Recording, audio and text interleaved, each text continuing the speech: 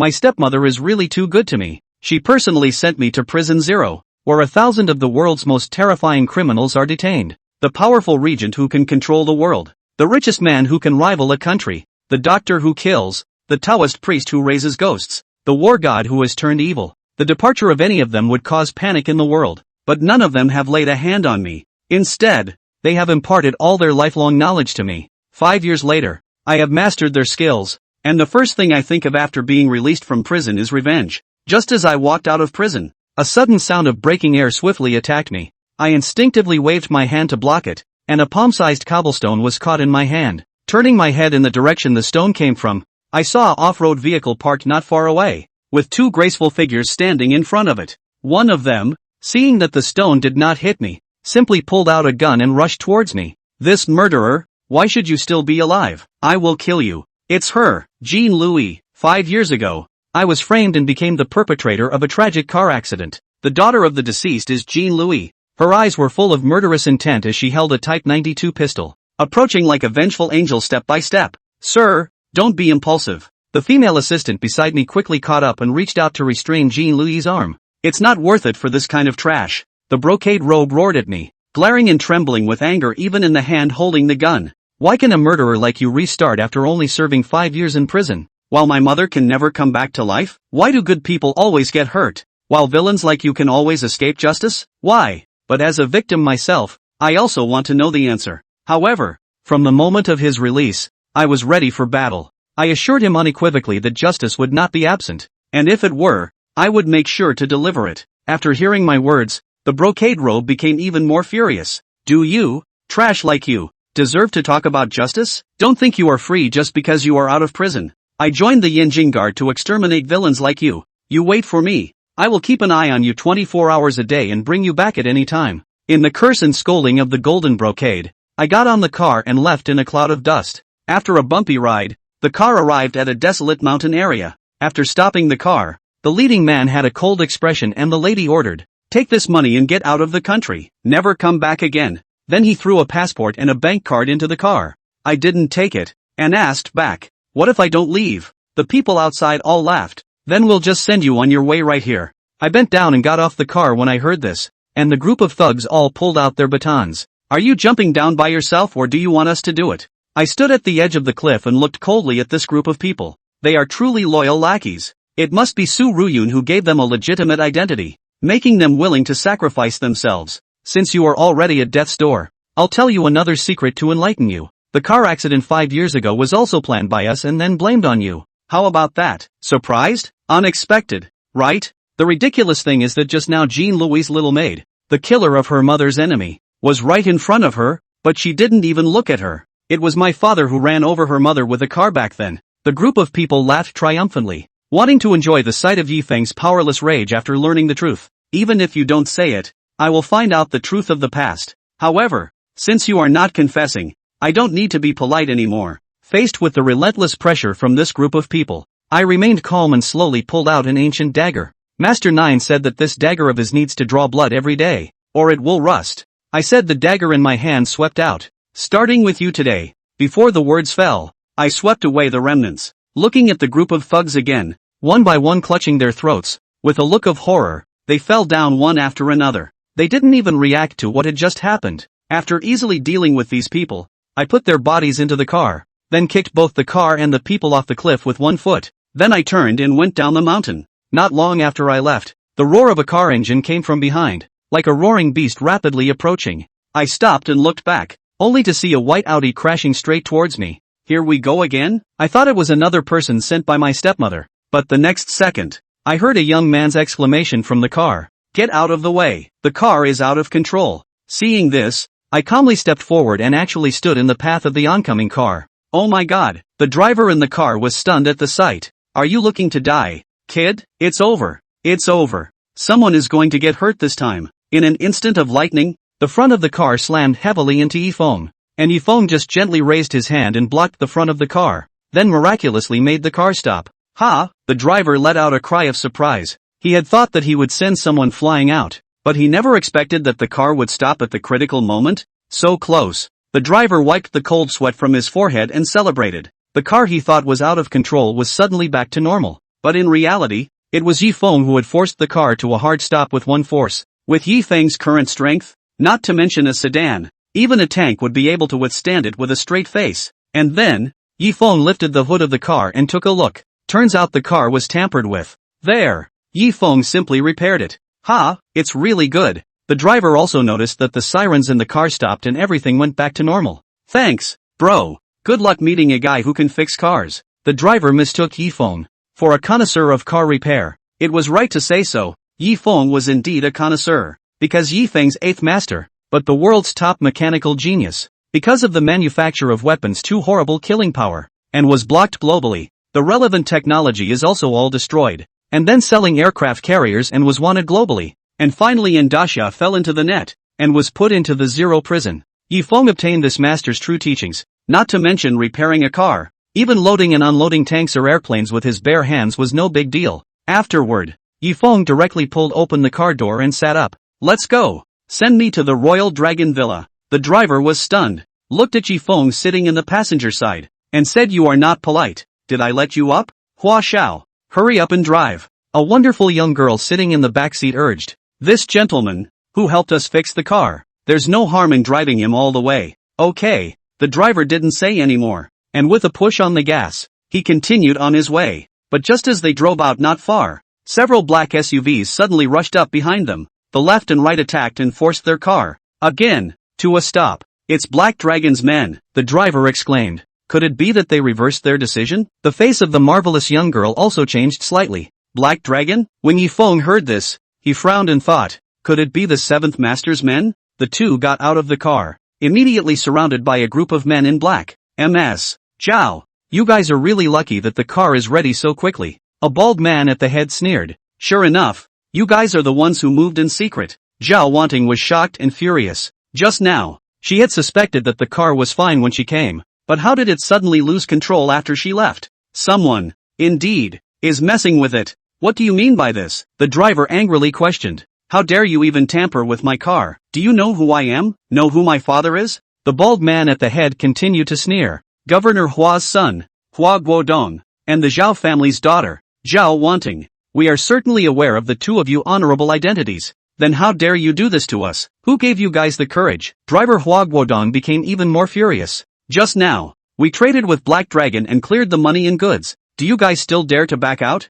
Not bad. Our boss is backtracking," the bald man said in a cold voice. "The money we left behind, and the stuff we have to bring back. Both of you, hand over the stuff." Upon hearing this, Hua Guodong and Zhao Wanting were shocked and angry. They didn't expect Black Dragon to be so unethical. Hua said angrily, "What if we don't pay?" "Had, then we'll come and get it ourselves." The bald man sneered. Yi Feng looked at the conflict outside and did not want to participate. But just then, another man in black knocked on the window of the car and ordered, "Kid, you get off too. It was you, kid, who helped them fix the car just now, wasn't it?" If there was no Yi Feng to stir things up and everything had gone according to plan, they would all have been able to pick up the pieces successfully and go back to resume their duties by now. Yi Feng got out of the car and asked, "Are you guys from Underground Dragon Sect? Black Dragon? Yo, you kid still knows the Underground Dragon Sect?" The bald man arrogantly said. "Not bad. Our boss is the famous Black Dragon." Yi Feng nodded his head secretly as he heard this. It was true that he was a former subordinate of the seventh master. The bald man at the head continued to threaten. "If you dared to meddle just now, then I'll waste both of your hands. Let's see if you dare to mess with the car repair next time." Saying that, the man pressed closer and even drew his knife in a threatening manner. Bang! Yi Feng then struck out with a lightning-fast punch. Without being able to react, he saw that the bald man with the knife had already been sent flying. There was a dead silence, although from an onlooker's perspective, Yi Feng was suspected of sneak attacking. But Yi Feng's punch was enough to send that person flying out more than 10 meters away. This would be beyond the reach of ordinary manpower. "This is an expert." Hua was stunned. He had to know that he had seen quite a few masters in the courthouse. But even the strongest 4 divine constables by his father's side hadn't had anyone who could send a person flying more than 10 meters away with a single punch. That's hundreds of kilograms of live human beings. Under the stunned gaze of the crowd, Yi Feng took another step towards the man, and walked over. You.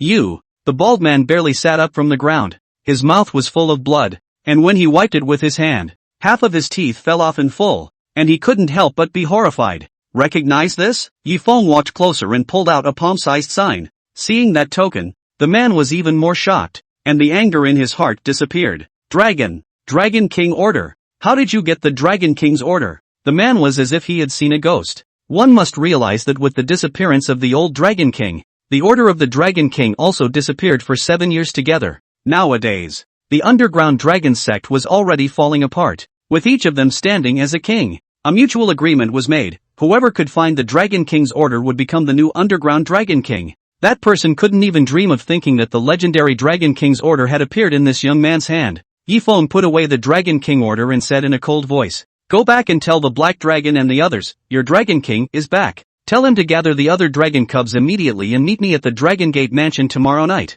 After witnessing the trio leaving in a car, it was only then that the bald gang, from the shock of the party, came back to their senses. "Boss, just let them go?" The minions helped the bald man to his feet, hesitant to continue to go after him. "Nonsense, can you beat that guy without letting them go?" The bald man covered his half of his highly swollen cheek and was horrified. This was the first time he had ever been beaten so badly. Even worse, in that person's hands, he even held the Dragon King's order. "Go, we have to hurry back too." The bald man realized the seriousness of the problem. One had to tell the Black Dragon Lord about the Dragon King's order as soon as possible. The Dragon King's order appearing again will definitely cause the entire underground forces to change. "Warrior, you are awesome." Hua Guodong held the steering wheel with one hand and gave Yifeng a thumbs up. To be able to punch and shock Black Dragon's men, this was not a normal bull. If it wasn't for the fact that they were meeting for the first time and weren't familiar with each other yet, Hua almost wanted to worship the master on the spot. "Mr. Yi, thank you so much this time for your help." Zhao Wanting was also very grateful inside. If they hadn't been lucky enough to meet Yifeng, they would have been afraid that this trip would have resulted in 2 empty goods and 2 empty fortunes. Facing the duo's thanks, Yifeng was unimpressed. However, there was one thing that Yifeng was more curious about. What is it, exactly, that they want? From her backpack, Zhao Wanting took out a jade Buddha statue. "It's this jade Buddha. A week ago, I was at an auction and saw this jade Buddha and wanted to auction it off to give to my grandfather as a birthday gift, but didn't bid on the big man of the underground world, Black Dragon. But a few days ago, the Black Dragon suddenly contacted me again, saying that he was willing to sell it to me at the original price, and that the place of transaction had to come to his side. I didn't feel comfortable coming alone, so I invited Huasha to come along, but I never expected that I would still be counted by the Black Dragon." Hua Guodong also angrily pounded the steering wheel and angrily said, "This Black Dragon, really lawless. I should have known that I would have come from my father and brought some people along. If this was in Yanjing, within the city, give him 10 guts and he wouldn't dare." Yifeng took a look at the jade Buddha and realized that although the jade was a good piece of jade, it seemed that the jade Buddha had been cast a spell by someone within it, and there was a hidden mystery. This jade Buddha is an evil object. It's best to dispose of it so that it doesn't harm anyone, Yifeng kindly reminded. "What? Evil?" Both of them were a bit incredulous when they heard it. "It was introduced at the auction that this jade Buddha has been enlightened by a high priest," Zhao Wanting added with a smile. Yifeng saw that they didn't believe him, so he stopped talking. When the two saw Yifeng's silence on this, they also thought that Yifeng was joking just now. Although he was very capable of fighting, but he was as good as a mountain. How could he know anything about jade? Unbeknownst to him, Yifeng's 33rd master in prison is a connoisseur of antique jade, who was sentenced to life imprisonment for stealing imperial tombs and selling national treasures. From him, Yifeng had practiced a pair of golden eyes that could clearly distinguish truth from falsehood. The eccentricity of this jade Buddha could be seen by Yifeng at a glance. All in all, this time, thanks to being able to meet you, Mr. Yi, Zhao Wanting smiled and said, "I really don't know how to thank you, and you don't have to thank me." Yifeng hadn't intended to help. It was the group of people who had to make him get off the bus. "But my favor wasn't for nothing," Yifeng calmly said again. "Just now, I stepped in to help you guys twice in succession, so I have to add money." There was a silence in the car. The two of them, Hua Guodong and Zhao Wanting, looked at each other in dismay, not expecting Yifeng to be so direct. "Ha ha, the warrior is really quick to speak," Hua Guofeng laughed. "Well, Mr. Yi, you're right. We indeed can't let you do it for nothing." Zhao Wanting also spoke up and asked,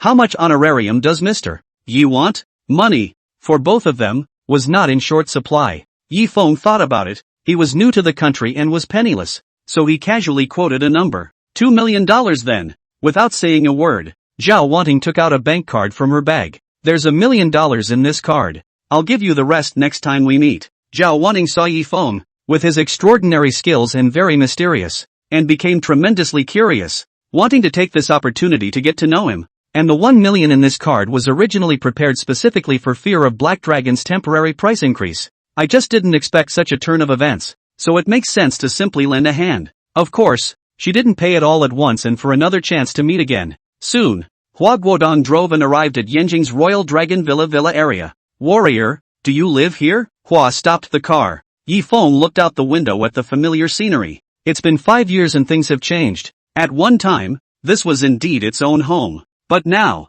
it's long gone. Looking at Yi Feng's distant back, Zhao Wanting suddenly remembered a piece of news. Ah, I remember. Saying that, Zhao Wanting hurriedly took out her cell phone and flipped through one of this morning's news. Yanjing Yi family's youngest, Yi Feng, was released from prison today, and the family declared, expelled from the family on the same day, and drew a clear line of demarcation. So he is the Yi family's great young man who just got out of prison, Zhao Wanting realized afterward. At this moment, in the Royal Dragon Villa, inside a luxurious villa, a graceful, middle-aged woman was watching a news story with great interest. Our news vehicles were found to have fallen off the cliff near Huangyashan in Yanzhou. Ah Bao and the others did a good job. Su Ruyun nodded in satisfaction. Come back for a heavy reward. This person was none other than Su Ruyun, the young wife that Yi Feng's father had married.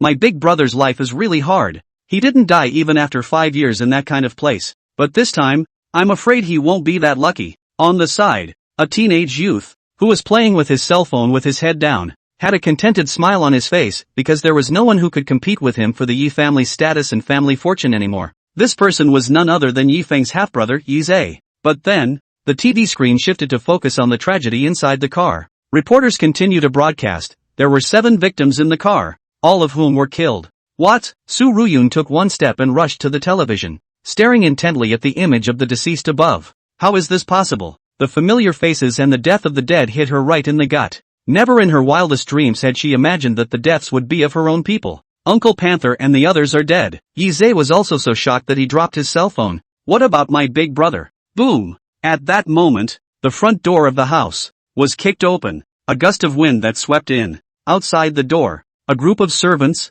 cannot stop, can only force to persuade. Young master, rest your anger. What's the matter? Wait for the master to come back to talk about it. Young master. Upon hearing this address, the mother and son turned back in shock as if they had been electrocuted. Seeing Yi Feng like a ghost or god, appearing in front of his house, they all couldn't help but shiver. It's you! Su Ruyun's eyes widened in horror. You're actually still alive? Su Ruyun never dreamed that Yi Feng would come back alive. 5 years in jail hadn't boiled him down, the thugs he'd sent himself hadn't finished him off. This kid's life. Why is it so hard? Not only am I still alive. Yi Feng took a step into the hall. And also alive. Did you kill Uncle Panther and the others? Yi Zhe pursued. You mean, the ones who picked me up from prison? Yi Feng calmly returned. Don't worry, they went peacefully. A blade sealed their throats, and they didn't even have time to feel the pain. Yi Zhe gritted his teeth in anger. Although Ah Bao and the others were fighters, they were able to help Yi Zhe establish himself in the school, so Yi Zhe still relied on Ah Bao and the others, and even affectionately called them Uncle Bao. Su Ruyun quickly calmed down, her willow eyebrows raised as she angrily rebuked. What are you still coming back for? You disgrace of a family, scum! Saying that, Su Ruyun threw out a newspaper, and said, this morning the Yi family has issued a statement to the public. Will you permanently expelled from the family? You are no longer a member of the Yi family, and we don't have you as a son. So get lost if you know what's good for you. Su Ruyun held his head high and scornfully looked at Yi Feng with eyes like those of a bereaved dog. Even if this kid's life is hard, what can he do? Losing the family's shelter. He's still an ant to be pinched. Get lost.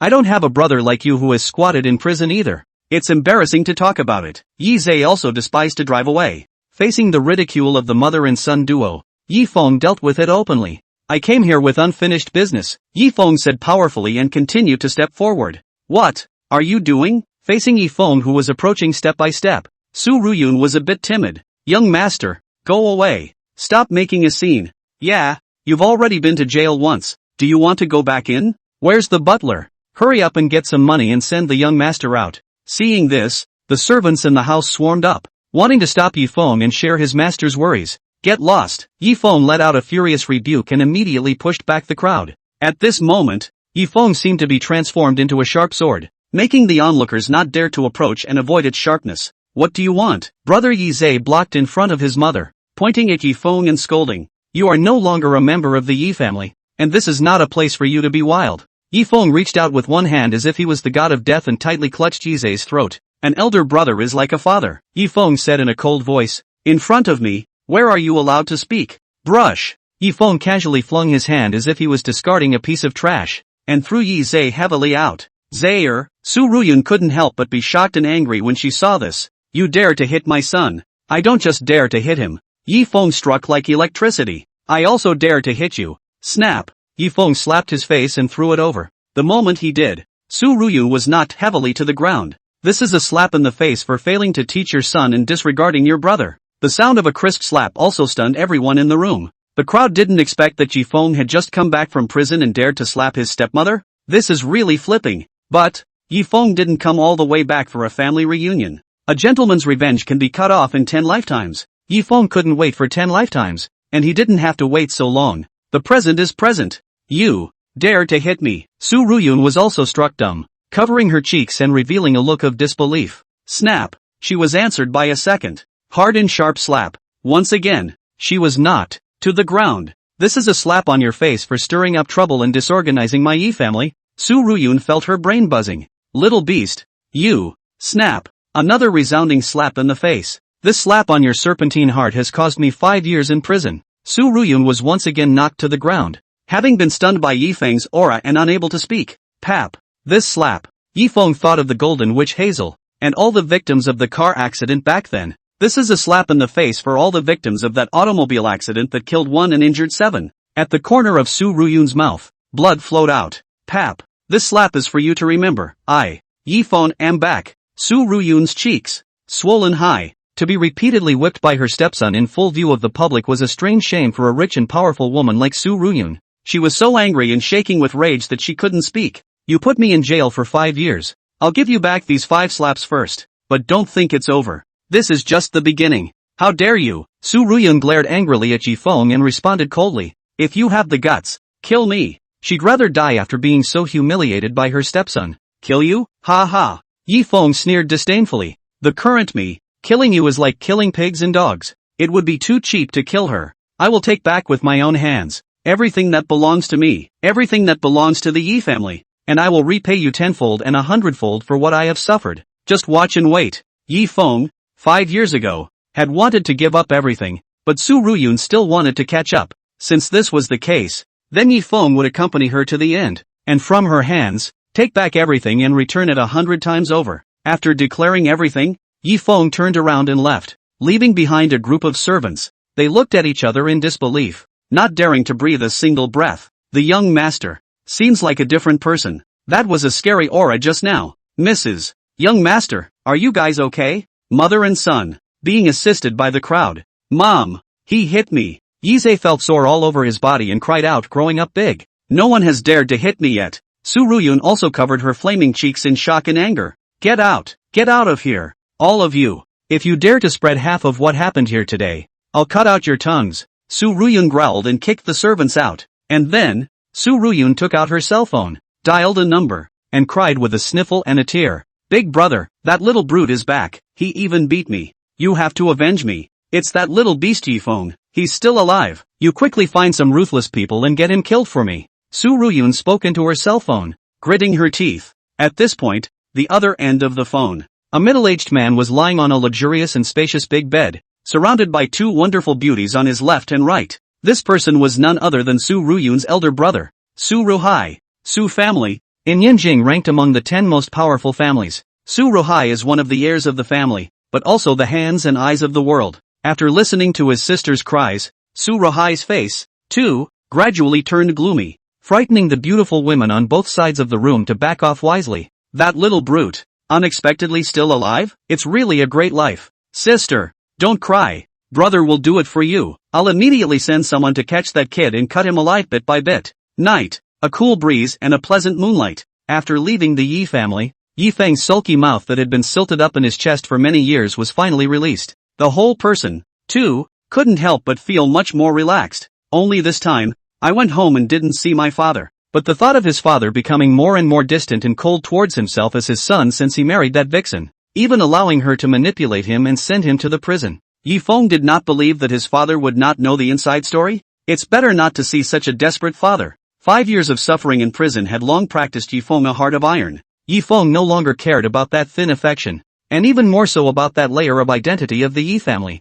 because he would take it all back with his own hands, including the entire Yi family. Walking down the street, breathing in the free air, Yifeng wandered aimlessly. Suddenly, the phone vibrated with an unfamiliar number. Yifeng picked up and it was Zhao Wanting calling. Mr. Yi, are you free tonight? I'd like to treat you to a meal, and by the way, I'll give you the rest of that $1 million reward, as well. Yes. Seeing that it was getting late and Yifeng was a bit hungry, he agreed. Arrive at an agreed-upon 7-star hotel. Yifeng walked into the hall on the first floor. The interior is lavishly decorated with lights. Looking around, Yifeng did not see Zhao Wanting amongst the dining crowd, but instead saw another familiar figure. The body is graceful, and the dark hair is like clouds. Beautiful features, skin as white as jade. She was alone, sitting there, as elegant and charming as if she had opened her beauty alone. Susan. Yifeng took the initiative to go forward and greeted with a smile. Hearing her name called, Susan looked up absently.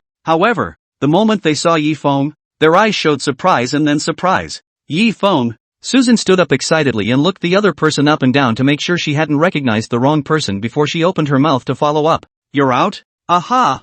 Yifeng nodded. It just came out today. Great! Susan was sincerely happy for Yifeng. The two had been in the same class in high school and had even been deskmates for a semester. After graduation, Yifeng was imprisoned, and Susan was the only one who went to the prison and visited him. This act of kindness is something that Yifeng will always remember, because it was no less than a beam of light to Yifeng, who was in pain and despair at that time, giving him the courage to persevere. At that time, Yifeng swore in his heart that if one day he could get out of the prison alive, he would definitely repay this favor. I just didn't expect to see her today. The first day out of jail, Susan entertained Yifeng and sat down, and the two of them had a good conversation. Are you eating here alone? Why haven't you ordered yet? Yifeng saw that the table was empty and was just about to call the waiter to order. Ms. Su, what's going on? Didn't you come here for a blind date with me? How come there are other men here? At that moment, a man with a big belly suddenly came and stood by the table, just like a husband who found out that his wife was cheating on him.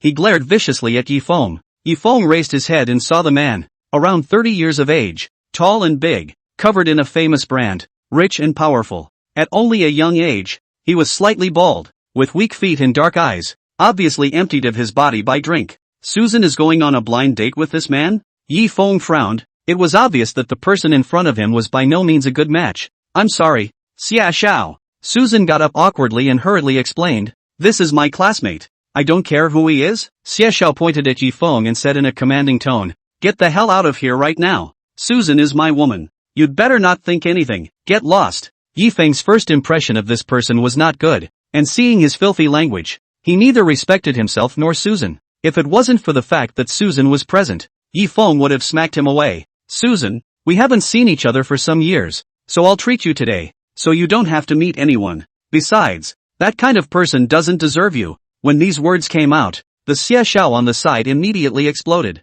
I'm not worthy? Does a poor boy like you deserve it? Xia Xiao sized up Yifeng, seeing that he was covered in ground floor goods, adding up to no more than $50 altogether, identifying him as a pauper. How could he be compared to himself, who was covered in a famous brand? You still want to puff up your face and treat yourself to a meal? Humph. You don't look at the menu either. The meals on it, are they something you can afford to consume? Susan also knew that this hotel was of a very high class, and the minimum spending would be several thousand. She was afraid that Yifeng had just been released from prison and didn't have much money on him. So he said, this meal is on me. Your treat? When Xia Xiao saw that Susan even opened her mouth and took the initiative to defend that poor boy against herself, his heart became even more irritated. Waiter! Xia Xiao immediately recruited the waiter and reprimanded. How do you work? What kind of cats and dogs are you letting in? Is this kind of stinking beggar worthy of eating in the same place as us? Did we pay our membership fees for nothing? The waiter, who had been chopped up and scolded, could only keep apologizing,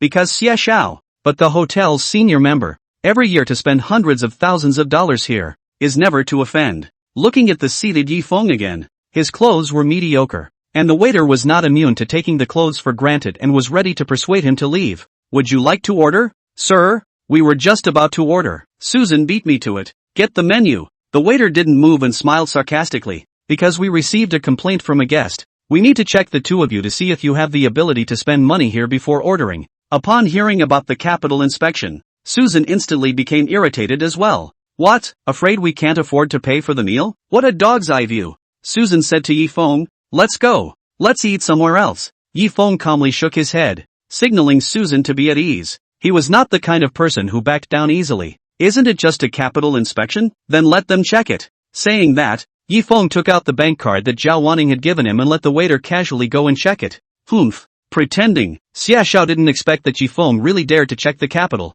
so he couldn't help but sneer. I'd like to see how much money you can have in your card. Dare to pretend in front of me. The noise on this side also drew the attention of the surrounding guests. There were quite a few acquaintances who knew Xiaoxiao and followed to help out. Young Xie, what's the matter? Getting so angry? Do you want me to help call someone? Xiaoxiao returned. It's just a small matter. No need for you all to bother. This kid doesn't know what he's doing. I've already had the waiter check on him, and I'll get rid of him right away. As soon as the crowd heard about the capital inspection, they also immediately became interested. Looks like a poor kid. How much money can he have on his card? Save your money for a meal here. You'll have to go back and eat instant noodles for a month, right? If it's more than $100,000, I'll eat this table on the spot. Just as everyone was waiting, wanting to see Yifeng's joke, the waiter had also hurried back. Well, doesn't he have a few bucks on his card? Not even qualified to pay the membership fee? Xiaoxiao coldly said. Hurry up and chuck this kid out. Unexpectedly, this time, the waiter didn't pay attention to Xiaoxiao's irrationality, but instead gave the bank card, with both hands, back to Yifeng. Mr. Yi, this is your card. This is the menu. A little misunderstanding just now. Please forgive me. The two of you can order. Enjoy your meal. The surrounding people saw this and were secretly surprised. This was not quite what they expected. Ha? What's going on? Xiaoxiao glared and questioned the waiter. Shouldn't you have kicked him out after checking his capital? Why are you serving him instead? The waiter said. Young mister. Xia, I think you've misunderstood. The balance on this gentleman's card is enough to spend here. How much money does he have? Xiaoxiao didn't believe it. $1 million, the waiter said truthfully. Upon hearing this number, the crowd could not help but be shocked, and they pretended that nothing had happened. It was important to realize that 1 million was not much, but it was quite a lot. Even though there was no shortage of multi-millionaires present, even worth hundreds of millions, most of their assets were in real estate or stocks, and few cards would have a balance of millions. Take Xiaoxiao for example. At this time, let him take out $1 million.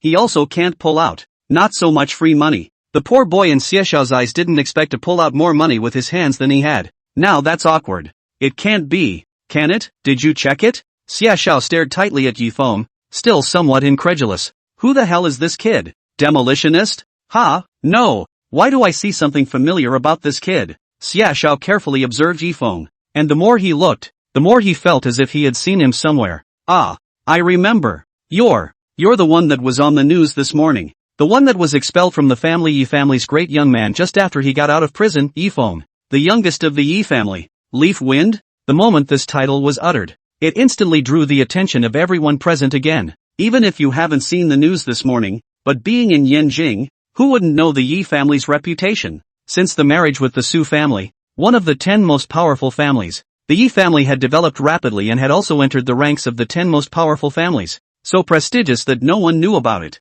Xiaoxiao instantly realized what was going on with the money in Yifeng's card, so he sneered. Looks like the $1 million in your card is a separation fee for being evicted from your home, right? $1 million to get rid of you. How cheap. If Yifeng was still the Yi family's great young man, if he gave Xiaoxiao 100 guts, he wouldn't dare to mess with him. But the current Yifeng, since he had been removed from the family, in Xiaoxiao's opinion, anyone could step on him. Come, give a grand introduction. What about this guest who has $1 million in his card? The former Yi family's youngest, Yifeng. It is said that 5 years ago, he raced a car and crashed into someone, and he also squatted in jail for 5 years for that, and he has just completed his sentence today. But just as soon as he came out, he was expelled from the family, regarded as a disgrace to the family. Xiaoxiao's public proclamation of Yifeng's scandalous deeds again immediately won the echoing voices of many people present. So he's the Yi family's youngest son who ran over someone with his car back then. That incident was a big deal. Oh, it's good to be rich. 5 years for running someone over? How come he wasn't shot? How can a high-class restaurant allow an ex-convicted laborer to enter? What if he goes crazy and hurts someone again? For a while, the voices against Yifeng gradually grew louder again. Xia Xiao, have you made enough of a scene? Susan couldn't stand to watch and immediately spoke out to stop it. I'm going to have dinner with my classmates. Please leave. Seeing Susan repeatedly defending Yifeng, Xia Xiao became even more indignant and spread his grievances on Yifeng's side. Susan, you'd better figure it out. What's sitting in front of you is no longer some Yi family's youngest, but a laborer who has been expelled from the family and has run over and killed a man, and squatted in jail for 5 years. Aren't you ashamed to be with someone like that? Even if you figure his $1 million, that's just sitting around, and a playboy like him will soon squander it all. Susan said, it's none of your business what I'm with. Please leave. Humph, I'm leaving? Xia Xiao snorted defiantly. Susan, don't forget, tonight is the date for both of us to meet each other. Susan had been reluctant to come on a blind date, but her parents had pushed her hard to do so. Seeing that Cui Xiao's attitude was so aggressive again, he simply showed his cards to him. Going on a blind date with you is just a way to deal with my parents, Susan said in a cold voice. There's no way I could have liked you. What? Hearing this great truth from Susan was no less than a blow to the always self-conscious Xia Xiao. How dare you reject me for this kid? Xia Xiao was completely enraged. Don't forget, your parents even begged me for help to get you into the head office of the Zhao Group. I'm the manager of the personnel department. If you offend me, you won't be able to enter a big company like this in your life. I'll block you in the whole industry. At those words, Susan's face slightly changed. She pursed her lips tightly, and also somewhat regretted her words and actions just now. The reason why she came here today for a blind date, besides coping with her parents, there was another main reason, which was because Xia Xiao, the HR manager of the company she wanted to apply for, couldn't be offended too much. But what I just said instead screwed up all my future work. What kind of person offends the head of a department before he even enters the company? And he's also the manager in charge of personnel? Even if Susan is good, if she applies for a job in the future, she won't be able to pass. If you don't go, you don't go, Susan stubbornly said. There are plenty of companies in Yanjing. I don't believe I can't find a job? Yifeng heard the words Zhao's group and thought to himself, I don't know if Zhao Wanning has any relationship with this company. Can she help? Don't worry, I can help with your work. Yifeng spoke out to comfort. After all, Susan had offended the villain for her own sake, and Yifeng would, in the future, create his own company, so don't even worry about the work. However, when Xia Xiao, who was on the side, heard this, he couldn't help but sneer. You help? What favor can you help? Do you think that you are still the same Yi family's great young man from before? Even if your half-brother was here, he wouldn't dare to say such big words, because the Zhao family is much more powerful than your Yi family. Yifeng looked at Susan's face and repeatedly held back. But the other party, which pot is not a pot, even mentioned his half-brother Yi Zhe again. Said enough? Yifeng asked. What? You control me? Xia Xiao disdained. Say enough and get out of here right now, Yifeng warned in a cold voice. I don't want to hit anyone today. Xia Xiao treated Yifeng's warning as if it fell on deaf ears. It was even on the sidelines, with teeth and claws, continuing to provoke. Beating. I dare you to try to touch a hair on my head. After leaving the Yi family, you're not even an ass. Still want to beat me? Come on, try hitting me. Saying that, Xia Xiao even took the initiative to send his face up. He thought that Yifeng was just showing off verbally and didn't dare to make a move at all. Yifeng had never seen it before. Such a request. It had to be as he wished. Snap. Yifeng slapped his face and instantly sent Xia Xiao flying out. Clunk. There was another loud bang. Shay crashed into a table behind him, spilling leftovers all over him again. At once, the scene was dead silent except for the beaten Xia Xiao, who let out a wail. The crowd looked at Yifeng incredulously, not expecting him to actually dare to make a move. Yifeng. Susan was also startled by Yifeng's action and her face changed drastically. Damn, this is big trouble. Susan was well aware of Xia Xiao's family background, although he himself was only the manager of a large company, but his father was the main secretary of the court, and was also her father's top boss. If you hit Xia Xiao, you're sure to get a lawsuit. What's more, Yifeng had just gotten out of prison today, so if he was caught in again, he would definitely be guilty of additional offenses. Yifeng, you quickly escape. Susan did not know what to do. The first thought is to let Yifeng escape first, to avoid the wind. Why did you run away? Yifeng smiled with disinterest. He was the one who took the initiative to stretch his face over for me to hit. It's already time, so don't try to be brave. Susan was on the verge of dying of anxiety. Don't worry, it's fine. Yifeng comforted Susan while urging the waiter to serve the food quickly. When the surrounding guests saw that Yifeng had beaten up someone and was still so emboldened and calm, they all scared and wondered. This Yi Xiao is worthy of having squatted in jail once. It seems that he already doesn't care. Humph. You just got out of jail today and you dare to beat up people and cause trouble? This time I'm afraid I'll have to go in for a while again. I heard that the father of this Xie Yang is the government office?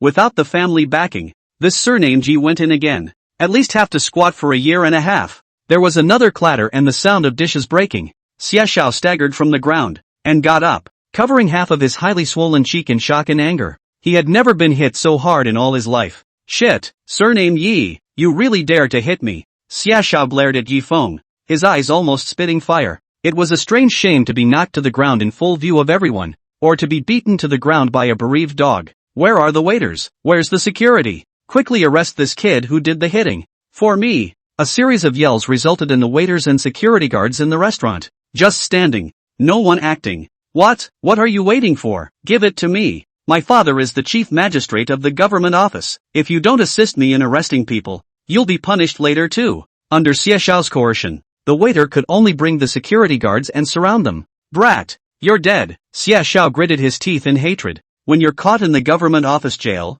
I'm going to make you beg for your life and beg for your death. In the midst of the clamor, Yifeng remained calm as usual, with an attitude of a mountain crumbling in front of him but not moving. Mr. Yi, I'm sorry. We are also responsible for the fact that you beat up someone in our place, so please cooperate with us. Attendants mediate on the spot. Why are you still wasting words with him? Xie Xiao urged. Quickly arrest this Yi. At this point, even the surrounding guests were up in arms and in agreement. We can be witnesses for young Xie. That's right. I saw it was Yifeng who hit the man first. Who wouldn't be happy with this kind of smoothie? I'll see who dares to touch Mr. Yi. Just then, a sudden chortle came from the second floor, accompanied by a sound of high-heeled shoes treading on the ground, only to see that from the second floor, a beautiful woman in gorgeous clothes and dress came down. Miss Xiao. This big Miss Xiao Wanting is Elder Zhao's favorite little granddaughter, now the vice president of the Zhao group. I heard that the Zhao family's old man is celebrating his 80th birthday upstairs tonight. Zhao Wanting's appearance immediately suppressed the somewhat chaotic scene. Not only did it make the guests on the scene shut up and be solemn, even Xie Xiao himself was a bit dumbfounded. Vice President Zhou? This was his top boss, the vice president of the Zhao group. Xie Xiao would never have dreamed that the Zhao family's eldest lady would speak up for Yifeng. A bereaved dog? Zhao Wanting walked downstairs and stood in front of Yifeng's table, announcing once again, Yifeng is the honored guest I invited tonight. I'll see which one of you dares to touch him. A sentence that scared the waiters and security guards, who quickly retreated. The other guests who were watching also buried their heads in their dry rice and did not dare to say anything more. Xie Xiao. In the end, Zhao Wanting's gaze, again, landed on Xie Xiao's body, although it was unclear what the two were feuding over. Yifeng was a guest she had invited, so she bailed. No, it's fine. Xie Xiao smiled sarcastically. It was just a little misunderstanding. It's okay, I'll go first. With that said, Xie Xiao didn't dare to make an enemy of the Zhao family, so he could only admit his fate and leave in disgrace. But, after walking out of the building, Xie Xiao's face, too, gradually turned gloomy. Being slapped in public, and just letting it go? Of course you can't. How could Xie Xiao, possibly, swallow this bad breath? Although he didn't dare to offend Zhao Wanting or make an enemy of the Zhao family on the spot, it was still easy to find another opportunity to arrest Yifeng. Xie Xiao stood outside the building, took out his cell phone, and made a call to his father. Dad, you've got to send a couple of messengers over to help. I'm getting beat up. Mr. Yi, I'm really sorry I'm late. Zhao Wanting apologized to Yifeng. Tonight, it was her grandfather's 80th birthday and the party was upstairs, and Zhao Wanting invited Yifeng here for dinner because she also wanted to bring him to her grandfather's birthday banquet on the way, so that she could meet him. After all, it was thanks to Yifeng that she was able to bring that Jade Buddha and return safely today. Grandpa was in love with the Jade Buddha, and after hearing about their halfway encounter, he also said he wanted to thank the people. Mr. Yi, our Zhao family is having a banquet here tonight to celebrate my grandfather's birthday. My grandfather is upstairs, and he's eager to see you, too, and wants to thank you for you in person. Please come with me. Zhao Wanting took the initiative to invite. Being able to get an invitation from the Zhao family was a supreme honor for most people, because that kind of circle was not something that anyone could squeeze into. The surrounding guests couldn't help but be envious when they heard about it, and at the same time, curious as to what the relationship between the two was. Hasn't this Yi family's eldest young man been removed from the Yi family? Why does Miss Xiao still look like she's trying to curry favor with him? It's not scientific. No need. Yi Feng politely declined. I happen to meet an old classmate here tonight, so we'll just have a casual meal here, so I won't go up to disturb. Upon hearing this, Zhao Wanting glanced at Susan and realized that the other party's beauty was not below her own, thinking that this was perhaps Mr. Ye's girlfriend? Alright then. Zhao Wanting nodded her head and stopped forcing herself. You guys order whatever you want, I'll pay the bill. Oh, right dash. Saying that, as if she had thought of something, Zhao Wanting took out another card and handed it over. Here's the rest of the million. Yi Feng glanced at the card and didn't accept it, but thought of another matter. That's Xia Xiao just now. Do you recognize him? Zhao Wanting nodded her head. He is the manager of our company's personnel department. I don't know how he offended you just now. I'll apologize to you on his behalf. This money, I don't want it. Yi Feng put the bank card again, and pushed it back, but I hope you can do me a favor as well. Mr. Yi, please, fire that Xia Xiao from your company. Then let this classmate of mine go and replace Xia Xiao's manager position. Do you think it's okay? At those words, Zhao Wanting was stunned, then glanced at Susan again. At the same time, Susan was also shocked. She hadn't even gotten over what had just happened, and as a result, she heard Yi Feng wanting to arrange a job for herself, or to take Shay's place in the company? It feels like a dream. What is your diploma? Do you have relevant work experience? Want to come and work for our company? Zhao Wanting briefly asked a few questions. Susan answered them all. Good. Then tomorrow, you'll report to the office. Zhao Wanting agreed to Yi Feng's request and took back the bank card. It's not that she doesn't want to give up this $1 million, but she is clear about Yi Feng's principle of action. Since he returned this card, he will never receive it again. Since it was Mr. Yi who asked, this little favor, of course, is no problem. Thanks a lot. Yi Feng was released from prison and was finally able to help Susan a little bit. It was a show of hands. Afterwards, the two of them chatted for a few more moments before Zhao Wanting returned upstairs. It wasn't until Zhao Wanting left that the silent hall, which finally had a sound. The crowd turned back frequently in shock and looked at Yi Feng, still somewhat in disbelief. This Yi family's youngest. Was he really kicked out by the family? How come it still feels so bullish? Even the Zhao family's eldest young lady, she has to give him face. It's really something. One sentence can get Xia Xiao fired. Xiao Xia thought he had pinched a soft persimmon, but he didn't expect to run into a hard case. The point is, just now, Miss Zhao invited that brat upstairs to attend the old master's birthday banquet, and he even directly refused? What a big rack. There was some mingling and tisking among the guests. Yi Feng, how? Do you know Miss Zhao? Susan was also a bit shocked and couldn't keep her mouth shut. You guys know each other well? She said for me to report to the company tomorrow. It can't be a joke, right?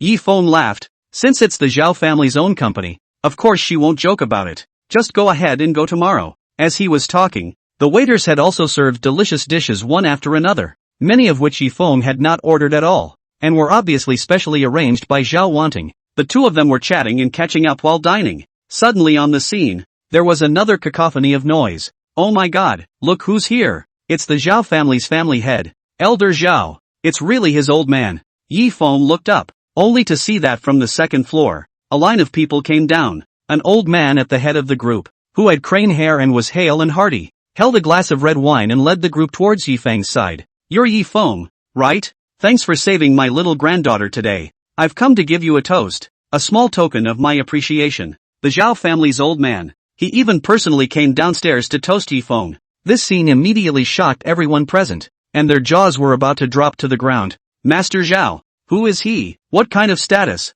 Once one of the 6 ministries, the minister of the household was a 2-tiered official. It was in charge of the nation's land, taxes, household registers, military supplies, salaries, grain, and financial revenues and expenditures. During his reign, he was also known as the god of wealth, Zhao. After that, he retreated and returned to the field, and then threw himself into the business world, single-handedly building a business empire such as Zhao's Group, which has risen to prominence and quickly entered the ranks of the world's top 100. Nowadays, the wealth held by the Zhao family, not to say that it was rich enough to rival the country, but when looking at the entire Grand Xia, it was also among the top 3 existences. When he was an official, he was in the highest position. When he was a businessman, he was rich. Throughout his life, Master Zhao's life is full of legends, and he is one of the rare people who have been able to prosper in both official and business life. Today, it was Elder Zhao's 80th birthday. It was a joyous day. And I was given a jade Buddha by my youngest granddaughter and loved it.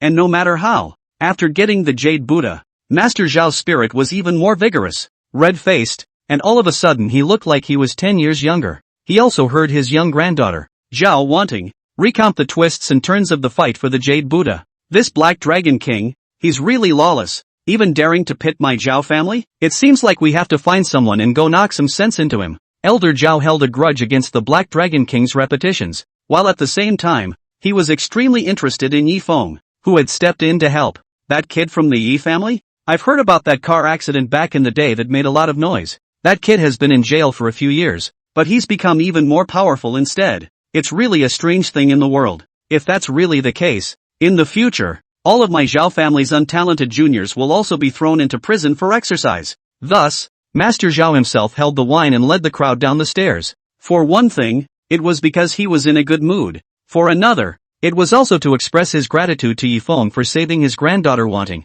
And the most important point, of course, was that he wanted to see the metamorphosed Yi clan brat with his own eyes, and at the same time, after seeing Elder Zhao, he even personally came downstairs to toast. The people in the hall on the first floor were all stunned. People couldn't figure out, what virtue or ability did this Yi have to make a person like Master Zhao personally, not to mention a family outcast like Yi Feng. Even if the Yi family's old man came, then he would only be able to go upstairs and toast. At the scene, Yi Feng was the only one who looked as normal, and viewed Elder Zhao's aura. He couldn't help but secretly shake his head. Originally, the old man was old and frail and suffered from a number of chronic diseases, and his life was coming to an end. And today, having gotten the jade Buddha, that evil thing, the evil energy entered the body. Although it looks red-faced, but in reality it is just a return to the light. The evil gas that entered the body is accelerating the burning of the old man's life. Only I, myself, don't know it and feel good about it. Yi Feng predicted that in less than 3 days,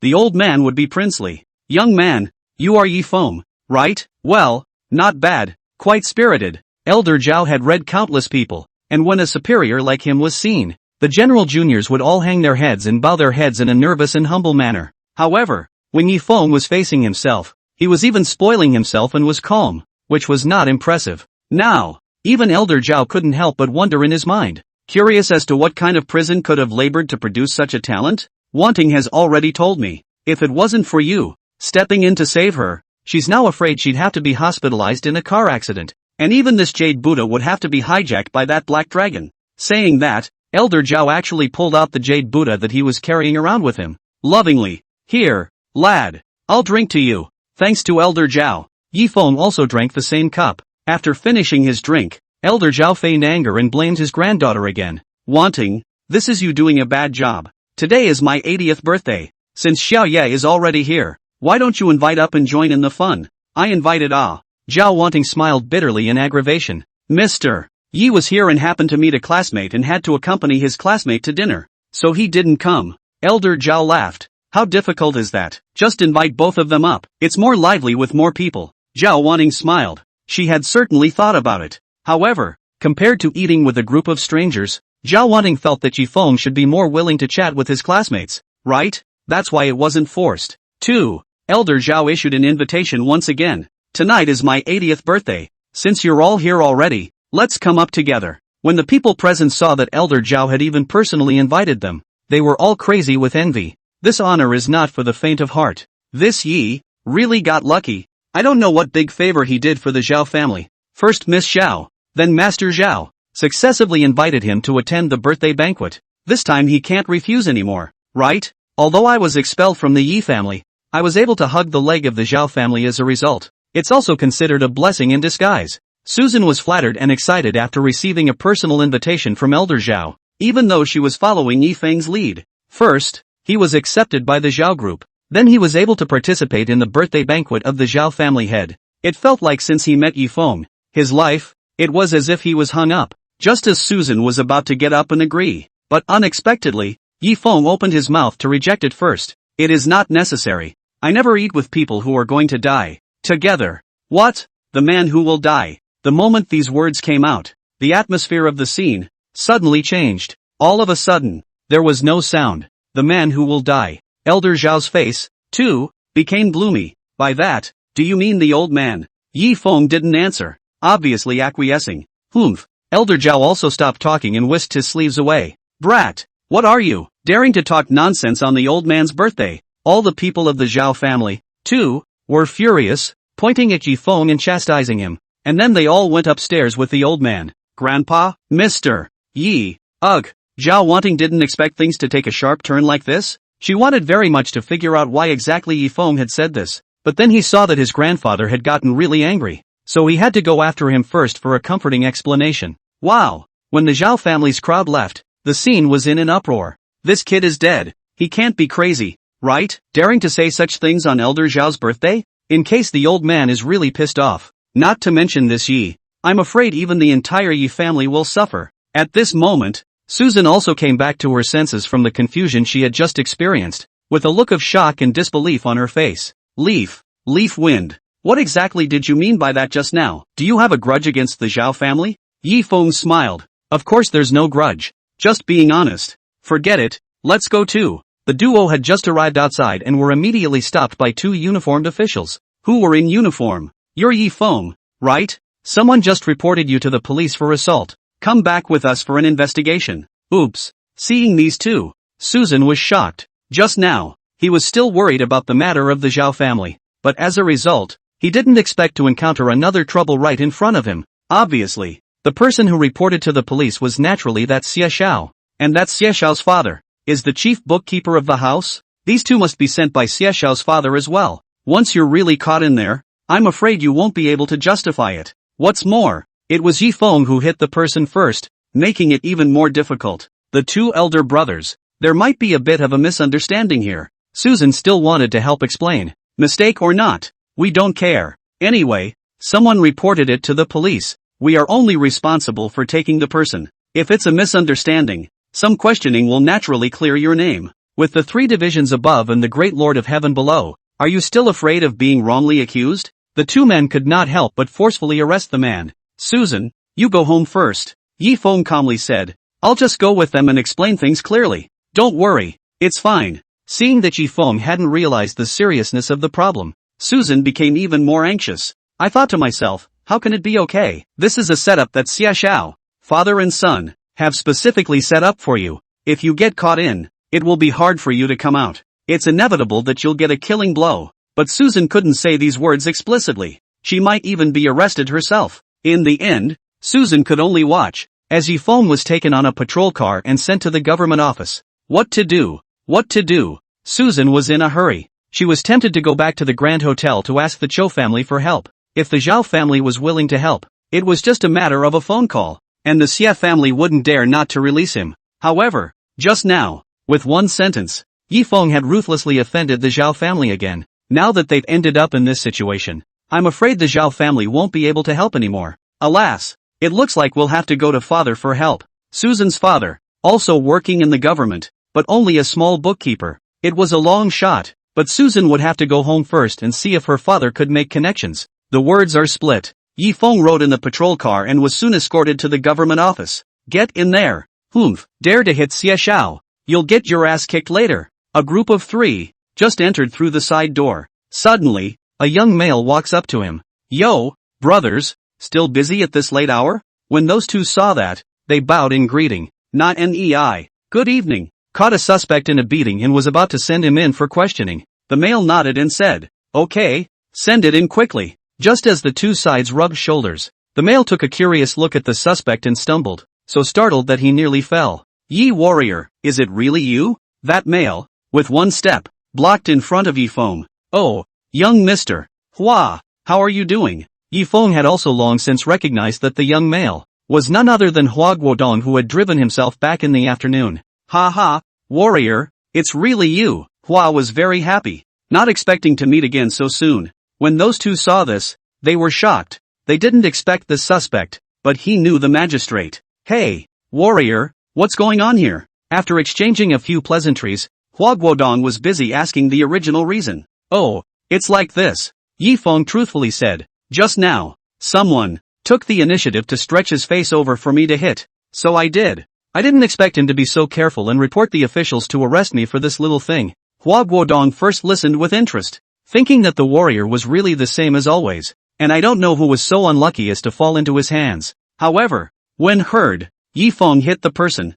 actually is the son of Xia Master, and arrest Yi Feng to come here, is also Xia Master without authorization, and did not go through the formal process of approval. Hua couldn't help but be furious. This Master Xie, what a nerve, to use a public weapon for private gain. I'll make sure to tell father about this, and suspend him. Then Hua said to the two men, go back and tell Master Xie that I'll bail this man out, and come to me if you have any problems. Yes, magistrate. Seeing that Hua Guodong had said so, how could these two dare to say anything more and could only release them? Rest in peace, warrior, I'll send you back first. Hua Guodong personally escorted Yi Feng again and headed out. In the afternoon, Hua had admired Yi Feng's skill and was envious, and now, being able to help Yi Feng with a small favor, he also looked very happy. Still going back to the Royal Dragon Villa? As the two got into the car, Hua asked. No. Yi Feng reported the name of another place. Go to Feng Hua Villa. Wow. Warrior, the places you go to, one is more luxurious than the other. Hua Guodong said. Feng Hua Villa, located at the foot of Feng Hua Mountain, a cluster of villas built alongside the mountain and the water, is a well-known rich area in Yanjing. The Royal Dragon Villa is a slum compared to there. About half an hour later, Hua drove and arrived at the villa area surrounded by mountains. Warrior, is this really your home? Hua Guodong followed suit and got out of the car. Standing at the bottom of the hill, looking at the villa mansions one after another in awe. Which side do you live on? Yi Feng looked around and remembered that Third Master had said that the villa at the highest point was his own. So, Yi Feng pointed with his hand and said, it should be that one. That one. Hua also noticed the single mansion that seemed to be on top of the clouds, and it suddenly occurred to him that wasn't that the windward on the clouds where the former richest man in the world had lived? I don't know if Yi Feng was joking, or if he was serious. Thanks. After waving goodbye to Hua Guodong, Yi Feng walked towards the mid-levels alone.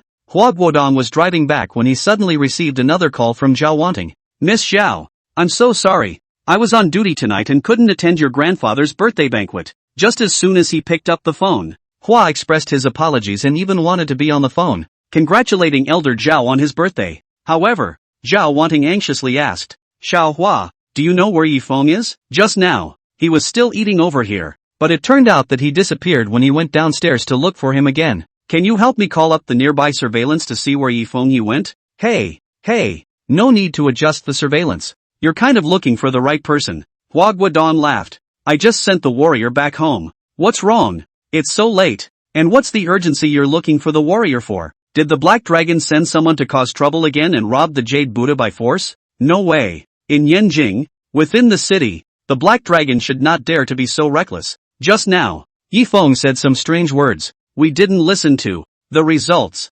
Zhao Wanting became more and more anxious and finally burst into tears. This side of the birthday banquet is not yet over. My grandfather suddenly fell into a coma. Hua Xiao, you said you just delivered Yi Feng? Quick, tell me where he is. At this time, the birthday banquet site was already a mess. The old man was fine just now. Why did he suddenly fall unconscious? Yeah, there's no sign of it. The wine wasn't too much. So how can you say it's not working? Must have been pissed off by that kid surnamed Ji, who was talking nonsense just now. What bad luck. Looking at her unconscious grandfather, Zhao Wanting was so anxious that she didn't know what to do. Until someone mentioned Yi Feng, and then it was more and more people who joined in the denunciation of Yi Feng, unanimously determining that it was Yi Feng's words that had infuriated the old man with internal injuries. Today's the big day. That bastard kid said that kind of strange words to curse the old man. His heart is punishable. If the old master has a death, we, the Zhao family, will definitely not let him go. Geez, come on,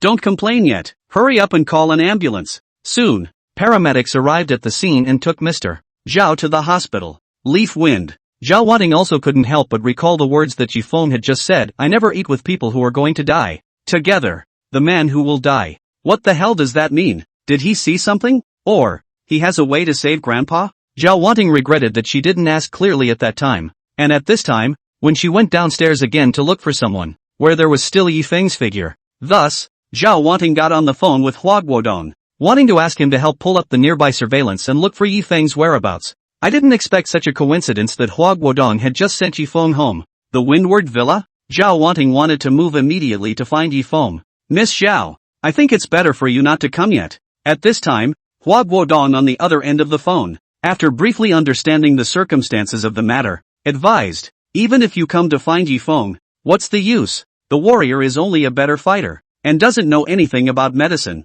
You might as well go to the hospital first, and take a look at the old man's condition. Hua is worried that in case something happens to the old man tonight, Zhao Wanting will not be able to see the old man for the last time after such a back and forth. It's too late today. Even if you rush over, Yifeng won't necessarily see you, and I haven't specifically figured out which villa Yifeng actually lives in. How about this? After your grandfather's condition stabilizes tomorrow, I'll accompany you to find Yifeng and ask for an explanation. Upon hearing this, Zhao Wanting also felt that Hua Guodong's words made sense. Things are prioritized. It is better to go to the hospital to accompany Grandpa first, and it is not too late to find Yifeng tomorrow. Right. Hua Guodong reminded again. You know the warrior's character, and his favor will not be in vain. Do you think we should prepare some gifts tomorrow and pay a visit? Yes. Zhao Wanting suddenly thought. He indeed can't go begging for a question with 2 hands empty. So what should I prepare? We can't pay again. Can we? Just now, Yifeng was inviting his classmates to dinner and asked me to help arrange a job.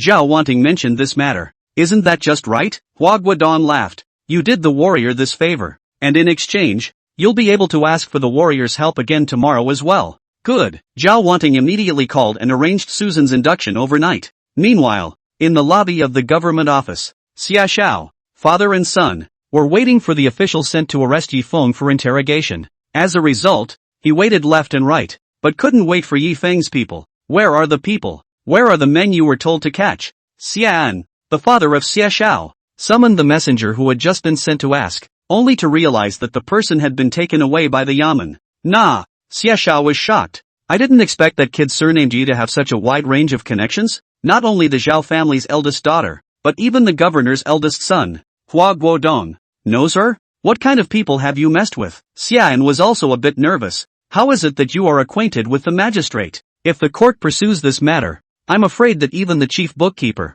Xian, will have to suffer. Just as Xia Xiao was at a loss for words, suddenly the company called as well. Strange. How did the company call in the middle of the night? Xia Xiao wondered. Is it going to work overtime? Manager Xie. Sorry for the late disturbance. The opposite party calmly said. I regret to inform you that the board of directors suddenly decided on a temporary basis that you have been fired from the company. What? Xia Xiao had a jolt. Say that again? You've been expelled. I'm not sure exactly why, so you can come and pack your things tomorrow. Snap. Xia Xiao's cell phone fell to the ground, the whole person's hands and feet cold. What's wrong? Xian saw his son, looking unusual, and hurriedly inquired. I was suddenly fired from the company. Xia Xiao muttered. What the hell is going on? Why is this happening? Snap. With a single slap, Shi Yan swiped at his son, knocking him to the ground. You sinful son, and you ask why? This is clearly you, offending someone you shouldn't and can't afford to offend. Most likely, it's that Yifeng we're going to catch tonight. If we don't get it right, I'll be killed by you too. Just then, there was another clamor outside the hall. My lord, the person you want is really not with us. As he spoke, a group of people dressed in flying fish suits rushed in, and the magistrates outside were powerless to stop them. Xian took a look and was shocked. This is Yang Jingwei. He was so flustered that he got up and bowed down in a hurry. I didn't know that Lord Commander had arrived. I'm sorry to have missed you. A woman at the head was valiant and proud. It was none other than the Yinjing Guard Commander, Jean Witch Hazel. Thank you, Master Bookkeeper, Gold Wisp said in a cold voice. I heard that you have captured a prisoner named Yifeng. Where's the man? Hand them over. From now on, all of this man's case files will be handed over to our capital for trial. When Xian heard that, he came to ask for someone again. First the magistrate personally releases him, and then even the Yanjing Guard commander comes to personally ask for him? This one called Yifeng. Who the hell is he? How can you have such a wide network? The more Xian thought about it, the more he was afraid. I do not know this time to arrest people indiscriminately, but also stab such a large hornet's nest. Do not realize that the cold sweat wet back. My lord, spare my life. The people have already been released. It was Hua Guodong Huananiai who personally released the people. I won't dare to do it again. Won't dare to do it again. Let go? Golden Witch Hazel sniffed and frowned slightly. He was so upset that he actually pounced. Yifeng, count yourself lucky this time. Don't fall into my hands next time. Go! The Golden Wisp turned around and led the crowd away. Shi Yan was half scared before he got up from the ground, then turned to his son and punched and kicked him again. Look at the big trouble you've caused. You've alerted the Yanjing Wei commander. You're trying to get me killed. See if I don't beat you to death. You sinful son. The other side. At Susan's home, an argument also broke out. Dad, Just call for me and ask that classmate of mine. What's going on? Susan begged her father to use his connections and inquire about the situation. No. After learning that the person who was arrested was Yifeng, Susan's father said that he refused to help and ordered his daughter that she must draw a line with that boy. Back then, Susan had asked her father to help investigate the truth about the car accident.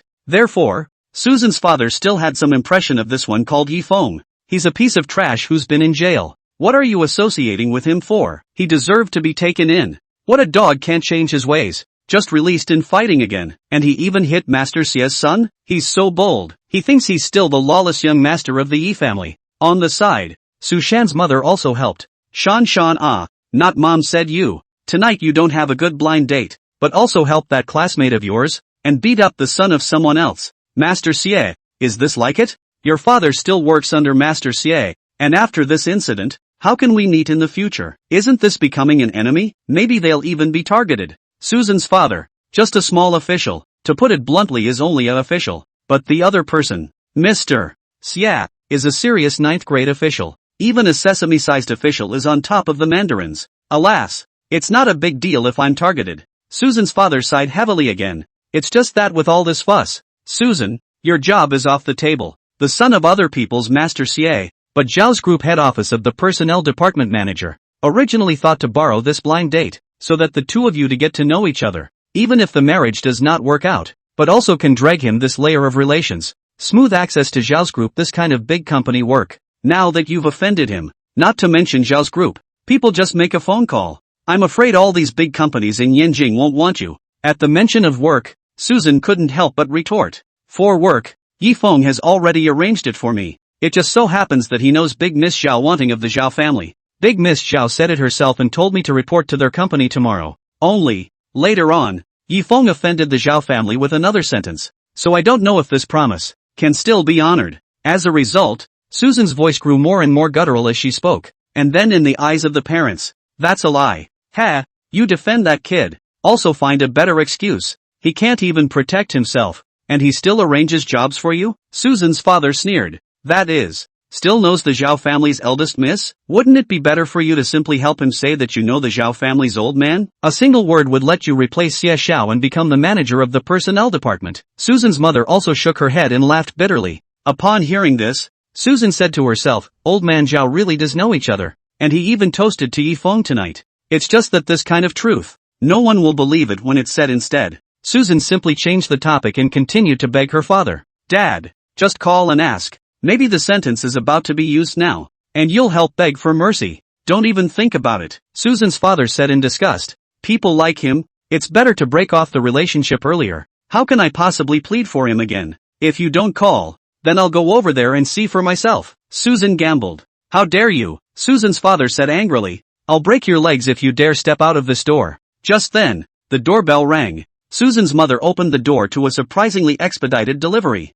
Strange, who's bringing a delivery over this late? The family was stunned when they opened the delivery. That turned out to be an offer of employment, along with a uniform and license plate for the job. Susan's father opened the entry notice and was stunned. An offer of employment from Zhou's group head office? The position turned out to be the manager of the HR department of. How is that possible? Susan's mother was also incredulous. That position, isn't it Xie Xiao's? Is this a prank? Susan's father shook his head and said, it's stamped with Zhao Group's official seal. How could it be fake? Who dares to just forge an official seal? It's against the law. And then, the husband and wife, at the same time, looked at their daughter, a little disbelieving, but the facts speak for themselves. Shan, you really got hired by Zhao's group? Susan looked at the entry notice with a knowing smile. I said that it was through Yifeng's connections that I've already been accepted by Zhao's group on an unqualified basis, and you guys still don't believe me. The husband and wife were now completely speechless. If it was really that boy's favor.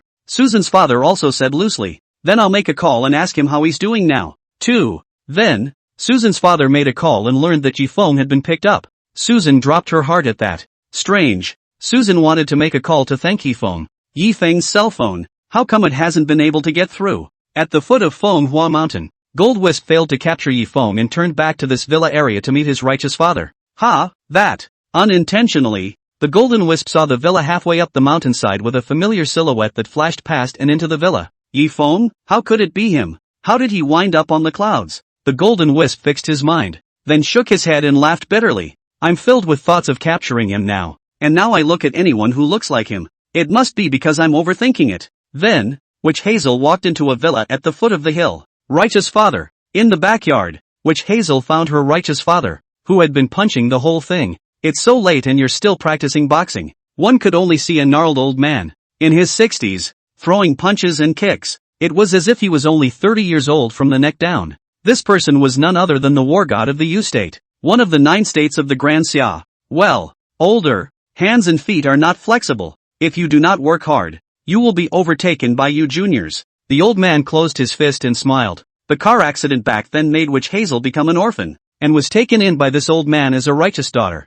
and taught her all her skills, completely changing the trajectory of her life. Is there something you want to see me about at this late hour? After the two came to the living room and sat down, the old man opened the door and asked, Righteous father, look at this. Witch Hazel pulled out an object. It was a pink diamond the size of a grape seed. Did you see the news today? There was a vehicle that crashed off a cliff that I happened to pass by and found this on it. And it was on the vehicle that hit and killed my mother back then. Well, the old man pinched up the pink diamond and watched it carefully for a while, but didn't find anything unusual. What do you mean? Golden Wisp continued. This kind of pink diamond is very rare and not common on the market, and I specifically took it to the relevant experts to do an appraisal, and found that this pink diamond, and the one from last time, is actually a pair. The old man immediately understood and said, Are you suspecting that those 7 dead people are related to that car accident back then? I don't know. The Golden Witch shook her head. But I've sent people to continue investigating, so I might be able to dig up a little something. It has been so long. The old man sighed slightly. He thought that the Golden Wisp had come out from that incident back then, but he didn't expect that he was still holding a grudge. That person, I believe, has been released as well? That person, naturally, was talking about Yifeng. Golden Wisp's face flinched and her silver teeth clenched darkly. I followed your teachings, righteous father, and even against this kind of scum, I held back from shooting, but I will definitely take him back again, definitely. Had it not been for the old man's careful guidance and nurturing over the years, which had dissolved the resentment in her heart and introduced her to the right path, she would have surely shot for revenge when they met again today. There are some things that it's time to let go of, the old man advised. You have your own life, so why get entangled with that kid anymore? Mother's murder, no revenge. Golden Witch Hazel gritted her teeth and said, If he still has accomplices in that year's matter, I will definitely eliminate them as well. The old man saw persuasion does not move. Also no more words. So many years together. The old man also knows that the mother is the child's soft underbelly, but also her scales, touching both anger. With the perpetrators from back then out of jail, I just hope these people don't make any more messes. By the way, righteous father, Gold Wisp put away the pink diamond and inquired curiously again. When I came here just now, I saw someone near that villa halfway up the mountain. That villa, is it inhabited or not? At the mention of that villa at windward on the clouds, the old man could not help rising, standing by the window, glancing that way, and sighing heavily. There's a poor man living there too. At this moment, the interior of the windward villa on the clouds, inside the dark, even the lights do not know how long broken. The villa furnishings, scattered haphazardly placed, as if it had experienced a general ransacking. It was once glorious, but it can't hide its present-day decline. Yifeng walked into the villa and met the girl who resided inside, the one who was like a ghost. She was tall and thin, dressed in a white nightgown, and walked as lightly as a cat, with a face as white as paper, and with the eerie and desolate background of the surroundings. The first glance would really give people the feeling of a female ghost infestation. You are Bai Weiwei, right? Yifeng naturally sat down on a dusty sofa. It was your brother who told me to find you. My brother? It was at the mention of her brother that a sudden flash of color appeared in Bai Weiwei's lifeless eyes. Who are you? Why did my brother send you? My name is Yifeng. Yifeng opened the door. A cellmate of your brother. Bai Weiwei also wanted to sit down, and suddenly realized that in the hall, there was just that one couch left, so she simply sat on the ground. How did you get out? Bai Weiwei asked curiously. Isn't it true that no one can come out of the place where my brother was imprisoned? My sentence was 5 years. Yifeng said. So it came out. But it's hard for your brother and them to come out again unless they succeed in escaping from prison. Alas. Bai Weiwei sighed softly. She had thought that there was a turnaround, but it turned out to be the same old thing. Bai Weiwei's brother, Bai Shouqi, is a business wizard who once sat on the throne of the world's richest man, making a fortune in his 30s, reaching the pinnacle of his life in his 40s, and then crashing and burning. His life has been a roller coaster. until he went to jail and disappeared from sight completely. When Yifeng was in prison, he and Bai Shochi were both mentors and friends, as Bai Shochi was not too old, just in his 40s. The only thing Bai Shochi can't worry about is this sister who is 20 years younger than his half-brother. In addition to hoping that Yifeng could help himself and take care of his sister, Bai Shochi also asked Yifeng, at the same time, to be able to restart his business empire and bring it back to the top. I will help you guys rise again, Yifeng said. This is also your brother's wish. But Vivian White's reaction to this was flat. It's useless, Bai Weiwei calmly said. It's useless even if you get up 100 more times. Do you know why my brother failed? Why? The reason, in fact, had long been heard summarized countless times by Bai Shochi. Because my brother doesn't have a backer, Bai Weiwei said. My brother truly started from nothing. Everything that is created, no matter how brilliant and magnificent, is nothing more than a tower in the air. So you are worried about this? Yifeng laughed. This was just one of the many reasons for failure. Don't worry, you guys have it now. Where is the backer? Bai Weiwei finally got some spirit. Right here, Yifeng returned with certainty. In the future, I will be your backer. At those words, Bai Weiwei's disappointment overflowed.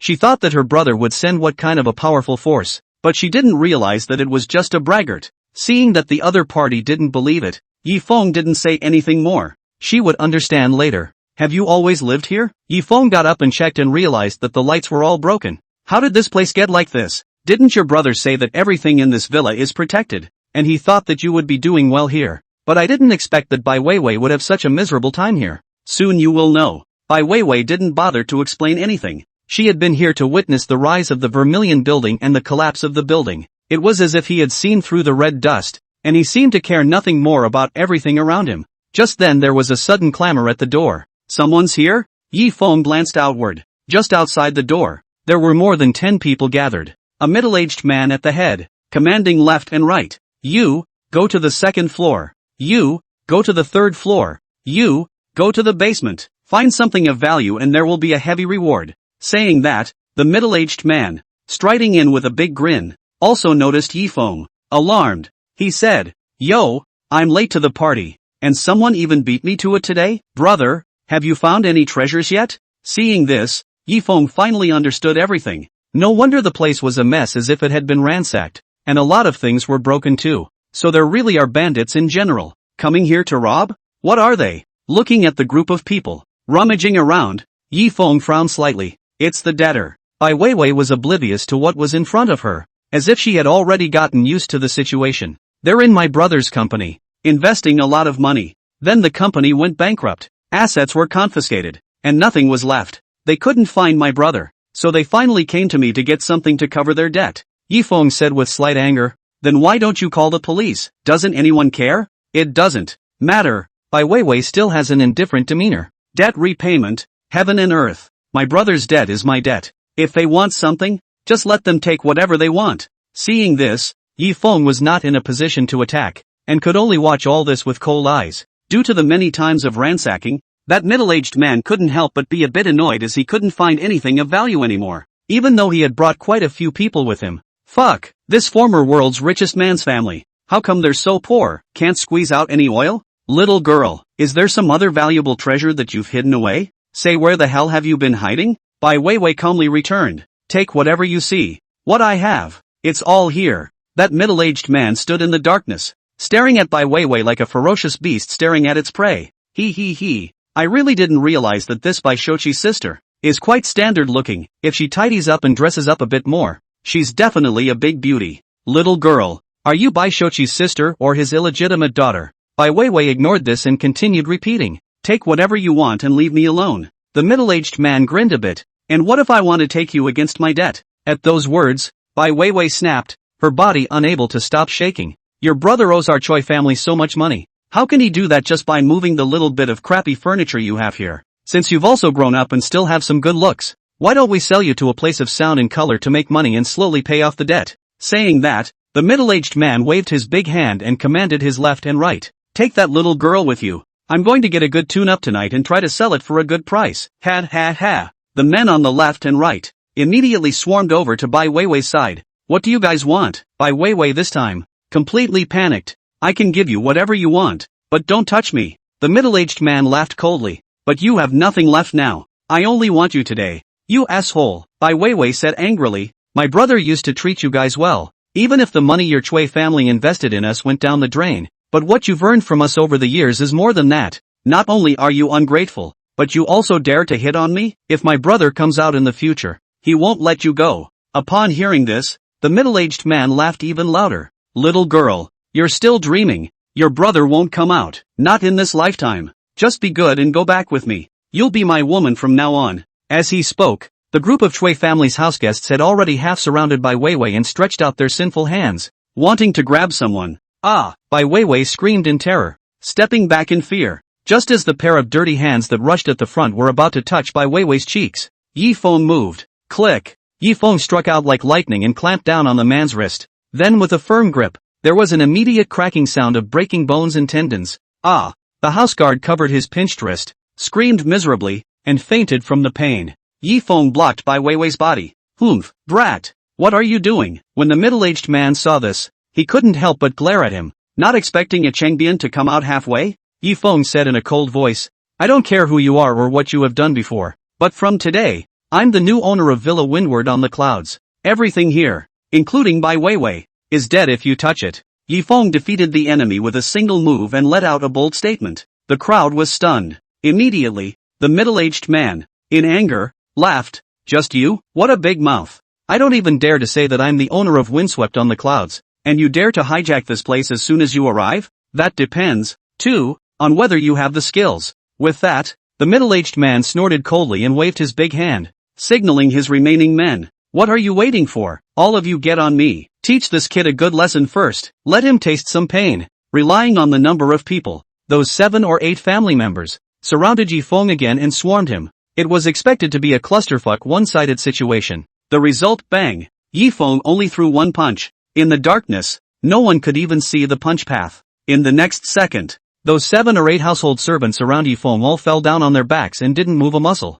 Quiet. The dark hall was dead silent. Yi Feng took a step forward. In the eyes of that middle-aged man, it was as if the ghosts and gods were approaching at every step. What the hell are you? The middle-aged man was stunned, and even a bit skeptical that the person in front of him was a human being or not. You can put down 7 or 8 people with one move? Such a terrifying body is comparable to the offerings one would hire in their own home. Have you memorized everything I just said? Yi Feng asked rhetorically. Remember. The middle-aged man nodded his head woodenly. Remember that and get the hell back, and return what you removed from here. Unchanged, Yi Feng said. If you miss one item, you'll use your head to pay for it. It's. The middle-aged man then fled the villa in a roll. After arriving all the way to the foot of the mountain and seeing that Yi Feng didn't follow him, he held onto the wall for a moment to catch his breath. Brat, you think you're a good fighter? What's the point of being able to fight? If 10 people can't beat you, then I'll find 100 or 1,000. I'm not afraid not to die.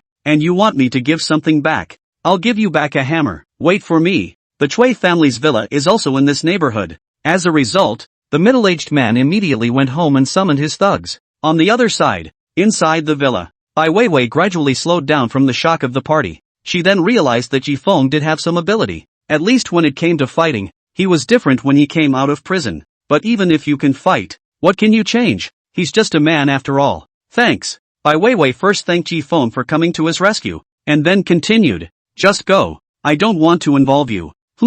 Yi Feng was stunned. He didn't expect that after showing his hand, he still didn't make Bai Weiwei fully believe in his strength. Why should I leave? Was that guy good just now? Not only did Yi Feng not leave, but he sat back down again. His name is Chui Yuliang. Bai Weiwei introduced. Their Chui family was once only a second-rate family in Yinjing, and later relied on my brother to be among the first-tier magnates. It's just that later on, when my brother was captured, they also scattered. Root Bai Weiwei introduced that once there were only 5 great mansions in Yinjing, and then relying on Bai Shouqi's rise, 10 great mansions were brought out at once, and the Chui family was one of those newly promoted 5 families. The Chui family is in this neighborhood, Bai Weiwei said. If you don't leave now, it'll be too late for them to make a comeback later. Then let them come. Yi Feng calmly said. I'll wait. It was about a tea time. The roar of vehicles outside continued. Coming. Bai Weiwei stood by the window and glanced out, only to see that there were 3 layers of people gathered outside, almost surrounding the entire villa.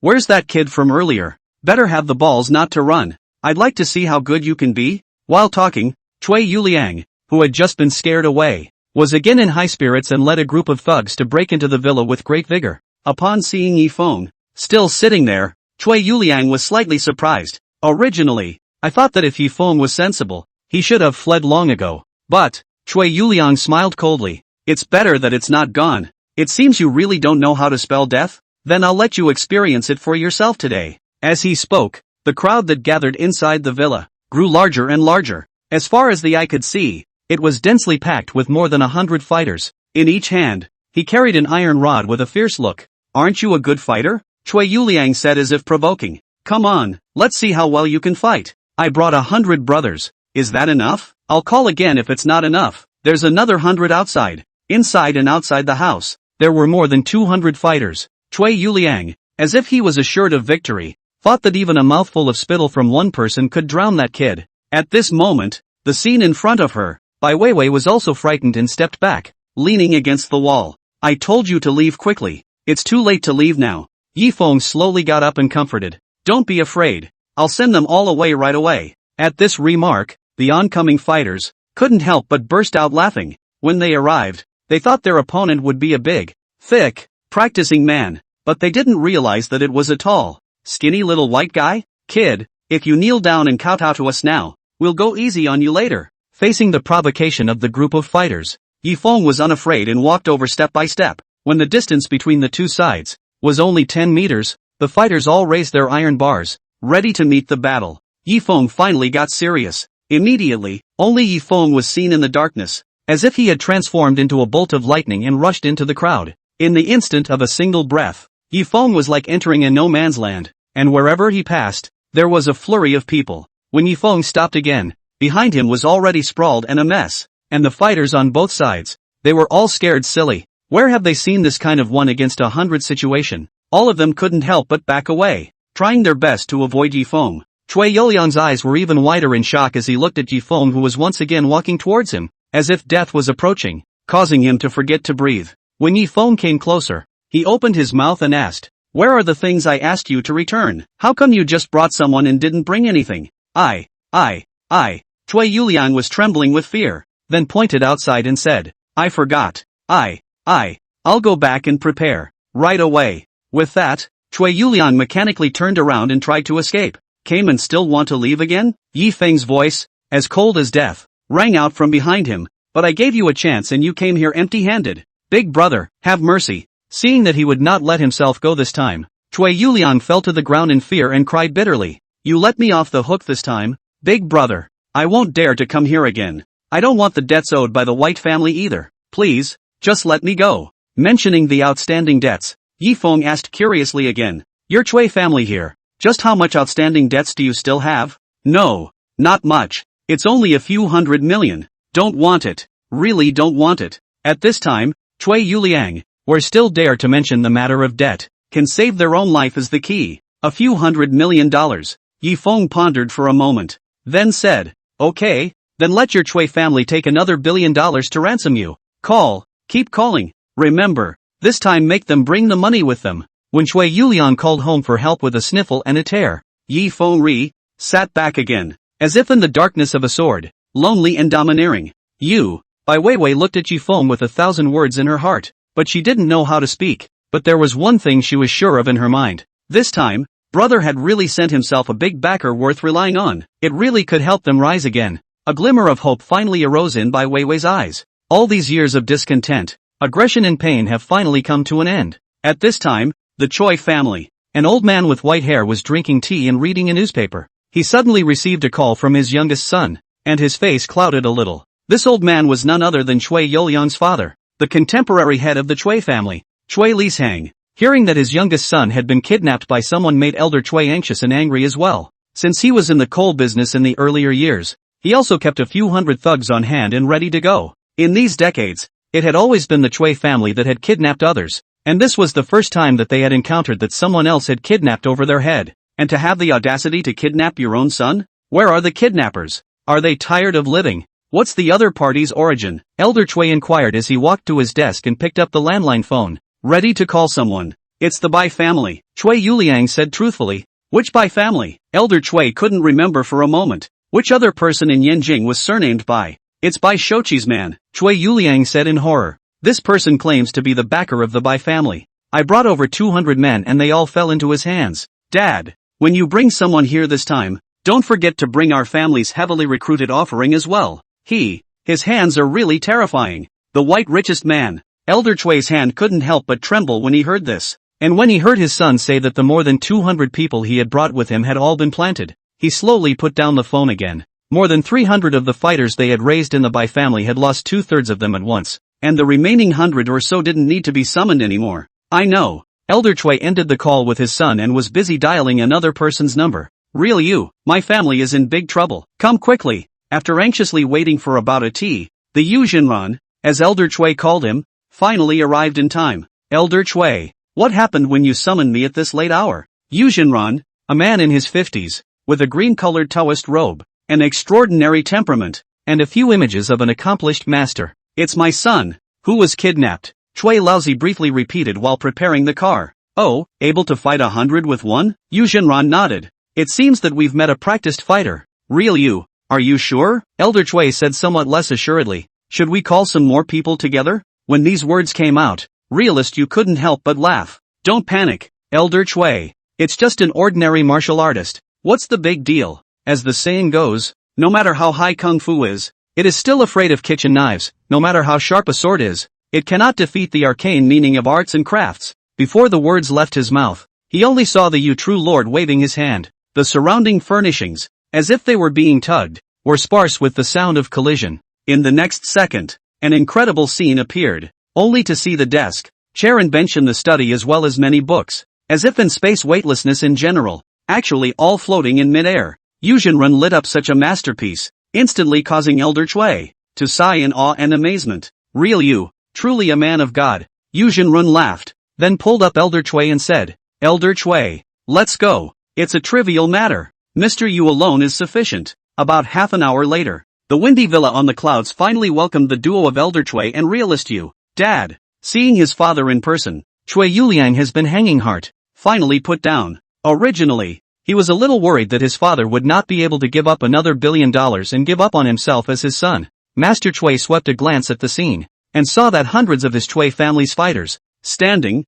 collapsing, all seemed to have lost their souls, all without fighting spirit, but could not help but be shocked and angry. But fortunately, his own son, who was not injured, was a blessing in misfortune. Confessor Yu, you're here too. After seeing the Yu Jinran who was following his father again, Chui Yuliang was as if he had eaten a heart pill and completely put his heart down. He had seen the power of the Yu confessor with his own eyes. It was a real person of arts and crafts. To the average person, the existence of a real person is like being a living god on earth. Surname Yi, even if you have the brute strength of 1 against 100, what can you do? Can you still fight a real person who can manipulate magic spells? This time, you're dead. Yi Feng's sight swept a glance at the duo. After automatically skimming over Elder Chui, the final target was locked onto Realist Yu. That should be the Chui clan's offering. You have to be careful. Bai Weiwei reminded in a low voice. The so-called offerings are the strange men and women that the big families pay heavily to be honored as their guests. In the event that the family encounters difficult trouble,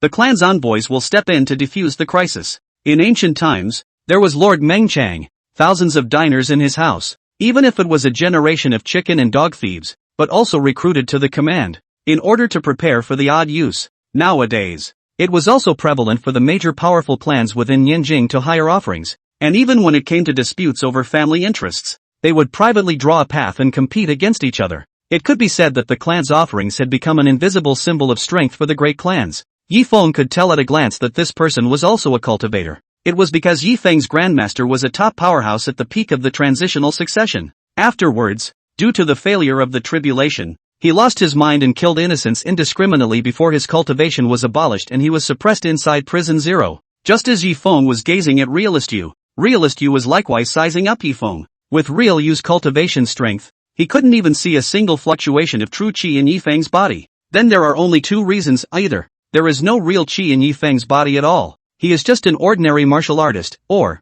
Yi Feng's cultivation strength is far above his own, and that's why he can't see the signs. When Realist Yu saw Yi Feng's early 20s, the reason was definitely the first one. The other guy is just an average guy who can fight pretty well. After making this prediction about Yi Feng, Yu Jinran also completely relaxed. 1 against 100. What a handsome stance. Realist, you took a step forward and laughed. I wonder who you studied under. Asking about his master's lineage, Yi Feng smiled. My master's? That's a lot. Are you wondering? Which master of mine? Upon hearing this, Yu Zhenran was stunned and confused. How many masters can you have? Over 100. Yu Zhenran was once again dumbfounded, thinking that Yi Feng was being disruptive. Who could have so many masters? Wouldn't that be a mess? It was thought that the other party's division should not be able to be taken, which was why they refused to say so explicitly. Just as well. Realist, you continued. Seeing as you're a good fighter, why don't we all turn our differences into peace? As long as you are willing to kneel down, apologize and admit your mistake to the Chui family, and serve the Chui family in the future, I can let you off this time. In Realist Yu's opinion, his own strength as a Tang Dynasty artistic realist was hanging on to the strength of an ordinary martial artist. If he really made a move, the other party would have to be seriously injured without dying. If the other party is sensible, they should kneel down and beg for forgiveness now. Master Chui saw Yu Zhenjan to recruit this person, although the remaining anger in his heart has not yet disappeared, but on the basis of the other party's hands are good, but also can be open to one side. No, Chui Yuliang recoiled. We can't let him off so easily. Wasn't he very wild and capable of fighting just now? If you kneel down and beg for forgiveness, you'll have to kowtow to us at least 100 times before doing so. Upon hearing this, Yu Zhenran laughed. Kid, did you hear that? Chui Xiao said that he would let you go if he let you kowtow 100 times. Why don't you hurry up and do as you're told? Realist, you also wanted to kill his opponent's arrogance in this way. All it takes is for the other guy to kneel once, and he can be stepped on forever. What a lot of crap. Yi Feng responded coldly. What gives you the illusion that you can negotiate with me? Did you bring the money you were told to bring? 1 penny less and none of you will leave. What? As soon as these words came out, the atmosphere of the scene, once again, became anxious. This brat, how dare he talk tough? Chui Yuliang said indignantly. Confessor Yu, quickly step in and teach him a lesson. What a newborn calf who was not afraid of tigers. Elder Chui also said in a deep voice. Realist Yu, it's time to let that kid see how powerful our Chui family is. Do it. Yu Jingyan nodded and also said sinisterly. Kid, I gave you a chance to live, but it's a pity you missed it.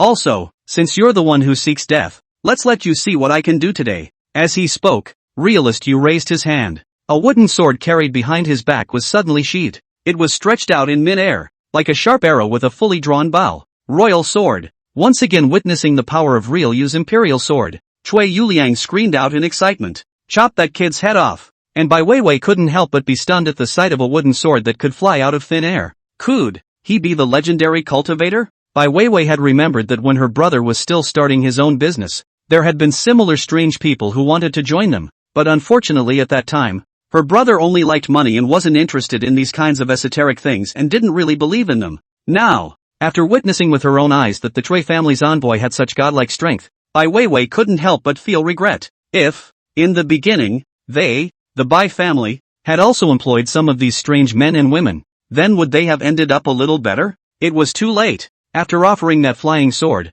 Yu Zhenran did not rush to strike immediately, as if he wanted to admire the other party's stunned and even terrified expression. Unfortunately, Yi Feng looked as usual and did not react at all. Scared silly? Yu Zhenran smiled coldly. The sword is already out of its sheath. It's too late to regret now. I'll take you to test the sword today. Go! Yu Zhenran shouted, and the flying sword beside him shot out violently, like a shooting star. It cut through the night sky. Be careful, Bai Weiwei screamed out in fear and reminded Yi Feng. No need to panic, it's just a small trick. Saying that, Yi Feng took a step out and a golden light emerged around him, gushing out and illuminating the entire dimly lit living room. Shasta! The flying swords were like lightning, blinking and forcing their way closer, and Yi Feng stepped and met the sword. When the flying sword was less than a fist's distance away from Yi Feng's chest, it suddenly stopped in midair. Buzz off! The sword chimed softly, as if wrestling with unseen air. At the same time, Yi Feng also stopped and his body was enveloped by a golden light. It was as if a barrier had been opened in an invisible way.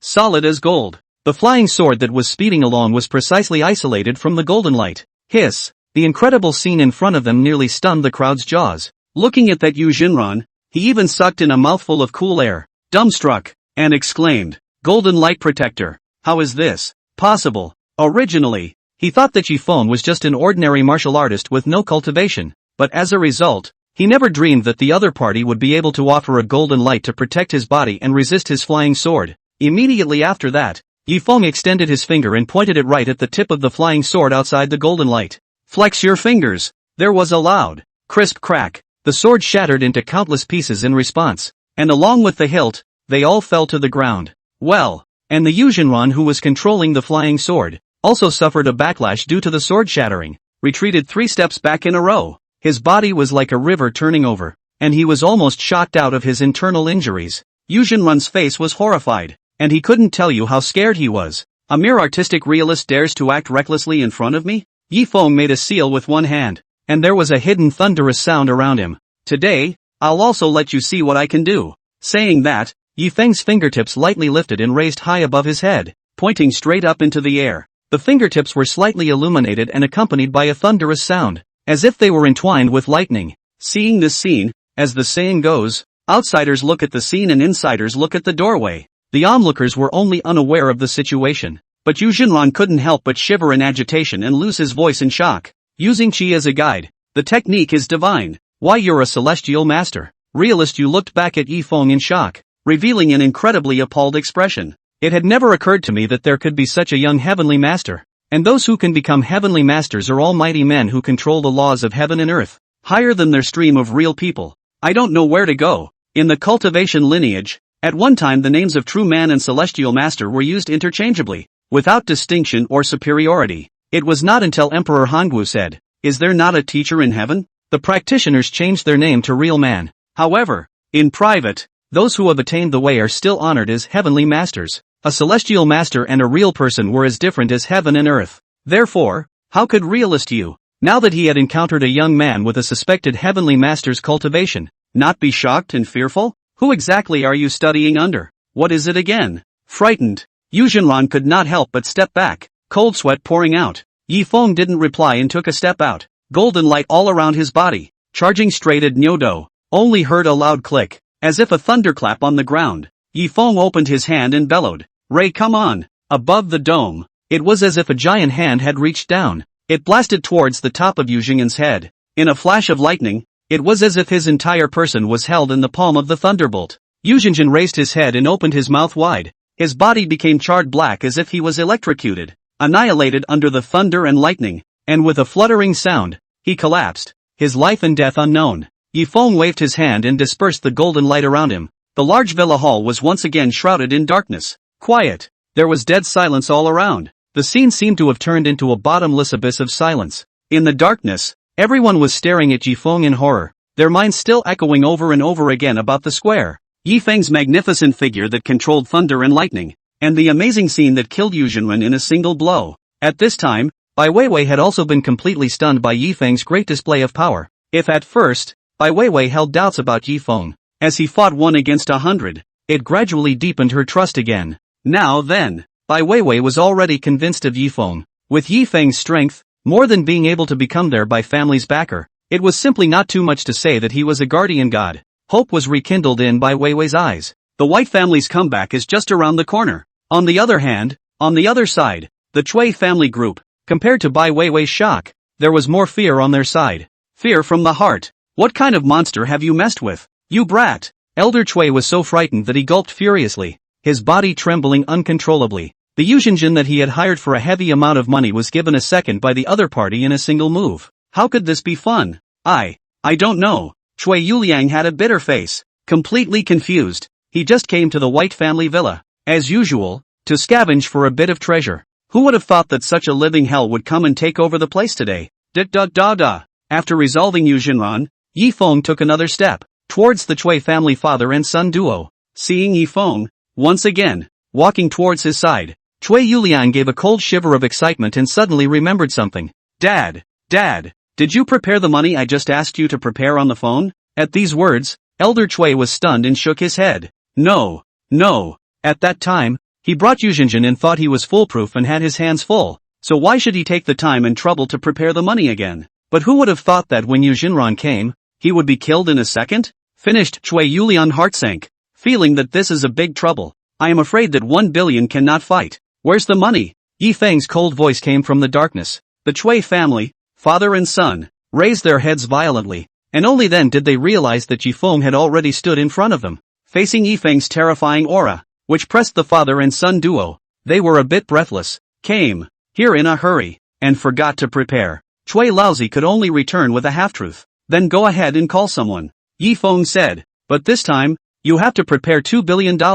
What? 2 billion? Hearing this opening price, Chui Yuliang wanted to cry, and said I knew that I had to add money. However, $2 billion, even for a top-tier powerful family like their Chui family, was not a small amount of money, and they couldn't take out that much at once. Lad. No. Real people, daffodils. That. Elder Chui changed several terms of address in a row, and ultimately felt that the title of Great Immortal was somewhat in line with the young man in front of him who was like a god. That. Can we discuss this? $2 billion?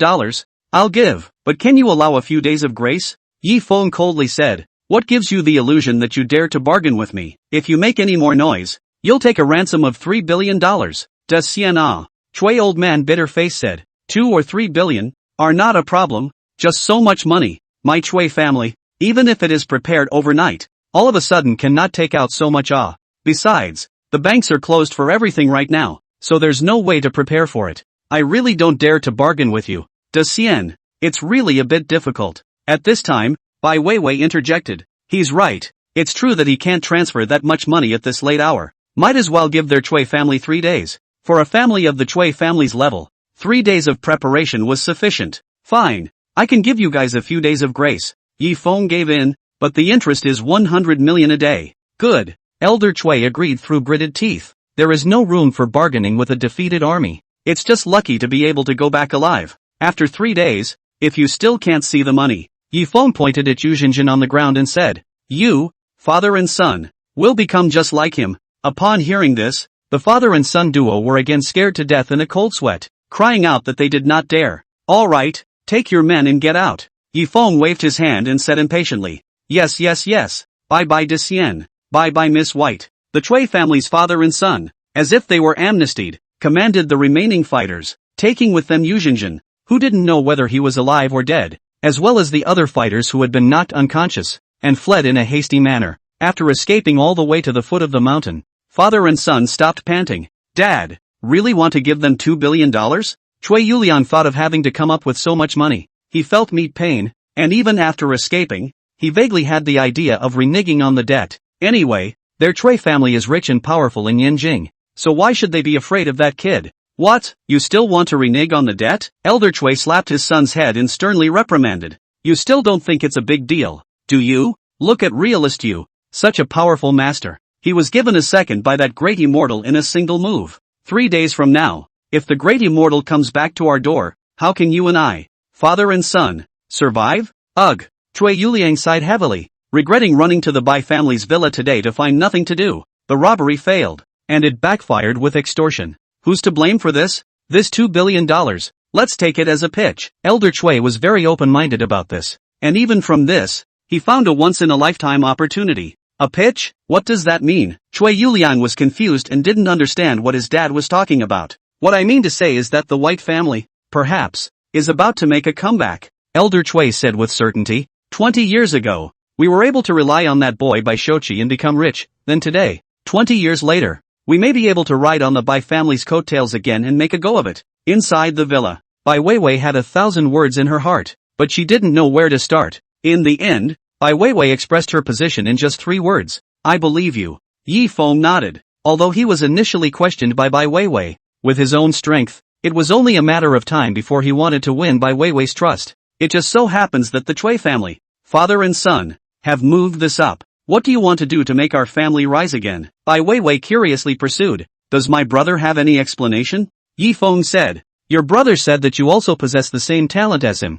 with an overpowering business ability. He asked you to assist me and recreate a business empire. At those words, Bai Weiwei's eyes reddened with excitement, not realizing that her brother had such a high opinion of himself. She was indeed a genius, possessing the skill of never forgetting, and having grown up following her brother around, and having learned by ear, she also fully possessed the ability to be on her own. Only that before she was able to exert herself, the Bai family came crashing down. What she lacked was just such an opportunity, and Yi Feng came and could give her everything. The $2 billion that I just asked for from the Chui family can be used as the company's startup capital. Yi Feng arranged it so. It's not enough. Bai Weiwei suddenly changed her demeanor, as if she had transformed into a strong woman in the workplace, becoming strong, What the Chui family owes us. 2 billion is not enough. Besides the Chui family, there are 4 other families. Without my brother's support at one time, how could those 5 families be as strong as they are today? I'm going to make them double up and spit it out.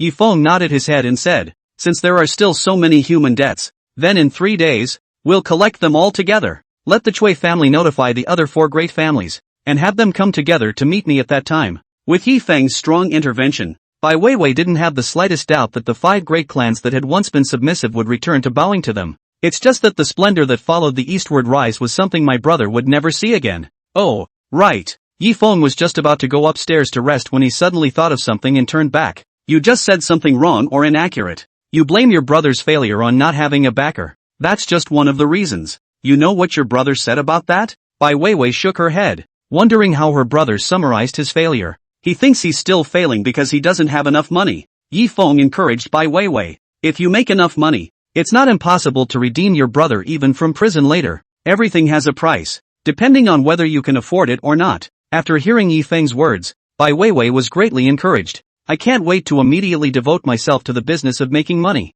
and strive to earn enough money to redeem my big brother as soon as possible. And this, too, was what Bai Shochi wanted Yifeng to do. After building a business empire in the future and becoming the new richest man in the world, don't forget Bai Shochi, who is still in prison, and make sure to redeem him if you have the chance. Yifeng ascended to the 3rd floor alone and casually found a room to check in. The furniture here, too, had been carried off, and not even a bed was left. However, for Yifeng, who had long been accustomed to the grueling life inside the prison, this humble environment was nothing at all. Freedom, by contrast, is the hardest thing to come by. This is a humble house, but I am the only one with a name. Yifeng sat on the ground and began his daily cultivation. The whole body was bathed within a golden light. Yifeng had inherited half of the heavenly book, as well as half of his cultivation, from his grand master. It was only that nowadays, Yifeng's foundation was still shallow, and he was not yet able to fully absorb the terrifying cultivation power of the Grand Master. Therefore, the Grand Master had sealed that half of his cultivation within half of the heavenly book.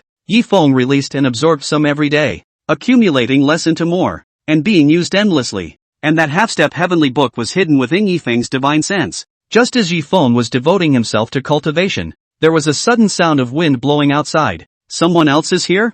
Yifeng's expression was stunned, foreseeing that this time the Comer, extraordinary, just walking towards the mountain, pulling the surrounding grass and trees. The wind, could it be sent by the Chui family again? Compared to the previous Yuzhingen, this time the mysterious visitor was far too powerful. Wind swept on the clouds. There's even a new owner? Outside the villa, a loud and clear voice suddenly rang out, and although it was far away, it was still ringing in the ears. The battle just now was even more astounding, truly remarkable. Old me, Li Yubai, happens to live in this neighborhood as well. Can I come out to meet you? Li Yubai. Yifeng felt that the name was somewhat familiar, but he couldn't recall it for a while. If the Golden Witch was here at this time, she would definitely be able to hear at first that the visitor was no one else but her righteous father, the god of war of Yuzhou, Li Yubai. Elderly. At that moment, Bai Weiwei's voice came from outside again, seeming to be really neighborly. Bai Weiwei took the initiative to welcome out. What brings you here so late? Li Yubai smiled.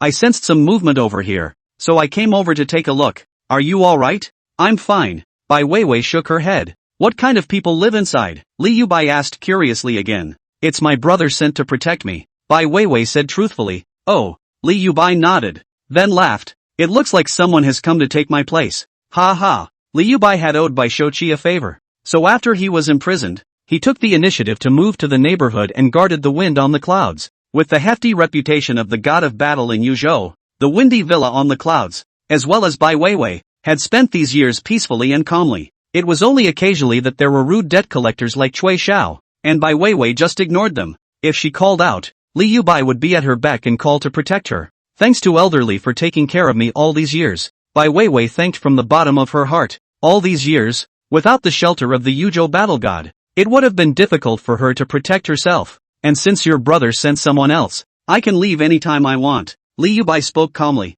and then his words changed. But before I leave, I'll have to try that man out, to see if he's qualified to take my place. Saying that, Li Yubai slapped his palm out towards the side of the room on the roof where Yifeng lived. All of a sudden, the wind was blowing furiously and the flying lesser filled the sky. Elderly, be merciful. Bai Weiwei couldn't help but be startled when she saw that Li Yubai had suddenly moved his hands. although he knew that Yifeng was very powerful.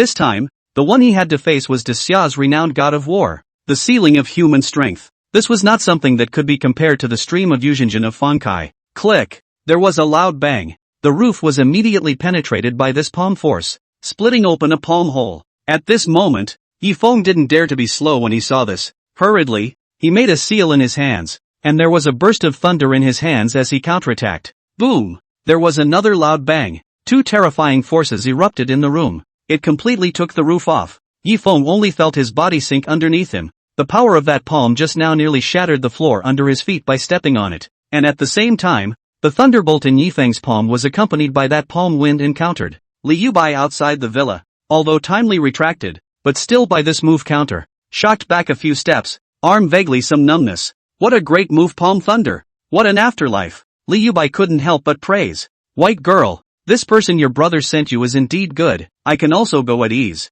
Ha ha, farewell. In the middle of the conversation, Liu Bai came and went in a hurry and drifted away. Worthy of being a war god level powerhouse, the palm force is fierce and domineering. Yifeng had a palm to palm with, and it felt like his body was turning over, and his breath could not be stabilized for a long time. Had it not been for his fourth master, who was also a former god of war, and from whom he had learned the equally rigid and overbearing military's fist and palm kung fu, he would have narrowly failed to receive this palm. Rarely, Yifeng was also attached to the power of the palm thunderbolt, only barely with the other party, fighting a tie. The 9 states of the Grand Xia, crouching tigers and hidden dragons. One still needs to work hard. At that moment, there was a knock on the door. After sending Liu Bai away, Bai Weiwei was uneasy and came back up to inquire about Yifeng's side. Yifeng, are you alright? Are there any injuries? No harm. No foul. That's good. I won't bother you inside. You get an early night. After standing outside the door and making some inquiries, Bai Weiwei was relieved to go downstairs. Who? Yifeng lightly booed. As his breath was still fluctuating, it was impossible to continue cultivating elaborately, so Yifeng simply lay down on the floor, and it just so happened that the ceiling above him had also been lifted up, and as far as the eye could see there was a cluster of stars and a bright moon. Borrowing the moonlight that swept down, Yifeng used the sky as a quilt and the ground as a bed, and slept with his clothes. There was no talk all night. Early the next morning, Yifeng was woken up by the noise of carrying things downstairs. Get up and look out the window. It turned out to be the Chui family who, early in the morning, had reintroduced the things that had once been removed from the villa. A maintenance crew has also been sent and is repairing the utilities and other facilities in the villa. All of you do a good job for me. Be more serious and careful than doing our Chui family's work. Do you hear me? Chui Yuliang came to supervise the work in person. It was making its rounds to supervise one floor at a time, but when it came to the 3rd floor, Chui Yuliang was stunned. Crap, how did the roof in this room get moved too? Whose family is so cruel that they won't even let go of this? Demolish the family. Seeing Yifeng in the room again, Chui Yuliang was busy explaining. Xian, this really has nothing to do with our Chui family.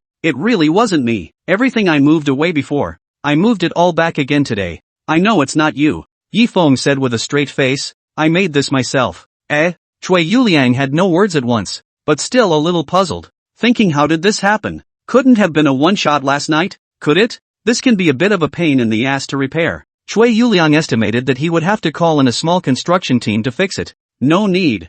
Yifeng flatly refused. You don't need to take care of this room. Just get the rest of the place done. Yifeng thought that an open-air room was also quite good. Afterward, Yifeng came downstairs to the restaurant to eat breakfast. Before the meal was finished, 2 more familiar guests arrived. Wow. Warrior, you really live here? I thought you were joking yesterday?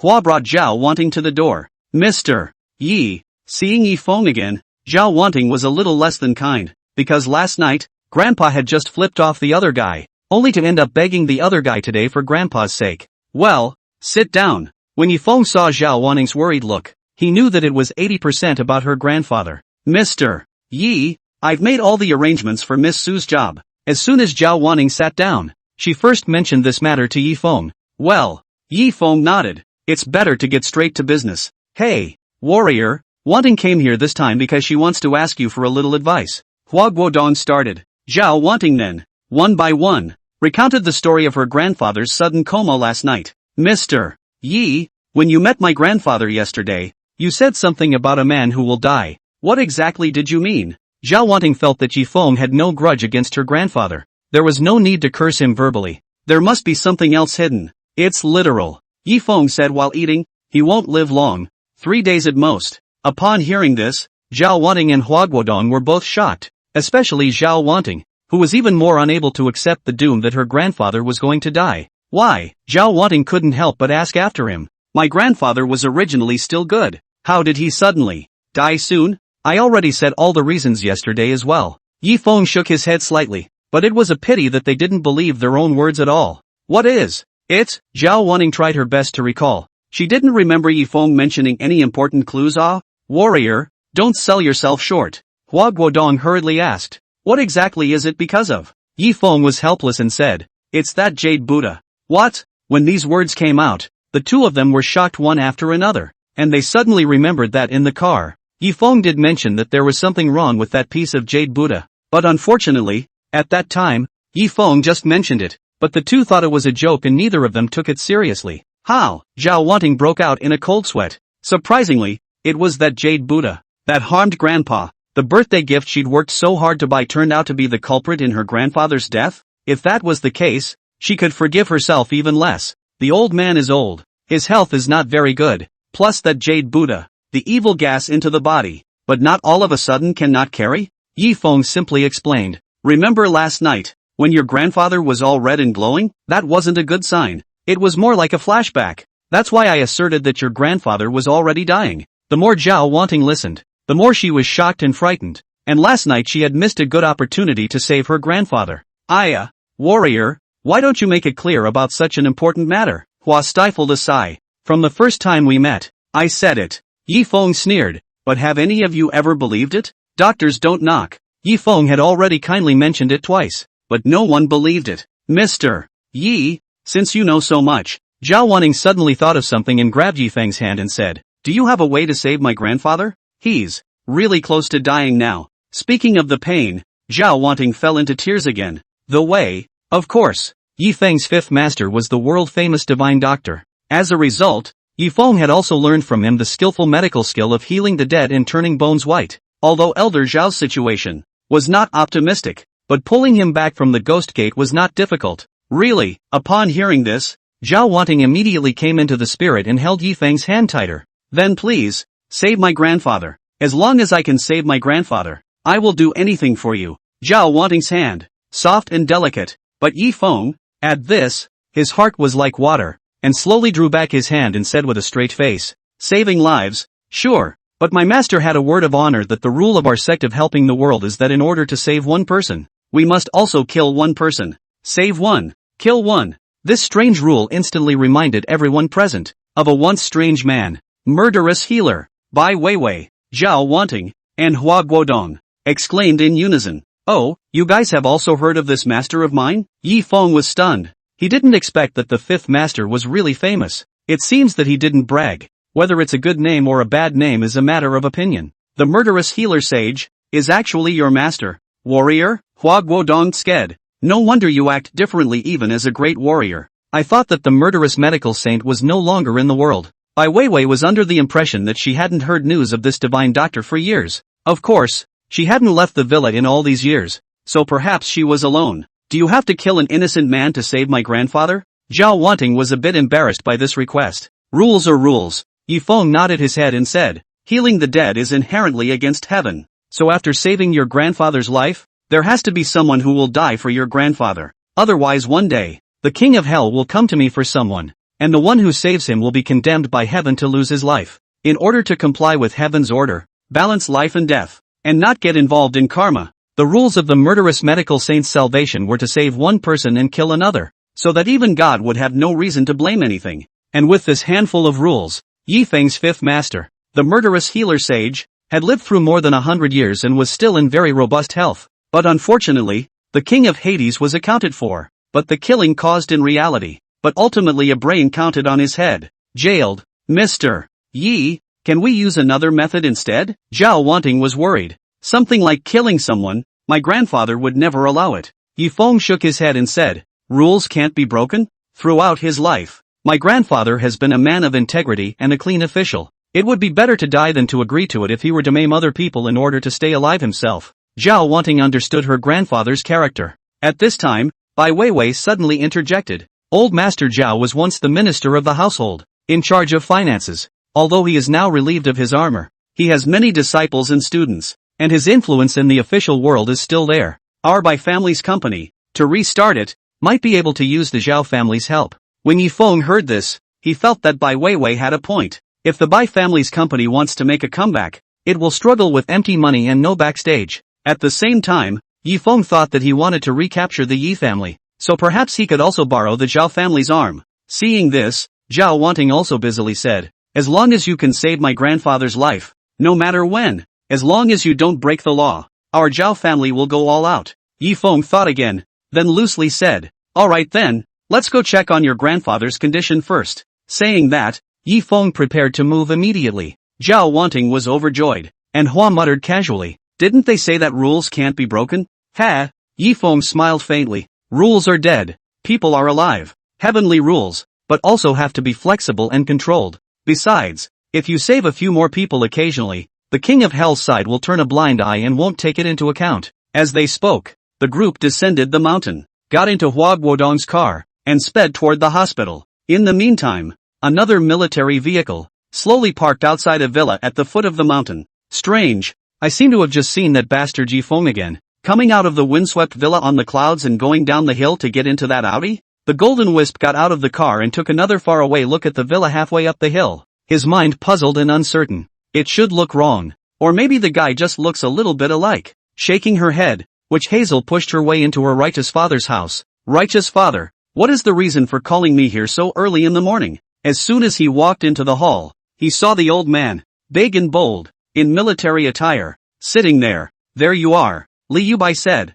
stood up and added, "Before I leave, I'll say goodbye to you. Righteous father, are you going back to the army?" Seeing this, Witch Hazel immediately guessed something. "Aha!" Li Yubai nodded his head. "My mission here has been completed, and it's time to go back." Righteous father. The Golden Witch Hazel was a little reluctant, and immediately reddened her eyes. "Oh, why are you crying? It's not like we can't see each other anymore." Li Yubai patted his righteous daughter's shoulder. "After I leave, this villa, as well as Yanjing, will be handed over to you. If anything goes wrong, don't blame me for being heartless." "Yes." The Golden Wisp stood upright with a serious expression. Li Yubai nodded in satisfaction. The White Maiden of the Wind on the Clouds had something to fall back on, and her own righteous daughter, under her own cultivation over the years, had grown up as well. Li Yubai can finally leave without any worries. "Righteous father, I'll see you off," Golden Wisp said. "Yes." Side by side, father and daughter walked outside. "Oh yeah."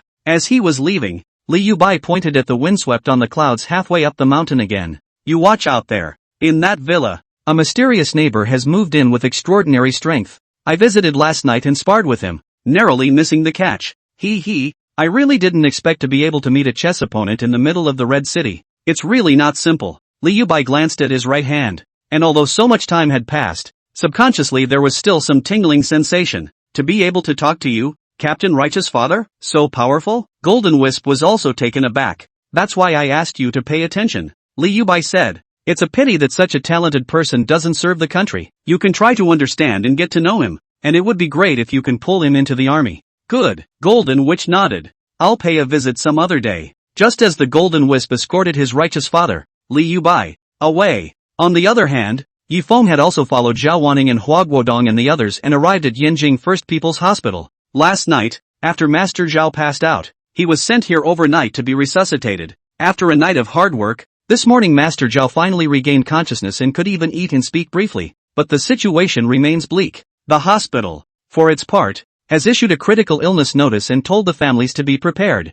"Grandpa, how are you doing? I've brought back a miracle healer to cure you." As soon as she entered the hospital room, Zhao Wanting couldn't help herself, wanting to tell this good news to her grandfather. After all, it had really taken some effort to invite Yifeng. At this time, in front of the hospital bed, surrounding a number of descendants of the Zhao family, seeing Zhao Wanting barging in like that and talking about a miracle doctor, the elders of the Zhao family, all of them couldn't help but frown slightly, before he could open his mouth to ask what was going on, and where was the miracle doctor from. As a result, he saw Yifeng and actually followed him in. The moment the Zhao family members saw Yifeng, it was as if they had seen their father's murderer, and they became red-eyed. "It's the kid who cursed our old man yesterday. Outrageous, that kid even dares to come." It's all because of his crowing that the old man fell ill all of a sudden. The crowd of the Zhao family was in a frenzy of excitement.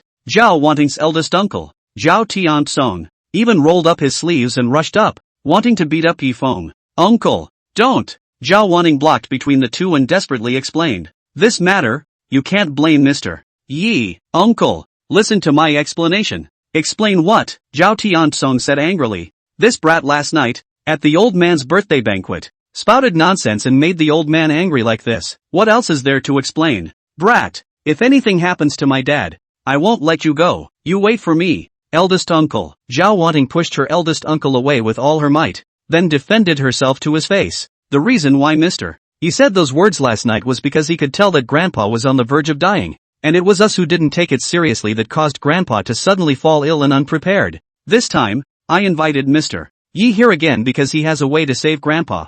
You guys just trust me for once and let Mr. Yi try. When these words came out, all the people in the Zhao family were stunned, and then snorted at Zhao Wanting's naivety. Even the First People's Hospital, so many experts, are at their wits' end. This young man, and what can be done about it? Let's see. He has a way to get the old man killed. The eldest son, Zhao Tiansong, was still hostile to Yifeng. Wanting. At this time, Zhao Wanting's father, Zhao Tianming, spoke up. Just don't add to the chaos here. Director Chen has already gone to the Chinese hospital next door, to ask Divine Dr. Lu to go. Your grandfather's illness can only be saved by Divine Dr. Lu. The words were not yet spoken. The door to the hospital room was, once again, pushed open. Two old men, in their 50s and 60s, walked in with each other. One, dressed in a white coat, was the hospital's director, Chen. The other one, dressed in a tang suit, was none other than the famous Yanjing's Lu Jingwen Lu Divine Doctor, also known by the nickname Lu Yichin, Divine Dr. Lu. When the Zhao family members saw this, they came forward to greet each other, not daring to be slow. Zhao Wanting also seemed to see hope all of a sudden when she saw Lu Jingwen Lu Divine Doctor. He thought to himself that he was also concerned. Yanjing was full of famous doctors, and among the many divine doctors, Divine Dr. Lu was the most famous. It is said that Dr. Lu's hand of acupuncture and moxibustion is out of this world. No matter what the difficulties, the needle to the disease actually invited Divine Dr. Lu. Even Hua Guodong rejoiced. Now Elder Zhao should be saved. Compared to the long-famous Lu Divine Doctor, even Hua Guodong had to admit that even if Yifeng had studied under the Sage of Murderous Healers, he was too young after all, and could learn a few of the Sage of Healers' skills. In comparison, it was still Divine Dr. Lu who was a bit more reassuring. I'm sorry, Mr. Yi. At this time, Zhao Wanting said to Yifeng with some embarrassment, I also didn't expect that the family had invited Divine Dr. Lu, so I might have to make you make a trip for nothing. It's fine. Yifeng said calmly, then let this Divine Dr. Lu heal your grandfather first. If he can't cure him, it won't be too late for me to step in again. Although Yifeng's voice was not loud, it still clearly reached everyone's ears in this small ward. At once, Yifeng's words were like stabbing a hornet's nest, causing the crowd at the scene to explode. Just as Lu Wenjing Lu Divine Doctor went to treat Elder Zhao, Yifeng curiously asked Hua Guodong who was beside him, this Divine Dr. Lu, is he very powerful? After all, Yifeng had been in jail for 5 years and hadn't been to the hospital much before he was imprisoned, so he really hadn't heard of such a person. Divine Dr. Lu was more than powerful. That's quite powerful. Mentioning Divine Dr. Lu, Hua Guodong can't be sleepy, and his admiration for this Divine Doctor is even more like a mighty river that stretches on and on. Other people I dare not speak. On my father's old cold legs, walking on the knee pain, the late stage is about to crutches. I do not know how many doctors are not useful. Then I was fortunate enough to meet Divine Dr. Lu, and guess what? One shot and my dad's leg was healed. To this day, my dad walks with a spring in his step, better than my legs and feet. When Yifeng heard this, he laughed. If it's really that godly, why don't you take a shot at it too? Ha ha, the warrior is joking. Hua Guodong laughed sarcastically. I'm not sick, so what's the point of sticking needles in? You don't believe me. I heard from my dad that many big officials have gone to Divine Dr. Lu for medical treatment. It's well known, but now that Divine Dr. Lu is getting older, he doesn't treat people much anymore. It's only Master Zhao who has the face to bring Divine Dr. Lu here. As he spoke, Lu Wenjing had already checked Master Zhao's pulse and spoke eloquently about the cause of his illness. The bystanders were like listening to a heavenly book and seemed to understand it. In the end, I could only hear wind cold from Dr. Lu's summary. Zhao Tiansong wondered, my father is so sick, how could it be due to wind chill? Lu Wenjing laughed and patiently explained. Although wind chill is a minor condition, It can kill you when you get sick. In Chinese medicine,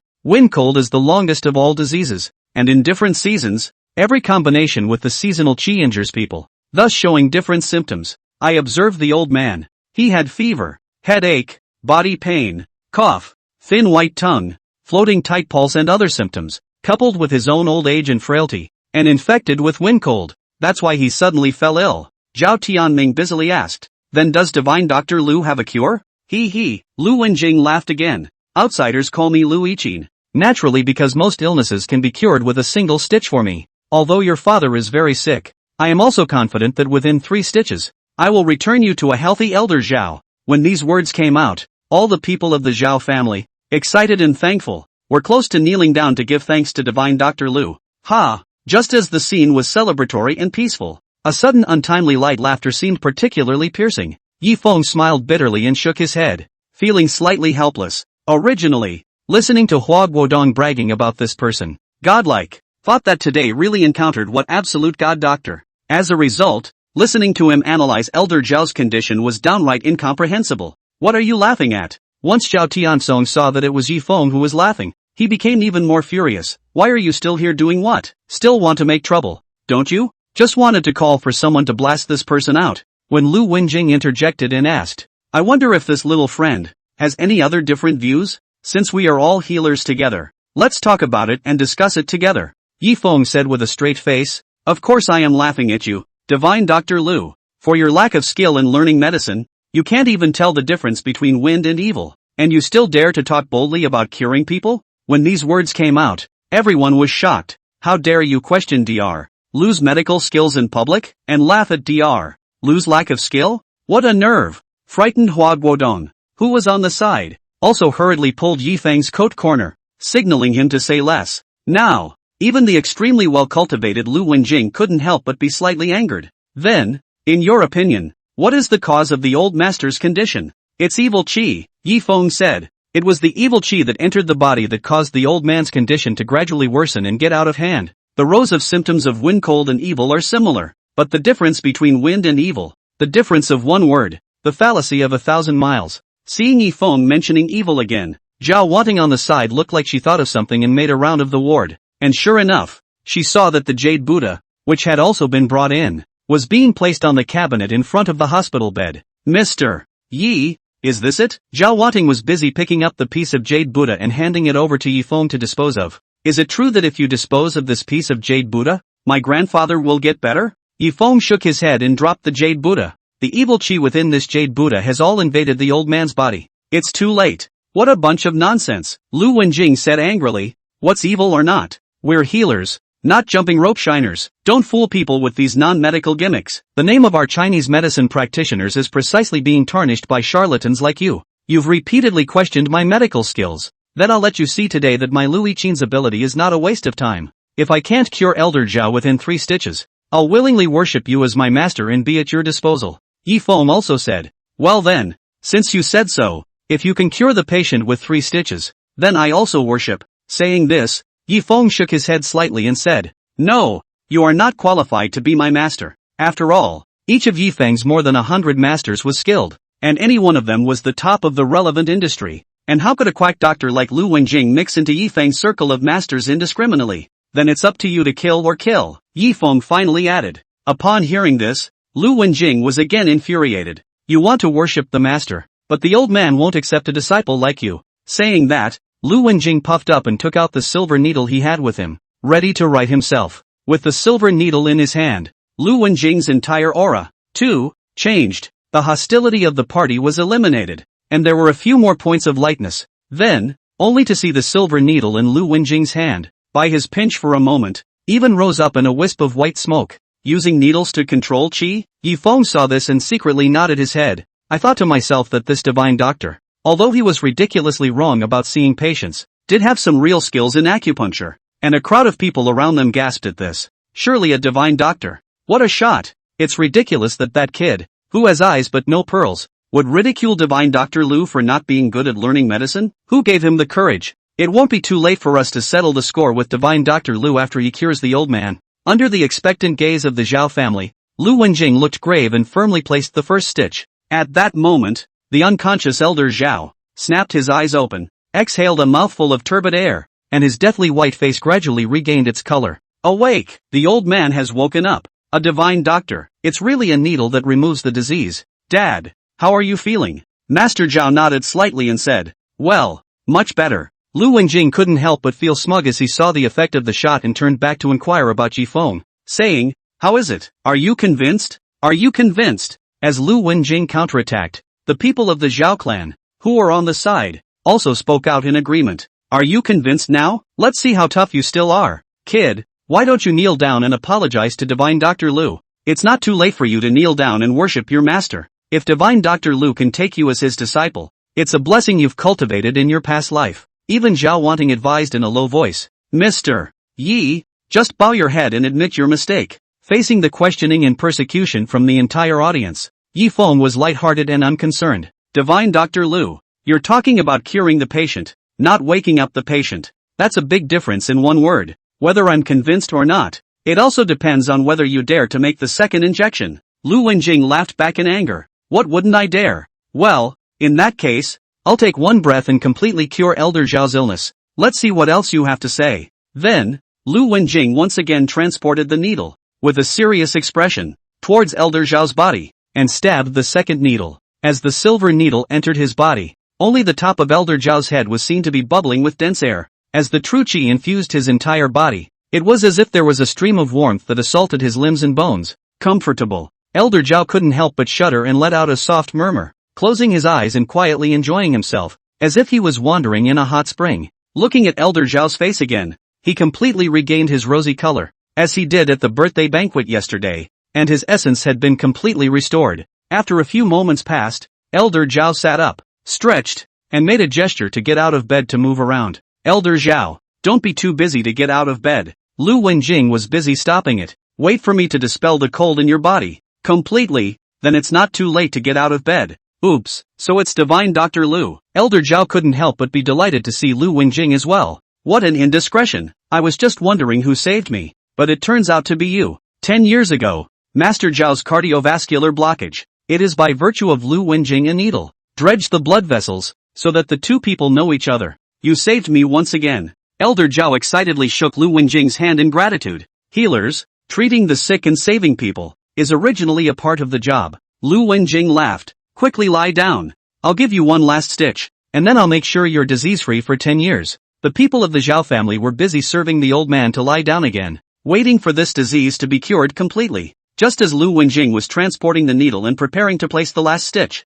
Yifeng again made a timely exit and stopped. I will remind you one last time. If this needle goes down, even if the greatest gods come down to earth, they won't be able to save you, because that Lu Wenjing was using the technique of expelling wind and cold to drive out the evil qi in the patient's body. Wind and cold can be driven away, but how powerful is that evil, and how can it be confronted with this clumsy maneuver? This last stitch, as long as it is stuck down, will completely detonate the evil qi, and there is no way back. Shut up! Zhao Tiansong was furious. Brat! You still dare to talk nonsense here? Gave you face right. Who is this person, clamoring here, even daring to question Divine Dr. Lu? On the side, Elder Zhao also couldn't help but probe up and take a look. Only then did he realize that Yifeng was even here. It's you! Elder Zhao was also furious when he saw Yifeng. You cursed me as a dying man last night, and today you're here again with your alarmist talk. What exactly are your intentions? Our Zhao family, no one has offended you, right? Seeing Yifeng repeatedly interrupting Divine Dr. Lu's treatment with his words, even Hua Guodong, whose impression of Yifeng could not help but turn sharply downward, really did not understand the other party's motives. He even somewhat regretted bringing Zhao Wanting to Yifeng this morning. You know, if you can get Dr. Lu on the spot, why would you need to turn to a layman for help? Bringing Yifeng here not only didn't help much, but instead actually followed and added to the chaos. Kid, are you still not convinced? Lu Wenjing was completely furious. These two needles of mine have already cured Elder Zhao by 7 or 8 points. In fact, even if I don't give this last shot, I can still recover by going back and slowly recuperating. But you still dare to be alarmist. Do you really think you can scare me? I still have to give this last shot to convince you. I'm going to completely dispel the wind cold in Elder Zhao's body with a single blow. Yifeng said. I see that you want to send his old man to the west with a bang. Outrageous. Elder Zhao also couldn't bear it anymore completely. Last night you cursed him as a dying man, and today you curse him as a dying man? Quickly, take this kid and blow him out. Put him on our Zhao family's blacklist.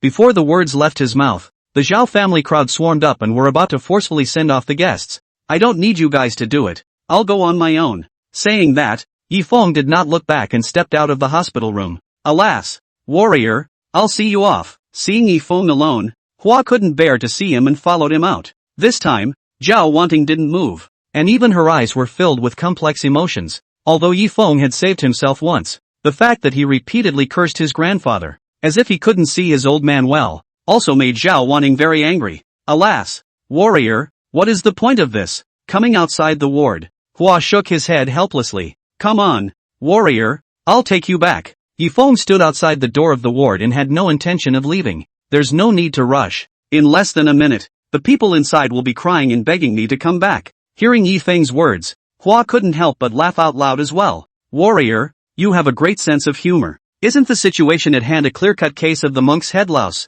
Divine Dr. Lu had almost cured Master Zhao's illness. Completely. What else is there to say? As for what Yifeng said about crying and begging and letting him go back, it's even more nonsense, in Hua Guodong's opinion. Later on, when Elder Zhao completely recovered and still saw Yifeng standing at the door, he was afraid that he would chase him away. However, Yifeng was very certain in his heart that as long as Lu Wenjing dared to place the third needle, Elder Zhao would die. If Yifeng was wrong, then these 5 years would have been wasted following the fifth master to learn medicine. Warrior, even if you don't leave, don't stand at the entrance of the ward, Hua Guodong kindly advised. Later on, when the Zhao family comes out and sees you, they'll have to lose their temper again. Why don't we go downstairs first? Before the words were finished, suddenly screams, cries and curses could be heard coming out of the ward. Intermittently, gradually, the sound grew louder and louder, and in turn, the whole ward, as if it had exploded into chaos. What's going on? Hua was stunned, thinking that he wouldn't really let Yifeng get it right. Would he? Though he stood outside the ward and couldn't see what was really going on inside. But the chaotic shouts coming out from inside didn't sound like they were celebrating Master Zhao's recovery from his illness. Instead it was kind of like crying mourning.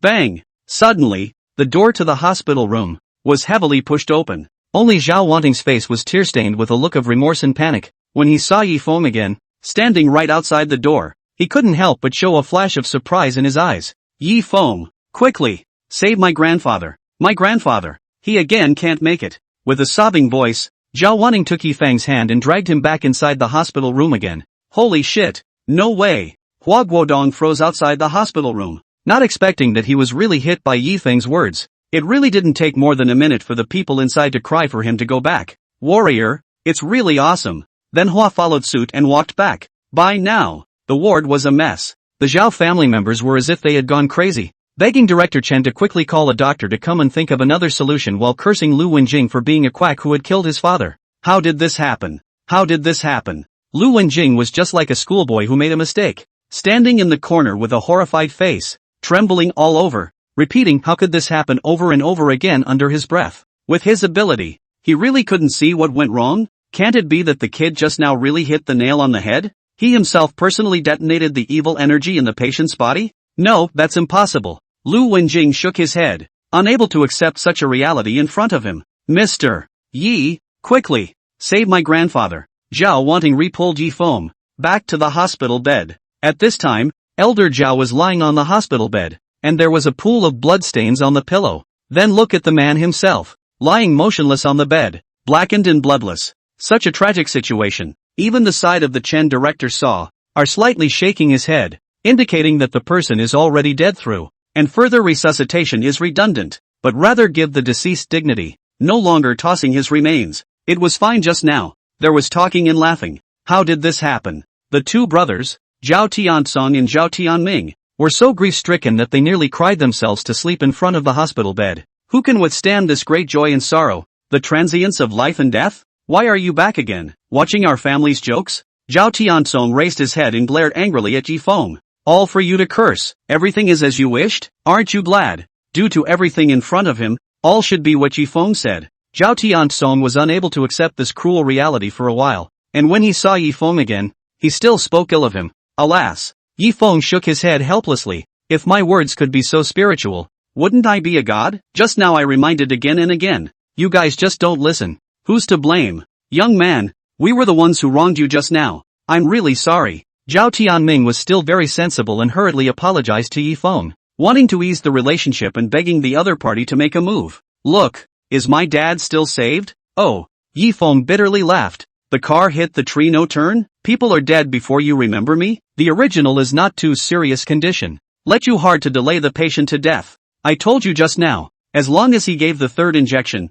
even if the gods came down to earth, it would be hard to save him. After hearing this, the Zhao family members felt remorse and did not know what to do. There were even short-tempered ones who got up on the spot to fight with divine Dr. Lu. Mr. Yi, aren't you the disciple of the saint of murderous healers? Please, think of another way. I know that you must still have a way, right? In her desperation, Zhao Wanting even threw herself on her knees and begged Yi Feng to take action. Alas, Yi Feng helplessly shook his head. Originally a very simple matter, favoring you guys to make it so complicated. But, today count you guys lucky to have met me. Not bad. I am the disciple of the saint of murderous healers. Heal the dead, flesh and bones. As long as a person hasn't been burned to ashes, they can still be saved. When these words came out, the chaotic scene became silent. Everyone turned around in shock and looked at Yi Feng, wondering if he was joking. Warrior, really? Hua asked in shock. Didn't you say just now that it's hard to save even the immortals? Yeah, it's hard to save even a god,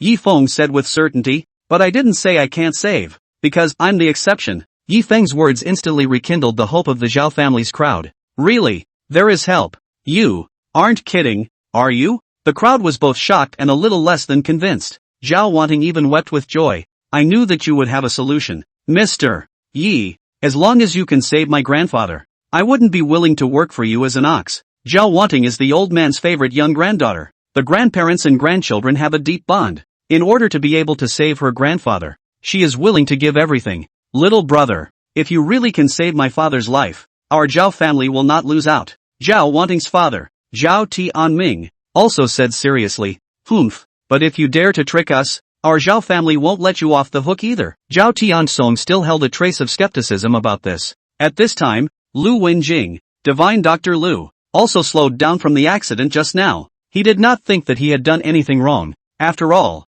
to cure the sick and save lives, who can guarantee that 100% can be cured? When a hospital operates, the family has to sign a consent form first, but then seeing Yi Feng go and return, and even threatening to save even the dead? Now, Lu Wenjing couldn't remain calm either. Can a man die and come back to life? Even if the old man's treatment missed just now, I don't think you'll be able to turn the tide. What's more, what we're dealing with now is a corpse that just died. Do you really think you're an immortal? Yes. Hua Guodong looked at the remains of Elder Zhao, almost colorless, his qi and blood all gone. Warrior, why don't you check it again to see if it's a sure thing, so that you don't fail to save the person later on, in the event of a misunderstanding. After all, Yi Feng's misunderstanding with the Zhao family was already very deep. If the Zhao family was allowed to give birth to hope and then fall into despair, it would be even more difficult to explain. It's fine, Zhao Wanting busily said. As long as you do your best, our Zhao family won't blame you this time. Aha! The Zhao family members also nodded their heads,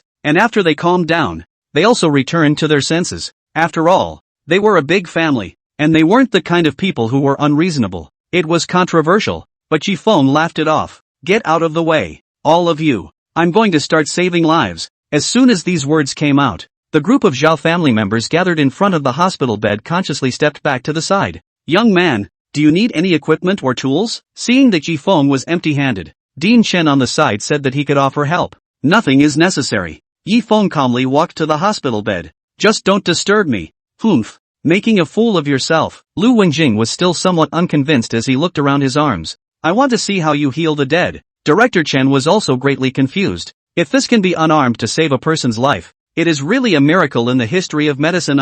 Yi Feng took a look at Elder Zhao on the hospital bed. The whole person was like crawling out of a coal heap. His face was colorless, and his death was extremely tragic. This is exactly what happens when the evil qi is completely detonated, leading to almost instantaneous death. What an insidious tactic. Although Yi Feng was the disciple of the murderous healer saint, he felt that even if his own master looked at it, he would shake his head. Immediately, Yi Feng extended a finger. The fingertips lightly condensed, drawing out a strand of true qi. Like a white flame, it leapt at his fingertips, using qi to control needles. When Lu Wenjing saw this scene, he was so shocked that he couldn't close his mouth, as if he had seen a ghost. Divine Dr. Lu, What is using qi to control needles? Dean Shan asked in a low voice from the side. It took several questions in a row to pull Lu Wenjing back to reality from his shock. Lu Wenjing took out his own silver needle and demonstrated the method of using the needle to control qi. Like me, it's using needles to control qi, condensing one's own true qi, on top of a silver needle.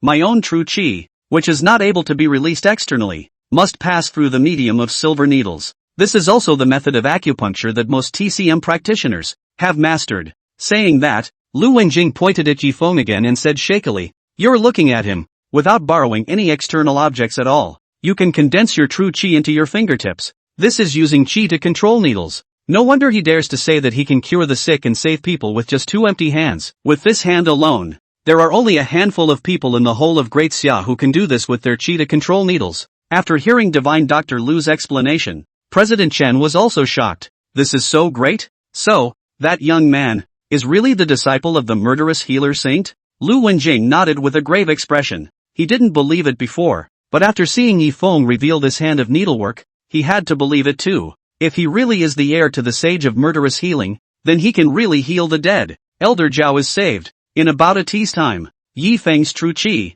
had already condensed. Since this medical treatment was dead, it had to be prepared a little longer. Immediately after that, Yifeng flicked his imaginary fingers at several acupoints on Elder Zhao's chest. Every true qi that was poured into the body followed the expulsion of a portion of the evil qi. Looking at Elder Zhao's face again, it rapidly recovered at a speed visible to the naked eye. The old man's face has changed back. When the Zhao family members saw this scene, they held their breath in excitement and lowered their voices, not daring to scream out. Between breaths, Yifeng had already made 9 consecutive injections, completely removing the evil qi that had eroded in the old man's body. Finally, with a finger, Yifeng pointed into the old man's seal. True qi passes through the whole body, repeatedly being flipped on the body switch in general. Breathing resumed, pulse restored, the blood flows freely. Elder Zhao took a sharp breath. The body jerked up like a carp on the bed, and then the eyes snapped open. So hungry. After Master Zhao awoke, the first thing he said when he opened his mouth was to yell that he was hungry and wanted to eat something. After all, having been eroded by the evil qi and later scrubbed by the true qi, the originally weak body had successively endured weights that it could not bear. Having recovered from a serious illness, he was also at his weakest, and desperately needed to eat to replenish his strength. Dad! But, in response to the old man, the Zhao family children and grandchildren cried with joy and scrambled to the hospital bed to visit. Seeing his sons and daughters acting so erratically, Elder Zhao was also confused, not knowing what had happened. His memory, still stuck in a moment ago, Lu Wenjing was about to place the 3rd needle for himself, not realizing that he had already gone through the ghost gate. He even thought that it was also Divine Dr. Lu who saved him just now. The old man has really come alive. Dad, you scared the hell out of us. Grandpa, I thought I'd never see you again. The children gathered in front of the hospital bed and recounted what had just happened, again and again, with a lot of talk. Although it was only a few short minutes before and after, Elder Zhao couldn't help but break out in a cold sweat after hearing this, muttering under his breath,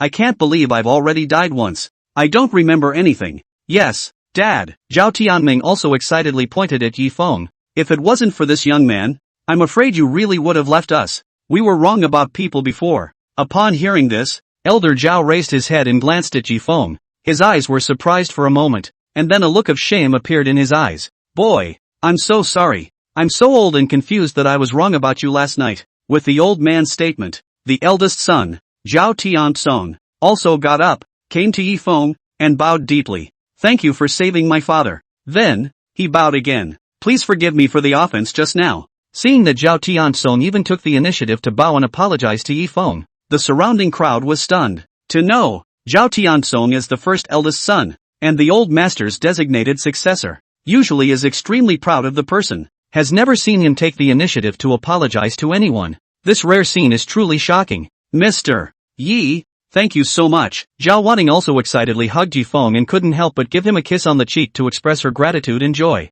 But after that, Zhao Wanting realized that her behavior was too abrupt, and with a small red face, she retreated to the side, not daring to look directly at Yifeng again. The warrior is really powerful. Hua Guodong was also shocked and couldn't close his mouth. Not only is he great at fighting, he's even this good at medicine. Such a talent, and the Yi family is willing to expel him from the family? It's unbelievable. On the side, Dean Chen was also shocked to the point that he was half relieved, and pinched himself hard to make sure he wasn't dreaming. Miracle. This is a miracle in the history of medicine. Learning medicine for most of his life, President Chen feels that he is only today, is considered to enter the profession.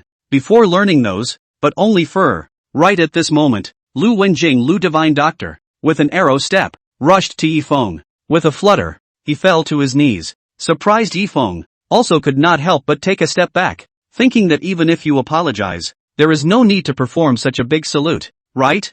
Medical sage, Lu Wenjing hugged Yifeng's thigh and begged, "Please accept me as your disciple." After seeing Yifeng's amazing medical skills, how could Lu Wenjing miss this opportunity? Saying that he had to worship the master. Even if he learned a little bit of fur from Yifeng, it would be enough for him to be used endlessly. "I don't accept disciples." Yifeng took a step back helplessly. "How can that be?" Lu Wenjing knelt again and followed up with another step. "Didn't we make a bet just now? If I can't cure Elder Zhao, I'll worship you as my master. I concede the bet. The master is here." With that, Lu Wenjing immediately bowed down and duang kowtowed. Lu Wenjing was like a dog's skin plaster, pestering himself and unable to shake it off. Yifeng could only listen for the time being, but would never take on a disciple. Just as the scene was celebrating, Yifeng spoke again once more. "You guys shouldn't be too happy either. Although the person was saved, it's only temporary." "What?" At these words, there was another silence. Yifeng's words were like a pot of cold water that instantly poured over the Zhao family's crowd,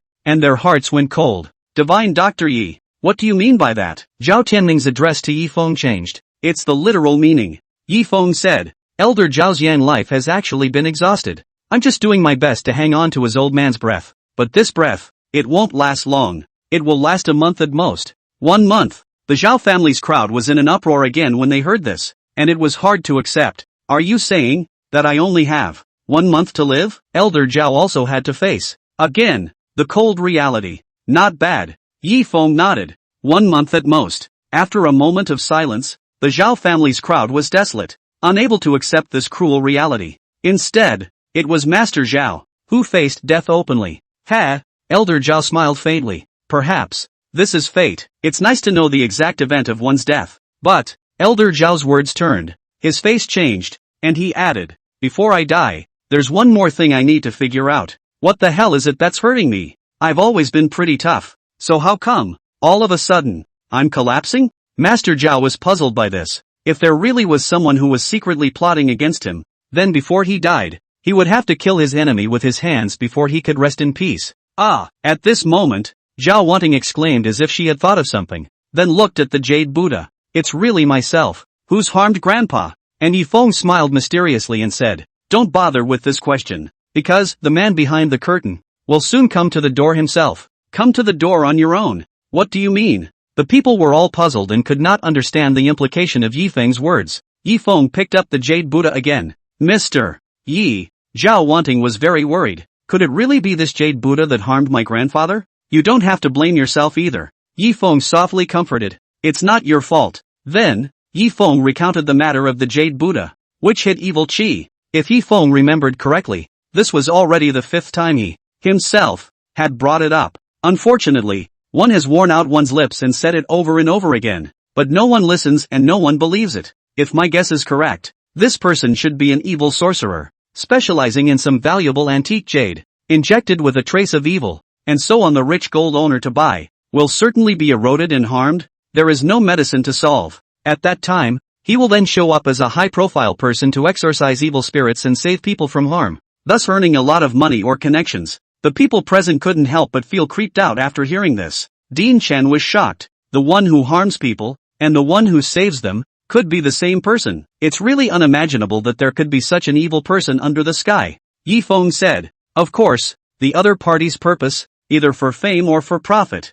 will not actually kill anyone. It's just that today, unluckily, I met Divine Dr. Lu, who is not a good student of medicine, and treated the evil qi as if it was wind cold, which completely triggered the evil qi, and it got out of hand. With these words, Lu Wenjing once again became a target. The people of the Zhao clan stared angrily. Lu Wenjing lowered his head in shame. I don't blame Divine Dr. Lu. Elder Zhao was very reasonable. When I placed the third needle just now, I also agreed. Can't blame him. Alas, life and death have their own destinies, creation and fate. Under that kind of uninformed situation at that time, even if he had to do it all over again, Elder Zhao felt that he would continue to choose to trust Divine Dr. Lu over this young man. Yi Feng. That person would definitely rush over and beckon after getting the news that my grandfather was hospitalized. Zhao Wanting frowned. Not bad. Yi Feng nodded. If I were him, I would be as fast as possible just in case. It's best to arrive today.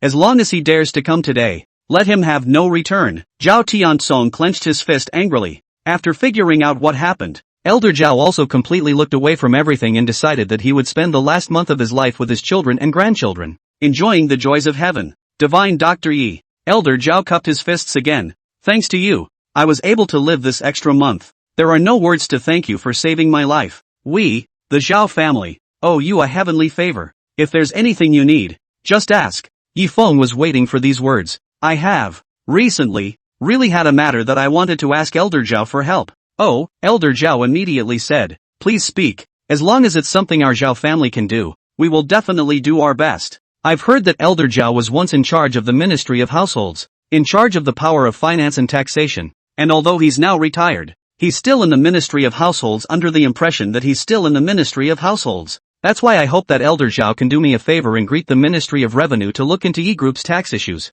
If we can find out anything, we must deal with it severely. The moment these words came out, all the people of the Zhao family were shocked, some uninformed, very surprised that Yi Feng is the person of the Yi family. And why should he take the lead in checking the tax problems of his own group? Righteousness? And those who knew that Yi Feng had been expelled from the Yi family's inner circle, again, all felt that Yi Feng was retaliating against the Yi family and wanted to take a breath. However, Zhao Wanting quickly reacted. Mr. Yi, you're trying to stir up the Yi family in this way and then take advantage of the situation. Not bad, Yi Feng firmly said. Although I was expelled from the family, but what should be mine? I will take back all of it, without fail. But, with a behemoth like the Yi family, it would be difficult for outsiders to attack from the outside. However, once there are internal hidden dangers, such as tax investigations and fines, and the company is in turmoil, then Yi Feng's opportunity will come. Zhao Wanting looked at Yi Feng in shock, not realizing that Yi Feng had great intentions, and was actually trying to seize power over the Yi family. In this matter, we still have to ask Elder Zhao for help. Yi Feng spoke out again. Well, Elder Zhao slowly came back to his senses, feeling that this matter was a bit tricky. For one thing, the Yi family is now one of the top 10 families, and even the Zhao family has a lot of business dealings with the Yi family, so would it be wise to make enemies with them rashly? Moreover, they left the officialdom for many years, left behind that point of contacts and relations, easily unwilling to use at will, use once less. Although Yi Feng had saved his life, he had to turn himself against the Yi family and at the same time use his valuable upper-level connections. For the sake of a Yi Feng, all this is done. Is it worth it again? Due to the extensive involvement, Master Zhao, as the head of the family, had to weigh his options. Elder Zhao doesn't have to be embarrassed. He can take his time to consider it. Yi Feng got up to take his leave. Good. Elder Zhao was busy arranging for his granddaughter. Wanting, give Divine Dr. Yi a ride for me. After leaving the ward, Hua Guodong and Zhao Wanting, as well as Lu Wenjing Lu Divine Doctor, followed them out. Mr. Yi, Zhao Wanting couldn't help but ask again. Could it be that my grandfather really only has a month left? Is there really no other way? No. Yi Feng gently shook his head, unwilling to mention the slim hope. No, you lied to me, Zhao Wanting added. The look in your eyes just now, there was a hint of hesitation. Is there something else you're hiding from us? Is it possible that my grandfather is still saved? Please, tell me. Seeing this, Hua also chimed in. Warrior, you're so powerful. There should still be a way, right? Yes. Master, Lu Wenjing chimed in. You're the heir to the sage of murderous healers. In the face of the crowd's pestering, Yi Feng could only loosen up and say, not bad, yes there is another way. However that's almost impossible. Saying that, Yi Feng came to the service desk on the side, brushed a few strokes and wrote down a prescription. If you can follow this prescription and find all the herbs on it, you will be able to extend your grandfather's life by 1 year. Is there really a miracle medicine that can prolong your life for a year? Seeing this, Lu Wenjing, who was on the side, also hurriedly came closer to watch that prescription carefully. After seeing that the herbs on it all had to be 100 years old or more to hit the bottom, he was shocked to see that he couldn't keep his mouth shut. No wonder you said it's impossible. Master, it's by no means easy just to gather enough materials above this prescription, and it has to be refined afterward. Zhao Wanting held the prescription, and her heart likewise sank to the bottom. 100-year-old mountain ginseng, 80 years of ambergris, 150 years of cordyceps, in addition to some common herbs. There were others she had never even seen before, like a 200-year-old red Ganoderma lucidum? Where would she find it? It's almost always something you can't buy for money. Can you lower the requirements? Zhao wanting for is. This above herbs is not difficult to put together. Is this year? The key is of course in this year. Yi Feng said. Not a day less. Not a day more. Isn't that harder? Lu Wenjiang said in shock. That's why I just said that although there is a way, it's also almost impossible to accomplish. Yi Feng said. A month? To get all the herbs on it? It is indeed difficult as hell. After a long time, Zhao Wanting came back to her senses and carefully put that prescription away. It's better to have a solution than no solution at all. I'll send someone to find these herbs as soon as possible, Zhao Wanting said with a straight face. If I can find all of them, I'll also ask Mr. Yi to help refine them again at that time. It's fine. After leaving this prescription,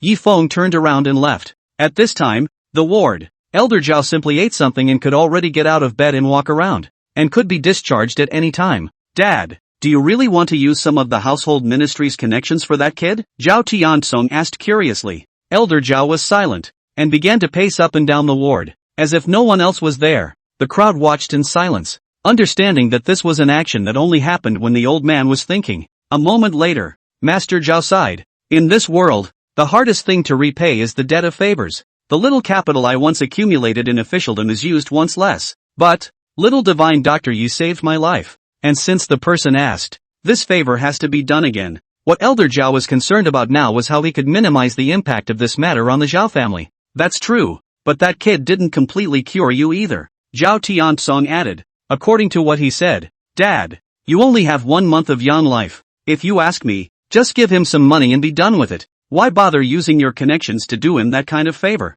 Out of the blue, Zhao Tiansong's words instantly caused the rest of the Zhao family to chime in as well. What the Grand Duke said is very true. If you ask me, it's still most cost-effective to pay, to offend the entire Yi family for the sake of him alone. Not so much. Yeah, even if that kid's medical skills are great, but after all, he is the disciple of the murderous healer saint. It's better to stay away from this kind of person. Seeing that most of the people present had some intention of crossing the river, Zhao Tianming was somewhat unable to listen and raised an objection. That's not very nice of you guys, is it? No matter what, the little divine doctor saved our father's life. If we didn't have the little divine doctor today, wouldn't the old man be dead by now? You guys still think a month of young life is too little? I'll give you $100 million. Can any of you let me live one more day? Zhao Tiansong said. Second brother, why are you turning your elbow outward? Why are you speaking for that kid instead? When we do things, of course we have to consider the interests of the family. That kid's surname Ji is just an outcast of the Yi family.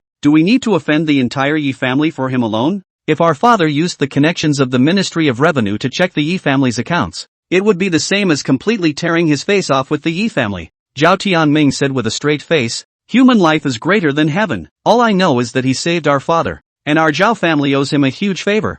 A month of human life? What kind of heavenly favor is that? Zhao Tiansong said disdainfully. Unless he can let our father live for another year or two is more or less the same. Seeing the two brothers quarreling over this matter, the surrounding people tried to persuade them to make peace. However, outside of their words, they were still on the side of Grand Duke Zhao Tiansong, and were full of denigration towards Yi Feng. Isn't the person behind this still out there? Didn't that kid say that within 3 days, the real culprit behind the scene would show up of his own accord? If there really is that person, count on that kid being awesome and anticipating things like God. If you ask me, maybe that kid, he's the one behind it all. Didn't he himself say that the one who harms and the one who saves are the same person? Isn't he himself the one who saves people? Suddenly, someone else brought up this topic and instead put the black pot on Yifeng's body. You guys, Zhao Tianming was furious. It's simply enmity. Zhao Tiansong suddenly laughed. Second brother, you're so protective of that kid. You're not planning to recruit that kid as a son-in-law,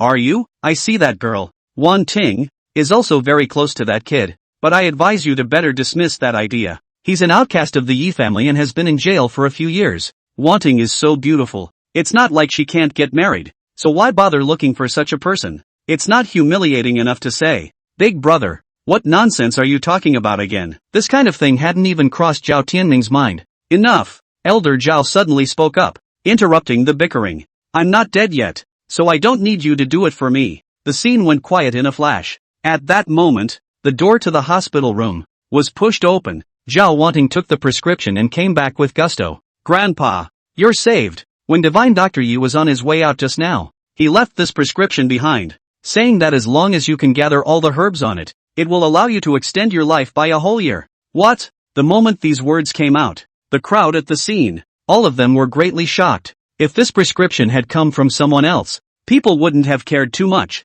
However, thinking that Yifeng was the disciple of the murderous healer saint, and had just made a move to really save the dead Master Zhao, he came up with a prescription that might actually be possible. Why didn't that kid say anything just now? Zhao Tiansong felt somewhat slapped in the face. After all, he had just complained that a month of living was too little, and that it had to be at least a year or two. And it turned out to be a prescription to extend your life by a year so quickly? Because this prescription is not well put together and the selection of medicine is very harsh, Zhao Wanting explained simply. But, Master Zhao was very optimistic about it. Quickly, pass down this prescription, and at all costs, spend as much money as you can to get all the herbs on it. Just then, the door to the ward, once again, was opened. Dean Chen hurried back again. Master Zhao, something big has happened. At those words, Elder Zhao turned his head for some reason. What is it? Zhao Tiansong asked. There is a scruffily dressed monk outside who wants to see you by name. Dean Chen said. He said that he can cure your strange disease. Master Zhao. What? The moment these words came out, the Zhao family's crowd were stunned. Unexpectedly, Yi Feng's words were fulfilled so quickly. The black hand behind the scenes has really taken the initiative to come to the door. It seems that what Divine Dr. Yi said was indeed correct. Dean Chen also said excitedly, the news of your cure, Elder Zhao, hasn't gotten out yet, so that black hand behind the scenes didn't know about it and took the initiative to come to the door. Dad, what should we do now? Zhao Tiansong asked. Tiansong, you immediately bring some people and go get that man. Catch him for me. Don't let him get away. Elder Zhao's face, too, gradually became gloomy. This person has harmed himself and nearly lost his life, and since he took the initiative to come to the door, how could he be spared? Yes, Zhao Tiansong hurriedly got up, brought a few members of his clan, and rushed out. Our hospital will also fully cooperate. Dean Chen also hurriedly took out his cell phone, ready to mobilize security guards and go for support. Zhao Tiansong couldn't help but exclaim, not only is little Divine Doctor's medical skills brilliant, but he also anticipates things like God. I can't believe that he got it all right. It's awesome. Humph. Elder Zhao nodded and glanced at the prescription again before finally deciding. Tian Ming, contact Minister Yuan for me and ask him to come see me tonight. Seeing that my father is going to summon his former old subordinate, and that this Minister Yuan is the one that my father has promoted up, Zhao Tianming immediately understood his father's intentions and immediately went to do as he was told. At this moment, Elder Zhao finally made up his mind and completely sided with Yifeng, and would use his connections and contacts to investigate the Yi family to the end. At that time, even if they couldn't shake the Yi family's foundation, it would be enough to break the Yi family's bones, and as for the rest, Elder Zhao would just wait and see what Yifeng would do. Don't let me down. Young man, Elder Zhao has never looked at the wrong person and placed a wrong bet, and he also hopes that in his old age, he won't have a lifetime of fame and ruin it on this young man. Another tea or so passed. Zhao Tiansong returned victorious and in a good mood. Dad, look who's here to see you. In the midst of the jokes, a woman in a brocade dress with a valiant appearance, carrying a fruit basket, walked in. Xiao Jin, Elder Zhao immediately greeted the woman upon seeing her. The person who came was none other than Witch Hazel. The original car accident caused a lot of attention, and although Witch Hazel lost her mother, she got a lot of help. Among them was the kindly Master Zhao. If Li Yubai hadn't taken her as his righteous daughter first, Master Zhao would have been prepared to bring the poor Golden Wisp back to the Zhao family to take care of her. Grandpa Zhao, I heard you were sick, so I came over to see you. Golden Wisp walked into the hospital room, and it also helped us catch that black hand behind the scenes by the way. Zhao Tiansong said somewhat thankfully. Luckily I met her just now. I didn't think that demonic monk had some ability. I almost let him get away. It turned out that Witch Hazel had come to visit Elder Zhao and coincidentally encountered Zhao Tiansong leading people to catch the man behind the curtain who had voluntarily come to his door. That scruffy demon monk also seems to have foreseen the bad, and some of the body, and managed to break out. It turned out to be unfortunate and unlucky to run right into the golden Witch Hazel. In one move, he was taken alive by Witch Hazel. I heard that wicked man nearly killed you, Grandpa Zhao, the Golden Wisp assured. Don't worry, leave that person to me. I'll bring him back for a proper interrogation, then I'll let you take the trouble. Elder Zhao smiled and thanked him. After putting down the fruit basket, Golden Witch Hazel asked again with concern. Grandpa Zhao, how do you feel now? What did the doctor say? What exactly is the disease? It's much better now. Elder Zhao laughed. Luckily, I met a divine doctor today, or else you wouldn't even be able to see me now. Is it that bad? Witch Hazel was in a bit of disbelief. It was because the current Master Zhao looked healthy and not a bit sick. You may not believe it when I tell you. I really did walk through the gates of hell today. It was that little divine doctor that saved me back. The people around them, again, spoke in tongues, recounting the events that brought Elder Zhao back from the dead. How could there be such a miracle, doctor? Even the dead can be saved? Witch Hazel listened and sked. At the same time, in his heart, he regretted. Unfortunately, my righteous father just left this morning. Otherwise, let that divine doctor also give my righteous father a look at his dark disease. Liu Bai spent many years either in the army or out on the battlefield, covered in injuries, many of which have formed dark diseases that are recurring and stubborn. It was also Liu Bai, whose willpower was stronger than ordinary people. If it were an ordinary person, he would have been paralyzed long ago. Oh, War God Li actually left? Elder Zhao was very surprised. Why did you leave in such a hurry? Is there something wrong with the border defense? That's not true. Golden Wisps laughed. My righteous father said that his guardian duty has been completed, so he went back. He has also never gotten used to life over here, and finds it very meaningless. Elder Zhao sighed. Alas, it's a pity. I had planned to finally war God to go have a drink after I was discharged from the hospital. This goodbye. I'm afraid. Thinking that he still had a month to live, Elder Zhao couldn't help but be saddened by the fact that many of his old friends were afraid that they wouldn't have the chance to see each other again. After sitting and chatting with Elder Zhao for a while longer, Witch Hazel got up and excused herself. Grandpa Zhao, I have official business to attend to, so I have to leave first. It's not peaceful over at Dragon Gate Mansion today.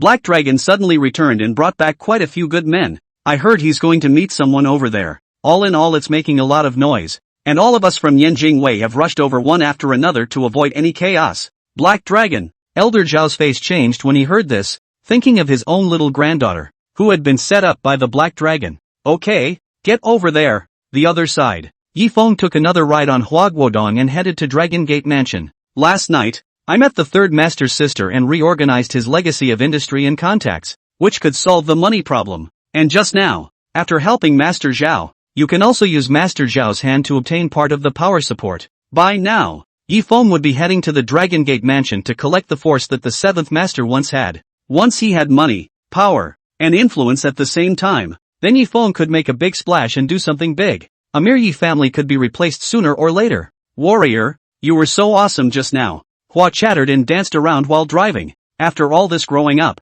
I just had an eye-opening day. Healing the dead. Go back and tell my dad. He won't believe it. Alas, warrior, in the future I'll simply follow you. How meaningless it is to stay at the yamen. After Huaguodong gave a rainbow fart, he suddenly changed his tone and said, Warrior, I also have a favor to ask. Say. Yi Feng returned to his senses. Hey. Huaguodong laughed. Can you take me as a disciple? In fact, the first time we met, after seeing you kill Black Dragon's men in one move, I had the idea of worshipping you. But we weren't familiar with each other back then, so I didn't have the heart to ask. Seeing your amazing medical skills again today, warrior, is even more divine. I'll identify with you, warrior, and I'll be hanging out with you from now on. Upon hearing this, Yi Feng couldn't help but smile bitterly. He just shook off the dogged Lu Wenjing, but it turned out that he didn't expect Huaguodong, who was driving the car, to have the same idea. Is he that much of a catch? I don't accept disciples. Yi Feng repeated his stance once again. Then let me follow you. Huaguodong begged. It's okay to be a driver for you. Yi Feng shook his head and said, you'd better work well in the yamen. Maybe in the future, I'll have use for you too. After all, Huaguodong's father, a fourth-grade governor, possessed no small amount of power. Really? When Hua heard that it would be an absolute honor if he could help the warrior in the future, he couldn't help but be happy. Right. You just said that you want to check the Yi family's taxes. This is something that my father might be able to help with as well. Go back and I'll also substitute with my father. Just report it in my name. As he spoke, Huaguodong had already driven and arrived near the Dragon Gate Mansion. This is a lively and prosperous business district, with a lot of lights and paper. All the nightclubs here are the sphere of influence of the underground Black Dragon. This Dragon Gate Mansion, it's the Black Dragon's lair.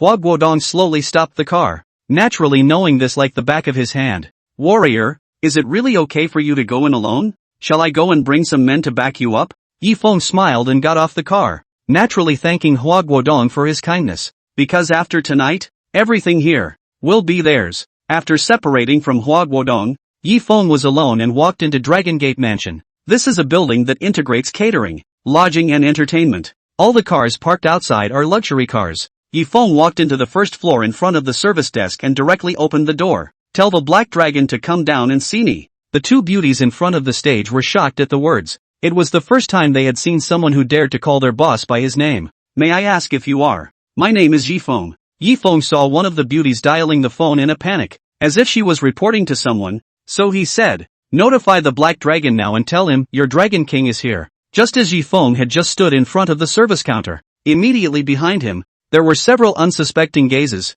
staring at him. "Brother Chang, is it really that Yi Feng kid?" "Yes, that should be him." "Damn, what a way to get to the door. That brat even took the initiative to come to the door. Ha ha." Kung's group of people were also a small leader under Black Dragon's command. Last night, they received a commission from Su Ruyun's brother Su Ruhai, giving them 2 days to do away with Yi Feng, at least remove his limbs. There's a $4 million bounty. Dare to hit his own sister. Su Ruhai will make Yi Feng, this cheap nephew, beg for life, beg for death. "Yi Feng, how dare you fucking come here? You're really tired of living." Kung led the men and blocked them. Yi Feng turned around and swept a glance at these people, not recognizing them. "Something's wrong?" Yi Feng frowned. Hey, that's right. We're looking for you for something." Brother Chang had a fierce look on his face. "Someone wants to get you. Will you obediently cooperate with us? Or will you let us use force?" "What man?" Yi Feng was stunned. Then it dawned on him. "You were sent by Su Ruyun,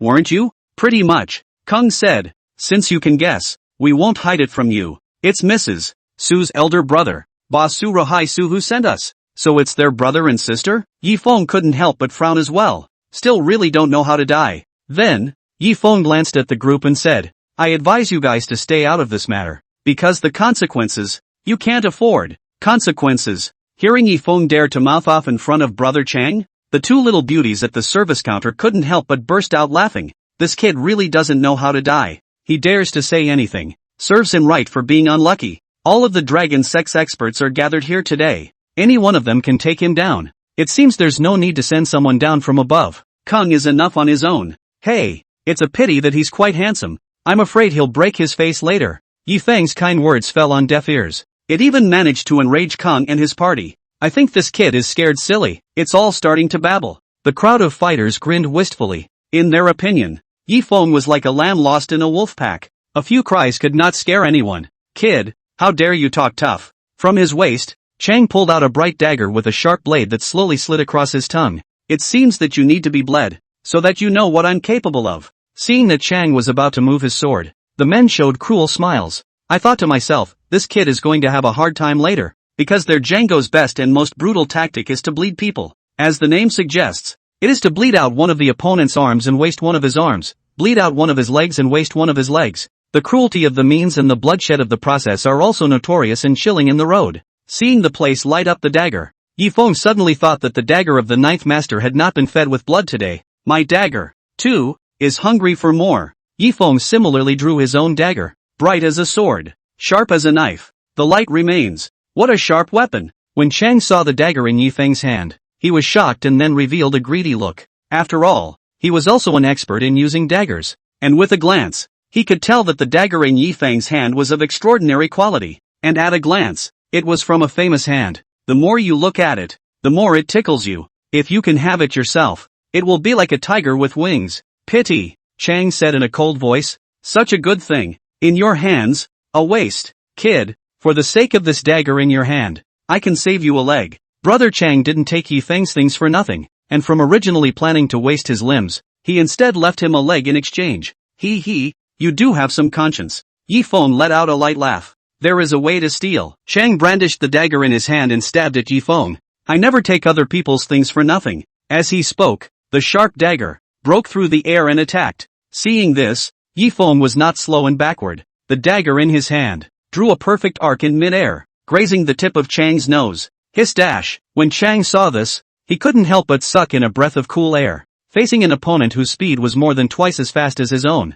it seemed that he could only close his eyes and wait for death, with no room to fight back. "Ah, dang!" With Django, a scream. It was followed by the sound of a dagger hitting the ground. Looking again at the bloody dagger, there was actually a hand held on it. Oh dash! This bloody and shocking scene instantly caused everyone present to stare in disbelief, with their mouths wide open. Especially the group of juniors behind Brother Chang were all as petrified as if they were petrified. They couldn't believe that their big brother had a hand cut off at once. Ah. The few little beauties in front of the service counter were also all scared out of their wits and held their eyes, not daring to look again. They had thought that the one who fell in a pool of blood would be Yifeng, and had sympathized with him a little. As a result, he didn't expect that in the blink of an eye, blood and flesh were flying all over the place, and it was actually one of Chang's palms that was in a different body. Ah, my hand! Strong screamed as he held his broken wrist. The eyes that once again looked at Yifeng were filled with a look of horror. Django, the juniors on the side, reacting, assisted while picking up the broken palm on the ground, not knowing what to do. This is what happens when you make an enemy of me. Yifeng slowly wiped out the bloodstains on the dagger, and after seeing the blood, the blade, glowing with an eerie cold light, seemed to have become a little sharper. For the sake of your kindness just now, I'll leave you a little life. Go back and tell Su Rahai not to be anxious. It'll be his turn soon. After he recaptured the Yi family, the next one to be flattened would be their Su family. At those words, Chang was shocked and frightened. But more than that, it was anger. Brat, you dare to waste one of my hands. You wait for me. With the help of his minions, Kung picked up the broken palm and fled the building in a sorry state. Django, should we go upstairs and ask for help from the big black dragon? The bosses of the districts. They're all upstairs, too. This proposal, however, was immediately rejected by Kung. Looking at his broken hand, Chang gritted his teeth and said, "No way, how can I still have the face to meet the Black Dragon King in this condition? What's more, the Black Dragon King had to meet with an important guest tonight, and he was even more afraid to disturb the party upstairs with this little matter. This is something I have to take care of myself." After thinking about it, Chang then arranged, "First, take me to the hospital to bandage my wounds and reattach my broken hand. You guys, go around the neighborhood and get the other brothers from the road to help. The more the merrier." Luckily, the bosses of Yanjing's 9 districts have brought quite a few of them with them today, and they're right here in the neighborhood. Kung is more or less a bit of a face on the road. One word should bring in a lot of helpful brothers. The brothers under his command, divided into 2 groups, split up. Yifeng, you wait for me. When I come back later, I'll make you pay for your blood. Chang was fuming in his mind as he rushed towards the hospital. At the same time, the news of Yifeng's arrival had reached the top floor of Dragon Gate Mansion. The group of bigwigs from the underground world of Yanjing, led by Black Dragon, had long since gathered and set up a dragnet. That kid is finally here? The man sitting on top of the Dragon King's throne, with a stout body and majestic aura, waved his big hand and coldly ordered, "Bring him up." The voice of the Black Dragon King, full of oppressive force, scared the minion who came to report. Cold sweat, trembling, "Lord Black Dragon King," the boy said that you should go down and see him. What? When these words came out, for a moment, in the hall, all the horses were in the air. Immediately, it was like a volcano erupting again, and the group was in an uproar, screaming and cursing. Fuck, this kid is so big, daring the Black Dragon King to go down to meet him. He thinks that just because he holds the Dragon King order, he really thinks he's the new Dragon King. It seems he doesn't realize where he stands tonight. The Black Dragon on top of the throne also slowly stood up. 1 meter 9 sturdy body, like a tower of heaven and earth. Kind of funny, a mere Yi family outcast. How dare you play the bully in front of me? Just as well, for the sake of the Dragon King's order, I'll go down there. Saying that, the Black Dragon's face sank,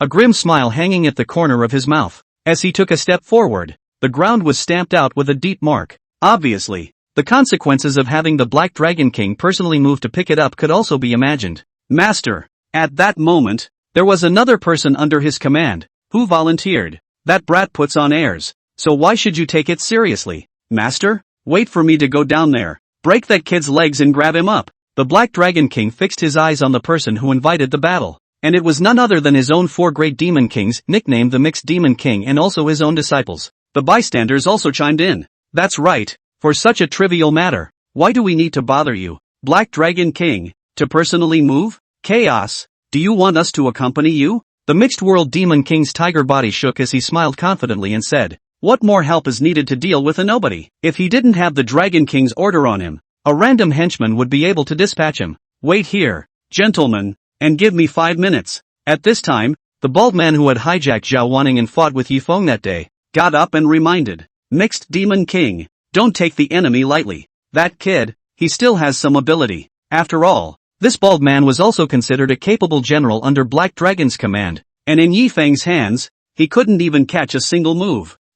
That's because you're trash, the Mixed Demon King said disdainfully. How can you and I be generalized? With that, the Mixed Demon King turned around and left with great strides. Damn it, good intentions as a donkey's liver and lungs. The bald man was so angry that he sat down again, his fists clenched. I'd like to see how you take someone. After the Half-Blood Demon King went downstairs to arrest the people, the hall on the top floor returned to the bustle of the party. Sit down, Black Dragon King. Oh, should I change my mind and call you Lord Dragon King? Ha ha, when you capture that kid later and take back the Dragon King order, you'll be the veritable underground Dragon King. At that moment, a middle-aged man with a gentlemanly look on the side smiled and flattered. This person's name was Su Jiuquan, a member of the Su family, one of the 10 most powerful families in Yanjing. After breaking away from the Bai family, the Su family operated a thriving energy mine and had many close collaborations and dealings with underground forces. The Su family had just become the gold master and guest of honor behind the Black Dragon King.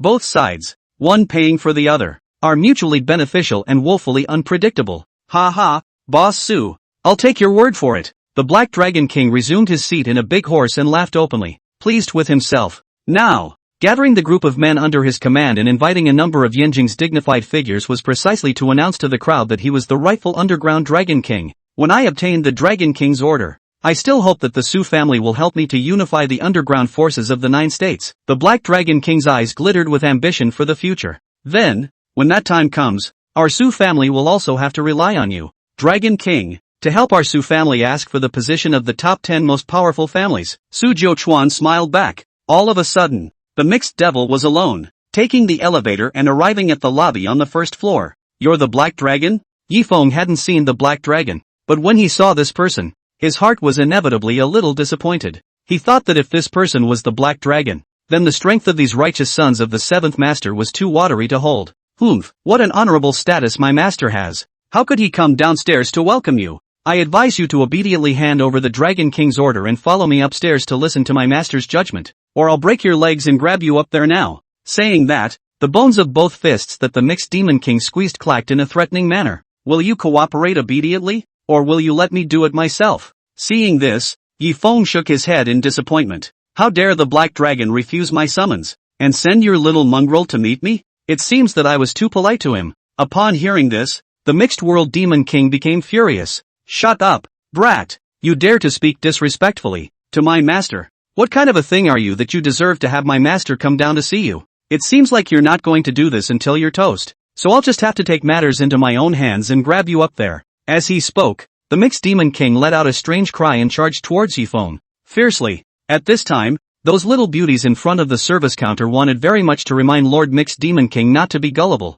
Just now, Chang didn't even catch a single move, and had one of his hands broken. However, they had not yet had the chance to warn them, when they saw that the two of them had already started to fight when they did not get along with each other. It was too late. The strength of the Mixed Demon King was naturally quite a bit higher than that strong brother just now. After all, he was the disciple of the Black Dragon King. However, in Yi Feng's eyes, they were all like dirt and dogs, not worth mentioning. Seek death. Yi Feng kicked out with a leg, like the autumn wind sweeping away the leaves. There was a click. There was a sound of breaking bones and tendons. The Mixed Demon King's legs, broken in unison, flopped to the ground. Ah, my leg! The Mixed Demon King flopped on the ground for a while, like a salted fish, and it was impossible to get up again. It was only then that he realized that his leg, surprisingly, had been wasted. How is this possible? The Mixed Demon King was drenched in cold sweat and couldn't believe it. He hadn't even seen what had just happened, and his leg had been kicked off? At this time, Yi Feng paced and stood in front of him,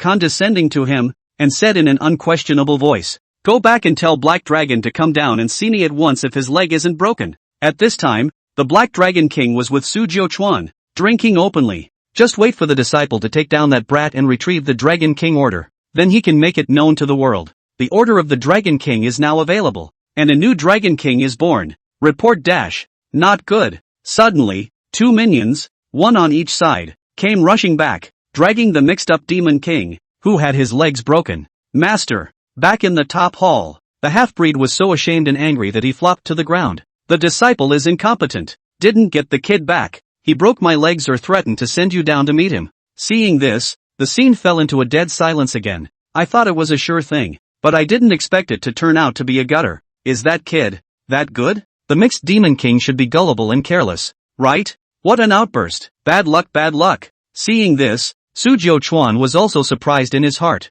thinking, isn't that kid an outcast of the Yi family? When did he become so powerful? Humph. I knew it. At this moment, on the contrary, the bald man who had fought with Yi Feng once secretly let out a breath in his heart. You thought you were just laughing at me for being a loser. What happened? It's not as bad as having your legs wasted yourself. For a while, the people in the hall were in disbelief. There was even more anger at the misery of the mixed demon king. As the saying goes, you have to look at the master to beat the dog. A disciple under his command had his legs broken. This was equivalent to indirectly slapping the Black Dragon King's face. Outrageous. The Black Dragon King slapped his throne and stood up fiercely, his body surging with a prancing murderous aura. Brat, dare to hurt my people. I was thinking that if you obediently hand over the Dragon King's order, I would spare your life. It seems like you're the one who seeks death, so don't blame me for being ruthless. Then, the Black Dragon King intended to personally lead his men and kill them downstairs. Big brother, don't use a bull's knife to kill a chicken. At that moment, another lean man under his command stepped forward. He was seen to be thin and cold, with a black eye patch on his dry and thin face. This person is the second leader under the Black Dragon's command, proficient in firearms shooting, 100 shots, is the most capable general and heart of the Black Dragon's side. He once fought with the Black Dragon and was blinded in one eye by the enemy, hence the name One Eye. The loss of an eye did not affect his expertise, but instead fueled his keen vision and talent for shooting and killing people. Even if that kid can fight, can he fuck with firearms? I'll take my men down there and shoot that kid into a hornet's nest. When the Black Dragon King heard this, he also felt that it made sense. After all, with his status, it would be too much of a fall for him to personally deal with a Yi family outcast. Since that kid was looking for death, why don't we just do it without doing anything? Originally, the Black Dragon King wanted to ask about the Dragon King order and where it came from, but in the heat of the moment, he couldn't care less. Good. The Black Dragon King nodded in agreement. Since he won't come up alive,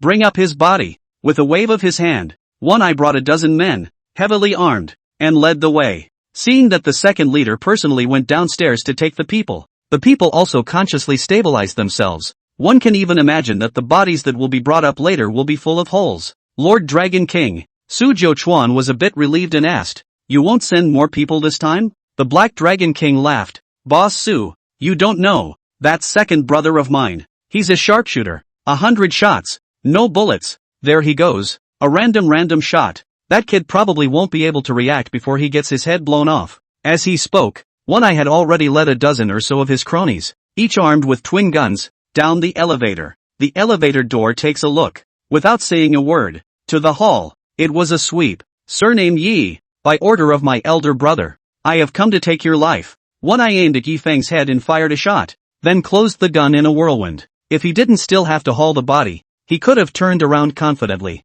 At this time, those little beauties in front of the service counter, seeing the second head of the family at once, raise the gun and shoot, have been scared to drill into the service counter under, shivering, afraid of being affected. It seems that this time, that kid is in for a rough ride, because the second lord is coming down and won't even give him another chance to strike. The moment. Yi Feng frowned slightly when he saw this. The Black Dragon had repeatedly provoked his bottom line and had also managed to provoke Yi Feng. Only Yi Feng took a step out. His hand pinched the spell, and his body blossomed with golden light. In a flash, the dozens of bullets that were shot were as if they were frozen in mid-air, all set within the golden light. How is that possible? One Eye was dumbfounded at the sight. Like hell, fired guns all my life, shot countless people, but this bizarre scene in front of him was the first time in his life that he had seen it. Without much time to think, One Eye didn't dare to slow down, drew his sidearm again and raised his gun to shoot. Bang, bang, bang. More than 10 people, again, took turns to shoot indiscriminately, the bullets in the gun. All the bullets. But, let's not talk about shooting each other. None of the bullets were even able to get close to Yi Feng's body. Immediately after that, Yi Feng reached out and flexed his fingers. In a split second, golden light exploded. The bullets that had been fixed in the air were shot back at speed as if they were traveling back in time. Under the gush of screams, the people around One Eye were shot and killed. My eye. In the end, even One Eye, also covering the only remaining right eye, fell to his knees and howled miserably. There was a ruckus outside, and the little beauties hiding under the serving counter thought the sound wasn't quite right. How come the person who shot the gun screamed louder instead? They ventured to poke their heads out and saw a terrible sight, only to see that outside the elevator, the second lord's group, all of them were shot and fell down. The second leader was even shot blind and knelt in front of Yifeng. And originally, Yifeng, who should have been shot into a beehive, was unharmed and safe. Does the black dragon not understand human language? Yifeng stood in front of One Eye, grabbed his hair and threw him back into the elevator. Go back and tell the black dragon to be immediate. Now, immediately, come down and meet me. My patience is limited. If he dares to disobey the order again, let him carry his head. At this time, the lobby of the top floor. The atmosphere was also a bit dull and tense due to the repeated losses earlier. The crowd waited anxiously, expecting the second lord to return victorious and raise his eyebrows. Lord Dragon King, Suzhou Chuan was also a bit fidgety and asked in a low voice, "Is there really no problem this time? Should we send more manpower and go down to support?" The Black Dragon King smiled. "Boss Su, don't worry, that second brother of mine, he's a sharpshooter. 100 shots, no bullets. There he goes, a random shot. That kid might get his head blown off before he can react. No surprise, he should be dragging the kid's body and boarding the elevator by now." The words were echoed by the men on the scene. The second lord's gun skills are unrivaled under the sun. It will be foolproof. I'm going to the elevator door right now to welcome the second lord in triumph. Was talking and laughing. Report dash. A minion broke in a panic. Seeing this, the black dragon laughed. "It's my second brother who has returned." Before the minion could report, a gurgling sound of screams came from the rear. The people in the hall laughed at the sound. "Looks like that kid hasn't been killed and can still scream.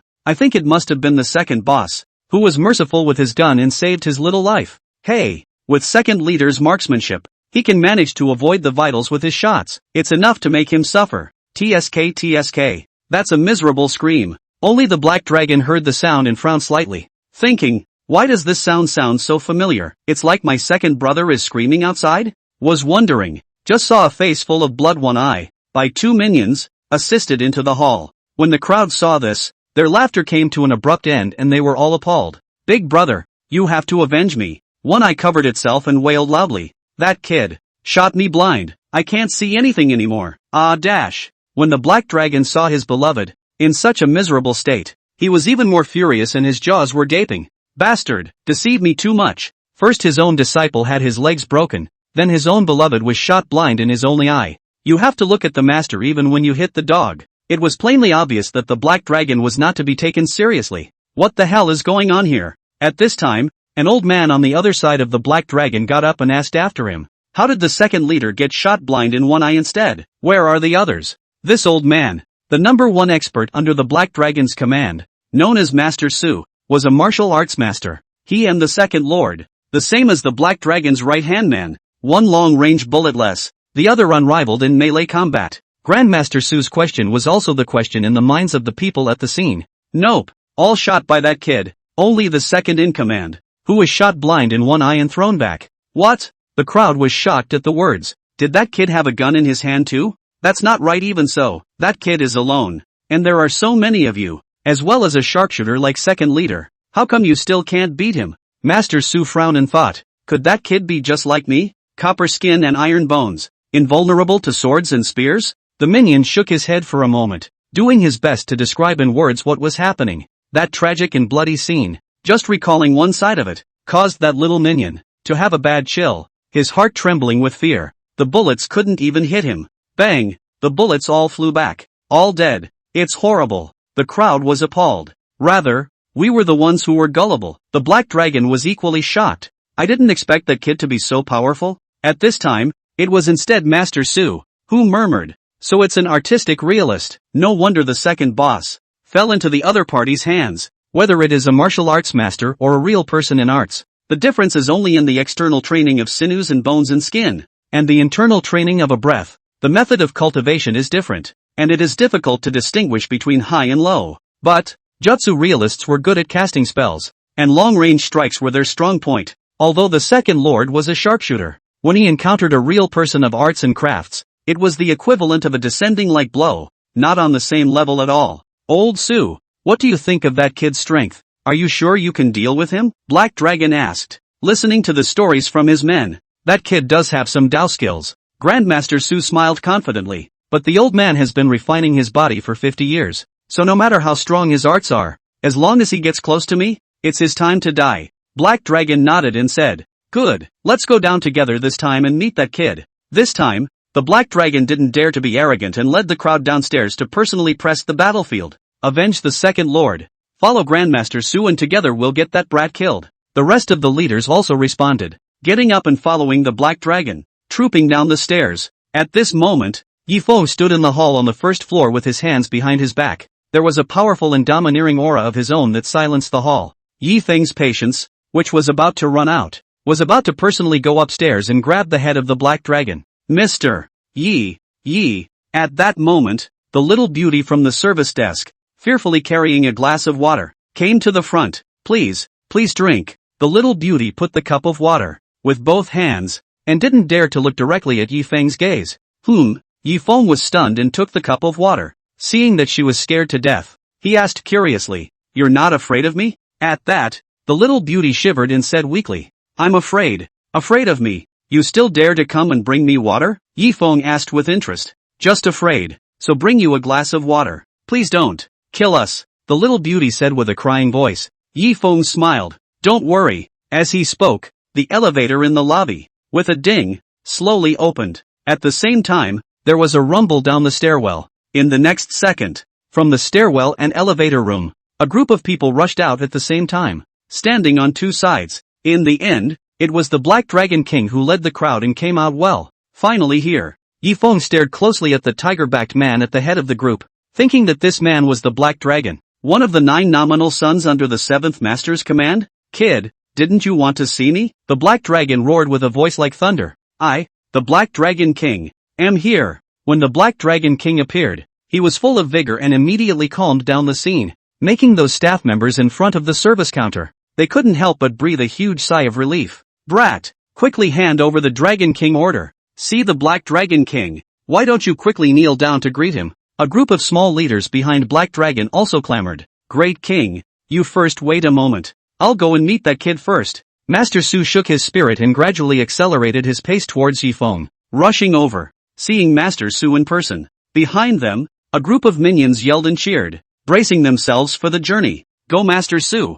This time, Grandmaster Su is personally involved. "That kid is dead. I bet that kid won't last 3 moves. I bet that kid will be killed by Master Su in 1 move." Being under the Black Dragon's command, the #1 expert, the crowd was still very confident in Grandmaster Su, and Su Jiuchuan couldn't help, dryly anxious on the side, and said with some remorse, "If I had known this, I should have invited our Su family's offerings to help in the battle as well." He. Black Dragon waved his hand and laughed. "Boss Su, don't panic. This Master Su, don't look unimpressive, but he's a true top expert, a 7th grade Grandmaster. He's been following me for 10 years. I know him better than that. Outside of 100 meters, I can't say, but within 100 meters, no one can beat you." And right now, the distance between the two sides was just 100 meters. As Master Su sprinted forward, the distance between the two grew closer. In the Black Dragon's opinion, at such a close distance, victory or defeat was already a foregone conclusion, and there was no need to say more.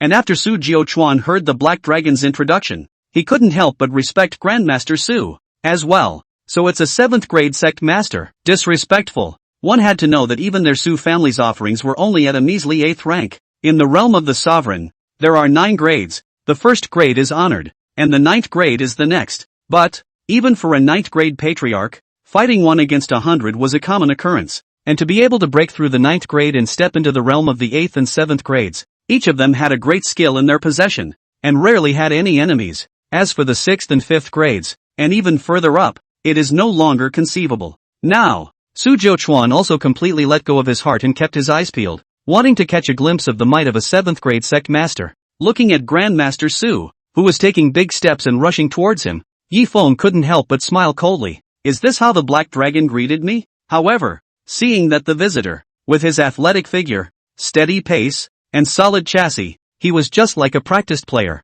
It was quite a bit stronger than the misfits that had been sent down before. Yi Feng thought to himself, beside the Black Dragon, there are still some capable people. But, it's just a bunch of shrimp. Kid, you're a cultivator, aren't you? Seeing the distance between the two, already within 30 meters, Master Su was almost assured of victory, and even had the intention of wanting to let the other party make a few moves. Why aren't you ready? Shall I make you 3 moves? Yi Feng only glanced faintly at Master Su and had already mingled his disinterest in him. Turning to the black dragon, and with his hands behind his back, he walked towards his opponent. Ha! Seeing that Yi Feng was walking towards his side as if he was walking leisurely, and that he didn't even have himself in his eyes, being ignored like this did not stop Master Su from being furious. Brat! Looking for death. The distance between the two was less than 10 meters. At this range, Grandmaster Su had full confidence that a single punch in the air would be enough to blast his opponent. Click click click. Grandmaster Su's tiger body was covered in bones, just like firecrackers,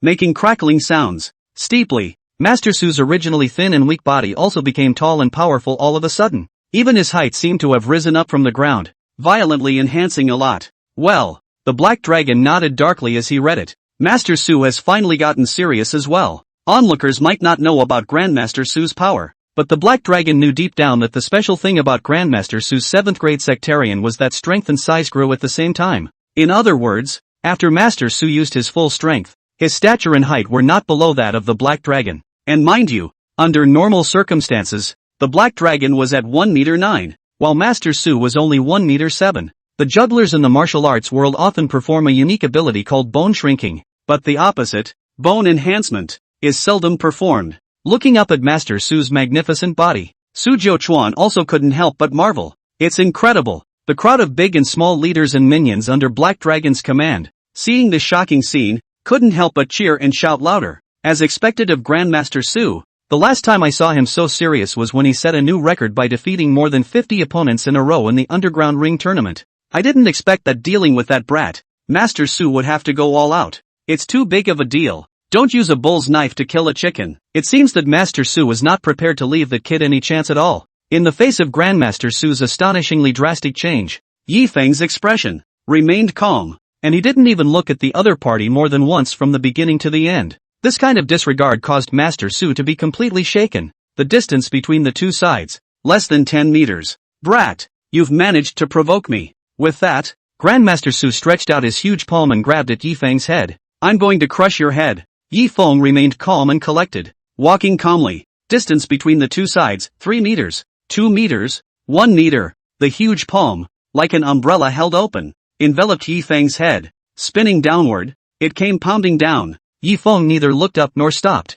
I can't take it all in. Just a moment of brushing up against each other. Toward the other side, a violent wave of the hand. There was a muffled thud. Looking at Master Su's giganticized body again, it was like a cannonball that had been shot out, charging all the way across the room. Boom! Another muffled thud. After being sent flying all the way up to 100 meters away, Master Su's body finally collapsed the other wall of the lobby, before it collapsed with the masonry, together with the landing, buried in a. The cheers and screams from across the room came to an abrupt halt. In a flash, the hall on the first floor, as if it had turned into a 1,000-year-old temple, was frighteningly silent. Everyone unanimously turned their heads to look at the wall that Grandmaster Su had collapsed. Eyes wide, mouth wide open, jaw about to drop to the floor. Illusion, this must be an illusion. Am I dreaming? Fuck, what are you pinching me for? It's not a fucking dream. It's reality. That's the fake Master Su, right? How could he be smacked away with a slap? Fake, it must be a fake. Master Su was so unbearable, does not prohibit the scene of the crowd, are deep in doubt, puzzled. A 7th grade sect master, just lost? Su Jiuquan was equally dumbfounded and felt incredulous. How is this possible? The black dragon frowned, equally shocked. It was expected to be a one-sided crush. As a result, I never expected that it would be the people on my side who would be crushed. Master Su has clearly used his full strength. How is it still being? Thinking of this, the black dragon couldn't help but get a chill down his back and didn't dare to continue thinking further. A 7th grade sect master, going all out, was actually smacked away by his opponent. If what is in front of us, without any unforeseen circumstances, is true, then, that kid's strength, it's too terrifying, isn't it? The black dragon snapped back to his senses before twisting his head to look directly at Yi Feng. Hurting, he realized that Yi Feng had already paced and walked in front of him. It looks cloudy, but it's oppressive. Even when Yi Feng was close at hand, the black dragon felt in front of him, as if there was a hunting gale crossing his cheeks, suffocating and terrifying. What the hell are you? The black dragon stared at Yi Feng with wide, terrified eyes, and from the other party's bottomless eyes, there was a sense of dismay of gazing into an abyss and being swallowed up at any moment. Yi Feng stood still and once again took out that Dragon King order.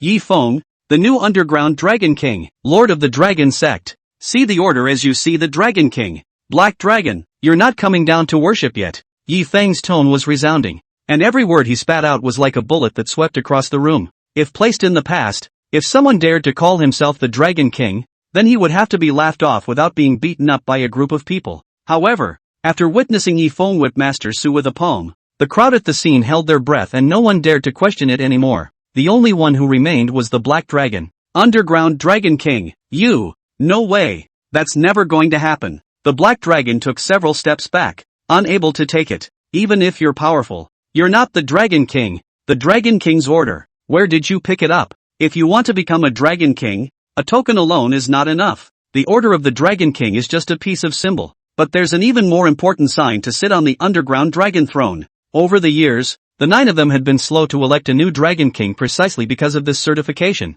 which no one had been able to do. Oh, you mean this? When Yi Feng heard this, he immediately understood what the other party meant. Then bending his knees, he squatted down and slowly assumed a starting stance. In a flash, around Yi Feng, it was as if there was an aura like a tiger roaring and a dragon roaring. What the dash? When the Black Dragon saw this, it was as if it had seen a ghost, and its eyes widened in horror. The scene in front of him was as if it had stunned him even more than when Yi Feng had defeated Grandmaster Su in seconds just now. Who did you learn this from? Yi Feng calmly returned. What do you think? Saying that, Yi Feng took a step forward and pushed with his arm. Flying dragon in the sky. In a flash, the punch struck out, accompanied by a dragon's roar. The fist energy was a long dragon, instantly penetrating the Black Dragon's chest. The Black Dragon stifled a grunt, covered his chest, and stepped back. How do you? You know Dragon Fist. The Black Dragon couldn't care less about the injuries on his body, and horror was written all over his face. It was the first time in his life that he had seen a third person make the same move, except for the old Dragon King, and its power is still above his own. At the same time, the Black Dragon's men were similarly in an uproar. That's our boss's famous skill, Flying Dragon. That kid, how he can too. Could he really be the new Dragon King? In the face of the crowd's shock and disbelief, Yi Feng didn't reply. He took another step and launched both fists. Twin dragons fetch water. Howl. There was another soft whine from the dragon. Double fists left and right. That terrifying attack caused the Black Dragon to have a suffocating feeling of being entangled in the body of the twin dragons. Isn't this the Green Dragon's stance? I can't believe he can. The Black Dragon's original insistence had begun to falter. Because of the Dragon Fist, which was divided into 9 styles, the old Dragon King taught each of these 9 different stances to the 9 nominal sons, each of whom was proficient in one style. The old Dragon King had said that those who held the Dragon King's order, as well as those who were proficient in the 9 styles of Dragon Fist, would become the next Dragon King. At first, the Black Dragon was not impressed when he saw Yi Feng holding the Dragon King order, but with Yi Feng making 2 Dragon Fist moves in a row, the Black Dragon was completely stunned. Could it really be that the old Dragon King's heir has returned? Not waiting for the Black Dragon to react, Yi Feng's third punch fell from the sky. The dragon fights in the wild. Boom! Inside the hall, another giant dragon chirp erupted, mountainous and tsunami-like, rumbling and crushing through the sky above his head. The Black Dragon, like a manacle, could no longer hold on, and with a rumble, his knees shattered the ground and he was crushed to the ground. Yi Feng stood in front of the Black Dragon and said in a cold voice, "The old Dragon King has already taught me all the 9 styles of the Dragon Fist. I've only used 10% of my strength in these 3 Dragon Fists. If you still don't believe me, I can continue, but I'm afraid your little life will be in jeopardy." These 3 Dragon Fists, even though Yi Feng tried his best to suppress them, had already beaten the Black Dragon to death. When the 4th punch was thrown, Yi Feng could not guarantee the Black Dragon's death, and at this moment, the 3 moves of Dragon Fist had completely caused the Black Dragon to let go of its stigma and be pleased with itself. I believe. I do. The Black Dragon clasped his hands, knelt on one knee, and said in a trembling voice, "The Black Dragon greets the Dragon King." With the submission of the Black Dragon, the surrounding crowd, how dare they be slow? Together, they also knelt on one knee in unison. "Welcome Dragon King! Welcome Dragon King! Welcome Dragon King!" For a while, inside the hall, the mountains were roaring, and the people were calling out to the Dragon King with their mouths. This shocking scene, even Su Jiuquan and a group of Yinjing tycoons on the side, all looked dumbfounded. Seeing that Yi Feng was the only one on the scene, proudly independent, the rest of the people, they all bowed down. Su Jiuquan and the others, also didn't dare to stand too conspicuously, so he could only follow the crowd, crouching on the ground. not daring to say anything. How could they have thought that they would be witnessing the Black Dragon's ascension to the throne, only to be surprised that a new Dragon King would be killed halfway out? What the hell is going on here? Su Jiuquan was still confused until now. Stealing his head up, he sized up Yi Feng for a few moments. The heart is suspicious. This kid is really the Yi family's outcast? How did he become the underground Dragon King all of a sudden? Yi Feng coughed lightly. The crowd immediately stopped speaking, not daring to breathe a single breath. A dead silence returned to the scene. Yi Feng swept the scene before asking again. Black Dragon, didn't I have someone bring word yesterday? Tell you to gather the other dragon cubs immediately and come here to meet me. Why now? Are you the only one? Where are the other 8? Under the 7th Master's command, there were a total of 9 nominal sons, each with extraordinary strength and dominating the party. And the 7th Master had said that they could be rehired if they obeyed, and those who didn't could be gotten rid of. However, Yi Feng did not expect that the first time he used the Dragon King order to summon the crowd, only one of the 9 was present. Faced with Yi Feng's questioning, the Black Dragon was scared to the point of cold sweat and busily said, back to the words of the Dragon King. I've already informed the others of this. It's just, the Black Dragon looked puzzled. The situation was a bit complicated and he didn't know where to start. Just what? Yi Feng asked. It's just that times are different today. The Black Dragon sighed and said, ever since the old Dragon King disappeared, the 9 of us have turned against each other because of the struggle for power. Now each one of them has a state, and each one of them is king, and they do not deal with each other. They will not listen to my words. Upon hearing this, Yi Feng nodded. This situation had naturally been anticipated by the 7th Master. That's why Yi Feng, with the Dragon King's order, was allowed to reorganize the Dragon Sect, lest the 9 of them continue to kill each other. After thinking about it, Yi Feng continued, then you will inform them of what happened today. As it is, in my name, continue to convene. Limit them to come and see me after 3 days. After 3 days, those who refuse to be summoned will be punished with broken arms. For 3 more days, those who are still not summoned will be killed without pardon. Black Dragon led the order and hurriedly made arrangements. All rise. Yi Feng waved his hand, and only then did the crowd, in the middle of the party's oppression, slowly got up and secretly breathed a sigh of relief. Lord Dragon King, Black Dragon bowed. Please follow me to the top floor of the building. Just as the crowd, forward and backward, Yi Feng was about to board the elevator. Outside the hall, there was a sudden burst of shouting and cursing that grew louder and louder. Where's that kid Yi Feng? Is he still around? Shit, dare to waste one of my hands. Let's see how I'll deal with you today. Only to see Kung, with one hand bandaged, cursing and leading people, barging in again. Only this time, following behind Chang were hundreds of brothers. It turns out that just as Kung went to the hospital to get his wounds dressed, his men recruited help from the neighborhood. Almost all of the recruited Dragon Sect Ministry's manpower in Yanjing's 9 districts rushed to help stand by once they heard that Chang's hand had been wasted. With such a great momentum, even the Black Dragon couldn't help but be taken aback when he saw it. Who the fuck are all these people? Black Dragon questioned in shock, the big and small chiefs on the side, but whenever they saw a familiar face from it, they were all scared to death and did not dare to speak. Where are the people? Ran away. Kung arrogantly returned to the hall and immediately collided with the Black Dragon's group of bigwigs. Black Dragon King, Chang cowered in fear, and his anger was instantly suppressed. Xiao Qiangzi, what the hell are you doing bringing so many people here? Do you want to revolt? The Black Dragon snarled. Scared strong, a shiver ran through his body. He also didn't expect that if the Black Dragon King didn't stay on the top floor of the building, why did he suddenly run downstairs? You weren't looking for me? Yi Feng smiled faintly and walked back. Seeing Yi Feng again, as the saying goes, when enemies see each other, they see each other. I was just told at the hospital that I could never get my palm back. Brother Chang was immediately overwhelmed by anger, and disregarding the fact that the Black Dragon King was here, he immediately pointed at Yi Feng and said angrily, Surname Yi, you still dare to be here. You wasted one of my hands. I'll make you pay in blood. Lord Black Dragon King, this kid's surnamed Yi. With that, Chang tried to explain to the Black Dragon King, but the Black Dragon was so frightened at the sight that his blood poured out of his body. I didn't realize that one of my own men would dare to make an enemy of the Dragon King. How will the Black Dragon bear it if this is to be brought down? Fuck, little Johnny, you've eaten bear's heart and leopard's guts, the Black Dragon said, and slapped Chang, sending him flying. The Dragon King's family name is something you can call. You still dare to call out to the Dragon King? I'll beat you to death. As soon as the Black Dragon made his move, there were immediately henchmen, who swarmed up to take down Chang, waiting for the Dragon King to dispose of him. Dragon King, this kid. Strong was dumbfounded when he was hit with a high swollen cheek. He really couldn't match the person in front of him, with the legendary Dragon King. Isn't he the Yi family's outcast? Open your doggy eyes and watch well. This is the newly appointed Dragon King. The Black Dragon was furious, and once again, he kicked Django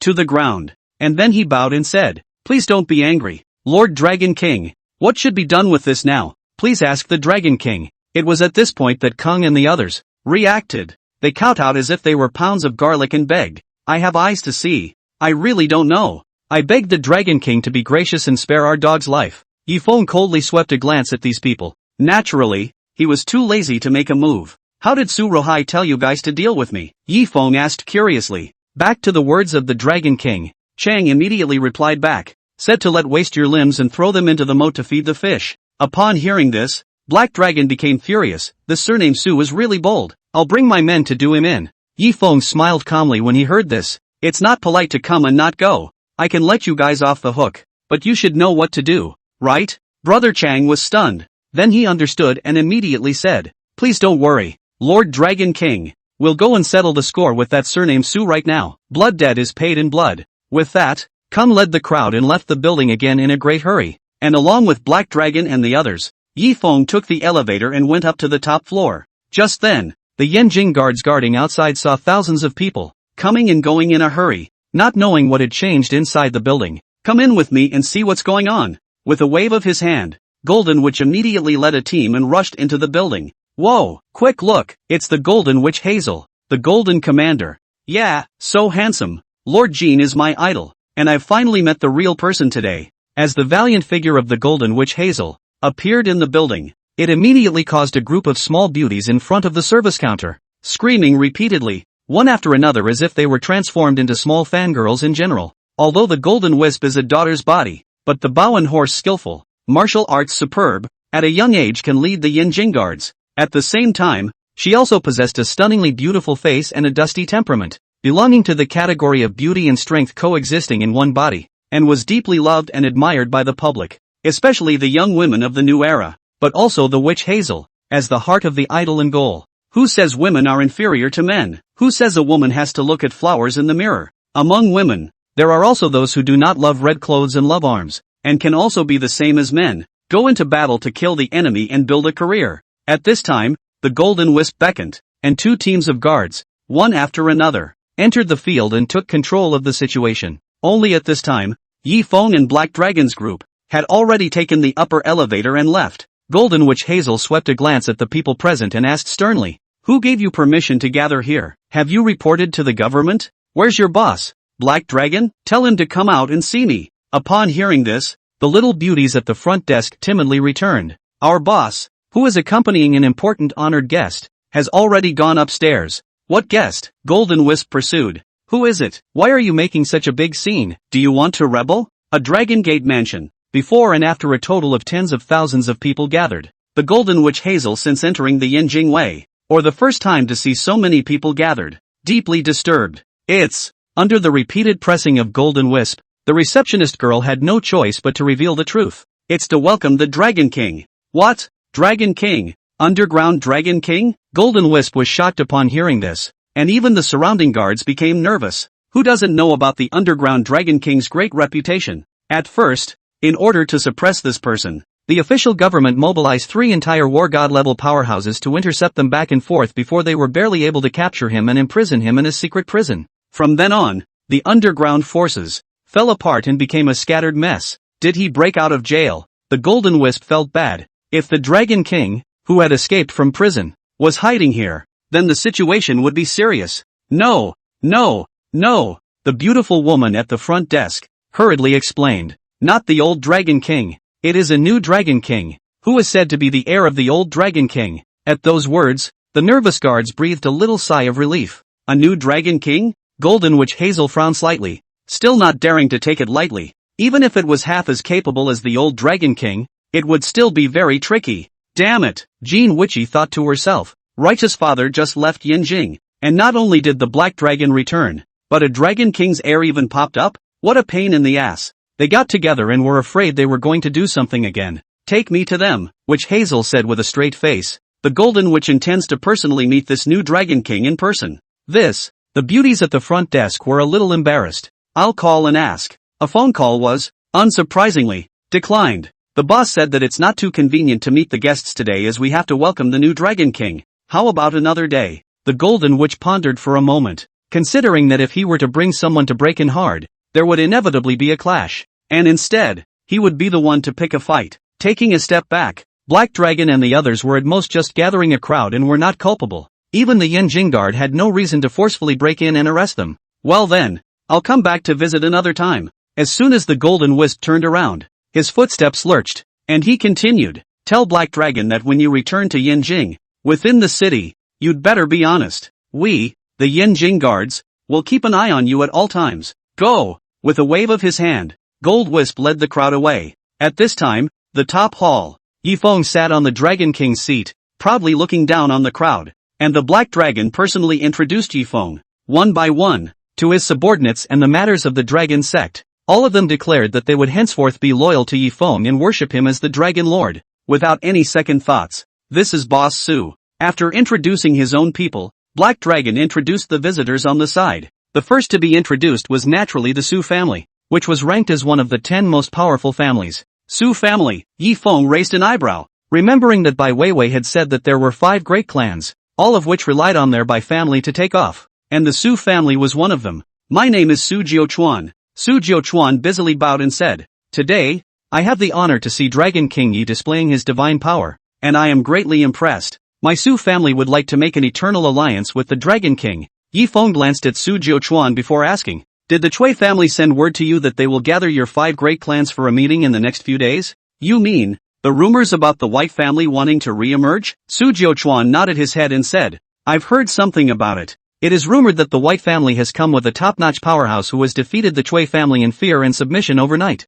Ah, speaking here, Su Jiuchuan snapped, saying, could it be that backer of the White family is Lord Dragon King? Yifeng nodded his head and said, not bad, it's me. I have plans to help the White family rise again. At that time, I will still need the full assistance of your 5 families. I don't care how your 5 great families used to feud with the Bai family. Those are all over with. From now on, I'll be running the show, and everything will be at my disposal. At that time in the meeting, what to say and what statement to make. You Su family should understand, right? Su Jiuchuan understood for a second and immediately said, we, the Su family, will fully cooperate with Lord Dragon King and work with you. Yifeng nodded with satisfaction. Now, the Black Dragon, an underground force that has been completely subdued. Wait for the next meeting. After you've finished integrating the 5 great families for your own use. He himself had the capital to crush the Yi family in terms of money and power. Reclaiming the Yi family is just around the corner. It was in the middle of deliberations. Suddenly a subordinate came to report that the Yanjing Weijin Witch Hazel had brought people to break in and wanted to ask for an audience. Witch Hazel, why is she here? Yifeng frowned and didn't care too much. Not seeing, but just after sending away the group of Golden Witch Hazel, followed by an underling, came to report in a panic. Reporting to the Dragon King. Something big has happened. An old man came outside and asked for the Black Dragon by name. We closed the door, but he ended up fighting all the way up here, and no one could stop him. Upon hearing this, the Black Dragon was shocked and furious. Humph, what kind of person dares to come and find trouble with me? Are you tired of living? Before the words fell, an old voice came from outside the hall. Exactly, old man. Only a lean old man with white hair and beard, dressed in cloth, holding a chi mei stick, stood outside the hall. Boss, it's this old man. The minion took several steps back in fear. Who are you? The Black Dragon was stunned, not recognizing the old man. It was old Zhao who sent me. The old man said slowly, let to give you a little lesson. Elder Zhao. The Black Dragon sniffed. It turned out to be someone sent by Zhao Lao. It must be about that day, when he went back on his word and tried to take back the Jade Buddha. Originally, the plan was all going well, only that he never expected that halfway there was Yifeng, which caused a sudden change. It turned out to be someone sent by Zhao Lao. Seeing this, Yifeng could not help but look at the old man a few more times and assess this person's strength in his mind. That matter, it was indeed my fault. Seeing that people had come to his door, Black Dragon was unwilling to make a big deal out of it, so he took the initiative to admit his mistake and said, apologize to Elder Zhao for me. I will prepare a generous gift and pay a visit on another day. Ha! The old man sneered. If apologizing worked, I wouldn't have to come. The Black Dragon frowned and said, looks like you won't give up? Elder Zhao ordered me to teach you a little lesson. The old man continued, so that you'll learn a lesson. The Zhao family is not something a gutter rat like you can mess with. The old man's contemptuous words immediately angered the dragon sect crowd. It is true that the Zhao family used to be a family of officials and officials, high up in the hierarchy, and then they went to the sea to do business and managed to become rich again. It was natural to look down on underground forces like the Black Dragon. In Zhao Lao's eyes, Black Dragon and the others, and the rats in the gutter, are generally the same, are not on the stage to see the light. What a wild mouth. At that moment, Master Su, who was on the side, walked out. My lord, let me meet him, Black Dragon said. Old Su, be careful, he's a guest secretary of the Zhao family, so he's definitely not weak. Don't worry, Master Su was confident in himself. If I can't defeat Lord Dragon King, can I not defeat this little old man? Grandmaster Su still didn't believe it anymore. He was a 7th grade master. It was hard to believe that he would fall twice on the same day. Although he fought with Yi Feng just now and was smacked away by a slap, Yi Feng didn't move for real. Plus he had a horizontal kung fu of his own, so he didn't suffer too serious injuries. Now, having worshipped the new Dragon King again, Master Su was also eager to prove himself. It was the right time to practice on the old man in front of me and re-establish his authority. You'd better go together, the old man calmly said with his stick on the ground. I'm in a hurry. If you want to sow your wild oats in our dragon sect, you'll have to go through me first. Grandmaster Su shook his spirit once more, his muscles and bones surging, as if he grew a head taller with every step. With this horizontal kung fu, one can barely be considered a lower third-ranked sect master. The old man narrowed his eyes slightly. If you want to fight with the old man, you must at least have the strength of the upper 3rd grade. Humph, still on the 3rd grade? You're not afraid of the wind flashing your tongue. Grandmaster Su was 10 meters away from his opponent when he swung his fist violently, like a tiger descending from a mountain. With great momentum, eat my punch first. Facing the raging Grandmaster Su, the chime stick in the old man's hand was slightly raised before he suddenly struck out with a sweeping strike. Swish! A sound of breaking air greeted him. Grandmaster Su only felt that his breath stuttered. Bang! The next second, less than a reaction. However, he saw Master Su's huge body, like a baseball that had been hit and flown, stumbling all the way and falling out more than 10 meters away. Hiss dash! When Black Dragon and the others saw this, they couldn't help but suck in a breath of cold air. No one had expected that Master Su would be in the hands of the other party and not be able to take even a single move. And at this moment, after Master Su landed on the ground in a sorry state, his entire body had also gone numb. He wanted to lie still for a while. Today's successive failures had dealt a devastating blow to his self-confidence. Who the hell are you? You, the Black Dragon asked in shock. The old man who walks without changing his name and sits without changing his name. Wang Fan. Saying that, the old man put the chime stick in his hand and heavily pestled it to the ground. At once, a crack in the ground snaked and stretched all the way to force its way to the Black Dragon's feet. Hiss dash! The Black Dragon only felt a numbness on the soles of his feet, and thump, he was shaken back several steps. Black Dragon, come out and die! The old man Wang Fan snapped. Wang Fan! Wang Fan! Black Dragon muttered and repeated the name, and suddenly remembered one person. You're the gun and stick instructor of the capital, Wang Fan.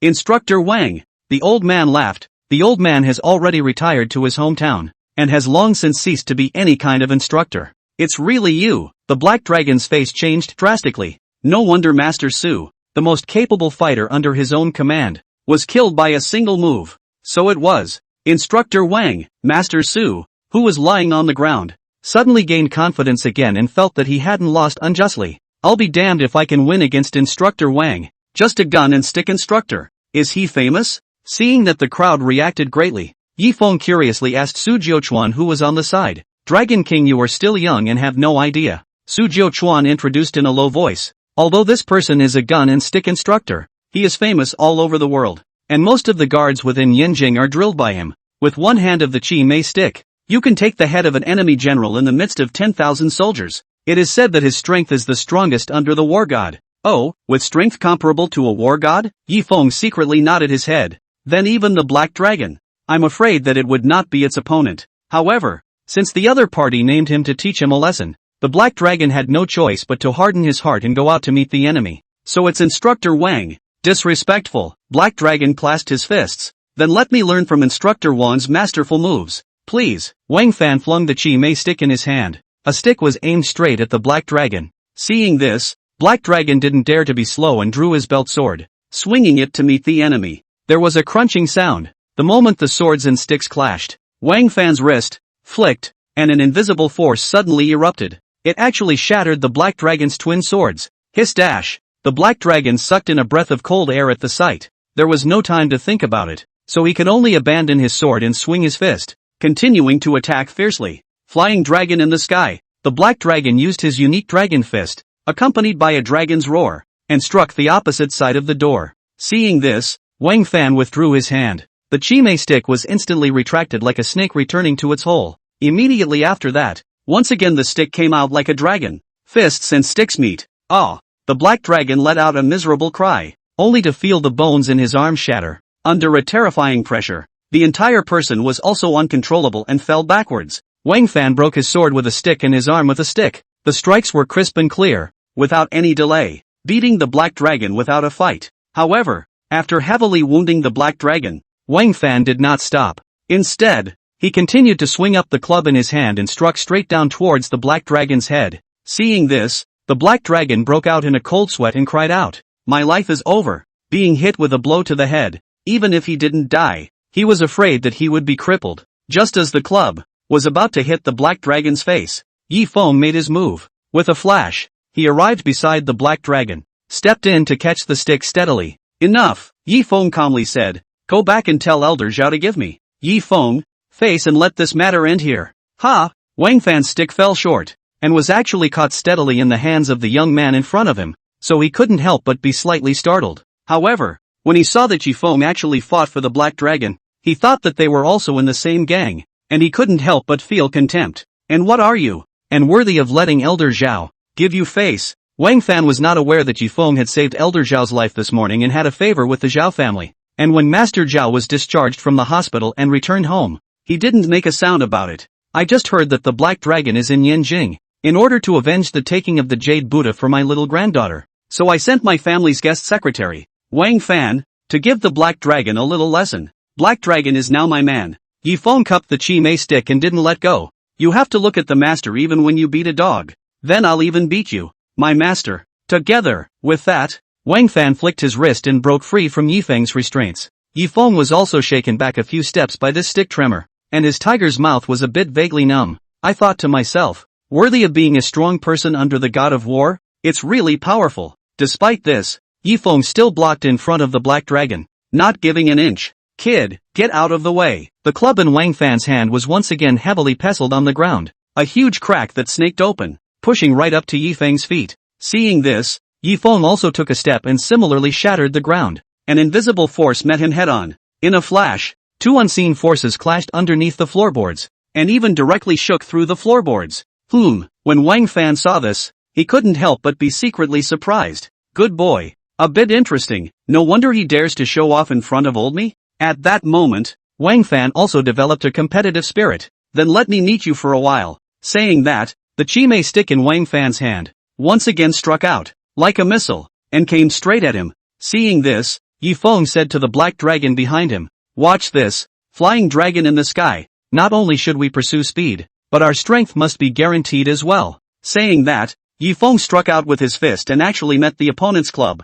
Flying dragon in the sky. Yi Feng's punch was like a dragon coming out of the sea and a dragon roaring. In a flash, fists and sticks exchanged blows once more. It was as if Mars had hit the earth with a thunderous noise. Immediately after that, click, click, click, a series of firecracker-like sounds. The Chime stick in Wang Fan's hand actually shattered section by section. In the end, a terrifying power, like a shocking wave, engulfed him. Bam! Wang Fan abandoned the Chime stick in his hand and retreated a dozen meters away in a row before he could barely stabilize himself. "Good boy, you!" Wang Fan gave a start. Only then did he realize that his entire arm had lost consciousness, and his face showed a horrified look. "Who the hell are you?" If it wasn't for the exchange of words just now, Wang Fan would never have dreamed that he would one day lose in the hands of a young man. Is himself really old? "My name is Yi Feng," Yi Feng calmly said. "You've already taught Black Dragon a lesson, so there's no need to drive him to extinction. Go back and tell Elder Zhao that Black Dragon is now my man and I will restrain him more.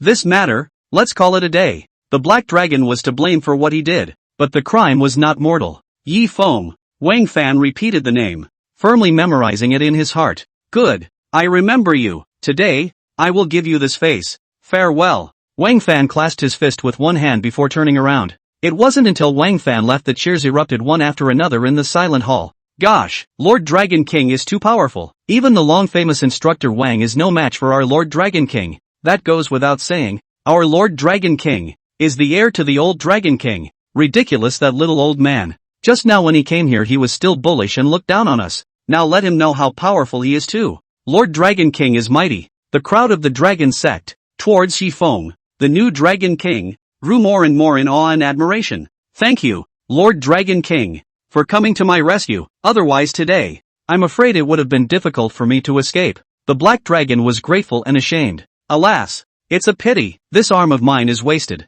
The black dragon looked at his broken arm, and in the future, his own strength was going to be greatly reduced. At this moment, Yifeng walked forward and lifted the broken arm of the black dragon. A little bit of imaginary finger. Immediately after that, the palm lucked out with a firm grip. The black dragon was uncertain, not understanding what Yifeng was going to do by grabbing his broken arm. It's hard not to suspect that you're faking it. But just then, the black dragon suddenly felt that the broken arm had a warm sensation. Immediately, there was another cracking of bones. The bones that had just been shattered by a stick were actually fully recovered and restored to their original state. My hand. The black dragon moved his broken arm, unable to believe his eyes. Well, I can't believe it's better. The black dragon's face showed ecstasy as he looked at Yifeng. I didn't expect Yifeng to have such a wonderful way to bring back the dead. Many thanks, Lord Dragon King. The black dragon once again knelt down and grabbed the ground with his head. In the future, the black dragon is willing to serve Lord Dragon King. Saddle up and follow to the death. At this time, the Zhao family. The study. Elder Zhao was talking to a middle-aged man. Elder Zhao, forgive me for speaking frankly. How dare you openly turn against the Yi family for the sake of one of their outcasts? If this matter becomes a big deal, I'm afraid it'll be hard to end it, and it won't be good for anyone. I hope Elder Zhao will think twice. The middle-aged man, named Yuan Jimei, was once a student of Zhao Lao, was highly regarded and promoted all the way to the current minister of the Ministry of Household. Elder Zhao had summoned this person also to help Yifeng with what he was asking for, to track down the Yi family tax and shake its foundation. However, the matter was strongly opposed by Yuan Jimei. I owe Yifeng a heavenly favor, Zhao Lao slowly said. He saved my life, so this favor is still necessary. He. Yuan Jimei laughed in disbelief. You're fine now, Elder Zhao. And where do you start with the grace of saving your life? Don't be fooled by that kid, a mere Yi family outcast. There's no need for Elder Zhao to get attached to this kind of person.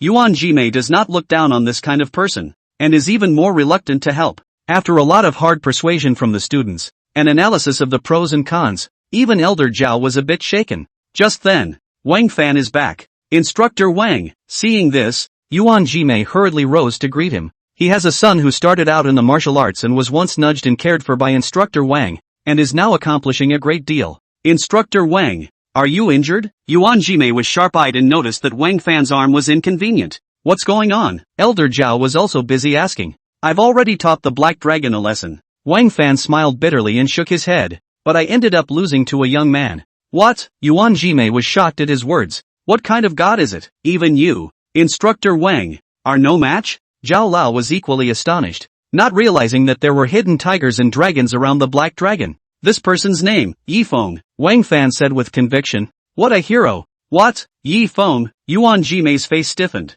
That Yi family outcast? How is this possible? Yuan Jimei's face was horrified. The family outcast that he had just looked down on turned out to be a top powerhouse that even sect leader Wang was not his opponent? How is this possible? Such a gap in status was unbelievable to Yuan Jimei. It can't be the same person, right? Yuan Jimei reassured himself. It should be a rename. At this moment, Elder Zhao was similarly stunned. He only knew that Yifeng's medical skills were unrivaled, but he had never heard of how Yifeng's hands were. What's more, the opponent was still a top powerhouse under the god of war like Wang Fan. Elder Zhao was busy taking out his cell phone and finding a picture of Yifeng for Wang Fan to confirm. That's right, it's this young man, Wang Fan exclaimed. It's really a fearful young man. After receiving the affirmation, Elder Zhao was also shocked. He didn't expect that he had still underestimated Yifeng, but he was actually a young genius who was incomplete in medicine and martial arts. Yuan Jimei was still a bit in disbelief and asked after him. Instructor Wang, take a closer look. Are you sure it's him? Wang Fan laughed. It's not like I'm senile. I just fought with him. So how could I recognize the wrong person? Ha ha ha ha ha. Old Master Zhao finally laughed out loud and patted his student's shoulder. Jimei, how is it? Even though I'm old, I still can't be wrong in my judgment of people. This Yifeng can be very human. It would be a great loss for the Yi family to expel him instead. Yuan Jimei smiled awkwardly, not realizing that the person he had just belittled was so powerful. And Wang Fan likewise agreed with Elder Zhao's assessment. Not bad. For this son to have such strength at such a young age, his future is unlimited. Master Zhao asked curiously again. Instructor Wang, in your opinion, who did Ji Feng learn from to be so powerful? Wang Fan said in a deep voice. At that time, after I lost, I was just greatly shocked and didn't think much about it. But on the way back, recalling the battle, this young man's moves, fierce and domineering, with a great military style of boxing, reminds me of someone. Who is it? Elder Zhao and Yuan Jimei asked in unison. After a pause, Wang Fan's expression was serious as he spoke the man's name. Kunlun War God. What? Kunlun War God. At those words, Elder Zhao and Yuan Jimei revealed even more shocked expressions. If this came from someone else, it would naturally be taken as a joke and no one would take it seriously. However, as instructor Wang Fan was a top powerhouse under the God of War, and also had the opportunity to fight and spar with the God of War of all the major states, the credibility of his words was extremely high. At the military assembly, I had the honor, once, to cross paths with the Kunlun War God. Wang Fan revealed a nostalgic and excited look. Right, there will be no mistake, that sense of oppression. It's almost exactly the same. Kunlun God of War ah. Master Zhao also murmured and whispered slightly nostalgically. It's a pity that a generation of God of War has long since fallen. Yuan Jimei was once again shocked. Instructor Wang, do you mean to say that Ji Feng? He is the heir of the Kunlun War God? Extremely possible, Wang Fan said, and with his current strength, if he's willing to enlist, it's not a stretch to ask for the rank of War God in the future. Wang Fan's eyes flickered with excitement, as if he was witnessing a future rising star of the God of War, rising up. Seeing this, Yuan Jimei immediately got up and said to Elder Zhao, Elder Zhao, I'll take care of that thing Yi Feng asked you to do, and look for tomorrow's headlines. After saying that, Yuan Jimei immediately excused himself and left, going back to the Ministry of Household to prepare. Although just now, it was very reluctant to work for Yi Feng, thus offending the entire Yi family. But now, Yuan Jimei is proud to do things for Yi Feng. After all, this is likely to be the future God of War, and the district Yi family counts for what? Well, Elder Zhao also nodded darkly. With today's incident, Yi Feng's weight in the Zhao family's heart was even heavier. What's more, within this month, Elder Zhao had begged the other party to refine a life-renewing elixir for himself. In the meantime, Su Ruhai of the Su family was at a high-class restaurant, drinking and celebrating with his fox friends, waiting for the people he had sent to come back with good news. Suddenly, there was a thud. The door to the box was kicked in. Kung led the crowd and rushed in. Su Ruhai was startled, and then recognized that it was his own heavily hired thugs. Although his heart was shocked and angry, he still forced down his anger, and asked, the person that I asked you to deal with, how is it going? Did you bring them, or did you throw them into the river? Chang sniffed and smiled coldly. This single deal nearly cost him his own little life in his hand. Strong naturally turned all the anger in his heart back. Go! Brother Chang waved his hand, and his men immediately swarmed up. What are you doing? Su Ruhai was alarmed. Someone come, where are the bodyguards? But no matter how much Su Ruhai screamed, the bodyguards outside had long been restrained, and no one came to their rescue. Are you guys crazy? Su Ruhai was shocked and furious. You guys dare to touch me? I'm a member of the Su family. You're a punk. Have you considered the consequences? Kung said in a cold voice. By order of the Dragon King, I've come to make you suffer. First, break his limbs and throw him into the moat. Send someone to watch. No one is allowed to rescue him. Su Ruhai screamed miserably and was dragged out of the box. He was dragged all the way to the moat before he was executed. He never dreamed that he would not be able to steal a chicken and send out a hitman, but instead, he disabled himself. And on the other side, the Yi family. Su Ruyun had been unable to contact her big brother for half a day. Originally, he wanted to ask if he had caught that little beast Yi Feng. As a result, I did not expect that by the afternoon. The big brother instead lost contact. What the hell is going on? Su Ruyun suddenly felt uneasy, and her right eyelid kept jumping. Honey, I'm worried something happened to my big brother. Can you help me? Su Ruyun hurried to the study and looked for her husband Yi Yuanji for help. At this time, Yi Yuanji is rummaging through the box, anxious, to his wife's words, turned a deaf ear. What's wrong? Su Ruyun repeated. Our company is in big trouble. Yi Yuanji, while throwing some materials into the shredder for destruction, said, just now our father called, saying that people from the Ministry of Accounts suddenly broke into our company to come to check the accounts. It says that someone reported our company for tax evasion. Now the company is in a mess. What? Su Ruyun was also taken aback. After all, who would be clean underneath the ass of a large company of the size of the Yi family group? As soon as you look into it, it's a series of questions. I have to go back to the company to cooperate with the investigation. After destroying these important materials on hand, Yi Yuanji immediately moved out again. Su Ruyun watched her husband leave in disbelief, her heart in turmoil. First, her big brother was out of touch for half a day. Then her husband's family was investigated. Within a day, Su Ruyun felt as if the sky above his head was about to collapse, but unbeknownst to me, this is just the beginning. On the other hand, the top floor of Dragon Gate Mansion. After sending Wang Fan away, Yi Feng and Black Dragon and the others, after chatting for a moment, also got up and prepared to leave. Greetings to the Dragon King. The Black Dragon immediately followed suit, escorting all the way. Right. Yi Feng remembered something else and instructed.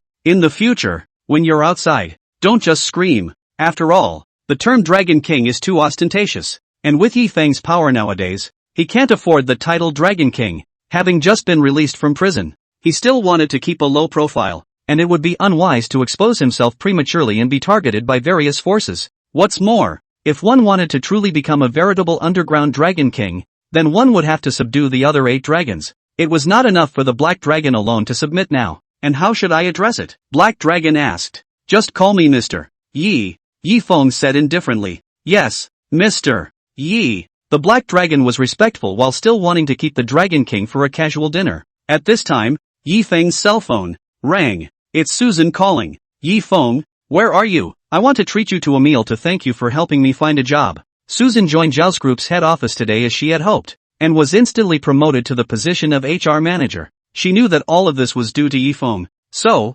after work today, she planned to invite Yi Feng out for a meal. I'm over here at Dragon Gate Mansion. Yi Feng said. I'll come over to you then, Susan suggested, and the two of them arranged to meet over here. After Yi Feng put down the phone, he instructed Black Dragon again. I have a friend who wants to come over here. Make some arrangements for me. No problem, Black Dragon suggested. Then it'll be downstairs in the Sky Restaurant. It's Michelin 3-star standard there. Soon, the Black Dragon arranged for Yi Feng, specifically, the best location within the restaurant. On the subtop floor of the Sky Restaurant, that location overlooks half of Yanjing, and is also a popular spot for Netflix to hit. Normally, just to make a reservation, the queue is a month later. Soon after, Susan hitchhiked, arriving at this side of the Dragon Gate Mansion, and was surprised by the lively scene outside. Wow, what's going on today? Why are there so many guards over here patrolling the neighborhood? Not sure, maybe it's a drill? Yi Feng swept a glance outside and realized that the Golden Wisp was actually still guarding not far outside.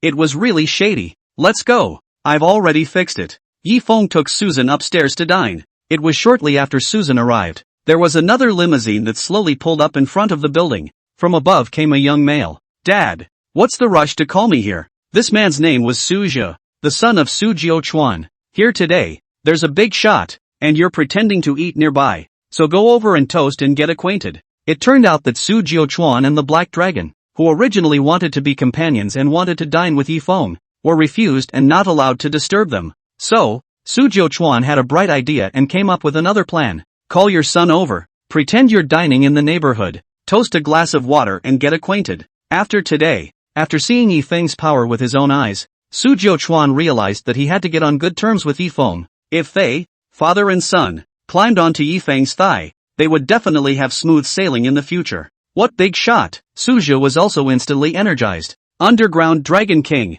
Su Jiuchuan took his son and boarded the elevator while briefly introducing the dining location where the Dragon King was. It's in the very center of the dining room by the window. Su Jie knew that place. I know that location that overlooks half of Yanjing at night. I wanted to bring my girlfriend to sit there before, and I waited for more than half a month just to make a reservation. The Dragon King doesn't allow others to disturb him, so it's inconvenient for me to show up. Su Jiuchuan finally instructed. Just go straight in, pretend to be a dining guest, and offer him a toast to mix things up. Understood. As he spoke, the elevator had arrived at the subtop floor. Su Jie walked out of the elevator and waved goodbye to his father. Wait for my good news. Good. Su Jiuchuan didn't get out of the elevator. After the toast, come back to me on the top floor. With that, Su Jie walked into the restaurant, brought a glass of red wine, and walked towards that unique location. Ha! Su Jie's footsteps stalled. Why is she sitting there? Suja repeatedly confirmed that it was the right location. But, in that position,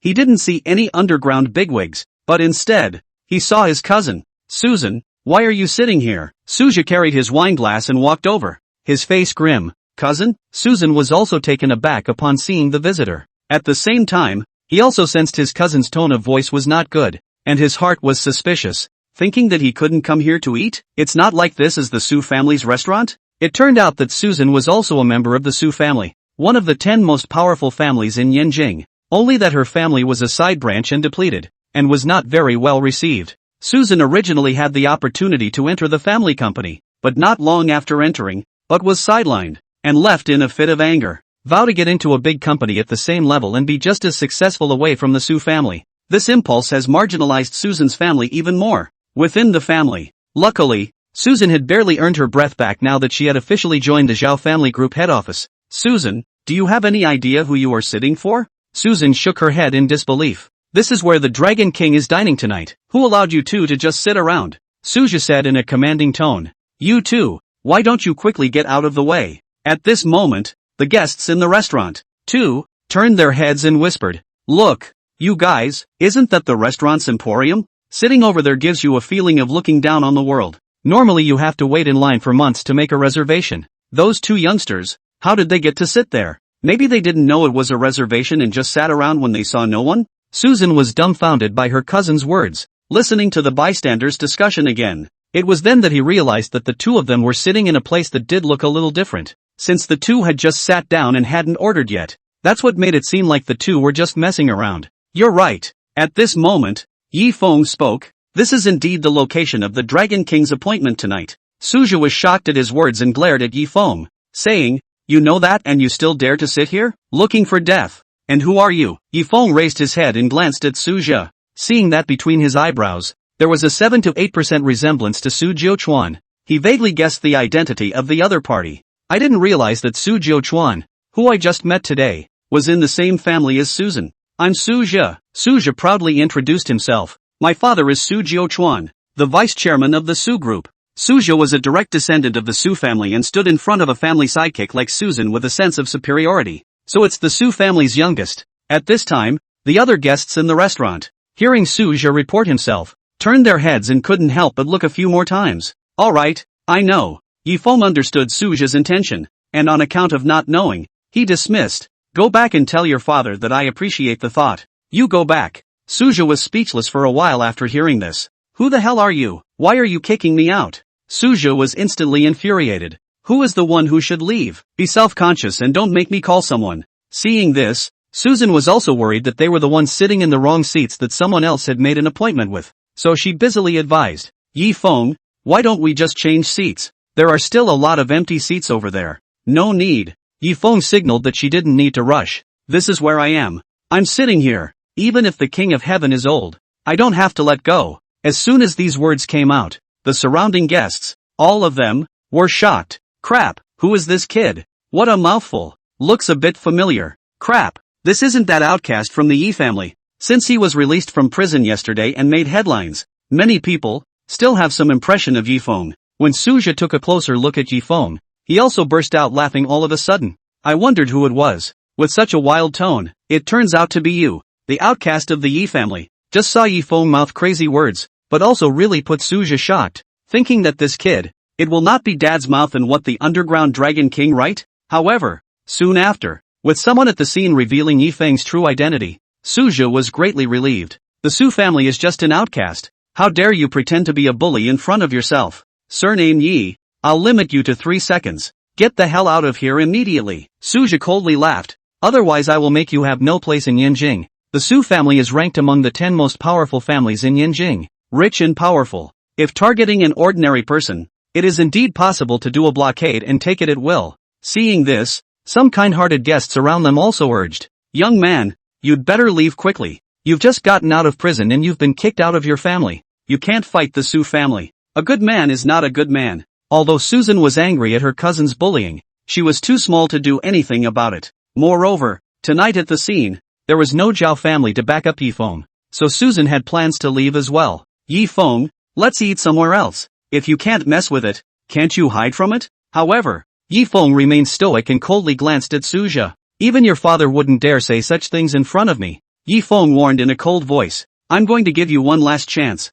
You have 3 seconds to get out of my face. Otherwise, I will also make you have no place in Yanjing. Yi Feng, as is, returned these words, again, and it will do what it says it will do. What? When these words came out, the scene was silent. Everyone stared at Yi Feng with eyes like looking at a madman. I didn't think he'd dare to talk to the Su family's youngest like that, leave me without a foothold. Suja was instantly exasperated and laughed. I'd like to see how long you can run wild? Suja just wanted to call out, but suddenly thought that his father didn't even have the chance to come here to toast, and he still had to make himself pretend to be passing by to do so. If they called their father down and together they drove this kid away and won the appreciation of that underground Dragon King, maybe the two of them, father and son, could even accompany the big man to have a meal together. Thinking of this, Suja immediately gave his father a dialed call. Well, did you get a word in? Su Jiuchuan picked up the phone and immediately asked. Ugh, don't mention it. Suja complained. There's an ungrateful guy here who took over the Dragon King's dining spot,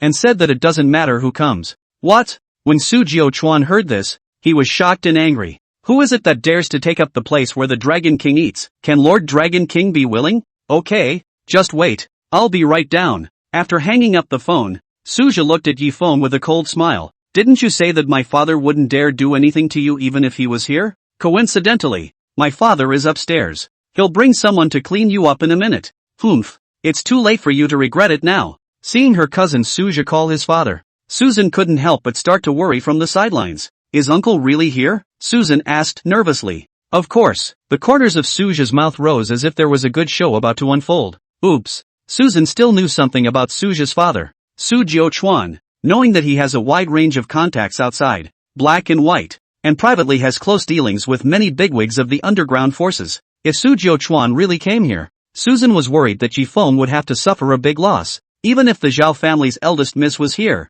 she wouldn't necessarily give her face. Yi Feng, we'd better go, Susan advised with some fear. Humph, want to go now? Suja crossed his arms and blocked the way. It's too late. Yi Feng sat steadily and frankly. Even if Su Jiuchuan comes down, what can he do? Yi Feng laughed. I guarantee that the one who regrets later will be you, not me. What? The surrounding crowd was stunned at his words. They really couldn't figure out what kind of backbone Yi Feng had that he dared to say such big words. Not to mention, Su Jiuchuan and Suja are father and son. They're family. Can it be that when the old man comes, he can still turn his elbow outward and help an outsider beat up his own son? Yi Feng, we'd better go. Quickly. Susan was anxious. That uncle of mine. He's not a good person. It's not at all the same thing as the Xieshao that you taught a lesson to last time. Susan mistakenly thought that Yi Feng had easily gotten rid of Xieshao last time, so she didn't put her cousin Suja, who was about the same age, in her eyes either. But once Uncle Su brings someone, things will be even more troublesome. Humph. I'd like to see how you can make me regret it. Suja clutched his shoulders and laughed coldly. The two sides were at a standstill for several minutes before Su Jiuchuan and Black Dragon, with a few people, walked into the restaurant. That phone call from Suja made the two of them mistakenly think that the seat arranged for Yi Feng had been taken over by someone. What a way to go. Now even the Black Dragon couldn't sit still and had to follow down to see what was going on. Boss Su is really here. Inside the restaurant, there was a bit of a stir. Quickly look, the one who's following Boss Su, crikey. Isn't that big Black Dragon? Even the bigwigs of Yanjing's underground forces have been alarmed. This is not going to end well. Seeing that the Black Dragon had followed them, there were some familiar guests who got up and took the initiative to greet brother Black Dragon. But at this moment, the Black Dragon was like no one else, with round eyes like copper bells, staring tightly at Yi Feng, fearing that there would be a lack of hospitality that would make this new Dragon King unhappy. For a while, the atmosphere in the restaurant, too, began to become subtle. Many of the guests stopped the dishes in their hands and looked over there curiously, as if they wanted to see how Yi Feng would end up. Uncle Black Dragon is here too? Suja not only met his father, but also met the underground big brother Black Dragon, which fueled his bottom line even more. Kid, you're dead this time. Uncle? Susan was also greatly alarmed at the sight of her own uncle, and wondered if bringing up her own father would do any good. However, what scared Susan even more was the Black Dragon that followed Su Jiuchuan aside. That 1-meter-9 stout body, oppressive, directly stunned Susan. Dad, Uncle Black Dragon. Suja waved to the two, but did not receive a response. Only Su Jiuchuan, upon seeing Yi Feng, walked over at a brisk pace. Mr. Yi, did you just come? Su Jiuchuan followed Yifeng's instructions and did not address him as the Dragon King in public. However, this sentence Mr. Yi still confused all the gloating people at the scene. Boss Su even called that kid Mr. And he even used the polite you. The attitude and tone was as if a subordinate was greeting his superior. Dad, you, Su Jia, who was on the side, immediately also looked dumbfounded, thinking that Dad would not be the wrong person, right? As for Susan, she was equally surprised. I didn't think that Yifeng actually knew his uncle. After associating it with Yifeng's care-filled appearance just now, Susan seemed to have some understanding in her heart. No wonder Yifeng was so braggadocious. Mr. Yi, I heard that just now. Someone was ungrateful and occupied this seat of yours? Black Dragon also asked cautiously. Has it been driven away by you? Upon hearing this, Yifeng smiled faintly. No, I've been sitting here all along. This, Black Dragon and Su Jiuchuan, were stunned at the words. Su Jiuchuan even glared at his son, thinking to himself that your kid dared to lie about the news. At this time, I only heard Yifeng continue. On the contrary, it's this brat who's making a lot of noise on the side. Keeps trying to drive me away. Boss Su, he's your son, isn't he? Facing Yifeng's face-to-face questioning, Su Jiuchuan immediately sucked in a mouthful of cool air and screamed in his heart that it was not good. I was negligent when I came here just now and didn't give my son a clear explanation of who the underground Dragon King really was. It must have been the son who saw the other man as young, so he spoke lightly. How can this be? Su Jiuchuan was inwardly remorseful. I wanted my son to be able to come and meet the underground Dragon King as well, but I didn't expect to botch it and screw it up. Dad, Su Jia all of a sudden, also seemed to understand something. Cold sweat. He what him? Su Jiuchuan was furious and backhanded a slap, hitting his son's face, quickly apologized to Mr. Yi. The sound of a crisp slap resonated throughout the room. This slap not only dazed Su Jia, the other guests in the restaurant were all dumbfounded and incredulous. The crowd that had just laughed at Yifeng's insouciance and wanted to see his jokes, but it turned out that they didn't expect that when Boss Su came. He was really righteous and caught his son beating him up. Why don't you quickly apologize to Mr. Yi? Su Jiuchuan yelled at his dazed son again. Ha, it's. Su Jia reacted, practically in tears. Only then did it become clear that Yifeng was the underground Dragon King that his father had spoken of. If I had known it would be such a big mess, I would have known I wouldn't have come. The father and son tried to kiss the horse's ass, but ended up kissing the horse's leg and getting a kick in the pants. I am sorry, Mr. Yi, is that I have eyes but no pearls? You forgive me this time. Under his father's coercion and the pressure of the scene, Su Jia could only pull down his face and apologize to Yifeng to make amends, and the scene slapped almost everyone on the scene in the face, aside from Yifeng. I'm afraid that no one would have thought that the end result would be Su Jia bowing his head and admitting his mistake. Didn't you threaten me just now that I wouldn't be able to gain a foothold in Yanjing? Yifeng snorted coldly. Frightened, Su Jia shivered and humbly said, No, it's me who's talking nonsense. I hope that you, Mr. Yi, are generous and don't give me a general opinion. Saying that, Su Jia turned to his cousin for help again. Cousin Susan, you know Mr. Yi, help me beg for mercy. Susan was stunned, not having gotten over the shock of her eyes. However, a high and mighty cousin Su Jia, usually indifferent to his own family, this is still the first time unprecedented even to ask for help. It also left Susan a little overwhelmed. For a moment, it was hard to know what to say. Mr. Yi, Su Jiuchuan smiled bitterly. In this matter, I also have a responsibility. I was the one who took the liberty of trying to get my son to come and toast you, and I didn't expect to cause this kind of misunderstanding. Yifeng nodded and said, Boss Su, I'll give you face today. Plus on the basis that you guys are family again with my friend Susan. I cannot make things difficult for him, but I don't want to see this person again. Yifeng concluded, Don't disturb our meal. Su Jiuchuan understood Yifeng's implication, so he immediately arranged, Go back and pack up your things, leave Yanjing overnight. If Mr. Yi doesn't get over it for a day, you don't have to come back for a day. Dad, Su Jia was shocked and wondered if his dad was joking, or was he serious? Didn't you hear me? Mr. Yi doesn't want to see you again. Su Jiuchuan aggravated his tone. Do you want to die? Or do you want to get out? Su Jiuchuan didn't doubt for a second that the only consequence of angering Mr. Yi was death. Only then did Su Jia realize the seriousness of the problem, and after a pause, he said, I'll roll. Now. Saying that, Su Jia fled out of the restaurant in a huff. Mr. Yi, then we won't bother you anymore. Su Jiuchuan and Black Dragon also nodded their heads and said, I wish the two of you a pleasant meal. A short conflict that ended there. The final result, however, was beyond everyone's expectations. Is that really an outcast of the Yi family? Boss Su wouldn't be recognizing the wrong person, would he? But even the Black Dragon Lords, they have to treat him with respect? What the hell is going on here? With this kind of doubt, not only other people, even Susan, at this time, also had a curious look on her face. First the Zhao family last night, followed by the Su family tonight. She suddenly realized that the Yi Feng in front of her eyes seemed to be wrapped in a layer of mystery, making herself unable to guess. Is it really true that someone with such horrible connections just got out of prison? How do you know my uncle? Susan followed up curiously. Just met today. Yi Feng laughed. I also didn't expect that you guys would be a family. Susan laughed bitterly. People are the Su family's original family,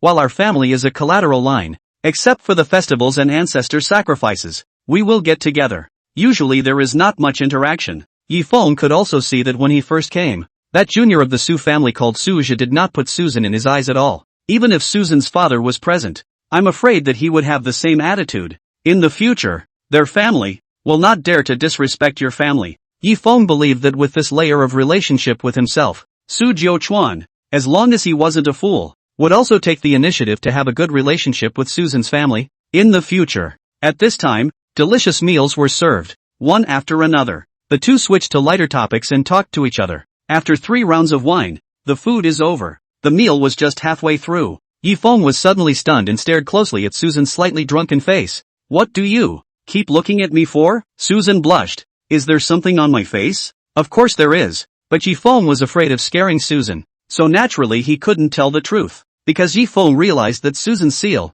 gradually blackened, and above her head, even began to gather a black gas. That's a bad sign. If this trend continues, Susan will meet with a bloodbath within a day at the latest. I won't let anything happen to you. Yi Feng tried. First, to help Susan dispel the ferocious qi that had gathered above her head, a gentle wave of the hand incited. The mass of black gas instantly dispersed in all directions. What's wrong with you? Susan saw Yi Feng suddenly become strange. You might encounter a bit of trouble recently. Yi Feng reminded. In these 2 days, try to go out as little as possible. Either take a vacation tomorrow and don't go to work. Just get through a day or two and maybe the fortunes will gradually reverse. Tomorrow is the weekend. Of course I don't have to work. Susan laughed. Since when? Do you still read people's faces? No, a little bit. Yi Feng's 15th master was a master of feng shui metaphysics, proficient in divination and phrenology, among other abilities. So can you figure out what's going to happen tomorrow? Susan asked again curiously. Tomorrow is still unknown. Who can calculate it? Even if he could, Yi Feng didn't dare to do the math casually so as not to give away the information. Actually, tomorrow, there is one more thing. Susan laughed. It's our reunion from high school. Do you want to attend? At those words, Yi Feng shook his head. Not interested, not going. After graduating from high school, Yi Feng was imprisoned for 5 years. There is no one else from high school that I am in touch with other than Susan. What's more, Yi Feng didn't have the time. Well, it's fine if I don't participate. Susan laughed bitterly again. Ugh, actually, if I wasn't the vice president, I wouldn't have planned to participate. Then, the two reminisced a bit. Back in high school, soon after, Yi Feng realized that the black qi that he had just dispersed was actually gathering again at the top of Susan's head, and it was even bigger than just a moment ago. Yi Feng frowned and thought, could it be that Susan tonight is going to have a hard time escaping this? Let's go. Yi Feng saw that he had almost eaten, and the fierce light on top of Susan's head was getting more and more prevalent. Yi Feng intended to personally escort her home to avoid any accidents. Good. Susan got up, ready to go to the checkout. As it turns out, they are getting this meal, which is straight up free. Yi Feng took Susan and left the Dragon Gate mansion. At this moment, the Yanjing guard commander, Jean Witch Hazel, who was guarding the outside, also noticed Yi Feng from afar. Seeing that he had a pretty girl with him, and the two of them were talking and laughing as they left, he couldn't help but clench his fists in anger. To think that your own mother, who has gone to her grave, and the perpetrator of that year, who has only served 5 years in prison, can start life all over again and get away with it. Humph. This asshole. It's quite a comfortable life. I'll be sure to get you back again when I'm busy with this. Witch Hazel gritted her teeth and swore silently in her mind. Even if it's a trumped-up charge, I'm going to put you back in jail. That's where people like you belong. The two of them were on their way, making small talk in the sky while walking idly. However, Yi Feng observed all the way and realized that the black qi on top of Susan's head, not only did it not decrease, but instead, it gathered more and more. It's as if doom and gloom is about to strike at any moment. Not good. Yifeng thought in his heart. He thought that leaving the building and changing the environment would transform some. But I didn't realize it was getting worse. I'm almost home. Soon. Susan pointed to an intersection ahead. Cross this street and you'll be under my house. You don't need a ride. I'll just go back by myself. You hurry home too. No way. Yifeng shook his head. I have to send you downstairs. In fact, if it wasn't too sudden, Yifeng really wanted to directly take her back to his home tonight. That way, no matter what accidents happened, he himself could, at the first opportunity, defuse them for her. No need. Susan said politely. You don't have to send it. It's fine. But Yifeng repeatedly insisted. Just then, drip. The sound of an electric car came from behind him. Sam, you're off work? Only a middle-aged woman, riding a brand new motorized bicycle, slowly approached, and looked up and down at the strange man following his daughter. Mom, Susan waved toward the woman. Who is this? Sue's mother asked curiously, thinking that he looked quite handsome. Could it be that on her first day at work, her daughter had met a male god? It's true that the quality of men in big companies is just higher. Mom, he is Yifeng, my high school classmate, Susan said, and introduced Yifeng. This is my mom. Hello, Auntie. Yifeng took the initiative to greet her. Yifeng? When Sue's mother heard that this person was not a colleague of her daughter's company, but even that high school classmate who had squatted in jail, she immediately changed her face. You're the one who sat in jail for 5 years and was kicked out by his family. Yifeng? Ha! I heard that as soon as you were released, you went to fight and brawl with someone again? It caused my daughter to go around making connections for you. People like you, stay away from my daughter in the future. Hearing and seeing this, Susan was busy stopping her mother. Mom, what are you talking about? I've told you all 100 times, this classmate of mine, he was wrongly accused. Besides, I was able to get into the Su family's big company because of Yifeng's connections. How can you say such things as soon as we meet? It's too much. Saying that, Susan was busy apologizing to Yifeng again. I'm sorry, Yifeng. My mom, she's just like that. She's straightforward. She didn't mean any harm. Humph, Sue's mother hummed lightly. You claimed that you were dragging his relationship? Later on, your father and I combined again. What could your work matter have to do with him? It's not like he's the young master of the Yi family anymore. He can't even protect himself. How can he help you find a job? You got into a big company because you're brilliant and good at what you do. Susan saw that she couldn't make sense with her mother for a while, and was afraid that her mother would say something even more outrageous, so she hurriedly pulled her mother away. Yifeng, we're leaving first. You also go back soon. Susan waved goodbye at Yifeng. Brat, stay away from my daughter in the future. As Sue's mother was leaving, she didn't forget to turn around and add a sentence. Mom, cut the crap. Mother and daughter are fighting with each other. Saying that neither can convince anyone. Just came to the door of the neighborhood. Suddenly from a van parked on the side of the road, 2 men in black rushed down. Without saying a word, he dragged the defenseless Susan into the car. The car door slammed heavily and then sailed away. Ouch! Sue's mother was all of a sudden stunned. He fumed in place for a few seconds before suddenly shouting out for help. Help! Someone come! Arrest! Someone took my daughter! Ah! Sue's mother got back on her motorized bike and rushed in the direction of the van's escape, chasing it all the way. But how could her 2-wheeled van possibly keep up with a 4-wheeled car? After chasing all the way to the intersection where he had just separated from Yifeng,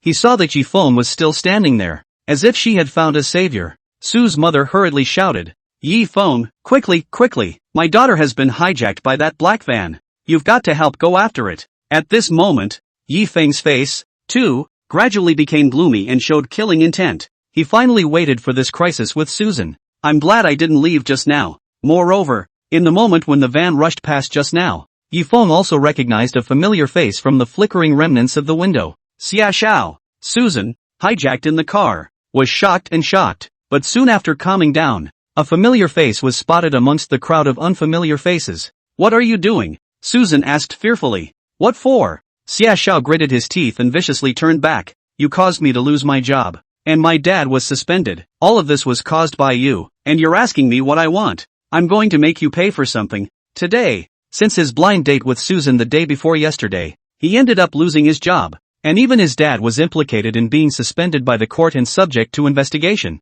Xia Xiao's life, all of a sudden, hit rock bottom. He blamed everything on Susan, thinking that everything, it's all because of her. This morning, after being scolded and kicked out of the house by my drunken father, again, depressed Xia Xiao, looking for fox friends to drink. Through the strength of alcohol and courage, the people implemented this bold plan. Looking at the group in the car, reeking of alcohol, and their impish gazes, Susan naturally guessed what they were going to do to her. "You're breaking the law." Susan voiced a warning. "Breaking the law?" Xia Xiao snorted coldly. "Old me, whose life has been ruined by you, still cares about this? Besides I'll leave evidence. If you dare to report to the police, I'll take your little video and expose it completely. You don't want to become famous on the internet in this way, do you?" Xia Xiao thought that as long as he seized this handle, this woman, in the future, would be able to be manipulated by himself and do whatever he wanted. "You asshole." Susan was also enraged by Xia Xiao's despicable thoughts. "Even if you expose me, I'll still report you to the police and arrest you. Don't you dare threaten me with this." "Fine then let's die together." Xia Xiao didn't care about anything now. He only wanted to ruthlessly take revenge on Susan and make her become as unlucky as himself. The two sharp-tongued men in the backseat were already beginning to hold back and get up and down. Susan screamed and struggled as she shed tears of humiliation. "Stop, don't touch her yet," Xia Xiao immediately chided. "Her first time is mine. All of you step aside." Xia Xiao hasn't gotten his hands on it yet. How can he let someone else get there first? "Good, then let you go first, young Xie." The foxes and friends were also very sensible. Soon the car came to an abandoned factory building. They had already prepared the tools of the trade here. "Help!" As soon as Susan got out of the car, she screamed for help as hard as she could. But in the middle of the night and in the middle of nowhere, in the middle of nowhere, in the middle of nowhere, in the middle of nowhere, in the middle of nowhere, in the middle of nowhere, no matter how hard Susan fought to call out, there was no response. "Ha ha ha ha ha." Xia Xiao and the others laughed playfully. "Even if you scream your throat out, no one will come to save you." With a lot of pushing and shoving and heckling, Susan was taken up to the second floor. See the camera set up there long ago, and a mattress spread out on the floor. Susan's heart completely sunk to the bottom. It suddenly occurred to her that just now Yifeng had reminded her that she would encounter trouble recently. At that time, he even laughed at Yifeng as a godly man, but he didn't expect to be really hit by his words. Susan regretted not listening to Yifeng and going home earlier. Even if they let Yifeng escort them downstairs, perhaps what happened now wouldn't have happened. "Yifeng, where are you? Save me." Susan prayed silently in her mind that a miracle would happen. Bang! Susan screamed as she was rudely pushed back onto the mattress. "Are you going to take it off yourself? Or do you want me to help you? If you refuse to cooperate and let me do it, don't blame me for not knowing how to show mercy." Ha ha ha ha. Xia Xiao smiled cruelly, like a demon, and approached towards Susan step by step. "Xiao Xie, please let me go. I'll go to the office tomorrow and quit my job and give it back to you. You were just drunk enough to do something wrong, and I'll pretend nothing happened." "Xia Xiao, don't make the same mistake again. Call it quits." Seeing that hard doesn't work, Susan begs softly again, even if she can stall for a while. However, at this time, Xia Xiao's group of people were already completely spermatic and couldn't care less about this. Things have come to this, is there any way back for them? All they want now is to have a good time at the rate. Where do they care about ethics and morals? What's more, it's an extreme beauty like Susan. At this moment, Susan, her hands were wrapped around her chest, her pretty face was full of vigilance and fear, and under a pair of beautiful eyes, there were still a few drops of tears that hadn't been wiped dry. This look of pity not only failed to make these people sympathize, but instead greatly aroused their desire to possess. "Actually, I was going to get you drunk that day on a blind date. I had a hotel room booked." Xia Xiao's eyes glowed as he removed his top while stepping forward. "Tonight, you can't run away anymore. You're mine." Susan was so frightened that she screamed while backing away. "You beast, don't come over. My dad is also a member of the government office. He won't let you go. Don't." Just as Xia Xiao pounced on Susan like a wolf, boom! There was a loud bang from behind him. A cab was seen, winging its way up to the second floor and slamming heavily through the large iron door of the abandoned room. Crap! Xia Xiao and the others turned around and were shocked when they saw the cab. This is the second fucking floor. How did this cab get up here? Clunk! There was another loud bang. The car door was, well, kicked in. Immediately afterward, from the cab, a man stepped down. "It's you!" When Xia Xiao saw this person, his eyes flamed. As the saying goes, when enemies meet, they see each other. Yifeng. When Susan saw Yifeng, like a heavenly god descending from the cab, she couldn't hold back any longer and covered her mouth, crying and laughing. "I knew you would come to my rescue." At this time, Xia Xiao angrily turned back and targeted, first, on Yifeng's body. "Brat, you were the one who spoiled my good deed that day, and you even dared to hit me. If it wasn't for the Zhao family backing you up, I would have fucking killed you. How dare you come here today and try to ruin my good deed again, simply looking for death." With that, Xia Xiao instructed his foxy friends to the side. "Go, catch him." And you still want to be a hero? Fine, then I'll let you be on the sidelines later, watching. In Xie Xiao's opinion, there were a total of 5 men on their side, and it was easy as hell to deal with Yifeng's mere one man. But in the next second, before those 4 foxes and dogs could get close, they were sent flying by Yifeng's slap, and one of them was like rotten mud, heavily set on the wall, life and death unknown. Hiss. When Xie Xiao saw this, he violently sucked in a mouthful of cool air and couldn't believe his eyes. That's 5 big living people. You just get jerked off and slumped against the wall, without even falling off? What the hell kind of human being does that? Are you a human or a ghost? Xie Xiao was trembling with fear and stepped back. He took a step closer to the window and attempted to jump out and escape. In an instant, Yifeng's shape was like a ghost, forcing his way to the front. You're the one who's looking for death. If this guy dared to come to himself for revenge, he might still be able to spare his life, but he should never, ever have touched Susan. Yifeng grabbed Xie Xiao's throat with one hand. With one hand, he drew the dagger at his waist. No, don't. Xie Xiao squeezed these words out of his mouth with difficulty. Don't kill me. No. Just as Yifeng was about to make his move, surprisingly, it was Susan who suddenly stepped forward and grabbed Yifeng's wrist. Don't dirty your hands for such people, Susan advised anxiously. You've only just gotten out of prison. If you get another hit on your back, your life will be over. Yifeng was stunned, looking at Susan, and suddenly thought that, on the day he was released from prison, when Witch Hazel wanted to come and take revenge on himself, the deputy on the side seemed to be persuaded in the same way. It's not worth it for this kind of crap, and I've always believed that you were wrongly accused. Susan continued. Don't kill, don't leave a stain.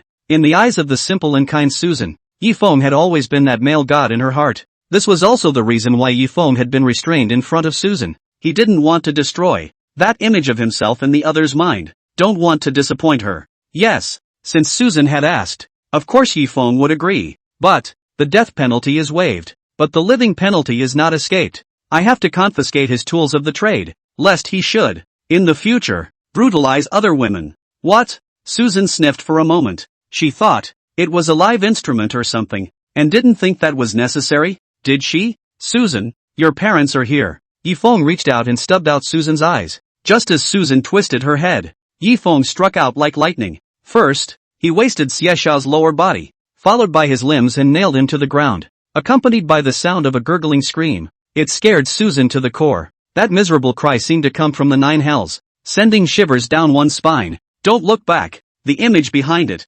juvenile. Yifeng took Susan's shoulders and directly broke the window. After a steady landing, Susan is still in a state of shock. What did you do with him? Susan followed up uneasily. Gave him a little lesson to remember. Let's go. Yifeng took Susan and left this abandoned factory, just one way across the street from a busy street. Who would have thought of the evil that is growing in this dark place over here? Yifeng accompanied Susan. On the street, for a while, she was still in a state of shock, as if she had not yet recovered from the shock she had just experienced. However, Yifeng saw that the ferocious chi on top of Susan's head had disappeared, and it was obvious that this calamity had passed smoothly, and he could finally put his heart down. Sam, soon, Susan's parents arrived. Sam, are you okay? What kind of people have the audacity to hijack you? I will not spare them. A family of 3, finally reunited. Although it was Yifeng who saved Susan, Susan's mother, however, was still very hostile and prejudiced against him. Was it you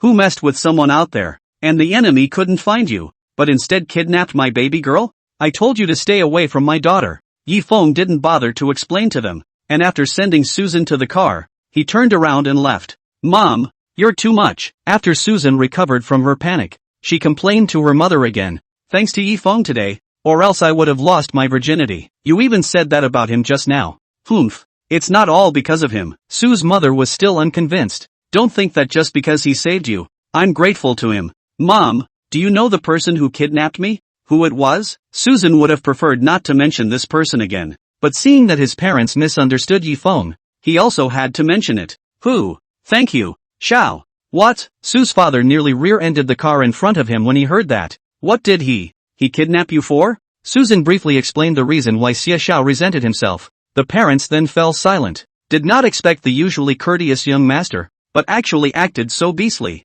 But, Sue's mother still said with strong words, if that's the case, that kid surnamed Yi has even less to do with this matter. You say he's fine. What position can't he arrange for you? but letting you take the place of Xie Xiao? Isn't this making you enemies for no reason?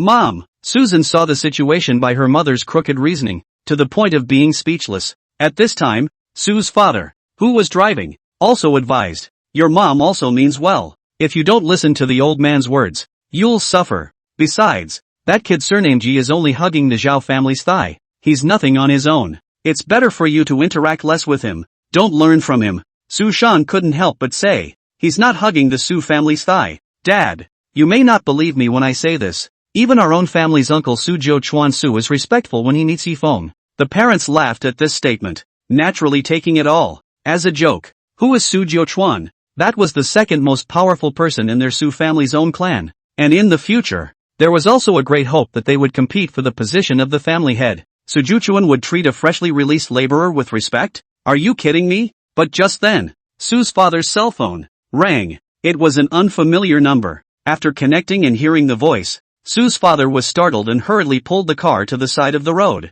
"Elder brother Su. It's me, Su Jiuchuan." Su Jiuchuan took the initiative to give Susan's father a call. Su's father was flattered. "Cousin Su, is something wrong?" "It's fine, just haven't been in touch for a long time. Calling to ask." Su Jiuchuan laughed. "Didn't bother you, right?" No.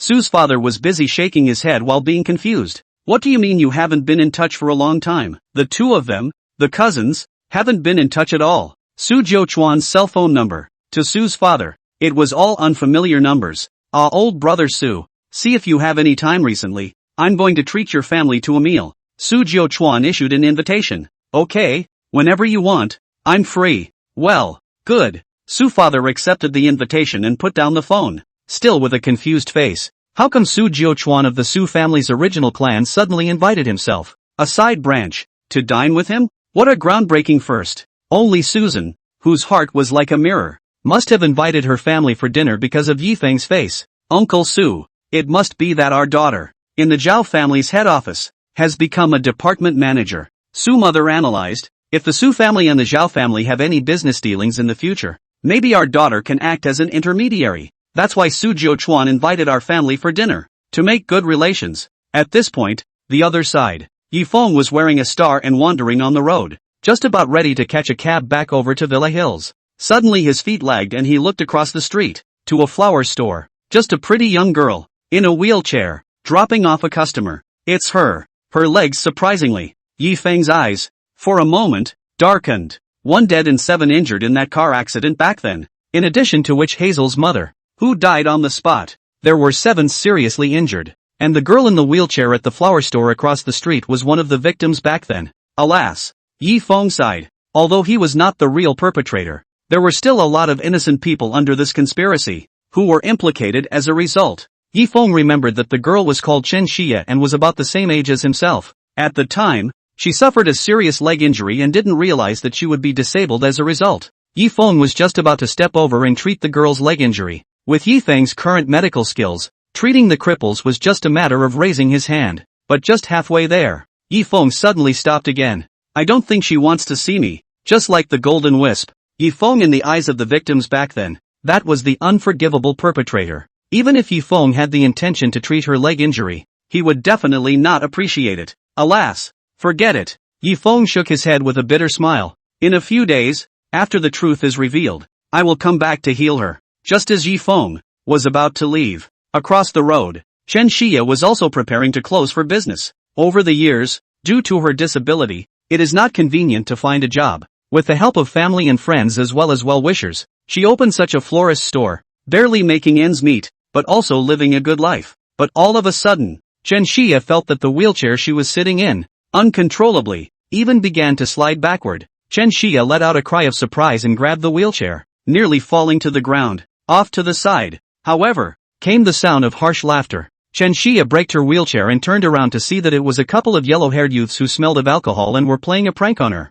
They were the ones who pulled their wheelchairs just now, instead of advancing. "Are you the flower shop Shisher of this generation?" The yellow-haired young man looked at Chen Xie wistfully, a look of surprise and regret in his eyes. "Indeed a great beauty. Alas, it's a pity that it's a cripple. As long as you look good and have a good body, it doesn't matter if your legs are lame or not." A few more people teased. Chen Xie was very annoyed and ignored these hooligans. continuing to slide her wheelchair, wanting to go back to the store to hide. Alas, little beauty, don't go. The yellow-haired youth suddenly grabbed the wheelchair again and forcefully held her back. Is there any time? Accompany us out for a drink? Chen Xia said angrily. If you guys keep this up, I'm going to call someone. Let go of my car. Hey, you call. The yellow-haired young man was full of concern. We didn't do anything to you. We just took you out for a drink. What's wrong with you? Help! Chen Xia shouted for help. The surrounding store owners heard it and ran out to see what was going on. What are you looking at? The yellow-haired young man viciously slammed the bottle in his hand.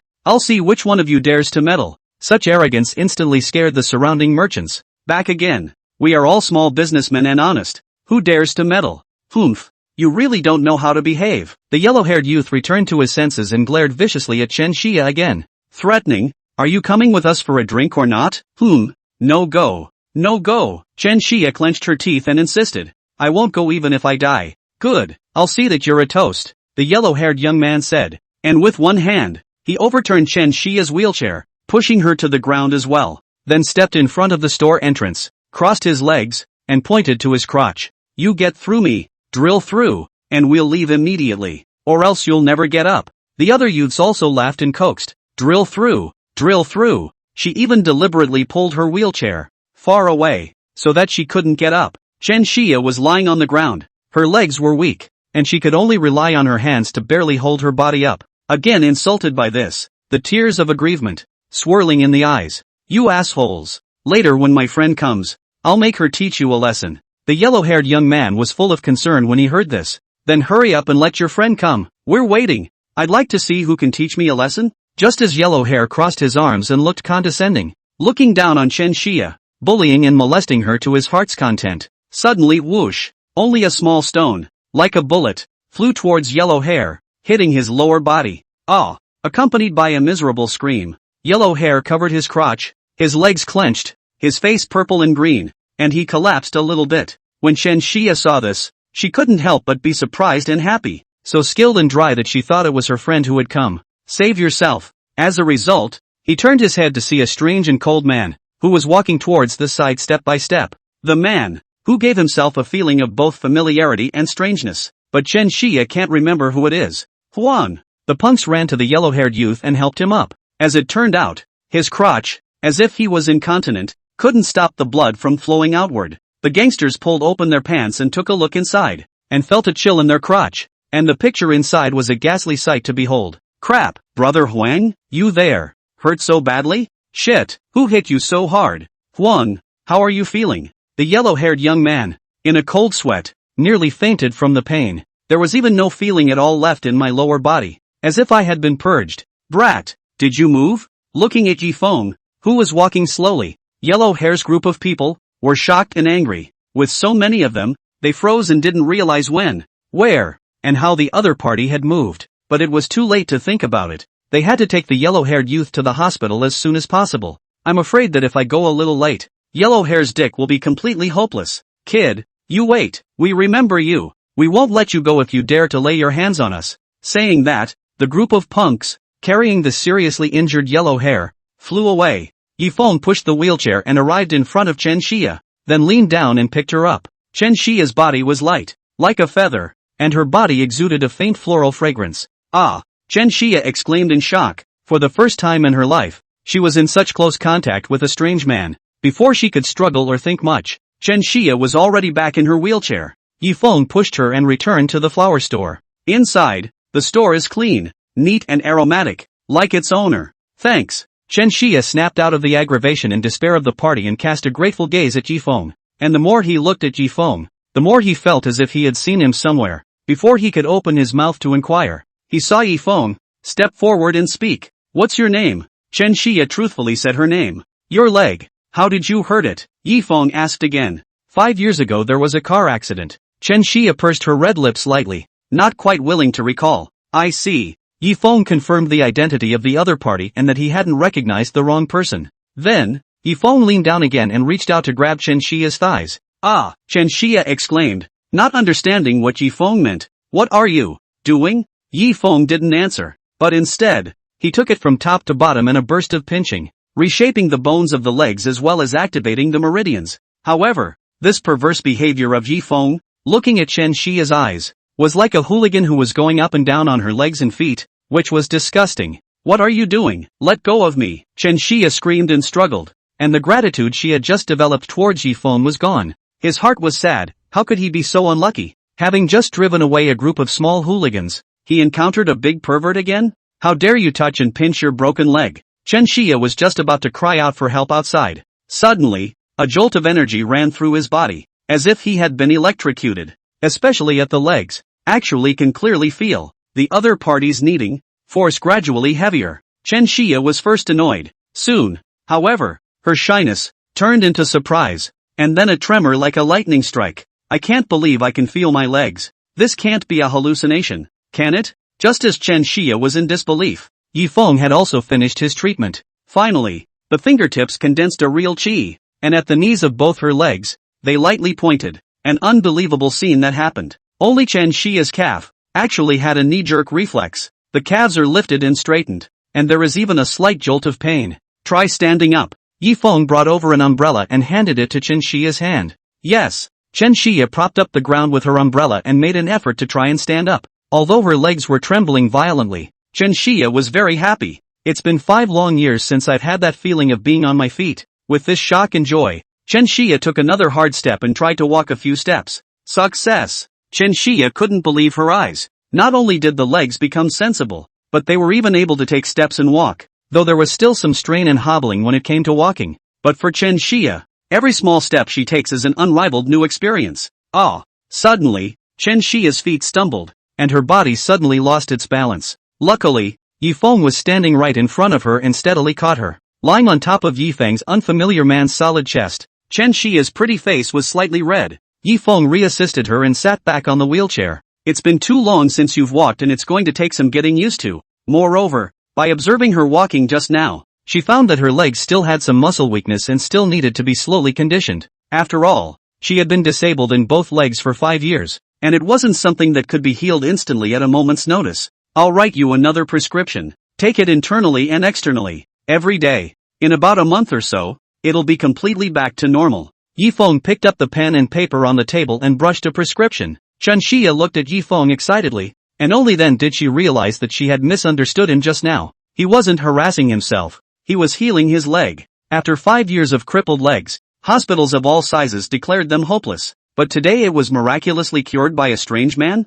I'm not dreaming, am I? Chen Xia touched her legs, still somewhat incredulous. Just then, there was a sudden shouting and cursing from outside the store. Chen Xia twisted her head to see 4 or 5 locomotives, blocking the entrance of the store. Those punks who had bullied themselves just now had come back to the door. Ha ha, great, the store's still open. Is that brat from earlier still around? Get your ass out here. The surrounding merchants, once they saw those punks, called in more helpers and came to their doors, were so scared that they closed their stores tightly. As for Chen Xia, seeing this, she was also scared pale, and she was busy urging Yifeng to leave himself alone and quickly think of a way to take advantage of the opportunity to escape. You wait in the store. Yifeng turned away. I'll take care of it. Standing at the entrance of the store, Yifeng glanced outward. Dozens of punks were just like ants in Yifeng's eyes. Django, that's the kid. That's him. I don't know what maneuver he used to beat our brother Huang's lower body to the point of bleeding. The punks who had escaped just now were pointing at Yifeng and clamoring while clustering around their boss,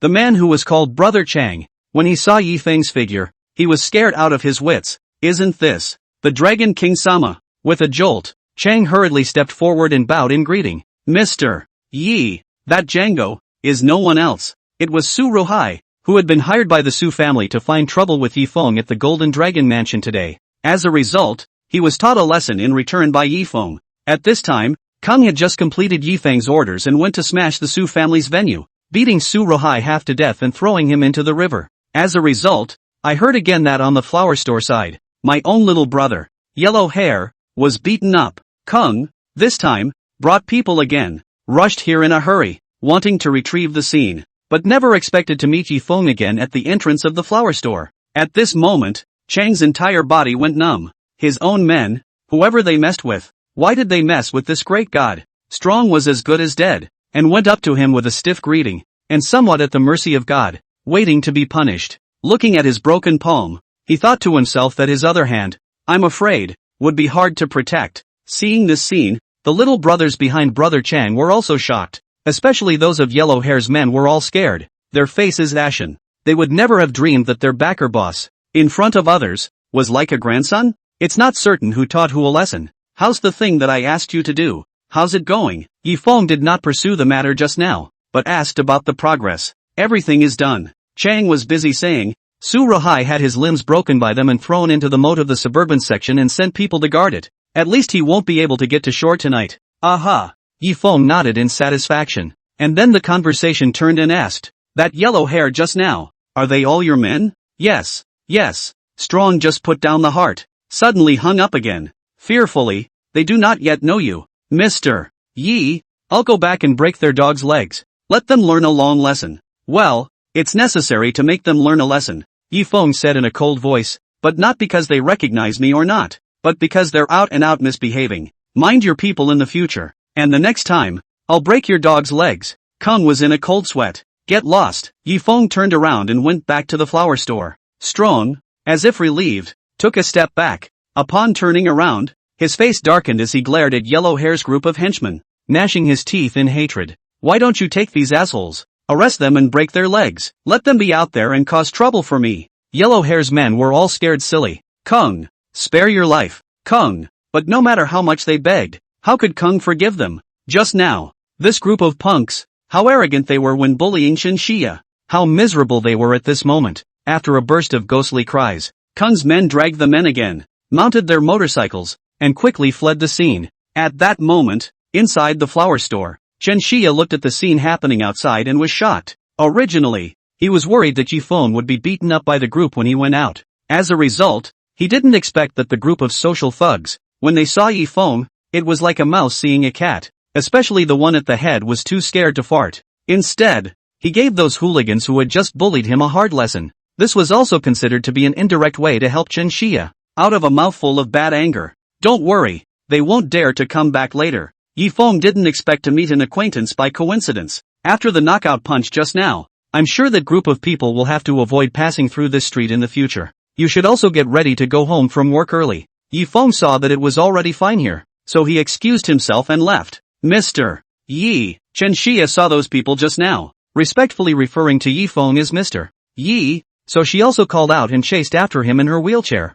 Thank you for helping me so much. I really don't know how to thank you. No need to thank you, Yifeng said. Live well in the future. Mr. Yi, Shenxia called out again as she looked at Yifeng's back. At least tell me your name. My name is. Yifeng paused. Oh, Yi Kunlun. Saying that, Yifeng stepped away without looking back. At the same time, he reached up and wiped at his face, regaining his appearance. That's right. The reason why Shenxia didn't recognize Yifeng just now was because Yifeng had temporarily changed his appearance and changed his look. Yifeng's 20th master was the mysterious assassin known as Thousand Faces. Yifeng had not only learned top-notch assassination abilities from him, but also the god-awful art of disguise. You can change your look anytime, anywhere. In the heat of the moment just now, Yifeng was in a hurry to come to the rescue, and at the same time, he did not want to cause Shenxia's resentment and unnecessary explanations. Therefore, Yifeng disguised himself and hid his face from Shenxia. And when Brother Chang came to the door,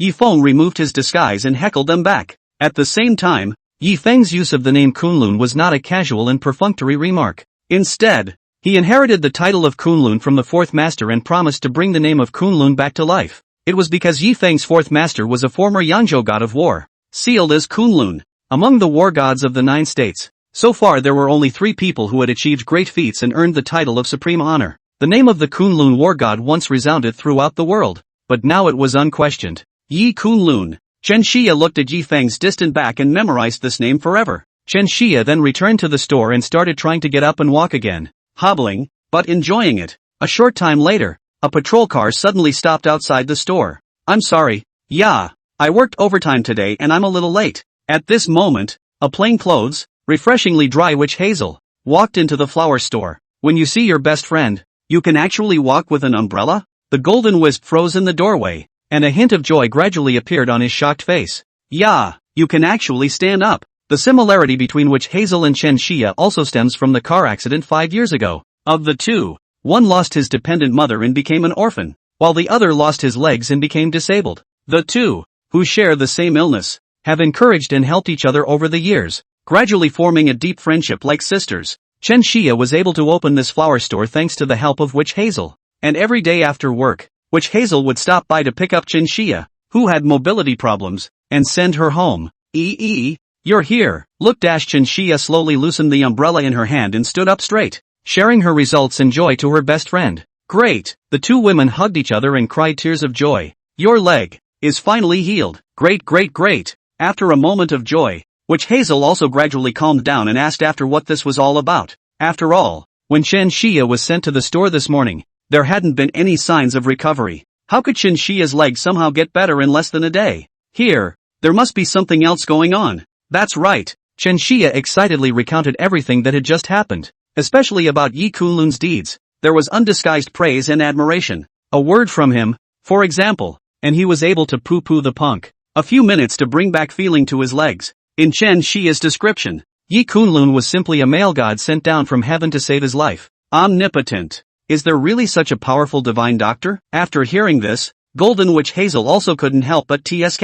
Yi Kunlun. His surname is also Yi. For some reason, at this time, the Golden Witch's mind couldn't help but conjure up Yi Feng's appearance. The Golden Wisp's face flinched, and in his heart he thought disdainfully, the same surname Yi. One is a criminal that everyone spits at, and the other is a godly doctor that is admired. How can the gap be so big? Right. With that man, it's the same surname. Chen Xia saw the slight change in the Golden Wisp's face and immediately understood that her best friend was thinking of that man, so he quickly digressed and said, by the way, Divine Dr. Yi also left a prescription for me to take internally and apply externally, and with a month's worth of medication, my leg will be completely fine. Clothes, tomorrow weekend. Why don't you accompany me to the prescription and grab some medicine? Golden Witch Hazel returned to her senses, picked up the prescription on the table, and exclaimed again, what beautiful writing. The prescription written by Yi Feng was written in Yen-style characters, with strong, round and thick strokes, and a solemn and majestic aura. It concealed his original handwriting so as not to expose his identity. As for Yi Feng's 35th master, he was a master of imitating antiquity and counterfeiting. Whether it was copying famous paintings or the fonts of celebrities, he was good at it and was able to fake the real thing. As a result, the handwriting that Yi Feng left behind with his hand were all like works of art with extremely high attainments. Wow, really? Yeah. Chen Xia took a closer look and also realized that the prescription that Yi Feng had left behind, although it was written with a ballpoint pen, the effect of the writing was as breathtaking as calligraphy. If you don't know, you'll think it's the white space of some master calligrapher. With such superior medical skills, how could you even write so beautifully? Golden Wisp couldn't help but be curious about this Yi Kunlun. Full of curiosity. I wonder who this Mr. Yi Kunlun Yi is. Alas, it is a pity that I came too late to see it. Chen Xia said, I believe that if there is fate, we will definitely meet again. Jean Witchy also said, it's a pity that my righteous father left at an unfortunate time, and there's no way to have this divine Dr. Yi to cure his old man's dark disease. Grandpa Li is gone? Chen Xia was also shocked. This flower store of her own was still funded by Li Yubai, who helped her open it. Yeah, just left today, Golden Wisp said, and left me that big villa of his to keep an eye on for him. By the way, I'm going to take you over to live with me as well. I'm a bit uncomfortable living in such a big house by myself. Chen Xia immediately agreed. Yes, I'll go accompany you. Witch Hazel then helped clean up a bit and then closed up store for the day. After assisting Chen Xia to get on the car, Witch Hazel stepped on the gas and drove towards Fenghua Villa. Along the way, Chen Xia looked happy and talkative. In the midst of her gushing, even she didn't realize that she couldn't get away from divine Dr. Yi Kunlun Yi in 3 sentences. Golden Wisp reminded with a smile. You open your mouth and close it. It's the divine Dr. Yi. Mr. Yes, my ears are getting calloused. Xiao Ya, you're not falling for Mr. Yi, are you? Facing her best friend's jibe, Chen Xia's pretty face slightly reddened and she busied herself with saying, which is not the case. I am just grateful and admiring to Mr. Yi. He saved me and didn't even ask for medical bills. I really don't know how to thank him properly. Witch Hazel continued to joke. Then how about you give your body to me? Chen Xia shook her head, somewhat ashamed of herself and said, I'm just a flower seller in a flower store. How can I be worthy of a dragon and phoenix among men like Mr. Yi? What's worthy or not? Golden Witch consoled. You're so pretty, and when your leg is cured again, there will be many people who want to marry you. Chen Xia smiled bitterly and shook her head, not doing anything out of the ordinary. I do think that you and Mr. Yi are quite a good match. Golden Wisp was shocked at his words and feigned anger. Hey, you like Mr. Yi as much as you like him, why are you pushing it onto me again? I'm serious, Chen Xia said seriously. I used to wonder, for a strong woman like you, what kind of man would be worthy of you? You shouldn't be able to look at ordinary embroidered pillows, right? But this Mr. Yi Kunlun Yi today is really different. Even his temperament is very similar to yours. I think you should be in the same category. You really match well. Boring, which Hazel changed the subject, but at the same time, there was some curiosity in her heart, wondering if the Yi Kunlun that her best friend spoke of was really that good. Soon, the car drove into the villa area. Facing the villa's inside, Chen Xia marveled in awe, her eyes filled with envy. The two walked into the villa and divided the rooms. It's just as well the house is big and you can take your time recovering. Golden Witch took Chen Xia to the backyard and accompanied her to practice walking. As she was walking, Chen Xia suddenly noticed that the villa halfway up the hill had a familiar back. What's wrong? Golden Wisp also looked toward the villa, and couldn't help but think of his righteous father's advice when he left. That person, Chen Xia pointed at the mountain, is a bit like Yi Kunlun Yi Divine Doctor. No way. Such a coincidence? Which Hazel was shocked at his words. Well, although it's hard to see the appearance, his back really looks like. Chen Xia nodded affirmatively. Golden Witch hesitated for a moment, then said, Xiao Ye, let's go, let's pay a visit to the door. As a result of becoming a neighbor. Therefore, Yi Feng almost returned to his residence with the duo of Golden Wisp and Chen Xia, one after the other. Just as Yi Feng entered the door, he happened to be discovered by Chen Xia at the bottom of the mountain. Even though Yi Feng had changed his appearance at that time and was far away, his back was still fresh in Chen Xia's memory. At this moment, Yi Feng returned to the windswept villa on the clouds. After a day of grooming, the inside and outside of the villa was already brand new. Inside the hall, it was brightly lit and fully furnished with furniture and electrical appliances. Even the butlers and servants were all fully equipped. It's a far cry from the barrenness that was everywhere when I arrived yesterday. Aha! Yi Feng nodded with satisfaction. The Cui family had put their heart into this. However, Yi Feng still called the housekeeper and instructed them. You guys don't have to come tomorrow. Yes. The butler agreed and didn't dare to ask anything more. Then went back to work. They were all sent by the Cui family and were told to obey Yi Feng and Bai Weiwei in everything. Now that Yi Feng told them to go back, they could only obey and didn't dare to say much. What? Not satisfied with their service? Bai Weiwei walked over and inquired curiously. They did a good job, Yi Feng said, but I don't need outsiders around me. Upon hearing this, Bai Weiwei instantly understood Yi Feng's concerns. The butlers and servants, they were all sent by the Cui family. Essentially, they were still the Cui family's people. How can we allow others to lie on our couch? Even if the Cui family didn't give an account, they would still secretly reveal everything that happened over here to the Cui family. Well, then let them all go back tomorrow. Bai Weiwei agreed. It was good that the two of them had long been accustomed to this kind of life where everything was kept simple over the years. And even if there were no servants around to serve them, they were unaffected. How's it going on your end today? Yi Feng asked Bai Weiwei about their Bai family company. Everything is going smoothly. Bai Weiwei laughed. Luckily, with the Zhao family's help and accommodations, the company has gone through the entire process and will be able to open its doors for business anytime now. In just 1 day's time, Bai Weiwei had already completed the restart of the company. With such efficiency, even Yi Feng had to sigh. Hard work, Yi Feng said. These are all trivial matters. Bai Weiwei said softly. The real hard work is still behind. Although everything is difficult, the future funding as well as operations of the new company, in contrast, is the real challenge ahead. Of course, if they have a company that just wants to be small and wealthy, then it's perfectly easy to run it and be self-sufficient. However, both Yi Feng and Bai Weiwei had the intention of replicating the White family's former glory. Then they will have to go up and up again. And difficulties and troubles will be like running water. You just take care of the normal operation of the company. Yi Feng told her not to worry. Leave all the other troubles to me. How are the arrangements for the meeting I'm going to have with those 5 great families coming along? Bai Weiwei said. I was about to tell you about this. Su, Shui, Ji, Tan, and Chang, these 5 great clans that once depended on us, have all been notified. They agreed and arranged to meet us tomorrow at the Fortune Mansion in the Ji household. Yi Feng nodded. Then go and meet them. Among these 5 families, for the time being, only the Cui family and the Su family were on their side. There's no such thing as a good meeting, and there's no such thing as a good banquet. Bai Weiwei said. Should we change the location of the meeting? Arrange it from our side? Bai Weiwei couldn't find a place that was too suitable, which was why she came back with the intention of discussing with Yi Feng about changing the meeting place. After all, the Fortune Mansion was the territory of the Ji family. Bai Weiwei was worried that they had set up an ambush there. Ha ha, no need to bother. Yi Feng was unconcerned about this. Even if it's a dragon's den, I'm going to go through it. Otherwise, how can they truly obey me? Yi Feng preferred a quick battle to a tug-of-war over and over again. It would be best if these 5 great families, tomorrow, would bring out all of their cards, and Yi Feng would then crack them one by one, completely subjugating them. If this had come from someone else, Bai Weiwei would have thought it was too much. The 5 great families are developing well now and their power is not to be underestimated. But last night, after seeing Yi Feng's strength, Bai Weiwei wasn't that worried. By the way, our company, we haven't officially named it yet. Bai Weiwei proposed again. In the future, the real person behind the scenes in charge of our Bai family is you. The naming of the company, let's leave it up to you. The once Whites group had been written off and had even become a taboo, rarely mentioned. Bai Weiwei was also unwilling to use the name of the former company again. The rock rises with the wind one day. Yi Feng thought about it and said, let's call it Wind Group. The second master hopes that when he gets out of prison,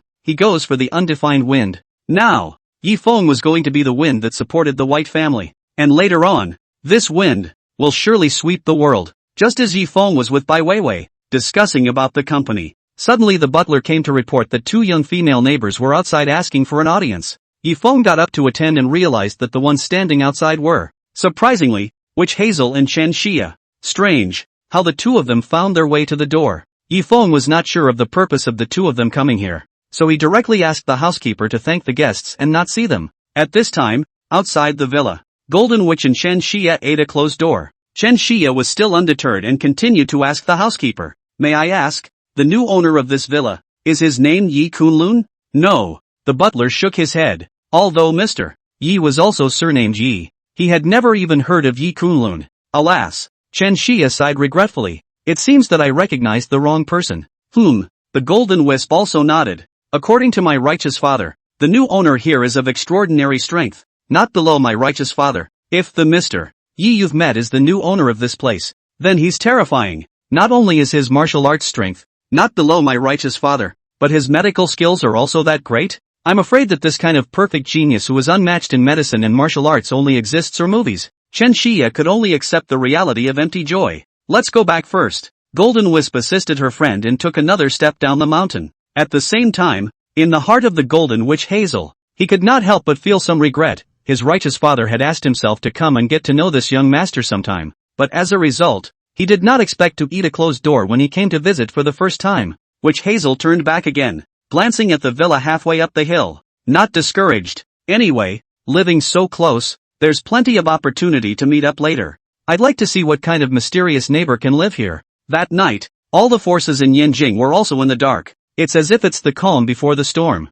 It was just that behind the serenity, there was a party of forces that was the first to suffer and encountered big trouble. The news of the Yi family's tax evasion went viral and was spreading in the community. It quickly hit the internet and was reviled by countless people. How? That night, the Yi family held an emergency meeting to discuss countermeasures. Between us and the Zhao family, we have no grievances or enmity. Why would they report us? Even going so far as to use the connections of the Ministry of Households to investigate us to the end. At the meeting, Elder Yi was infuriated with a backstabbing rage. As for the Yi family, all of them were also wondering. None of them had offended the Zhao family members. So why all of a sudden, they tore their faces off? Elder Yi personally gave the Zhao family's elder a call, and the result was also rejected. Elder Yi also wondered, what kind of person is it that is secretly targeting our Yi family? Even the honorable Zhao family is willing to be the pawn and take the lead against us? Dad, things have come to this point. It won't help to pursue the reasons now. Yi Yuanji said,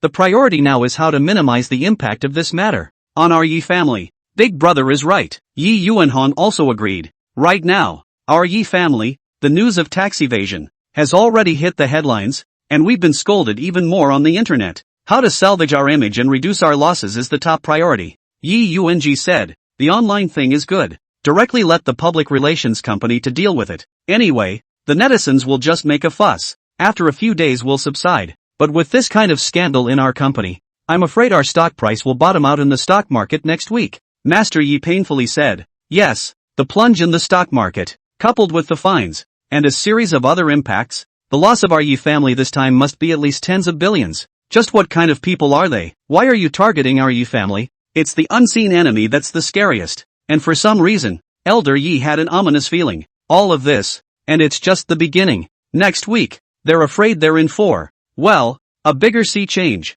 On the other hand, the Su family. When Su Ruhai was sent to the hospital, it was almost dawn. He had his limbs broken and thrown into the river, where he soaked all night. Big brother, Su Ruyun cried into tears, not understanding why it had come to this. Didn't Big Brother say that he had already found someone to waste that kid phone today? How come it's his own big brother instead, who was beaten half to death and thrown into the river to feed the fish? Yi foam, Su Ruhai weakly uttered, indignantly squeezing out the name. Give me revenge. After saying this, Su Ruhai fainted again. Big brother, Su Ruyun could only end up watching his big brother being pushed into the operating room. Soon, outside the operating room, another dignified old man walked in. Dad, you're finally here. Su Ruyun flung herself into her father's arms, seeking comfort. As a result, he was pushed away by Su Yucheng. You siblings, you've been talking on the phone lately, sneaking around. In the end, you've offended someone. Su Yucheng,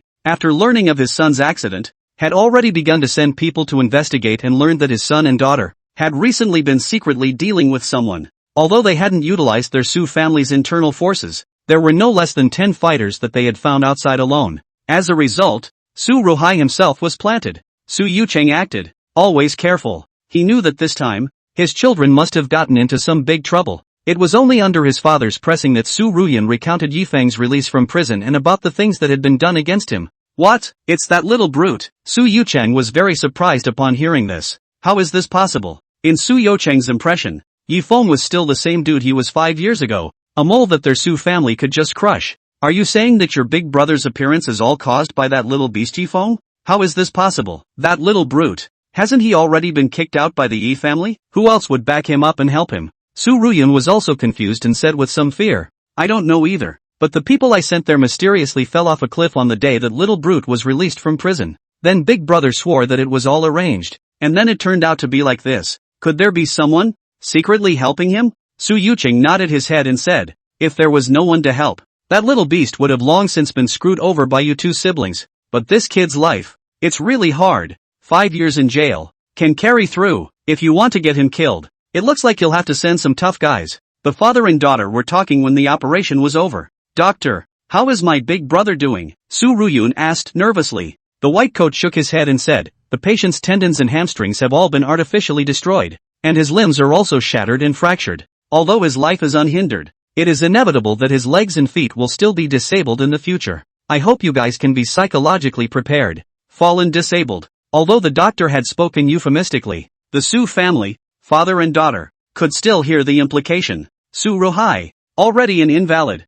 Big brother. Su Ruyun cried bitterly. It's all because I caused you. Little brute. You dare to waste my son. Su Yucheng was also furious. I don't care what people are protecting you behind you. This time, I will definitely get you killed. Dad, Su Ruyun said, should we send our Su clan's offerings to do away with that brat? Outside, she was no longer comfortable. Humph, killing a chicken doesn't require a bull's knife. And that little brute, after all, is still surnamed Yi, and we, the Su family, can't do it ourselves. Su Yucheng confidently said, as it happens, I know a big shot in the underground world. He is the famous White Dragon King of Qingzhou. I heard that he's coming to Yanjing recently. As long as this White Dragon King is willing to make a move, that little brute will have to die without a burial place even if he has a patriarch sheltering behind him. At this time, Dragon Gate Mansion. The Black Dragon King hesitated, but dialed out a call. Old White, you've already received the Dragon King order, right? I hope you'll take it seriously this time. This is no joke. This one is really the Dragon King, the old Dragon King's heir. Not only does he hold the Dragon King's order, but he has also obtained the old Dragon King's inheritance. And his strength is so terrifying that it's hard to describe in words. Although you and I have turned against each other because of the position of the Dragon King, but on account of the fact that you and I used to be sworn brothers, I will kindly remind you, within 3 days, you must come and pay your respects to the Dragon King, or else the consequences will be something you can't imagine and bear. That's all there is to say, so be on your best behavior. Early the next morning, Yi Feng and Bai Weiwei took a car to Fortune Mansion, prepare for a formal meeting with the 5 families. Officially, the positions and attitudes of the 5 great clans at this time were also different. First was the Cui family, which was considered the first to submit to Yi Feng's iron fist. Instead of being convinced by heart, they were beaten into submission. Only, After witnessing Yifang's terrifyingly monstrous strength, the Cui family decided to go with the flow and come to gamble. If the Bai family could really make a comeback with this person, then their Cui family could also take another ride and follow them to the sky. Therefore, the Cui family was like a gambler, placing all their bets on Yifeng. In this meeting today, regardless of how other families chose to do so, the Cui family would be firmly bound after Bai Weiwei and Yifeng. The Su family, on the other hand, is a special case. Although Su Jiuquan had also seen Yifeng's power with his own eyes and had determined that Yifeng possessed a very human and terrifying strength, and that his future was unlimited. However, based on Su Jiuquan's side of the story alone, it was still difficult for the Su family to place a bet. After all, the 5 great families, the roots are solid. Even if the White family wants to reorganize, it is by no means an overnight thing. How could the Su family be willing to let them take orders from the Bai family again? What's more, once the 5 great clans formed a tacit understanding, joint suppression of the White family, then the rise of the White family, even more empty talk. Dad, brother, Su Jiuquan argued with reason. Mr. Yi cannot know that he is the backer of the Bai family,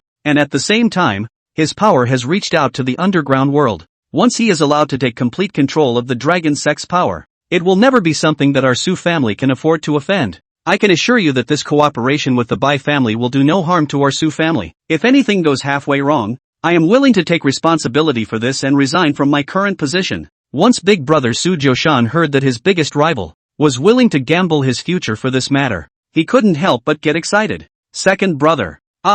Think about it. You are now the vice director of the company, the number 2 person within the family. Do you really give it all up for a kid who doesn't know where he came from? Su Jiuquan laughed. Big brother, I haven't finished talking yet, but if the Bai family can really rise again and our Su family profits from it, then I want 5% of the shares in your hand. Are you willing to bet against me? What? Su Jiushan's face changed when he heard that. If one lost 5% of the shares in one's hand, then it would mean that one completely withdrew from the ranks of the family heirs. As for Su Jiuquan, he will also integrate the shares of the 2 men and leap to become the largest shareholder of the family group. The future patriarch's position is on the line. So you were waiting for me here? Su Jiushan snorted coldly. Big brother, just tell me if you dare to bet, Su Jiuquan said provocatively, just as the 2 brothers confronted each other. Enough. In the end, it was Elder Su who clapped. I'm not dead yet. It's not your two's turn to make decisions. Our Su family never fights battles we're not sure of. Kukawa, you've blown that kid out of proportion.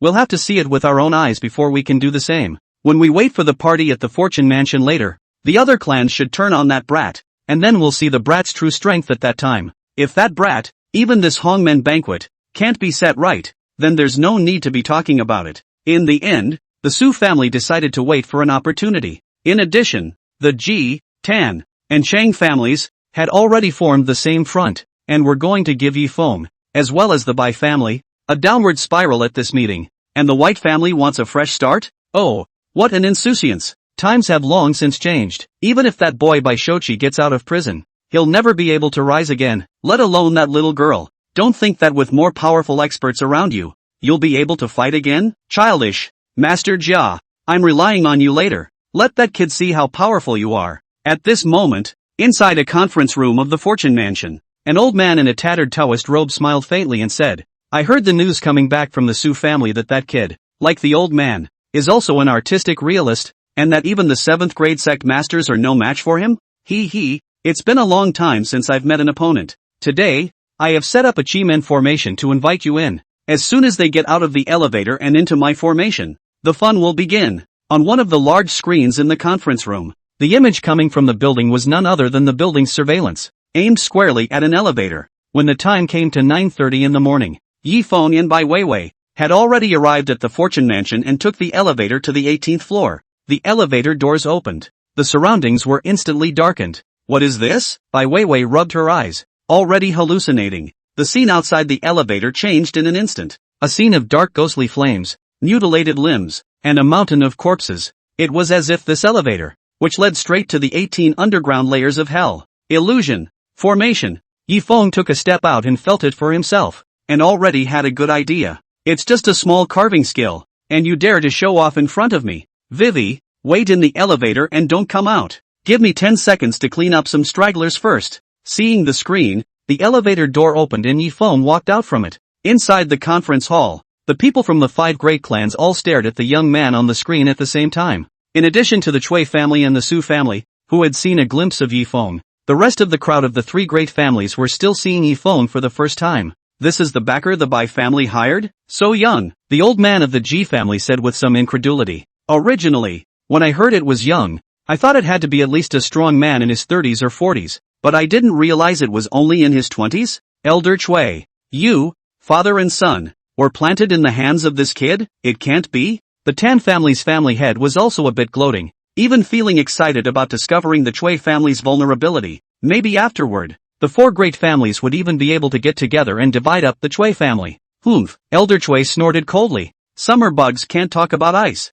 Elder Chui didn't bother to explain because he himself couldn't say how strong Yifeng was. In short, he believed in Yifeng and was willing to gamble once. Didn't you say that outside the elevator, a formation has been laid? Why hasn't there been any reaction when that kid walked out of the elevator? The patriarch of the Chang family asked curiously. At that moment, the old man in tattered Taoist robes lightly stroked his beard and laughed. Don't panic, everyone. The effect of the formation laid down by the old man can only be seen if it is on the spot. How can a camera and other devices capture it? You guys, look. The kid stopped, because the scene outside the elevator will change like hell. In less than 3 seconds, that kid is guaranteed to be scared shitless and running for his life. Upon hearing this, the crowd stared intently at the screen in anticipation of a good show. As for the Su family's father and son, they couldn't help but look at each other in dismay, not knowing if Yifeng could successfully pass this hurdle. At this moment, Yifeng stepped out of the elevator. Immediately, he felt a gust of gloomy wind and an illusory ghostly shadow, rushing towards his side. Such a weird and eerie scene. If it were an ordinary person, I am afraid that they would have been scared half to death. However, Yifeng's cultivation was so profound that he had long been able to break through some illusions. Not to mention this kind of illusory demons and ghosts. Even if there were really any demons and ghosts, Yifeng would cut them down with a single sword. No matter what, the ghosts and shadows in front of him were heavy, and Yifeng laughed it off. The golden light appears quickly and covers my body. As Yifeng pinched his fingers and recited, golden light appeared all around him. With a wave of his hand, the illusion of hell in front of him was dispersed like a windswept cloud. Of course, at this time, the golden light around Yifeng's body was also unable to pass through the camera and transmit to the conference site. Therefore, in the venue, through the screen, Yifeng was seen waving his hands one after another, as if he was repelling something out of thin air. Seeing it in the eyes of the crowd, they all couldn't help but burst out laughing and praised. It's true what realist Pang said. That kid should be scared to death. Ha ha. Zenith Pang is truly a man of God. Ha, but only Pang Jinran seemed to sense something, and was suspicious in his heart. Could it be that that kid still really has some Taoist skills? Onlookers might not be able to see it, but he was still able to sense what was happening inside the formation he himself had laid down. Just as well, since the illusion doesn't scare you off, let's show you the real abyssal purgatory. Pang Jinran cast a spell across the air, once again activating another mystery of the formation, the ghost general present. In a split second, the vision outside the elevator changed again, only to see at the abyss, a monster, rising up from the ground, like a ghost or god, stood above the road. It was about 3 meters tall, reaching the top of the dome, clad in black armor with turquoise flames burning on it, and holding an Xian Tian giant axe, all of which was accompanied by wild winds and flames when it was wielded. Yifeng was slightly stunned when he saw this. Unlike the illusion in front of him just now, this ghost general in front of him at this moment, although it was also a shadow, his attack was real. This was exactly the same ghost general that Pang Master had worked so hard to raise over the years, and had taken a lot of effort to do so. Boom! The ghost general moved forward, taking a step. At that moment, the ground underneath his feet produced violent trembling, as well as traces of cracking. With such a mighty power, even a clan master level expert with a horizontal physical body was afraid that it would be difficult to match it. Immediately after, the ghost general raised the huge axe in his hand high and slashed down, head on, towards Yifeng. Didn't expect that the person who set up this formation actually has such a bottom card? It's a pity that this little brat he kept is going to disappear completely today. It was too late. The giant axe slashed down head on. The aura was like the sky collapsing and pressurizing the 4 directions. Facing this terrifying strike, Yifeng slowly raised his hand. He even used his flesh and blood to resist the attack of this giant axe. What a boy who doesn't know how to die. At this moment, inside the venue, through the screen, seeing Yifeng's move, even realist Pang couldn't help but be stunned. He didn't expect that Yifeng would dare to not dodge and even use his own arm to catch it hard. Then let's chop off this arm of his first, so that he will know how powerful he is. The corner of realist Pang's mouth coldly smiled. In a split second, the sharp axe head of the giant axe had smashed heavily into Yifeng's palm. Click. Looking at Yifeng's palm again, not only had it not been cleaved by an axe, but instead, there was a hidden lightning entanglement. Further, the thunder and lightning took shape and wove a huge net, actually reversing the axe head of the giant axe to be tied up and entangled together. It turned out that the giant axe did not touch Yifeng's palm in the slightest, but instead, it seemed to fall into the net of the law in general, was instantly pocketed up, hanging high into the air. How is that possible? This scene caused realist Pang to be shocked, since he wasn't at the scene and was separated from the screen, so Pang Jinran couldn't be informed. What kind of mystery was hidden in the heart of Yifeng's palm? But the fact that axe fell short and was hoisted up instead really made him feel uneasy inside, as if he was facing a big enemy. Pang Jinran couldn't sit still and immediately stood up, wanting to go out and check the situation. If things get bad, you have to retrieve the ghost general quickly. But how could Yifeng give him this chance? Right after Yifeng clamped down on the giant axe with the force of a thunder net, immediately after that, with his other hand, he made a palm lightning move, striking the ghost general's chest directly. Thunderclap! All of a sudden, there was lightning and thunder, and the sky was dark. Looking at the giant ghost general again, it was as if it had been bombarded by 5 thunderbolts, and with a rumble,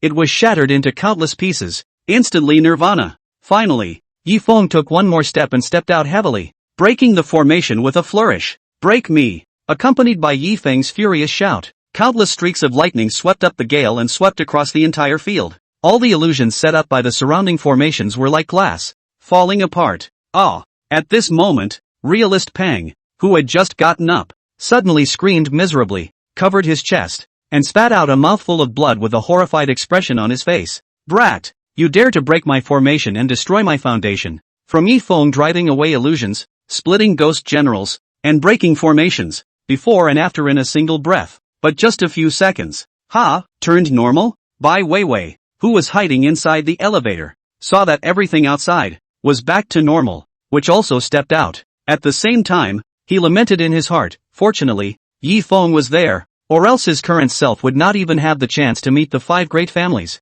Just getting out of an elevator can be such a big gesture. These 5 great clans, they really don't have good intentions, coming up to give us a downward spiral. If I had known, we should have been the ones to arrange the meeting place. Bai Weiwei was a bit angry. It was true that there was no good feast. I wonder how many more ambushes await the 2 of them at the meeting place. It's all just carvings. It doesn't scare me. Yifeng's demeanor was very calm, because compared to his master who was really good at raising ghosts, the ghost general that had just been released wasn't even qualified to mention his shoes. Since they want to scare people so much, I'll show them what great terror is. Saying that, Yifeng raised his hand and regrouped the illusion that had just been dispersed in his palm. In a matter of moments, the sky in the palm of your hand is changing. Go! And then, Yifeng threw the residue that was wrapped around the huge terrifying illusion back towards the center of the venue. It's not polite to come and go. It also gives the people in the venue who are waiting for a good show a taste of what's to come. At this time, the venue, the crowd of the 5 great clans,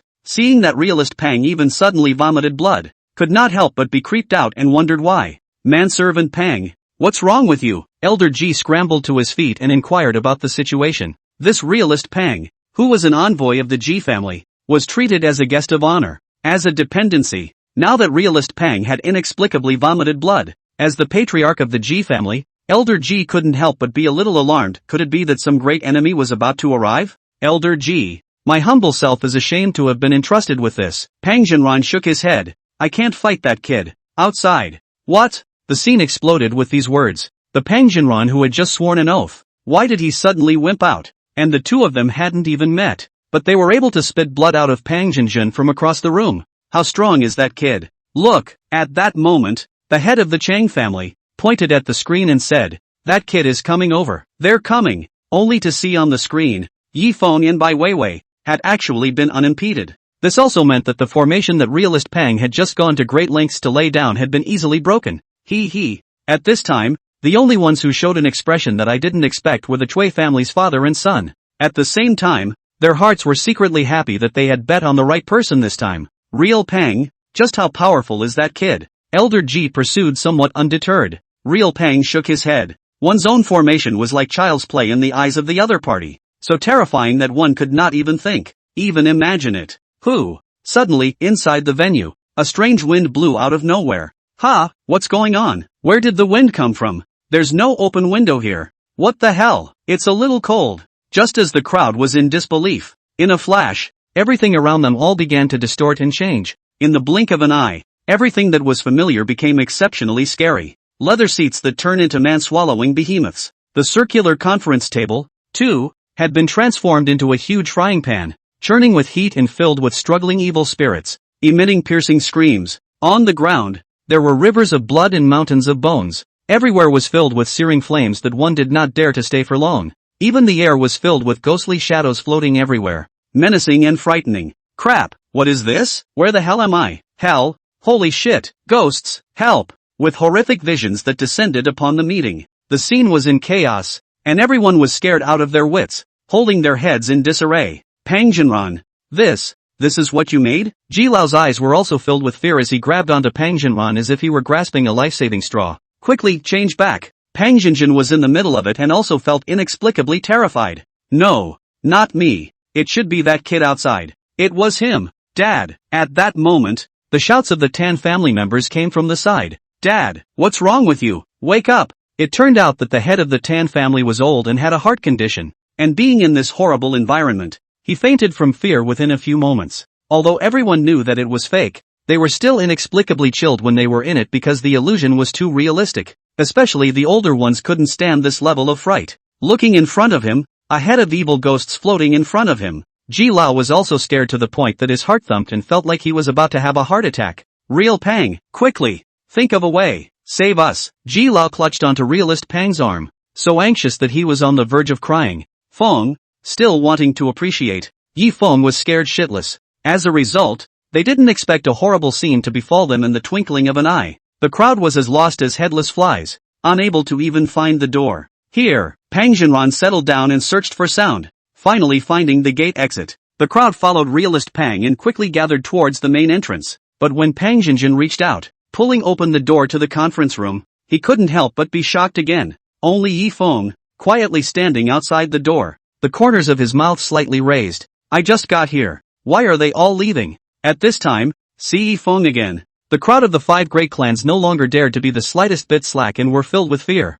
After all, even the Pang realist, who was an enshrined member of the Ji clan, had been beaten by Yi Feng through the air until he spat out blood. Coupled with the fact that this horrifying scene at the moment all came from Yi Feng alone. Where would the group of ordinary people from the 5 great families dare to show the slightest disrespect to Yi Feng anymore? Every time Yi Feng took a step forward, the crowd on the opposite side of the room, in fear, took a step backward. Although the crowd wanted to escape from the scene, but the only entrance and exit was blocked by Yi Feng. Even the bravest people did not dare to cross Yi Feng by half a step.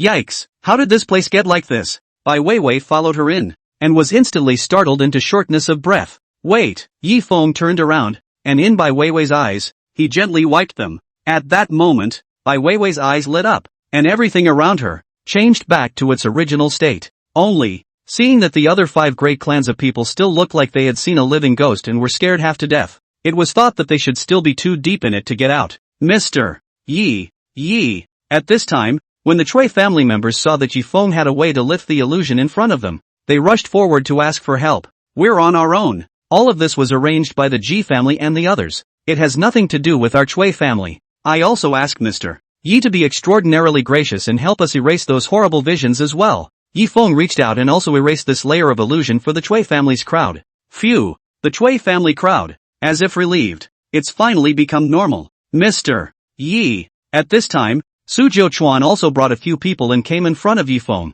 bowing respectfully to greet him. This is my father and big brother. We, the Su family, are also willing to cooperate with Mr. Yi, with absolutely no second thoughts. Please also, Mr. Yi, raise your hand. My father also has a heart condition. Yi Feng nodded and similarly restored the normalcy of the Su family's sight. The Su family, father and son, were grateful. Even the earlier idea of preparing to be a wallflower was immediately dispelled. Su old master also immediately decided in his mind, for the future development of the Su family, it seems that it is necessary to abolish the eldest and establish the youngest, so that the youngest son Su Jiuquan to be the successor of the Su family. And us, Ji, Tan, and Chang, also rushed forward to beg for forgiveness, hoping to return to normal. You guys don't have to, right? Yi Feng immediately refused. Thunder and rain are all the grace of God. Yifeng could pardon the Chu and Su families, and likewise deter the Ji, Tan, and Chang families. Who was it, just now, that laid the formation outside? Yifeng's gaze, again, coldly swept over the people present. In the end, the answer had already been answered when it landed on real Pang. It's me. Pang Jinjin walked out trembling. With your unimpressive level, how dare you fight with me across the air? Yifeng grabbed him up as if he was grabbing a small chicken. Frightened, real Pang begged for forgiveness. Don't you like raising ghosts? Yifeng said, casually throwing him towards the conference table. Then go and taste it. Down the frying pan. Bang! Before the words left his mouth, real Pang was thrown heavily onto the tabletop. It's just a solid wood conference table though. However, under the added weight of the illusion, in the eyes of realist Pang and the others, it was a frying pan in hell. As soon as he was thrown into the pot, Pang Jinjin trembled and felt his skin split open in agony. He struggled to climb out and was immediately surrounded by green-faced, fang evil spirits, armed with knives and forks, who knocked him back down into the frying pan.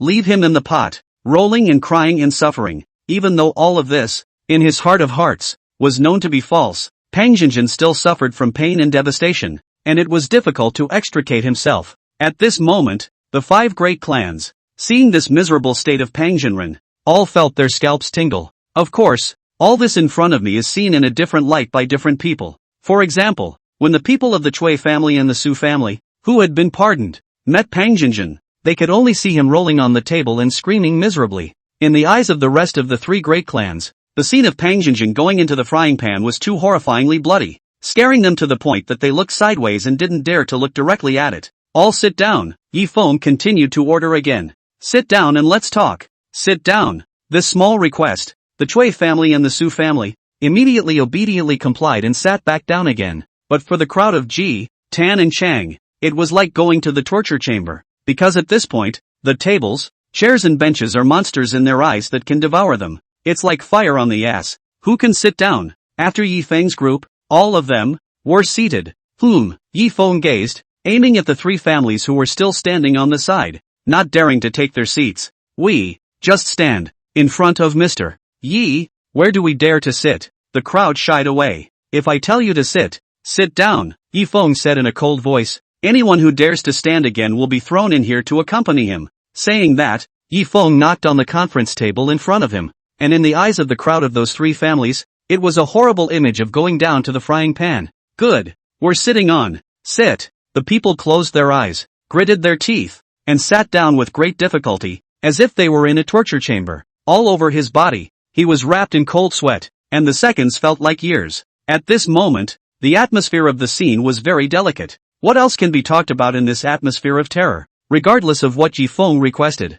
the people present were afraid that they wouldn't dare to say half a word. After all, there was another person right in front of him, in the frying pan, struggling and wailing. It is simply as awe-inspiring as killing a chicken to make an example of a monkey. So how would one dare to think otherwise? I'm here today to inform you of 2 things. Yifeng spoke out and continued. First, the Wind Group has just been established and lacks funds, so it needs the support of your 5 families. Each of your families will contribute the first $2 billion, and together you will gather a total of $10 billion for me. Secondly, in the future, you 5 families, you must submit to me as you once served the White family. My words are orders. Everything, it's up to me. Saying that, Yifeng got up and looked proudly at the whole audience. My words are finished. Who is in favor and who is against? For or against? Faced with this question, the crowd at the scene wanted to die. Isn't that fucking bullshit? Who can object? Who the hell dares to object? At this moment, the crowd of the 5 great clans were sitting on pins and needles.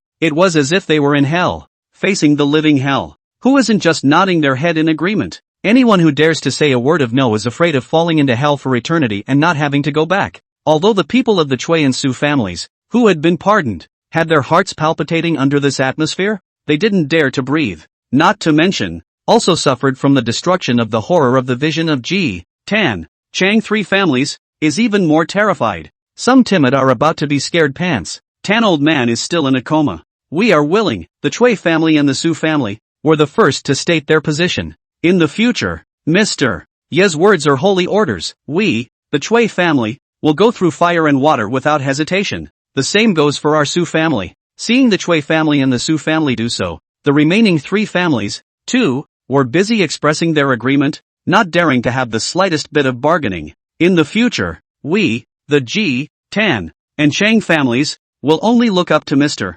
Yi as our head. Yi Fengxing's thunderous tactics, almost without bloodshed, made the 5 great clans, one after another, bowed down. The original attempt to give Yi Feng a downward spiral had also become a lingering nightmare for those present. On the side, Bai Weiwei couldn't believe it. I had thought that today would be a difficult negotiation. After all, the 5 great families of today, with their money and power, would no longer easily yield and follow their orders. As a result, he never expected that with Yi Feng's slight tactics, the 5 great clans would surrender as if they were birds of prey. Immediately after that, Yi Feng signaled Bai Weiwei, taking out the prepared contract for the 5 of them, to sign and seal. Although it is known that these 5 families do not dare to be rebellious for the time being, in business, it is still necessary to sign a symbolic contract. The 5 families got the contract, didn't even look at it, turned directly to the last page, and brushed and signed their big names. Mr. Yi, we have signed the contract and we have agreed to all your conditions. Now you can collect the divine power and let us go. Facing a room full of ghosts and ghouls, Yoshiyat and the others couldn't take it anymore. Aha! With a wave of Yi Feng's hand, the illusions around him were all dispersed. The people of the 3 great clans, as if relieved, slumped into their seats. Even Pang Jinjin, as if he was out of his misery, slumped down on the table, gasping for air. As he looked at Yi Feng, his eyes were filled with fear and timidity, but in his heart, he was filled with anger and holding a grudge. Yi Feng, you wait for me. Pang Jinran swore in his heart that he would not be able to repay this vengeance. He would return the pain he had endured today 10-fold and 100-fold. When my senior brother comes, I'm going to make you go to real hell. And after slowing down, it was obviously impossible for the people of the 3 great clans to say that they didn't hold a grudge against Yi Feng. However, due to Yi Feng's terror, they dared to be angry. It's still important for them to stay alive right now. Even if he wanted to find another opportunity to retaliate against Yi Feng, he had to leave here alive first today. They were calculating in their minds that even if the Cui family and the Su family obeyed, then by gathering the entire strength of the other 3 great families, they didn't believe that they couldn't deal with this kid surnamed Yi. Yi Feng could naturally guess the small minds of these people present. In fact, with Yi Feng's current strength, there was no need to worry about what the griffins around him thought. After all, even if the ants make the best laid plans, they will never be able to shake the elephant. But, too many ants messing things up will inevitably still be a bit annoying. Thus, Yi Feng continued, I don't care if you guys are sincerely submissive or if you are just being false. I don't care about any of these. But one thing, if you dare to disobey me, you can close your eyes and feel it. Close your eyes? The crowd sniffed, unsure. Still, someone tried to close their eyes. He was so scared that he opened his eyes again in a cold sweat, as if he had just seen some unknown horror after closing his eyes.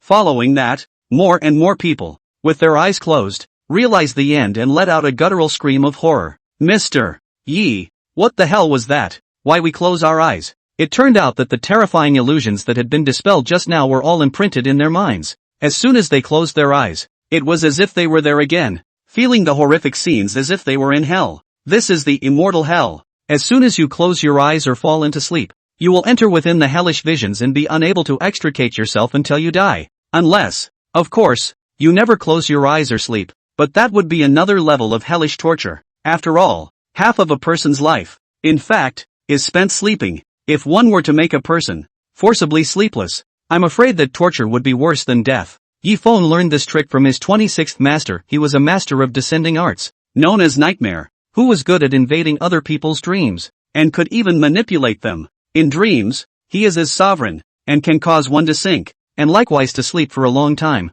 Upon hearing this, the crowd of the 3 great clans were in a cold sweat, as if they had been sentenced to death, and their hearts were as if they were dead. Mr. Yi, we don't dare, please, let us go. Elder Ji led the way and begged for mercy. Yi Feng added, as the saying goes, if you don't do anything wrong, you're not afraid of ghosts knocking on your door. As long as you have the slightest thought of harming me, then there will be hell to pay. And as long as you have no intention of harming me, it is perfectly normal to sleep. So it's all in your own choices. After hearing what Yi Feng said, those people immediately put away their unkind thoughts towards Yi Feng and closed their eyes again. And sure enough, everything was normal. Now, the people present looked at Yi Feng again as if they were honoring a god, and they no longer dared to show the slightest disrespect. Mr. Yi, Elder Ji got up and said, we've prepared a table at noon, so I'd like to ask Mr. Yi to be kind enough to have a casual meal together. Originally, The meal was their celebration. But now, it could only be used to entertain and please Yifeng.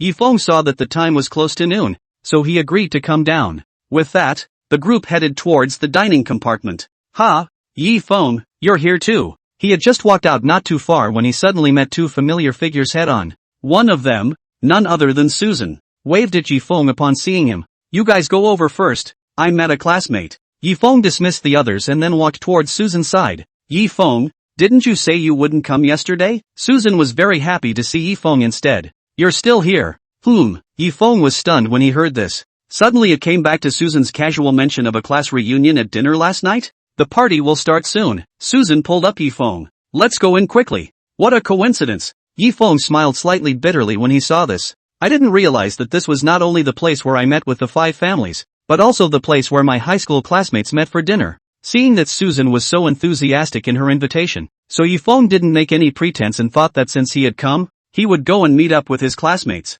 After all, they are high school classmates who have lived and studied together for 3 years. After 5 years of separation, I wonder what has become of all of us. Cut. It's not like anyone invited you, and you have the nerve to come along. At that moment, a heavily made-up woman beside Susan muttered in a low voice. Shue, how can you say that? Susan hurriedly stops her friend. Yifeng is also in our class, and it was me who invited him. After hearing Susan call out this person's name, Yifeng barely recognized that this woman was named Lu Chushue. I remember in high school, Susan and her were BFFs, and the two of them were, well, relatively close. Nowadays, Lu Chushue was heavily made up and Yirong somehow didn't recognize her. Soon, a group of 3 people arrived at a spacious box. 20 or 30 people have come inside. Whoa, the class flower is here. Susan's appearance immediately drew a frenzy from the boys in her class. Hula a moment, a dozen boys, immediately surrounded, booing and flattering, squeezing Yifeng and Lu Chushue aside.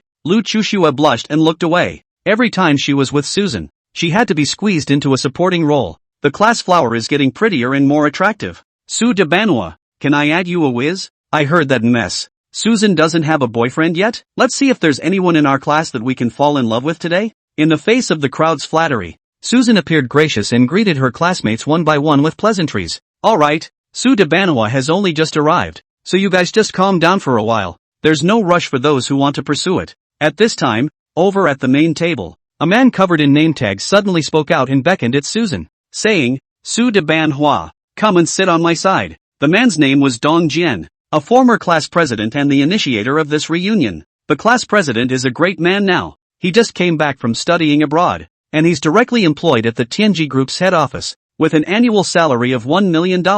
That day G Group, it's the family company of the G family, one of the top 100, top 10 powerful families in the country. This kind of big family-owned company, ordinary people can't get in. Our class president is also single, young and golden. Do you want to consider it, class flower? There were good people, who were coaxing and embracing Susan to the side of Dong Jian, the class president. Yifeng, Shue, let's go over and sit together. Susan didn't forget to call Yifeng and her best friend Lu Chushue to go over with her. Wow, Lu Chushue-san, you're getting hotter and hotter too. Dong Jian, the squad leader, complimented. Ha, this is. Immediately afterward, Dong Jian was stunned when he looked at Yifeng. The mind wonders if this person was among those invited. Not only Dong Jian, but most of the students present, were also unfamiliar with Yifeng, as well. After all, Yifeng had spent 5 long years in prison, and his entire image and temperament had changed dramatically. Compared to the disheveled high school,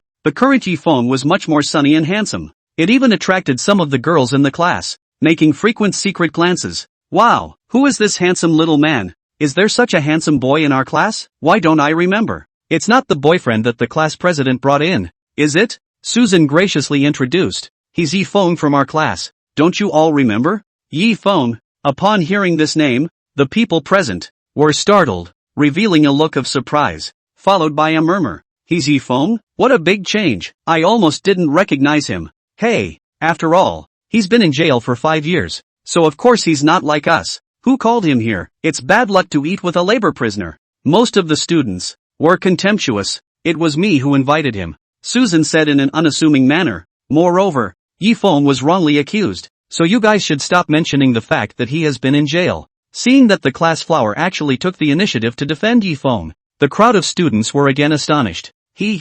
I'm afraid you guys still don't know, right? At this time, Lu Chuxue broke the news. Our class flower. When she went to school, she had a crush on Yifeng. It's a pity that as soon as I graduated, before I could confess my love, Yifeng squatted in. At these words, there was another sensation. Looking at the duo again, the crowd thought to themselves, these two aren't together, are they? That's really a flower in cow shit. Chuxue, don't talk nonsense. Susan blushed slightly, not expecting to be patched up by her best friend at this time. It's true that you have to protect yourself from your girlfriends. At that moment, the face of the squad leader, Dong Jian, also changed slightly. In the eyes that looked at Yifeng, there were also a few more points of hostility and sharpness. After all, for this class reunion, class president Dong Jian had wanted to show off his strength and try to woo class flower Susan. As a result, he didn't expect that halfway through, this kid Yifeng intervened and disrupted his plans. So it's student Yifeng. It's quite a big change. I almost didn't recognize him. Immediately afterward, class president Dong Jian changed into a smiling face and warmly invited, come on, make yourself at home. Although his face was piled with smiles, in his heart, Dong Jian was calculating that he wanted to make Yifeng make a fool of himself in public, so that he could also make the class flower understand who would be worthy of her. Mr. Yifeng, how does it feel to be in prison for these 5 years? Tell us a little bit about life in prison. 2.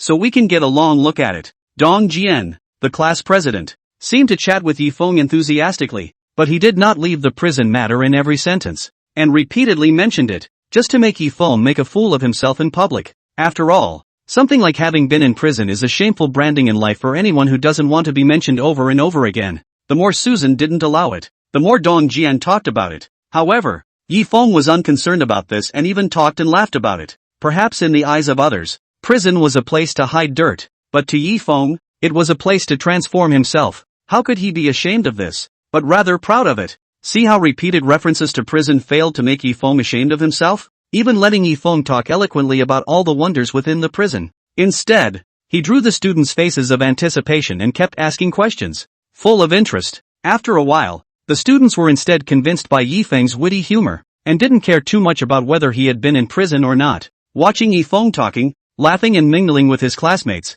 he was just like a boisterous guest, becoming the protagonist of this class reunion. Now, Dong Jian was even more upset in his heart. Shit, I was trying to belittle this kid, but instead he's making a name for himself? This kid's cheek, why is he so thick? Dong Jianxin said, good, since it's hard to talk about prison, it's hard to talk about something realistic to hit you. Immediately afterward, Dong Jian adjusted his thoughts and continued to ask, Mr. Yifeng, how long have you been out? Do you have a place to land now? Where do you work? Dong Jian felt that it was impossible for Yifeng, a laborer with a criminal record, to find any decent job. As expected, Yifeng confessed, I don't have a job. These words were right in Dong Jian's mind, and he immediately said in a concerned tone, how can you do without a job? You've been in jail for 5 years. You're out of touch with society. All the more reason to get a job and integrate into society. But I don't suppose it's good for you to get a job when you have a criminal record? How about this? I know the owner of this building, so I can help accommodate you,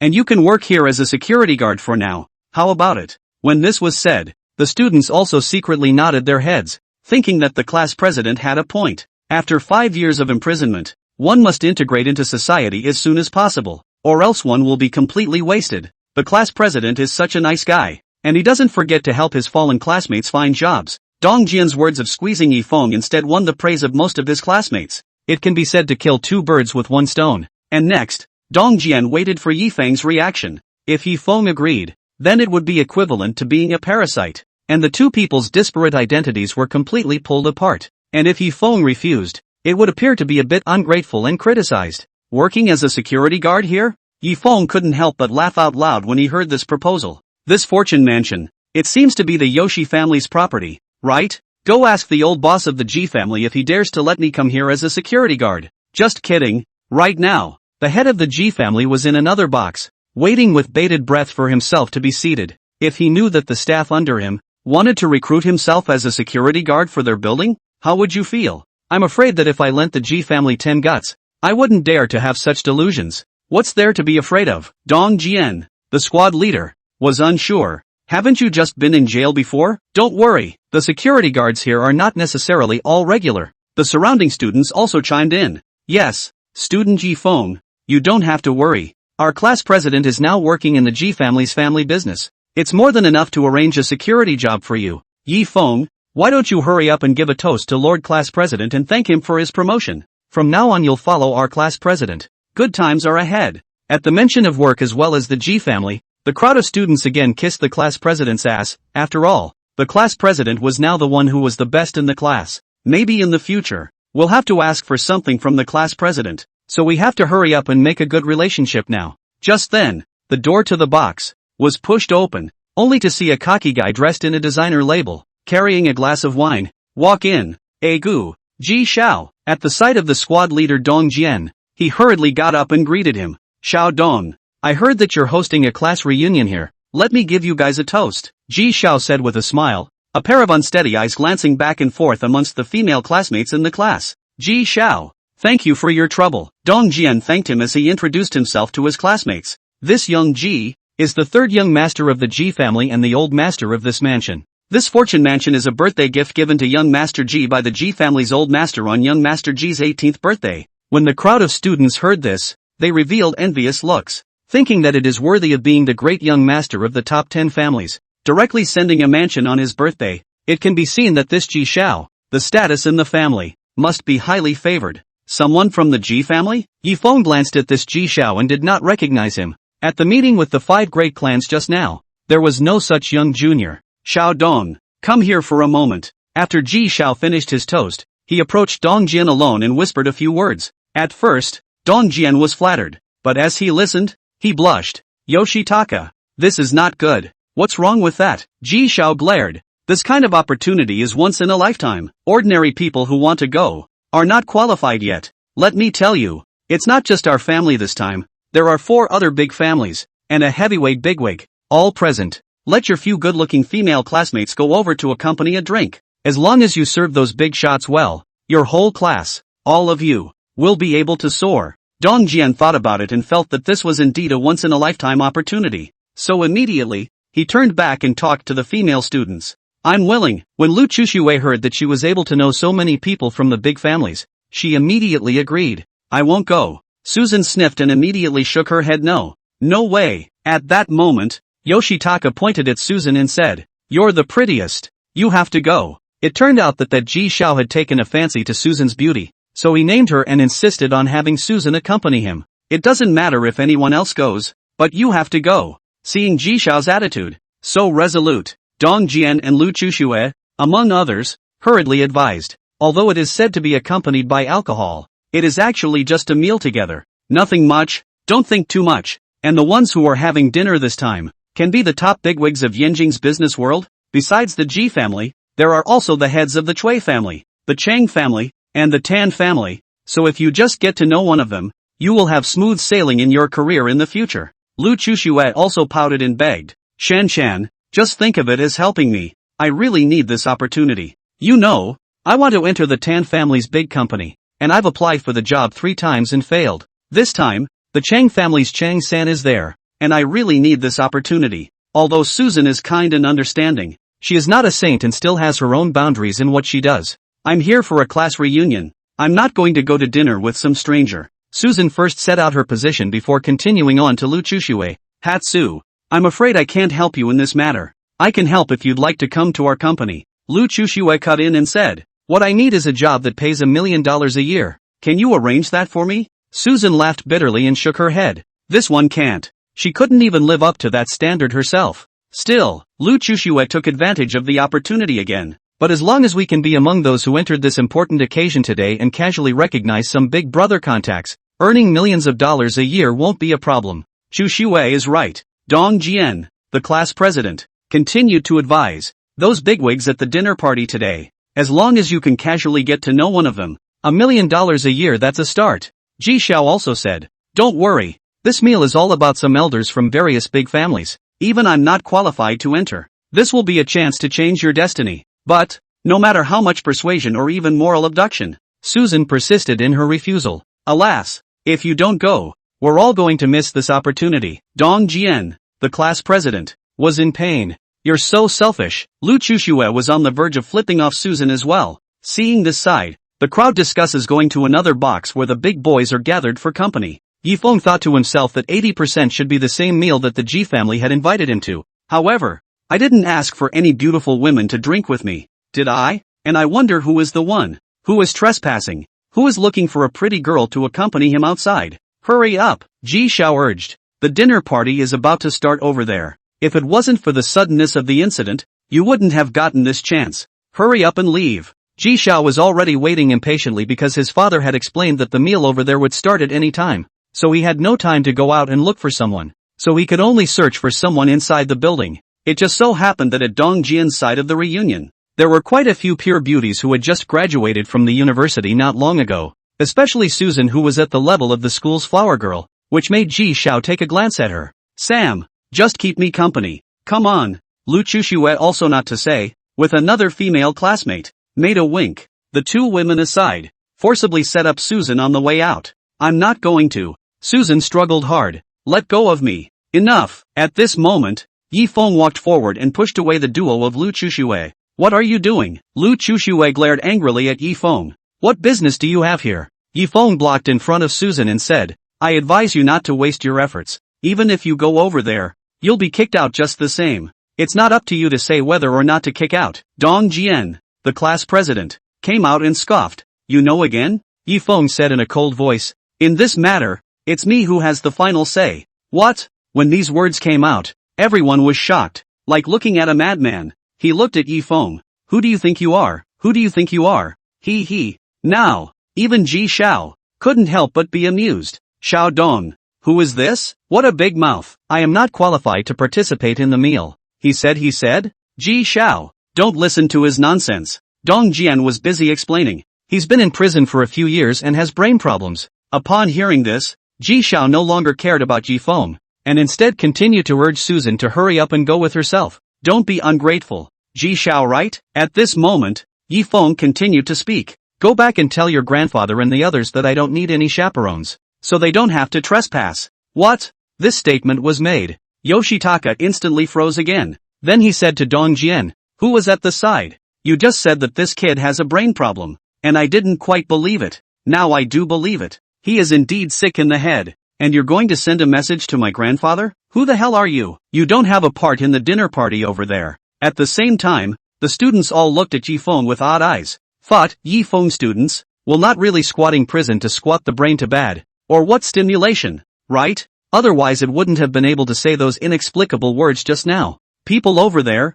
it's all a gathering of business tycoons. Does it have a damn thing to do with you? And you dare to mouth off, even in a commanding manner? Yifeng, have you made enough noise? Dong Jian, the class president, also spoke out and reprimanded. Over there, they are all old bosses worth hundreds of millions of dollars, eating together. What does it have to do with you? A laborer like you isn't even qualified to go in and serve tea and water. Get out of the way and don't make a mess here. Seeing that Yifeng had clashed with others in order to defend himself, Susan hurriedly persuaded him. You guys stop arguing. Squad leader, Yoshitaka, thank you for your kindness, but I'm not feeling too well today, so I won't go over there. Ji Xiao snorted coldly and said, don't give your face away. If you say you won't come, then I'm not waiting here for half a day for nothing. Come with me. Saying that, Ji Xiao reached out his hand and grabbed Susan's wrist, forcibly trying to grab someone over. Seeing this, class president Dong Jian and Lu Chushue were also busy pushing at the back. A line of people pulled forward and pushed back, coercing Susan as she was walking out the door.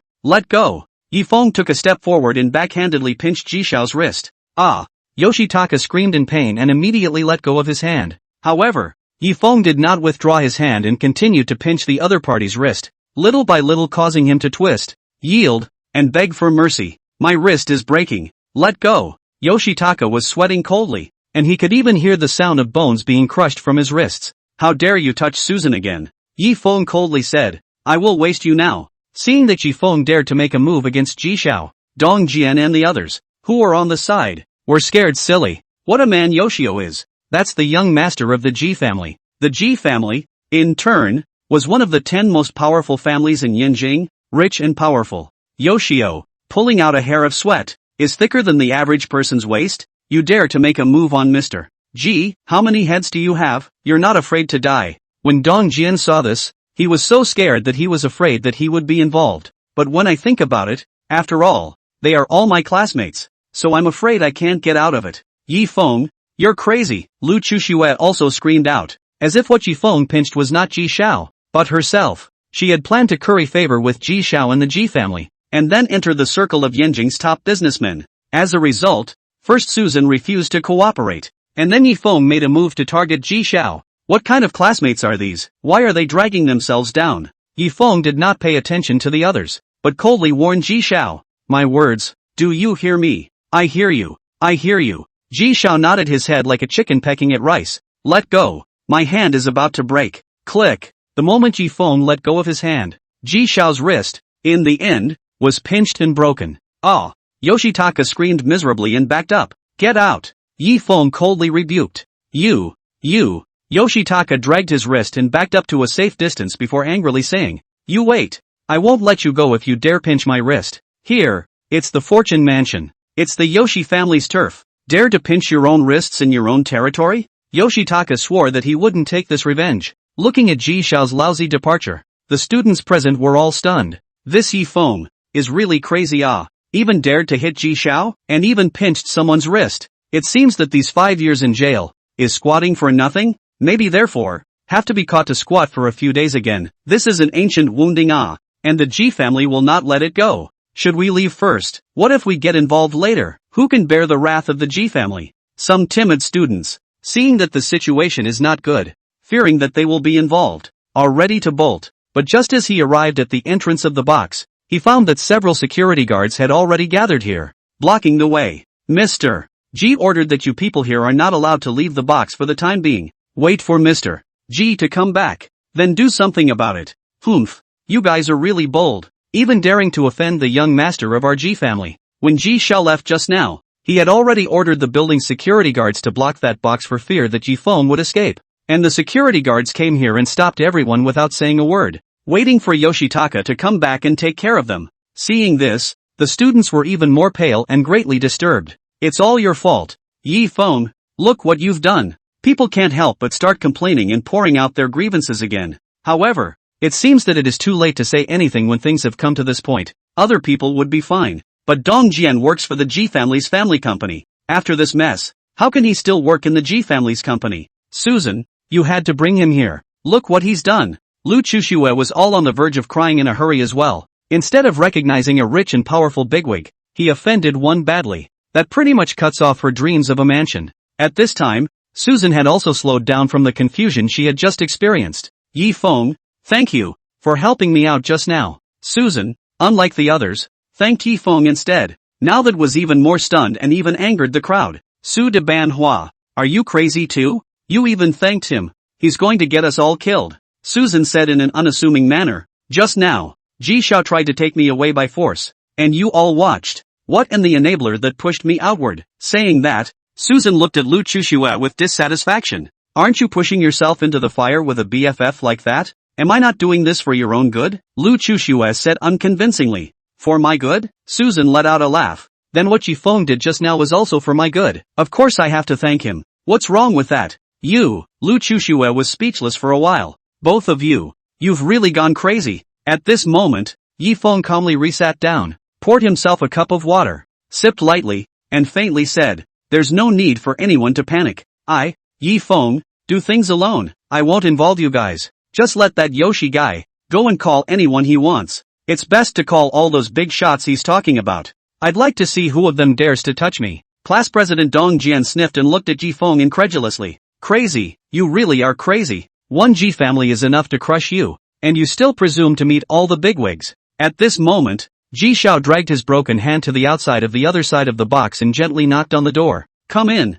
Yoshi's old voice, coming from inside. Since Yi Feng hadn't returned yet, the box was still relatively free to walk around. Grandpa, Ji Xiao immediately started crying as soon as he entered the box, recounted everything that had just happened, one by one. Once Ji Lao saw that his favorite little grandson's wrist had been pinched and broken, he couldn't help but burst into a rage. What an arrogant brat, daring to spread his wildness on our Ji family's territory. Ji Lao thought to himself, what's going on today? First it was a Mr. Yi, and it turned the place upside down. This surprisingly appeared another arrogant and limitless brat who dared to pinch his own grandson's wrist off? When had the Ji family suffered this humiliation over the years? Ji Lao thought, I cannot fight Mr.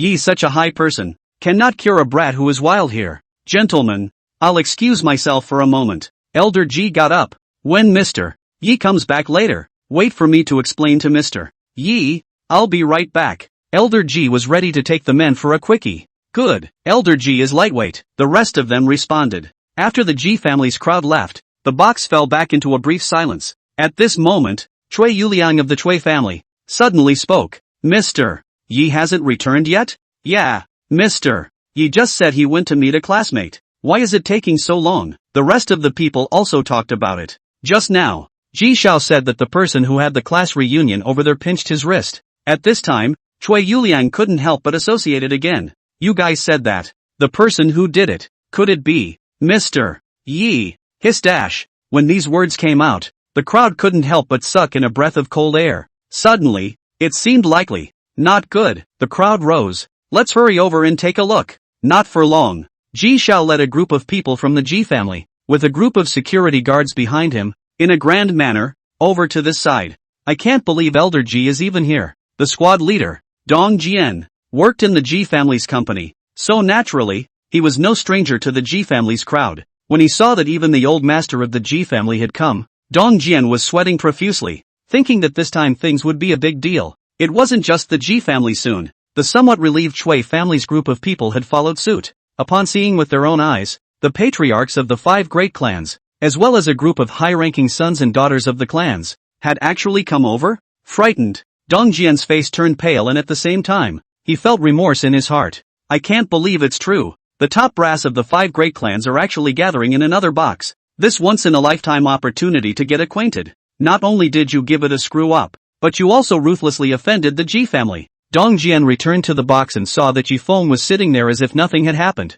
joking with Susan while drinking tea leisurely. When Dong Jian saw this, he couldn't help but become furious. Yoshitaka has brought someone, and it's just as you hoped. It's alarming, all those bigwigs. They're all coming over one after another. I'd like to see you, how you'll cope and how you'll end up. Seeing this, the students also retreated to the side, avoiding Yifeng like the plague. For a while, a large space was vacated right in the middle of the box. Only Yifeng and Susan were still sitting there, on cloud 9. Yifeng, is it really okay this time? Although she was sitting with Yifeng and chatting, Susan was a little unsure in her heart. After all, this time, it was on the Ji family's territory. Could it still be the same as the previous 2 times? When the other parties saw Yifeng, they all had to give him face and didn't dare to act out? A Zhao family and a Su family already made Susan feel incredible. She shuddered to think that another Ji family could be like that. Don't worry, I'm here. Yifeng was still calm and collected, as if he was an emperor in control of the whole situation, looking out of the world. Just talking. Yoshitaka, with his men, had already shot his horse and arrived. Grandpa, that's the brat. Ji Xiao angrily separated the crowd and pointed at Yifeng and scolded. Seeing this, Dong Jian, the class president, hastened to help. Yifeng, you still dare to sit down? Why don't you quickly kneel down and apologize to the Ji family for your loss? Lu Chuxue also took this opportunity to stand on the opposite side and spoke out in agreement. Yifeng, quickly kneel down and apologize. For a while, the atmosphere in the box was one of saber rattling. As for Yifeng and Susan, it was as if they had become targets. Even his classmates, surprisingly, took the initiative to stand against each other. On your knees? Apologize? In the face of this ear-piercing clamor, the corners of Yifeng's mouth rose as he slowly raised his head and glanced at Elder Ji. Just this glance nearly didn't scare Elder Ji to the point that his legs and feet went weak and he knelt down first. Grandpa, what happened to you? Ji Xiao hurriedly assisted his grandfather. Otherwise the old man would have to kneel down. Immediately, Elder Ji rubbed his eyes vigorously and sucked in a breath of cool air before realizing that he had made a mess. Mr. Yi. Elder Ji broke away from his grandson's hold, stepped forward and bowed deeply, saying, "This is a misunderstanding, Mr. Yi." Hearing this title, as well as Master Ji's bow of apology, the students at the scene, all of them, were stunned. Mr. Yi, squad leader Dong Jian was dumbstruck, as if he had seen a ghost. Yifeng, that labor prisoner, when did he become Mr. Yi? If a bystander called out Mr. Yi, it would be fine. After all, it was just an ordinary title. But when the 3 words Mr. Yi came out of the mouth of the Ji family's head, the meaning became different. The identity of the person who could make the old master of the Ji family call him Mr. could be imagined. What's more, right now, It was Elder Ji himself who bowed and apologized, which was even more unbelievable. Mr. Yi. Lu Chushue stared wide-eyed and held her breath. Shock seemed to choke her throat. Didn't he squat in jail for 5 years? How could he possibly know a bigwig of the level of the Ji family's family head? Could it be a case of mistaken identity? Just as the people on the scene all had this moment of doubt. Mr. Yi. It's really you. Mr. Yi. Mr. Yi. We're late. One by one, the people led by the Chui family also walked in. Seeing Yi Feng sitting over there, he hurriedly went forward to greet him. Just now Chui Yulian's suspicions were not expected to come true. The Chui, Su, Chang, and Tan families. Seeing this, one of the old masters of the big families, they all took the initiative to go forward and greet Yi Feng. The class president, Dong Jian, as well as the other students, were all shocked beyond words. If it wasn't for the fact that Dong Jian was able to barely recognize more than half of the faces of the higher-ups within these big families, anyone who saw this unbelievable scene would have feared that this was a mass actor that Yi Feng had found. How can this be true? Just one Yoshi family is enough to be shocking. Together with the other 4 clans, the 10 great families of Yanjing, it was surprising that half of the family heads were present and greeted Yi Feng in unison at the same time. What an international joke!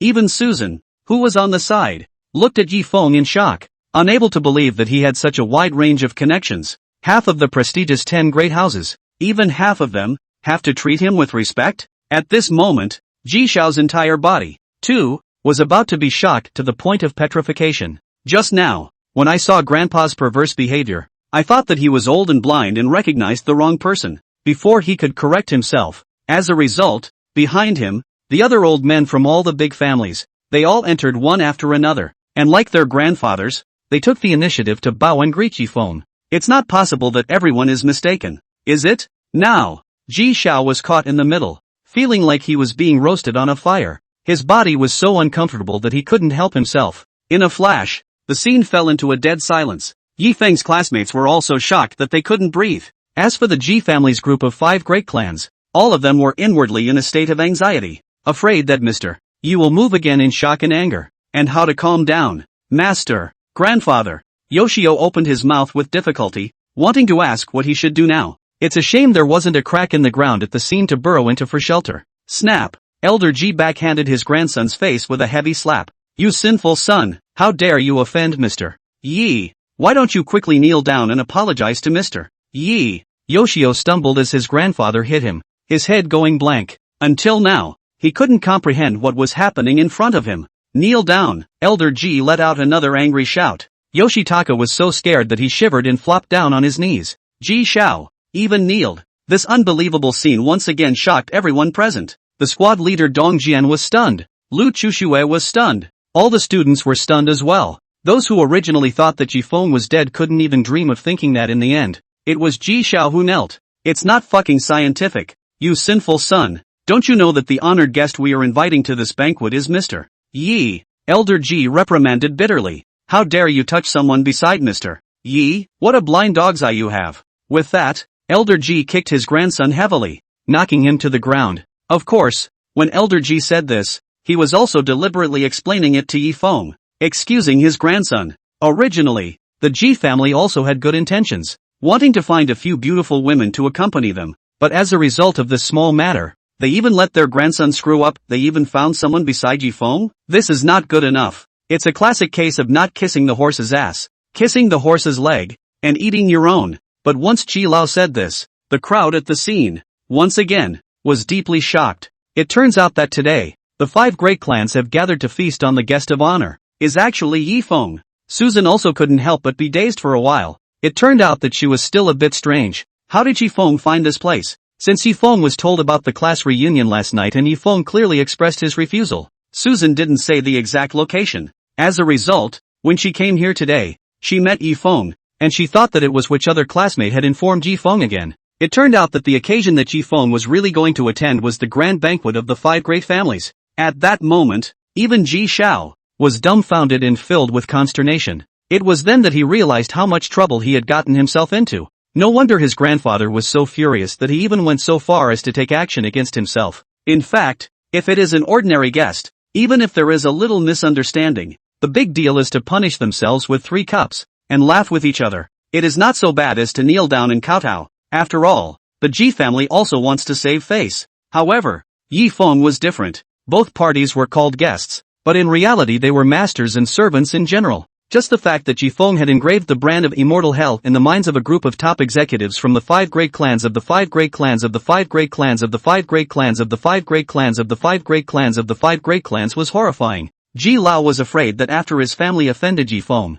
he would be punished accordingly and tortured day and night. At this time, the surrounding crowd, too, realized this and were shocked. What level of guest was Yi Feng? How dare he need Ji Xiao to kneel down and apologize? What the hell is going on here? The crowd didn't dare to imagine that the Ji family's family head would be so humble as to fear a young man. Mr. Yi, is all my fault. I really don't know you. Sweating profusely and trembling, Yoshio began to explain. But I told you, Yi Feng's voice came out coldly. Tell your Ji family not to make a fool of themselves. I don't need any chaperones. Ji Xiao's body trembled again when he heard this. At that time, how could he have imagined this layer? He still thought that Yi Feng was just talking big. Who knew that Yi Feng was actually the mysterious big brother that the 5 great clans had entertained? Grandfather and father also repeatedly mentioned cautioning themselves that the consequences of offending this big shot would be unimaginable. As it turned out, fear of what was to come, the first task that was given to him was straight up screwed up. I'll be damned, I deserve to die. Fear rose in Yoshio and he began to slap himself as a sign of good faith. It's all my fault. I beg Mr. Yi to rest his anger and let me go. Yi Feng continued. If I were to be general with you, you would have been a corpse long ago. I'll break one of your hands. Are you convinced? Serves. Ji Xiao was busy nodding his head. I deserve this. I'm to blame. Yi Feng waved his hand. Get lost. Ji Xiao was shocked and delighted at his words. Many thanks to Mr. Yi. Many thanks to Mr. Yi. With that, Yoshitaka quickly fled the scene, heaving a sigh of relief, his body already drenched in cold sweat. Elder Ji also secretly sighed in relief when he saw his grandson finally getting away. But Yi Feng's next sentence nearly didn't make him faint again. Squad leader, you just said that you want to arrange for me to be a security guard here? Yi Feng asked with a smirk. It just so happens that the head of the Ji family is here. Ask him if he dares to use me? At those words, the squad leader Dong Jian was confused. Elder Ji was even more confused. Let Mr. Yi work here as a security guard? What kind of fucking savvy idea was this? Trying to get us, the Ji family, killed? Yi. Class President Dong Jian did not know how to face Yi Feng anymore. Even a phrase of address hesitated for half a day. Mr. Yi, me, I don't have that. Meaning, Yi Feng laughed and didn't bother with him about this and got up to leave. Mr. Yi, the banquet is ready. Just waiting for you to be seated. Elder Ji hurriedly bowed to welcome him. Aha! Yi Feng nodded and finally said to the whole room of students. We are all classmates, so I came here today to meet you all. You guys take your time to gather. I'll excuse myself first. The look on the students' faces, at the words, was a mixture of emotions. There is awe, shame, and remorse, to name a few. None of them had thought that Yi Feng had just had a small gathering with them for such a precious time, but it was a pity that all of them had missed out on this. Truly once-in-a-lifetime opportunity. Yi Feng said to Susan again, come dine over there with me. Aha! Susan didn't think much about it and immediately got up, leaving the table with Yi Feng. At this moment, when Lu Chuxue saw it, she couldn't help but feel anger in her eyes. Hesitating for a few seconds, the duo immediately followed suit just as they were about to leave the booth. Shan, Lu Chuxue smiled fawningly and took the initiative to lean up. Take me there too. She didn't dare to beg Yi Feng, and turned to the more talkative Susan, hoping to take the opportunity to be among the ones to enter that circle. For that, she was able to give up something, like dignity, like her body. Without waiting for Susan to reply, Yi Feng grabbed the opportunity to speak and did not be polite with her. I told you just now, there's no need to waste your time. Even if you go, you'll be driven back just the same. Susan's the only one I invited, so you don't have to get ahead of yourself. The moment Yi Feng said this, Elder Ji immediately gave the left and right security guards a wink. The security guards pushed Lu Chuxue back into the private room again in 3 or 2 moves. Lu Chuxue was mortified. She had gone to great lengths to get in amongst them, with no chance. Instead, Susan, who didn't want to go, ended up being invited over. Soon, Yi Feng and Susan came to the other side, inside the more spacious and luxurious box. As soon as he was seated, before Ji Lao could open his mouth to say something, he was called out again by an underling, saying that he had something important to say. What? Ji Lao walked out of the box and was shocked when he heard his subordinates. Why have you called that aunt? Elder Ji sprinted to the first floor hall, fixing his eyes outward. he felt his head spin. This really just pressed the button and floated up again. Mr. Ye's side had only just settled down, and it turned out that there was another big god that couldn't be messed with. Lord Jean, what wind blew you here? Elder G changed into a smiling face, hardened his head, and welcomed him out. At this moment, outside the building, a group of brocade-clad guards were lined up on both sides, a young and beautiful woman at the head of the group, holding her head high and shocking the entire audience. This person was none other than the Yanjing Wei commander, the Golden Witch Hazel. Ji Xiao stood in front of the Golden Witch Hazel, although his heart coveted its beauty, but on the surface he did not dare to have the slightest bit of negligence, repeatedly smiled and waited on the sidelines. Don't look at the Ji family grandparents and grandchildren, can be distinguished in front of the people, but with the official to the third rank of Yanjing Wei commander, or cannot be compared. Did someone say there was a murder here? Boss Cat, I was about to ask you what's going on. Golden Witch asked coldly while pressing one hand on the hilt of the sword dangling at his waist. Sharp eyes, sweeping across the room, pressured everyone to bow their heads, not daring to look directly. At those words, Elder G was stunned, then glared at his grandson, thinking that it was this brat who had taken matters into his own hands again. At this moment, Ji Xiao had a bitter face and didn't expect things to come to this. Originally, according to his preconceived notions, he would first teach Yifeng a hard lesson, and then send him to the prison and lock him up for a year and a half, so that he would suffer a bit. Who dared him to pinch his wrist off? However, as Yifeng became Mr. Yi who could not be offended, Ji Xiao could only swallow his pinched wrists and did not dare to speak out, and to the millionth surprise,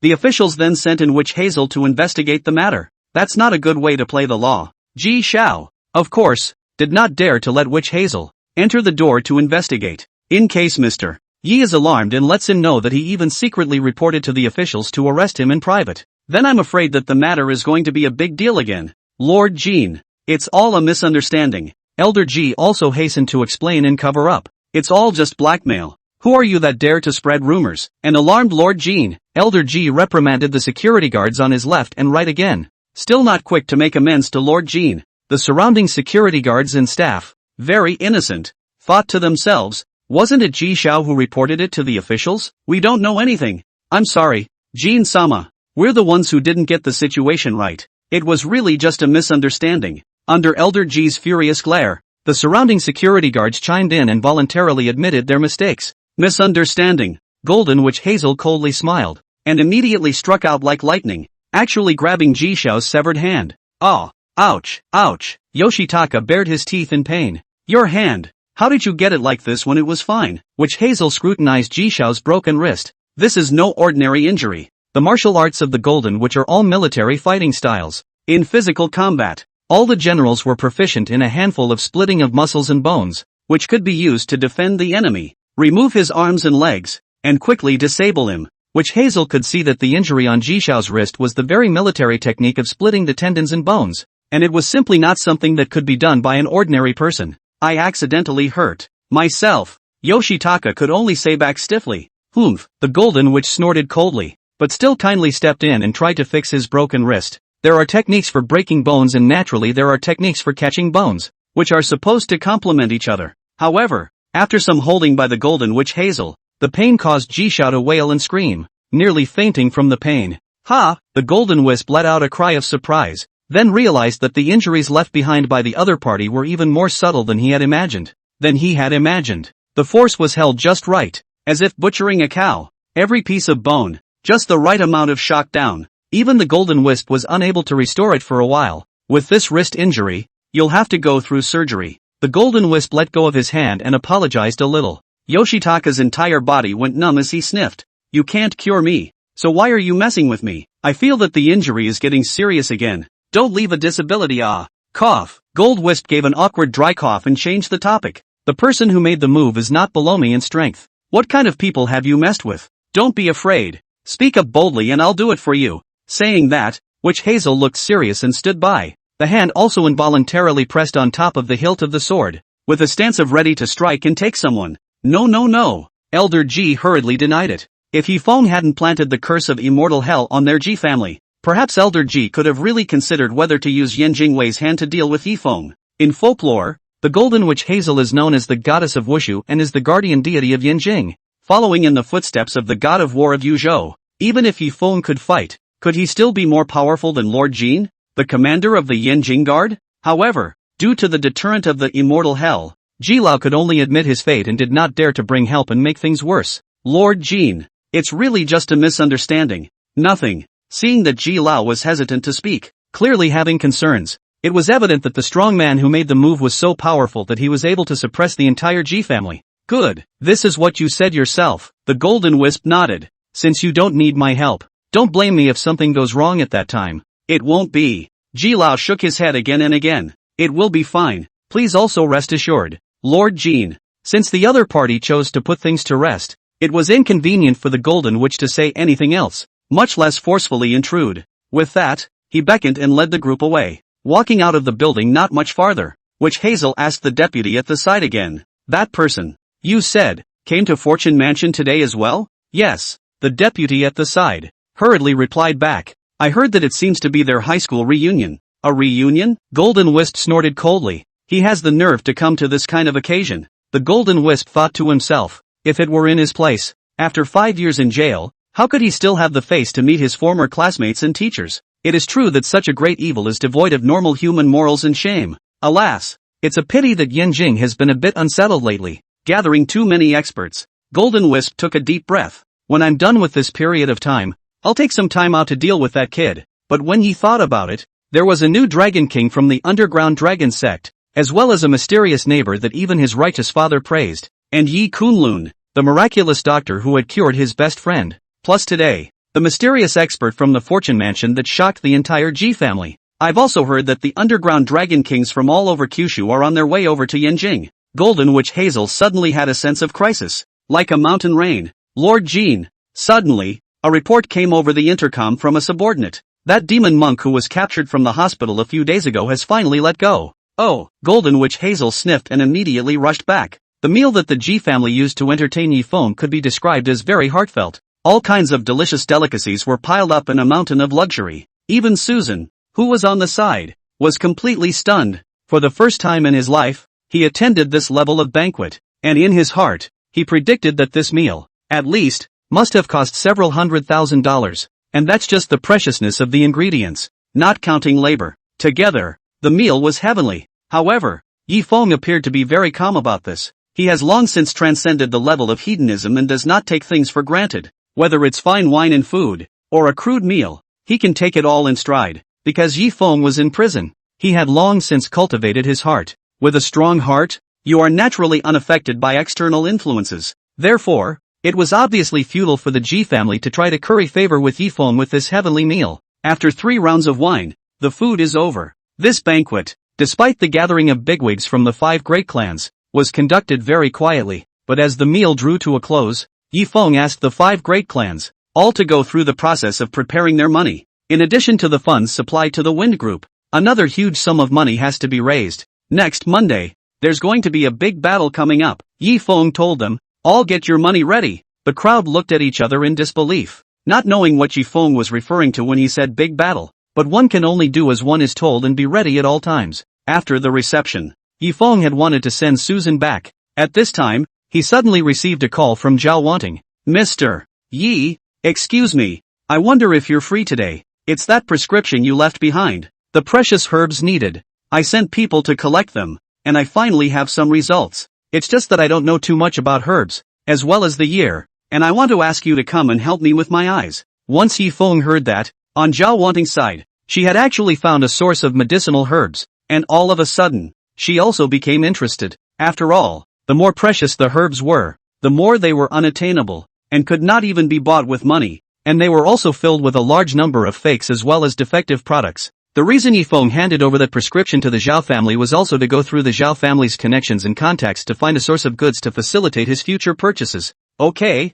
I have time. Yi Feng immediately agreed. I'll accompany you in the afternoon. Great. Zhao Wanting saw Yi Feng's promise and said joyfully, Mr. Yi, where are you now? We'll go over to pick you up right away. After Yi Feng told her the address of this side, he arranged for Su Jiuchuan to send Susan home again. Mr. Yi, please rest assured. Su Jiuchuan was very excited. He was worried that he didn't have the chance to flatter and please Susan's family. I will definitely send this niece of mine safely to her home. At the same time, Su Jiuchuan thought to himself that after sending Susan back home, by the way, he would be able to go upstairs and pay a visit to that cousin of his, and then invite the family for dinner in the evening to deepen their relationship. Su Jiuchuan could see that Susan had a very shallow relationship with Yifeng. It just so happens that he and Susan, and is a relative of the clan, just take this opportunity, close to the water first. Shortly after dropping off Susan, the familiar white Audi slowly stopped in front of it. Warrior, get in the car, Hua waved to Yifeng. Yifeng didn't expect that he would follow him. After getting into the car, Yifeng met another person who surprised him even more. It's you! Yifeng was slightly shocked. Young man, do you still remember the old man? The old man lightly stroked his beard and asked with a smile. This time, it was Zhao Wanting's turn to be surprised. Grandpa Wang, do you know Mr. Yi? The old man smiled and nodded. There was a meeting. This old man was no other than Wang Fan, the former gun and stick instructor of the Yanjing Guards, who, after returning to seclusion, had been invited out by the Zhao family. That day was sent by Zhao Lao, looking for the Black Dragon to avenge the bullying of his granddaughter. A hand of Qi Mei stick, picking over the entire underground dragon sect. No one can match. In the end, it was Yifeng who stepped in and calmed the storm. As for the Zhao family's encounter with the Black Dragon that day, Zhao Lao had not told his granddaughter Zhao Wanting, so she did not know about it, let alone that the two had not only had a meeting, but had even fought. Really? Upon hearing this, Hua also laughed. That's too coincidental. We all know each other. Warrior, this instructor Wang, but once the gun and stick instructor of Yanjing's 100,000 strong forbidden army. His strength is only below that of the war god. It just so happens that you are also very capable of fighting. So let instructor Wang instruct you in a few moves sometime. The speaker doesn't have a heart, but the listener does. Hua did not know that Yifeng and instructor Wang Fan had already exchanged blows. In fact, even Zhao Wanting wasn't too clear about the outcome of their fight. She had only heard her grandfather casually mention that instructor Wang had praised Yifeng, and that the latter was fearful. I thought that the exchange of blows between the two of them should be neck and neck, right? Or was Yifeng slightly inferior? But, when Wang Fan heard this, he was a bit embarrassed. Isn't it a joke to ask yourself to instruct someone who is better than you? And in front of this group of youngsters, Wang Fan held his own identity, and at this age, of course, he was too embarrassed to admit to his face that he had been Yifeng's defeated man. Wang Fan gave a dry laugh. Yifeng smiled without saying anything. But, Hua, who was not aware of the situation, still tried hard to get instructor Wang to teach Yifeng a few moves. Of course, he also had good intentions and felt that the opportunity was rare. He wanted Wang Fan to instruct Yifeng. With Yifeng's enlightenment and strength, he would definitely be able to go further. Instructor Wang, this friend of mine, Warrior Yi, is also very skilled. With one slap, he can whip a pugilist of hundreds of pounds away. You should know about Yanjing's underground Black Dragon. Instructor Wang, right? The dozen or so cadres under him, combined, are no match for the warrior. For a warrior to be so skilled at such a young age, it would be great if I could get some guidance from you. Instructor Wang. The more Hua said, the more Wang Fan's old face became untenable, and he finally couldn't help himself, stifled a grunt and reprimanded. Little Huazi, say less. No one will take you as dumb. Seeing Wang Fan launching fire, Hua Guodong only then shut up wisely, and muttered in his heart, really petty. Not pointing, just not pointing. What temper ah. Soon, a group of people came to a piece of antique building complex, as if a second from the modern city traveled to the ancient times. The buildings here have all retained the style of ancient times to the greatest extent possible, with pavilions and small bridges. Getting out of the car, the group of four walked for 10 minutes to a small two-story building. Above the plaque, 4 big words were written, Hidden Treasure Lounge. This is a very famous trading center for exotic treasures in Yanjing. Zhao Wanting to Yifeng briefly introduced. Whether it's antiques and paintings, or heavenly treasures, or even anything you want, you'll have a chance to get it here. The Lenten master here is also a person with extremely wide connections and a good eye for the sky. The last time the Jade Buddha, it was also here that the bidding was involved. This time, in order to be able to find all the materials on the life-saving prescription as soon as possible, Zhao Wanting still entrusted someone to inquire here, and really got feedback. But this kind of place is a mixed bag of fish and dragons. The last time the Jade Buddha was involved, it was a close call. There was a lesson from the last time. So this time, Elder Zhao sent instructor Wang Fan to follow his granddaughter around and protect her throughout the entire process to avoid any mistakes. Miss Xiao, I'm sorry to have missed you. As soon as the group entered the store, a smiling fat man immediately greeted them. This person had a 5 short stature, wearing a lab coat and a melonskin cap. and a pair of shrewd eyes that quickly swept over the crowd, only to look a few more times at Jifeng, an unfamiliar face. Boss Tao. Zhao Wanting smiled and greeted this person. Gu. Hua Na Nei. Instructor Wang, you two are here too. Our little store is really prosperous. The enthusiastic Boss Tao continued to greet Hua Guodong and Wang Fan again. It goes without saying that the two are honored and must be taken seriously. This little brother. What do you call him? He looks a bit strange. Finally, Boss Tao looked at Yifeng again, his eyes flashing with curiosity. This is Mr. Yi, Zhao Wanting briefly introduced. A friend of mine. Today, you're free to accompany me around together. Oh, so it's Mr. Yi. Boss Tao smiled and nodded, thinking that Miss Zhao's friend should also be rich. However, with a glance, all four were laymen, and Boss Tao's smile grew even wider. Boss Tao, are you all ready for what I want? After some pleasantries, Zhao Wanting directly opened the door. The seller should be arriving soon as well. Boss Tao laughed. Our Lenten master is also here today, and said that he would act as a go-between for you guys to make sure that nothing goes wrong. Then thank you very much. Once Zhao Wanting heard that the proprietor of this place was also present, her heart became a little more convinced. Boss Tao continued. Recently, in our store, we've come back with quite a few good things. Gentlemen, let me show you around. Seeing that there was nothing to do, I let the shopkeeper lead the way, and in the meantime, I visited everywhere. Here's a batch of official kills from the Song dynasty that have just been unearthed. This piece of writing is the real handwriting of Su Shi, which was just received at a high price. This piece of jade is a burial object from the Jiajing period. All along the way, there was a wide variety of exotic treasures. However, after the last jade incident, Zhao Wanting avoided seeing anything related to jade again, and Yifeng this all the way to walk around. A glance down, see this hidden treasure fast, but also is just in vain. Most of the treasures are not even worth mentioning. The claims of what is authentic are even more exaggerated. 9 fakes and 1 real is the real market here. Yifeng shook his head slightly, a little disappointed. He just didn't know if the real treasures were all treasured elsewhere and not easily shown to others. Boss Tao introduced himself while observing his words. Seeing Zhao Wanting, Hua Guodong and Wang Fan, the three of them were completely mesmerized by the various treasures in front of them, and were simply unable to distinguish between the real and the fake. Yifeng, on the other hand, shook his head from time to time, somewhat pretending, causing Boss Tao to place a cold smile in his heart. Miss Zhao, come and take a look at a pair of Wang Shiji's true masterpieces that our Lent master recently took a lot of effort to collect. It's considered our town treasure. As they spoke, the crowd came to the center of a separate exhibition hall. Displayed within the glass case is a handwriting, introduced aside. It is a rare 28-character authentic handwriting of Wang Shiji. It's the ceiling of the calligraphy world. Well,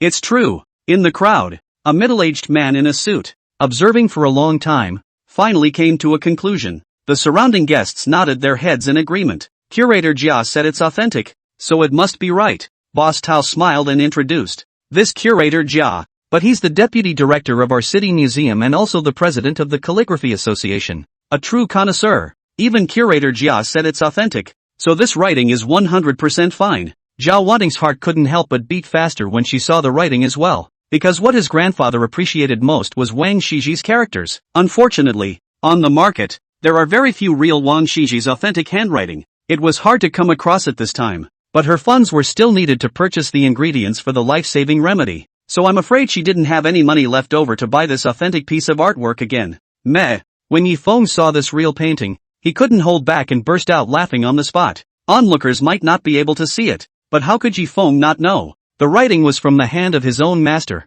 Seeing Yifeng laughing for no reason, Boss Tao couldn't hold it in any longer and questioned out loud. What are you laughing at? Is it possible to doubt the authenticity of this handwriting? Yifeng shook his head slightly. It's nothing. After all, for this kind of antique calligraphy and painting, it is true and false. It is difficult to say. People open their stores for business, and they're not here to trash the place, so there's no need to poke and prod and make a scene in front of them. As long as they are those heavenly treasures that really cure diseases and save people and are not fake. Yifeng wasn't going to be, well, nosy. Humph. Boss Tao snorted coldly, dissatisfied with Yifeng's attitude. What kind of big-tail wolf do you pretend to be if you don't know how? Boss Tao, how much is this authentic painting of Wang Shiji for sale? Zhao Wanting couldn't help but ask. She thought about it later. If she had any money left over. Boss Tao laughed. This is the treasure of our store, and it is not for sale for the time being. After all, our Lent master went through a lot of trouble to get his hands on this treasure. But once, when our Lenten master was having dinner,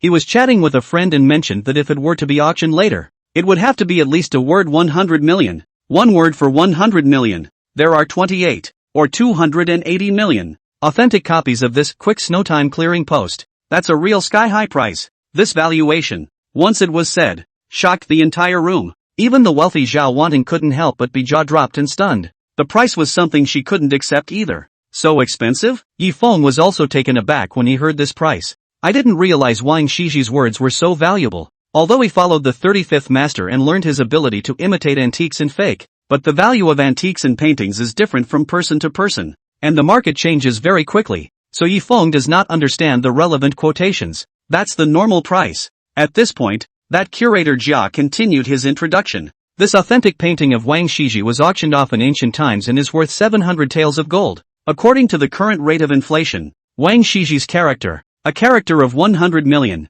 would have been the normal market price. Unfortunately, on the market, there are not many authentic artifacts that can be seen in the first place. The crowd listened and nodded. After hearing what curator Jia said, the crowd then withdrew their shocked colors. So this was the normal price. However, Yi Feng is clear in his mind, there is no real work on the market. Are the imitations of later generations? In fact, even if they are imitations, they have been out of print for several batches. According to Master 35, the so-called authentic paintings on the market nowadays are actually all from his hand. In other words, this master of Yi Feng's imitation writing has been certified by the professional circle as Wang Shiji's authentic handwriting, completely fake and far-reaching. Alas, it's a pity. Zhao Wanting shook her head slightly, indicating that she couldn't do anything about it. This really has a price. Hua Guodong also marveled. At this price, who in general can afford it? Not bad, curator Jiao once again said. Wang Shiji's authentic paintings were originally priced out of the market. Even if there are occasional buyers,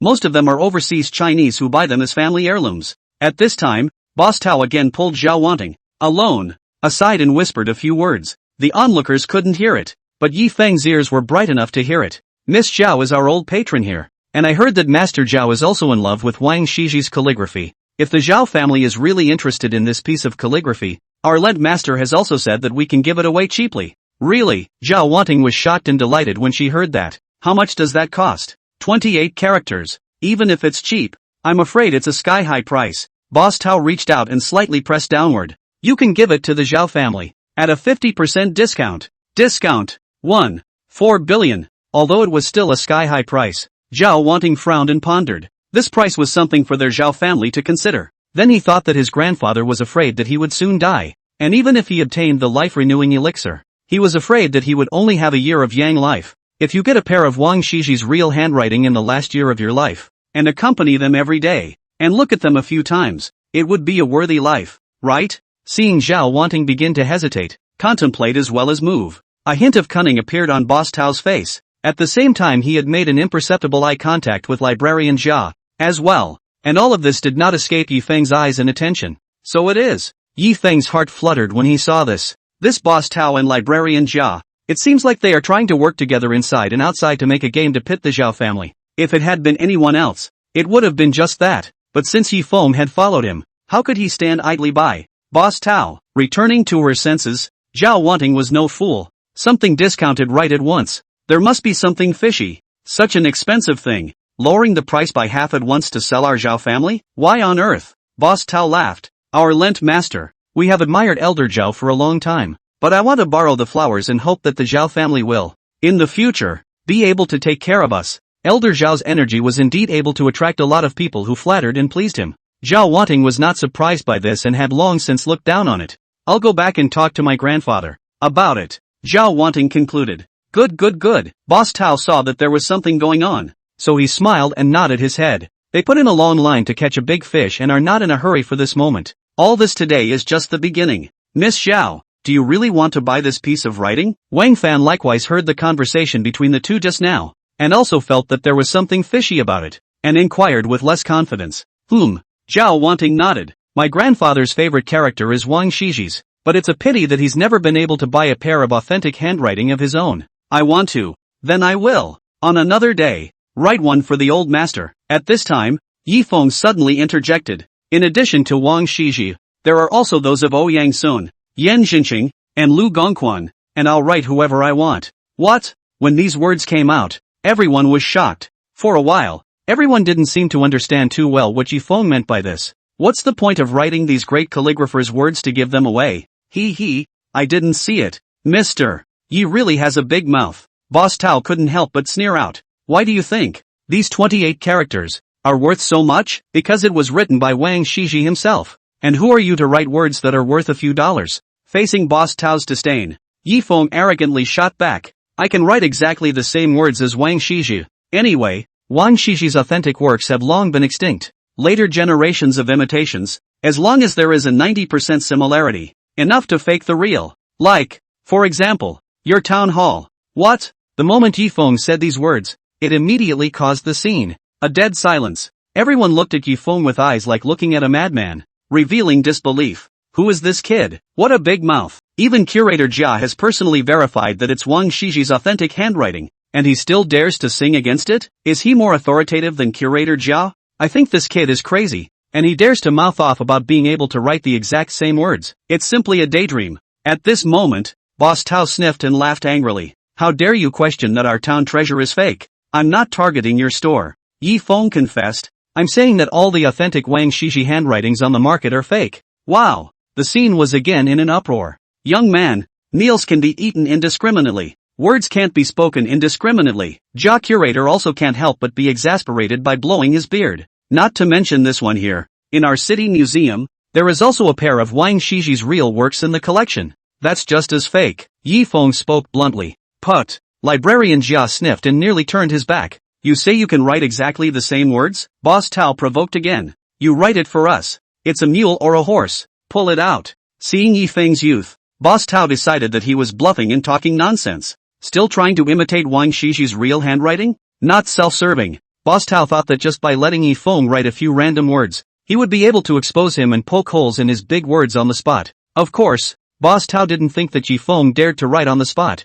but he was just showing off his tongue. Yes. Yifeng, however, waved his hand and said indifferently, bring a pen and paper. I'll just write a random one for you to see. At those words, Boss Tao was stunned. He didn't expect that Yifeng would actually dare. Curator Jia was also stunned, not understanding what exactly Yifeng wanted to do. Mr. Yi, Zhao Wanting and the others, too, had surprise written all over their faces, not knowing why Yifeng suddenly wanted to be more serious on this matter. Warrior, Hua Guodong warned in a low voice. Although you're a very capable fighter and your medical skills are great, but the line between lines is like a mountain. This is calligraphy. Can you be good at dancing and inking? As things developed to this point, Yifeng directly said frankly, Miss Zhao, they are willing to sell this authentic painting to you at a reduced price, which is a setup to trap your Zhao family. Since you asked me to come and give you a look, how can I just stand by and watch? Zhao Wanting sniffed and was shocked again. For a while, it was even hard to tell the difference between truth and falsehood, not knowing who to believe in what they were saying. Brat, don't spit blood. When these words came out, Boss Tao was infuriated. Moreover, he was eager to plug Yifeng's mouth, so he busied himself. Okay, you want to write, right? I'll prepare a pen and paper for you right away, so you can write all you want. If you can't write it, don't blame us, Hidden Treasure Lounge, for turning the other cheek. As he was talking, a staff member from the store brought paper and pencil and moved a small table. Pen, ink, paper and inkstone, all ready. Mr. Yi, please, Boss Tao said with a smile on his face. Let us also see the real handwriting of Wang Shiji in your hands. At that moment, the gazes of all the people on the scene looked at Yifeng in unison. More, gloating. Seeing that Yifeng was so young, the crowd thought that he had learned calligraphy for a few days, and he was so arrogant that he dared to imitate Wang Shiji's real handwriting? As soon as the pen is moved, it will be revealed. Yes, Yifeng is not polite. Direct pen, brush on the rice paper wrote the first sentence of the fast snow time clear post, 11 Jiduan head. His dash. As the saying goes, a connoisseur knows whether there is one or not. When Curator Jia saw the 4 words written by Yifeng's pen, he was shocked and couldn't help but suck in a breath of cool air. Exactly the same. Surprisingly, it really is exactly the same. Though insiders look in, outsiders look out. But Yifeng pen writing, a stroke. Our Thursday May Jianxiu, have everyone's model. It not only shocked Jia Curator, an expert in the relevant industry, but also shocked all the onlookers present. My God, this young man writes really well, doesn't he? It's not a question of whether it's good or not. You guys, look, With the exhibition of Wang Shiji's real handwriting, it's really carved out of the same mold. I really didn't see it. This youngster has two skills. No wonder he dared to speak out of turn just now. So he's deep in hiding. The crowd's reaction shifted from disdain and contempt just now to deep shock and incredulity. Who would have thought that this young man in front of him, a hand of calligraphy, is simply out of this world. Breathtaking. Gollum. Boss Tao also couldn't help but gulp his saliva, directly all looking dumbfounded. From the first stroke of Yifeng's pen, he had already thought of a subtext for his outburst of mockery, but as a result, after half a day of brewing, he couldn't say a word. People's writing, not only is it good, but it's exactly the same. Those who don't know, thought it was possessed by Wang Shiji, as if it was a live performance. Boss Tao was shocked and speechless. Oh my god, warrior even has this skill? Hua Guodong, from the sidelines, also looked stunned. He had thought that Yifeng was an expert in dancing with swords and guns, but definitely not in writing in ink, and this time he was going to suffer the loss of not having a culture, and he would inevitably be mocked in public. As a result, he never expected that Yifeng's calligraphy skills would be so good as well. Zhao Wanting was similarly shocked repeatedly, as if every time she saw Yifeng, she refreshed her knowledge of him. Not only is he a good fighter, but he knows medicine, and he can even fake his way through calligraphy? What kind of demonic genius is this? Literary and martial arts are both complete. Instructor Wang Fan also rarely praised. Truly a literary and military genius. Originally, after Wang Fan fought with Yifeng, he thought that he would, in the future, have the appearance of a war god, but now it seemed that Yifeng's future achievements, I'm afraid, wouldn't stop at the god of war. So simple. A tea time. Wang Shiji's fast snow time clearing post, 28 big characters. Finally imitation completed. Shiji done show. Fast snow when clear. Good thinking in good. Not fruitful for the not force is not second. Wang Shiji paws head. Zheng Ho and Shanin. Phew. Yifeng dropped his pen and breathed a light sigh of relief. Although there are only 28 short words, but if you want to be able to make the difference, or even to make it look like a fake, you have to be fully concentrated, and you have to do it all in one go. Words cannot describe how difficult it is to move the pen. This one imitation is no less than an uphill battle. At this moment, all the people on the scene, comparing and contrasting repeatedly, exerting their utmost efforts and desperately looking for faults, were unable to pick out even the slightest fault from these 28 words. It really is exactly the same, the crowd exclaimed. 28 words, split down the middle. If it wasn't for the lack of seals of successive emperors on these 28 characters that Yifeng had imitated, it would be impossible to distinguish these two characters alone. When mixed together, from a layman's point of view, comparisons can only be made by the shape of the font, its size, and even the depth of the brushwork. And a calligraphy expert like Curator Jiao looks a little deeper. Comparing is the stroke, the mood as well as the momentum of the font, floating like a swimming cloud, straight as a stunning dragon. Librarian Jiao also marveled. It really is just like that. Curator Jiao looked at Yifeng once again, his eyes filled with heat. I thought to myself that this is a real talent. If we could work with them and imitate some random paintings in calligraphy, we'd be rich. Warrior, you are so awesome. You are my idol. Hua Guodong looked at Yifeng with adoring eyes. No, you are my master. I must worship you as my master. A great powerhouse who was proficient in martial arts, medicine and calligraphy at the same time. Casually imparting a little bit to himself would be enough to make himself endlessly useful. This moment strengthened Hua's determination to worship his master. Zhao Wanting, on the other hand, was shocked and scared after seeing two identical Wang Shiji's characters. If it was not for Yifeng's timely stop, she almost intended to spend a fortune to buy this Wang Shiji's real painting for her grandfather. Mr. Yi, could it be that on the market, all of Wang Shiji's authentic works are fake? The question that Zhao Wanting asked was also the question in the minds of everyone present. This person has such strength to fake the real. Once his work into the market, it is impossible to distinguish all. It's not just Wang Shiji, Yifeng said with a straight face. The older the age, the greater the possibility that the authentic artwork will be lost. Most of the ones circulating on the market are also imitations of later generations.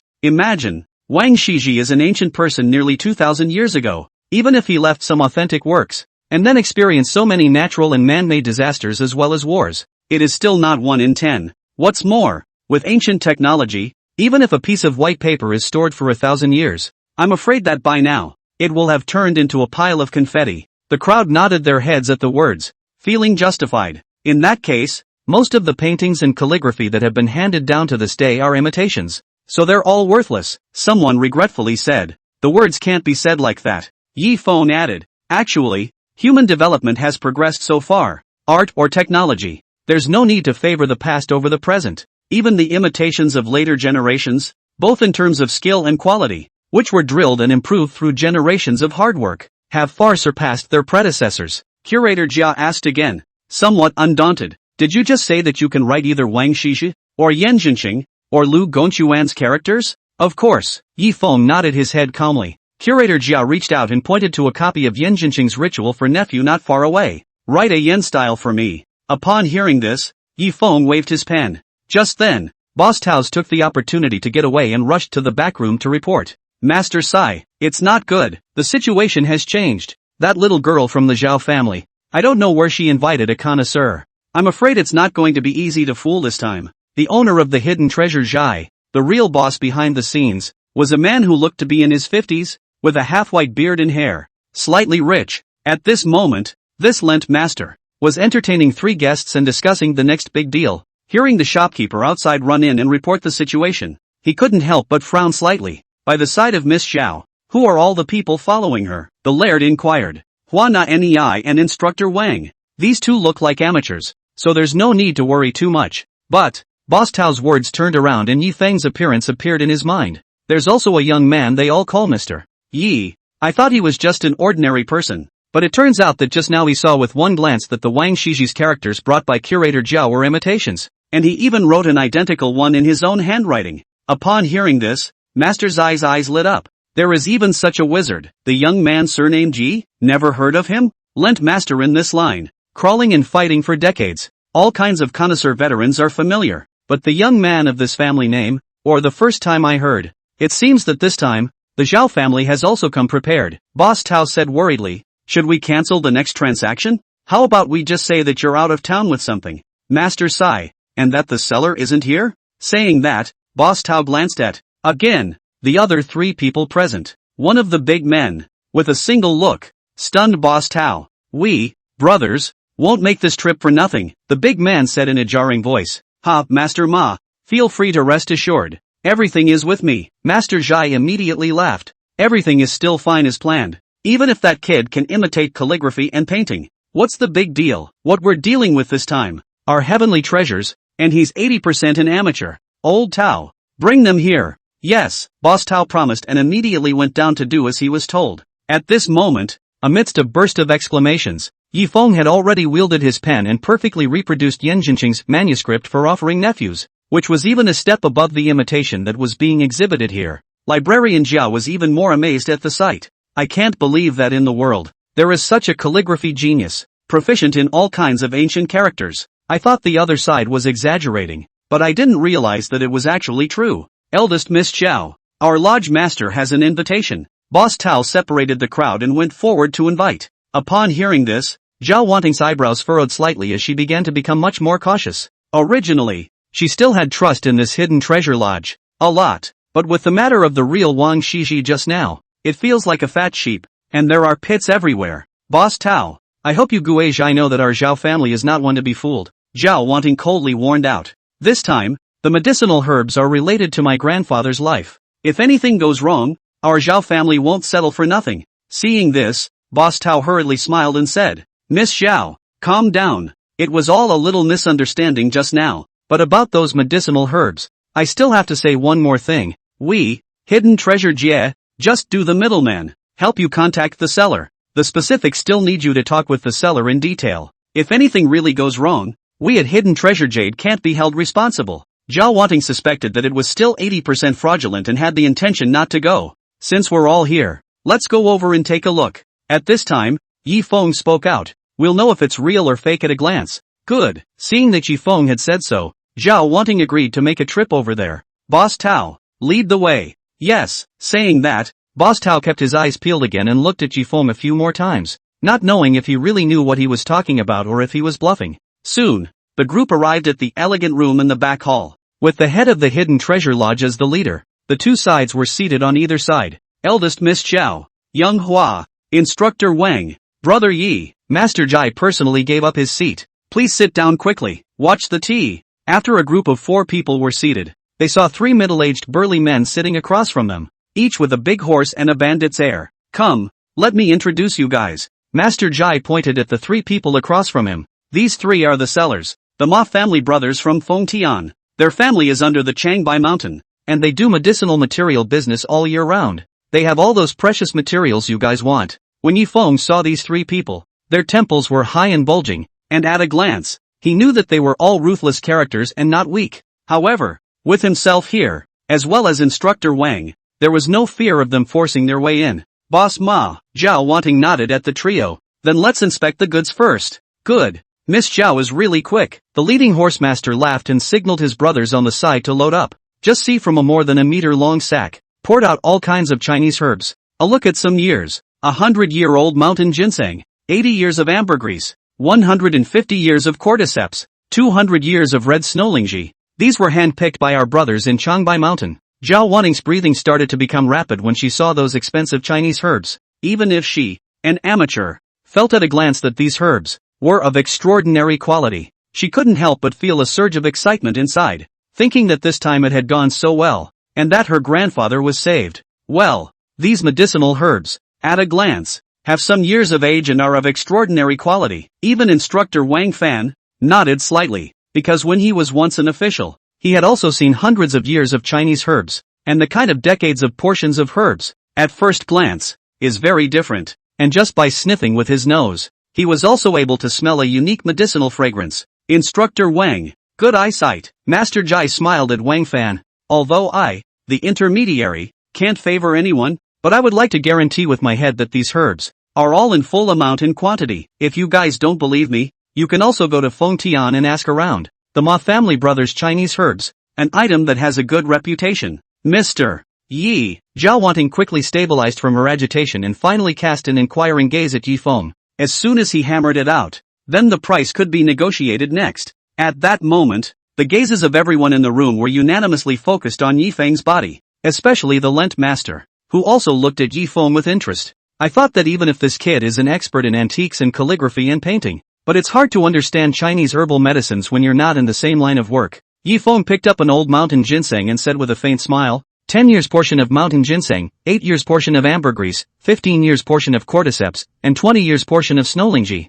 I've heard that in the area of Changbai Mountain in Fengtian, there is a unique technique of pulling up seedlings, which can pull up the vintage of herbs in one go, and pass off the second best for the best. It's really an eye-opening experience to see today. Saying that, between Yifeng's fingers, his true qi slightly condensed. Looking again at the plant that was claimed to be 100-year-old mountain ginseng, it was as if it had been rejuvenated and had instantly shrunk in size. Yifeng's 11th master was a former medicine king. Yifeng had not only learned the ability to refine and make medicines from him, but he was also able to recognize the quality and year of various types of medicinal herbs at a glance. The Ma brothers cooked these herbs in the ancient method of pulling up seedlings, which was like taking a 10-year-old child and aging him 100 years at once. And Yifeng counteracted and restored that old mountain ginseng back to its original state. The difference between a 100-year-old mountain ginseng and a 10-year-old mountain ginseng is visible to the naked eye. After restoring the original appearance of the mountain ginseng, even an amateur like Zhao Wanting was able to tell at a glance that the ginseng had been faked. Hiss dash. All of a sudden, there was a shock. Zhao Wanting and the others, with stunned faces, exclaimed that they were so close. If it wasn't for Yifeng palming his eyes from the side, he was afraid that this time, he would be hooked again. This dash. The Zhai master was also dumbfounded on the spot, not expecting Yifeng to have this hand. It was simply unheard of. As for the Ma family brothers, while they were stunned, they were more angry. The Yifeng in front of him not only recognized their ruse, but also poked and prodded them on the spot, showing no mercy. Brat, you seek death. The horse master, who was in the lead, gritted his teeth in hatred. Zhao Wanting was so angry that she was afraid of the case and angrily said, Boss Ma, Master He Zhai, what else do you have to say? Is this the full amount and quantity of precious herbs you are talking about? The more Zhao Wanting thought about it, the more angry she became. In fact, it didn't matter if she simply fell for it and lost some money. But this time, it was about his grandfather's life. If one was not careful and used the counterfeit herbs, wouldn't it jeopardize his grandfather's life? When she came just now, Zhao Wanting made her position clear. These medicinal herbs are related to Grandpa's life. If there is a slight mistake, the Zhao family will never stop. I just didn't expect that the seller and the fasting owner would be so bold as to fool themselves with a 10% defective product. This, Master Zhai had a look of surprise and embarrassment on his face, shaking his head with a bitter smile. I don't know either. At the same time, The Zhai master regretted in his heart that he should have listened to Boss Tao and postponed this transaction. One of his own negligence and carelessness, but actually planted in the hands of this young boy surnamed Yi. Humph. At this time, the head of the opposite side, Master Ma, also clapped his hands and said, "Brat, you're spitting blood. What means did you use to ruin 100-year-old mountain ginseng of mine? Even if the sale doesn't work out this time, you still have to pay for this ginseng." Yi Feng sneered and asked back, "How much?" 100 years of mountain ginseng. The market price is $100 million. Master Ma said, "You destroyed my mountain ginseng and ruined our reputation. You have to compensate another 100 million. 1 penny less today and you won't even get out of here standing." Since they were poked and prodded on the spot, the Ma brothers simply recognized it on the spot. Or else they couldn't have come on this trip for nothing. What a lion's mouth. At this time, Wang Fan also smiled coldly. "You guys are trying to forcefully buy and sell. So what if it is?" Master Ma was also fearless, his fierce eyes ruthlessly sweeping over the faces of the crowd. "You guys don't even ask around. We, the Ma clan's 3 males, have been rampaging through Fengtian for more than 10 years. Who dares to mess with us? Since we're here today, this single business, you have to do it even if you do or don't." Seeing this, Zhao Wanting's heart jumped, thinking that it was fortunate that Instructor Wang Fan was sitting next to her today, or else it would have been really tricky. Hearing this, Wang Fan laughed. "Then when you guys came here, did you inquire? What kind of family is the Zhao family? And what kind of person am I, Wang Fan? And how can you mess with a bunch of jumping clowns here?" Moving out the Zhao family, as well as the reputation of Instructor Wang Fan, either one of them was enough to shock the onlookers. But the Ma brothers are a bunch of outlaws who only recognize money and don't care about that. "We have heard of Instructor Wang's great name for a long time," Master Ma said, "but I'm only afraid that Instructor Wang is old now and can't scare us. Even if the Zhao clan's power is strong, our brothers fled to the Changbai Mountains, crossing several boundaries. The mountains are high and the roads are far away. So where can you go to find us?" Wang Fan slammed the tabletop, originally wanting to shock these 3 people. "As long as there is me Wang Fan again, it is." Before the words were finished, Wang Fan suddenly froze. He looked at the desktop on the side, under his own palm just now. He didn't manage to shatter it in the slightest. It's just a normal wooden table. What's going on? Wang Fan looked at his palm and suddenly realized that he had no internal energy at all, and he couldn't use any strength in his body. Ha ha ha ha ha ha ha.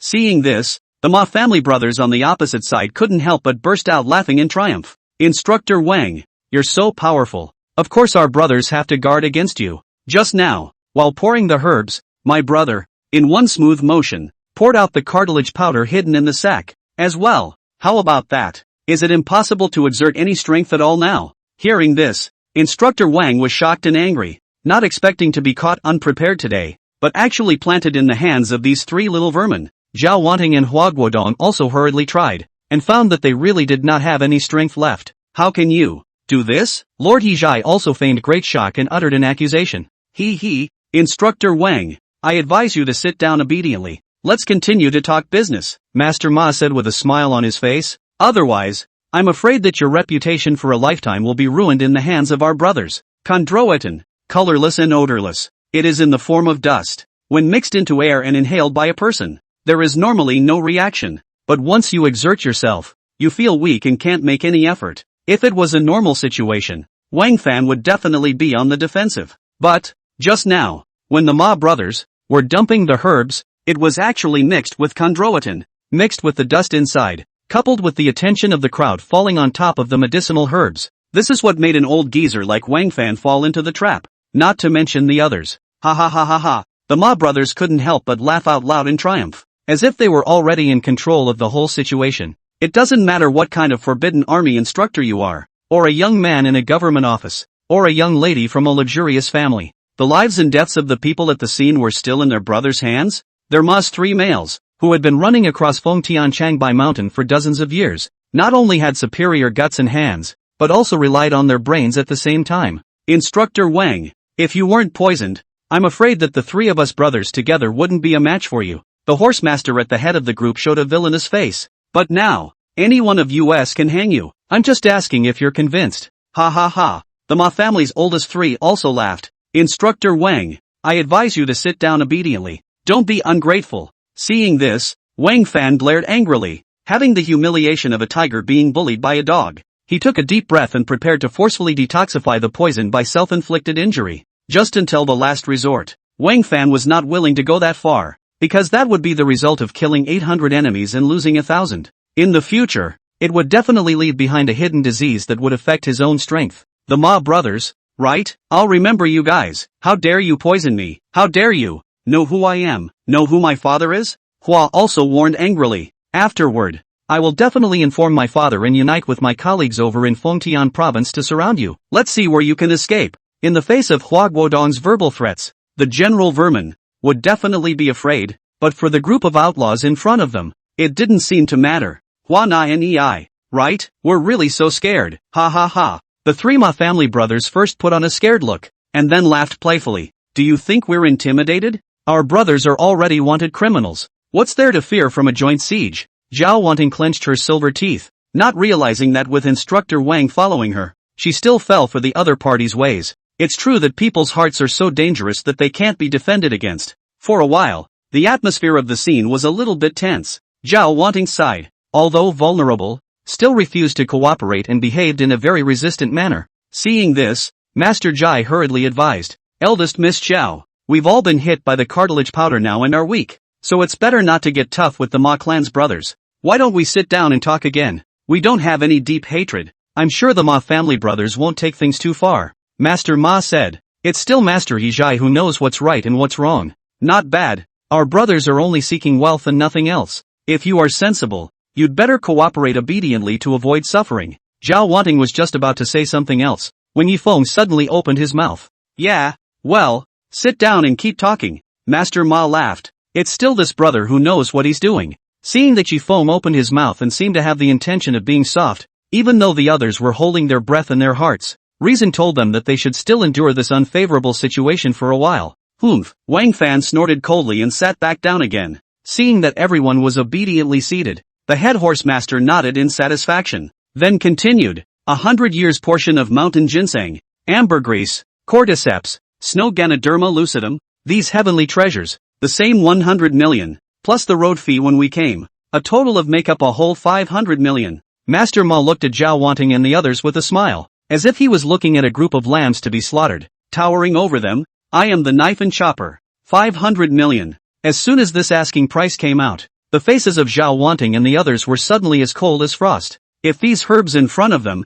were all over 100 years old, 500 million would be acceptable to their Zhao family. After all, this was a life-saving medicine. But, these are clearly fake goods, and the other party still dares to ask for a sky-high price? It is simply outrageous. Do you think that our Zhao family's money is all scraped by the wind? Zhao Wanting snorted coldly. Not even $50 million. Master Ma laughed coldly. Miss Zhao, are you still not recognizing reality? The current you are not qualified to bargain with us. 500 million. Not a single cent less. Otherwise, my brothers are rough men, and if they do the slightest bad thing to you again, it's hard to say. He. The two brothers of the Ma family, with colorful eyes, stared at Zhao Wanting. You guys dare. Wang Fan was instantly furious. He had already prepared himself psychologically, but if the other party dared to act rashly, even if they were to die together, he would never let this group of vermin touch a hair on Zhao Lao's granddaughter. The atmosphere at the scene steeply became tense again. Our patience, however, is limited. Master Ma coldly warned. I'll give you a minute to think about it. No need to think about it. At this moment, Yifeng suddenly spoke again. At this price, same 100 million, but it has to be the real thing, and we won't lose you a cent. But if you can't come up with 100-year portion of herbs, then leave your heads behind. When these words came out, the Ma brothers were slightly stunned, not understanding what exactly Yifeng meant by these words. It has to be the real thing? However, he obviously already knew that they were fake, so why was he still obsessed with the authenticity of the herbs at this point in time? The goods are right here. Master Ma stretched out his foot and kicked the 4 herbs on the ground, looking a little impatient. Those mountain ginseng and lingji rolled down to Yifeng's feet. Yifeng didn't even look at it and stepped in, stomping those fake goods, all of them, to smithereens. I'll say it again. As long as it's the real thing, not a penny less for you guys. But if you only have fake goods, then you'll pay with your heads. What? When these words came out, the Ma brothers were shocked and furious. Yifeng's words and actions had clearly angered them. Brat, you seek death. The second Ma family member immediately stepped forward and reached out to grab Yifeng. He wanted to capture him and teach him a lesson on the spot, which would also serve as a warning. After all, among the 4 people in Zhao Wanting's party, only Yifeng seemed to have little background or status. and they had no worries about moving. But the next second, swish, only in Yi Feng's hand, a cold aura flashed. The second Ma family member's footsteps stalled, then covering his throat, he retreated a few steps, and with a rumbling sound, he collapsed and died on the ground. You were the one who saw death first. Yi Feng lightly wiped his dagger and coldly returned. Lao air. Master Ma's eyes widened as he glanced at his oldest brother before looking at Yi Feng in shock. You're not poisoned? A mere cartilage powder. You want to control me too? Yi Feng smiled disdainfully. What? The moment Yi Feng said this, both the other side and his own side's color changed drastically. Only this time, the wind and water turned, and it was the turn of the two Ma family brothers as well as Master He Jai to be shocked and furious, while Zhao Wanting and the others were ecstatic and saw hope. Worthy of being a warrior? I can't believe I didn't get hit. Ha, this is saved, Hua Guodong shouted in excitement, and the admiration for Yi Feng grew even more in his eyes. Good boy. In Wang Fan's eyes, he also could not suppress his surprise, thinking that he had not misjudged this person. His future achievements were unlimited. Mr. Yi, so you're fine. Zhao Wanting's pair of beautiful eyes were also filled with joy. As for the leader, Master Ma, on the one hand, he was furious that his brother was killed under his nose, and on the other hand, he wondered in astonishment how Yi Feng had escaped the erosion of the cartilage scatter. After all, in such a small space, unless the other party could keep his breath closed, how could he not be struck? How did you not get poisoned? Master Ma couldn't figure this out. How is this possible? Could it be that this kid, like himself, had taken the antidote in advance? But then the question arose, how did the other party know that he would use the cartilage scatter and thus make preparations in advance? Master Ma was puzzled. Unbeknownst to him, Yi Feng had a Pill King master, and under the hammering of the Pill King, Yi Feng's body, long ago, was invulnerable to all poisons, not to mention the district's cartilage powder. Even if one were to take Crane's crest or broken intestine herb in person,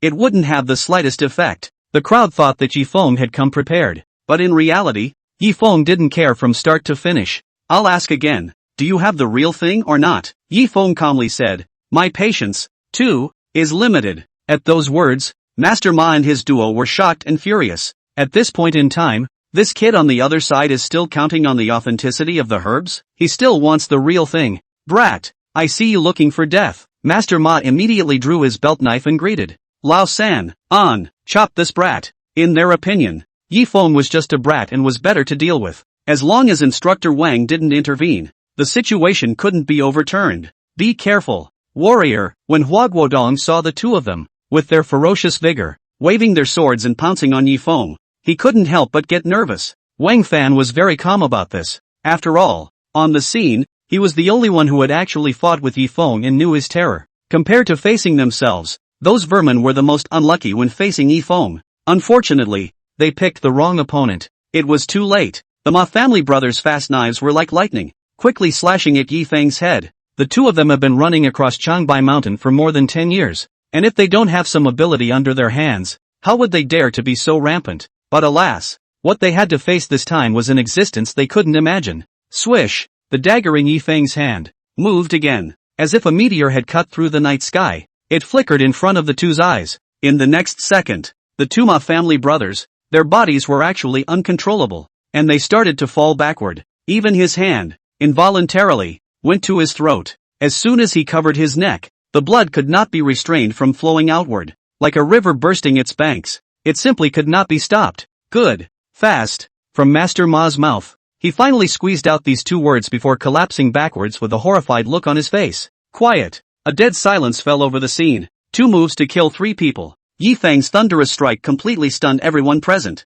Rao Wangfan also revealed a look of horror. With his strength, he had not even been able to see the moves that Yi Feng had made just now. Quick! It's too fast. Compared to the last time, when he fought with Yi Feng, a move shattered the Chi Mei stick in his hand. It was evident that it was already the other party who had shown mercy. This time, it was the Yi Feng in front of him that was unreservedly striking to his heart's content with deadly moves. Even if he was in his own shoes, I'm afraid that it would be difficult to resist in the face of that move that Yi Feng had just made. Warrior, this is too awesome for you. Hua Guodong was so shocked that he couldn't close his mouth. And when he suddenly remembered, he tried to set up a deal to let Instructor Wang point out Yi Feng for a moment or two, while Instructor Wang reacted abnormally at that time. Now, it seems that the strength of Warrior Yi might be above Instructor Wang. Mr. Yi, Zhao Wanning similarly felt a trace of fear. seeing Yifeng so murderous and decisive for the first time. Gulu, Gulu, he boss is even more scared, and swallowed his saliva. Did not think that the Jianghu robbers who had been crossing Fengtian for more than 10 years,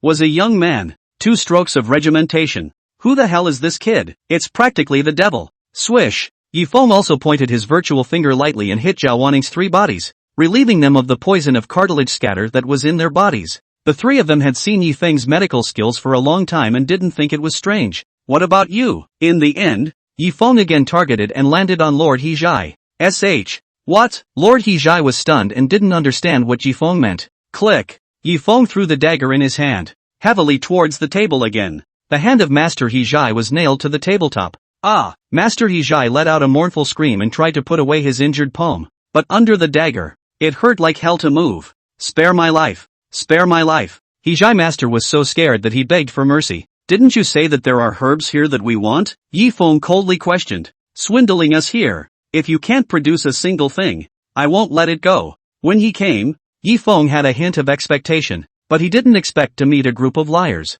And this Lenten master, obviously, is in league with that Ma family brother. Today, if this hidden treasure lodge of his couldn't come up with a little something that could interest him, Yifeng wouldn't mind taking them out in one pot, so that he wouldn't have to go back to plying others in the future. There.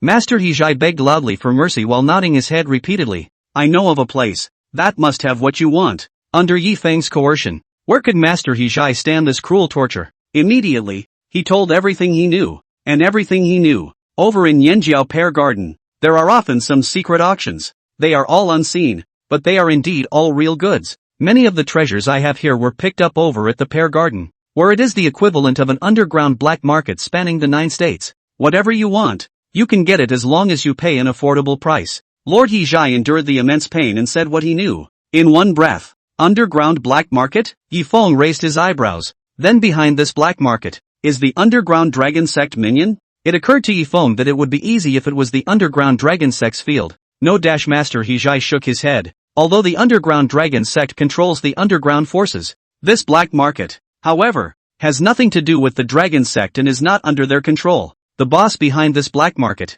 it seems to be a big shot from the East Seaside. Exactly who it is, it's not something that people at my level can know. In short, at the Pear Gardens auction, whether it's antiques and paintings, or heavenly treasures, there's everything. At this time, Zhao Wanting took over. This Pear Garden, I have heard of it. It seems to be a very mysterious mansion. The general public just close to that side will be driven out. Turns out to be doing something unseemly. Yes. Master Hezhai continued again. To enter the Pear Garden, you must be introduced by an acquaintance. You spare me, and I'll take you to the pearly gates and buy anything you want. Curiosities, paintings, heavenly treasures, everything? Yifeng instantly came to a moment of interest. Swish! Yifeng retrieved the dagger. Ah! Master Hezhai screamed again, nearly fainting from the pain. Yifeng gave him a simple stop to the bleeding and pain, then warned, lead the way. If there's nothing I want over there either, the Pear Garden will be your burial place. It was not long after Yifeng held lavish Master He hostage and left through the back door of the Hidden Treasure Lodge. The main entrance of the Hidden Treasure Pavilion was suddenly surrounded by a group of armor-clad guards. 2 teams of people, fish passed through, making the lively atmosphere of the scene suddenly a quiet. The Yanjing guards are here on a case. There's no need for you to panic. Just do what you need to do. Who's the boss? Let your boss come out and answer. The moment Boss Tao saw this formation, he was so scared that he backed up. But when he saw a female general at the head, standing proudly on the spot, he was slightly more at ease. So it's Lord Jean. Boss Tao hurriedly greeted him with a smiling face. The Yanjing Wei's commanding officer, Jean Witch Hazel, was very prestigious among the people, and was also embraced and loved by the people. Plus she herself was a great beauty with a natural affinity for the people. Even the uneasy Boss Tao, after seeing the stunning face of the Golden Wisp, couldn't help but remove the defenses in his heart and took the initiative to welcome him. Where is your fasting master? The Golden Wisp, however, had a frosty face and coldly ordered, make him come out to see me. It turned out that the demon monk caught in the hospital that day, after a few days of confinement in the capital, he completely collapsed. A brain all accounted for. For example, the piece of jade injected with evil spirits, as well as the entire industrial chain and so on. He was just a part of this, and his handler was none other than the lords of this hidden treasure lounge. As for onwards and upwards, what other people were involved, that demon monk was not clear. So, The golden wisp followed this clue and came to the hidden treasure lounge. Wanted to follow the trail and continue to track it down. Master Zhai is meeting with guests. Boss Tao didn't dare to be slow. Lord Jean will be a moment. We'll go to the back hall to inform. Saying that, Tao Boss slipped away and went to the back to ventilate the information. Hello, Lord Kim. At that moment, the guests around them, too, greeted the Golden Witch. Aha! The Golden Witch nodded his head in return to the crowd as he paced the hall. Suddenly, her eyes were drawn to a separate exhibition of calligraphy and paintings directly in front of her. 2 authentic paintings of Wang Shiji, hanging high in front of the exhibition table. It turned out that curator Jia had taken it upon himself to exhibit the words that Yifeng had just imitated for the crowd to appreciate. What beautiful words! The Golden Witch stopped to watch and nodded secretly. Suddenly, Witch Hazel noticed that on one side of the exhibition table, there was another piece of writing hanging in a very familiar font. Isn't this ritual for nephews and nephews, which a young man just imitated? Very good? Curator Jia smiled as he introduced it.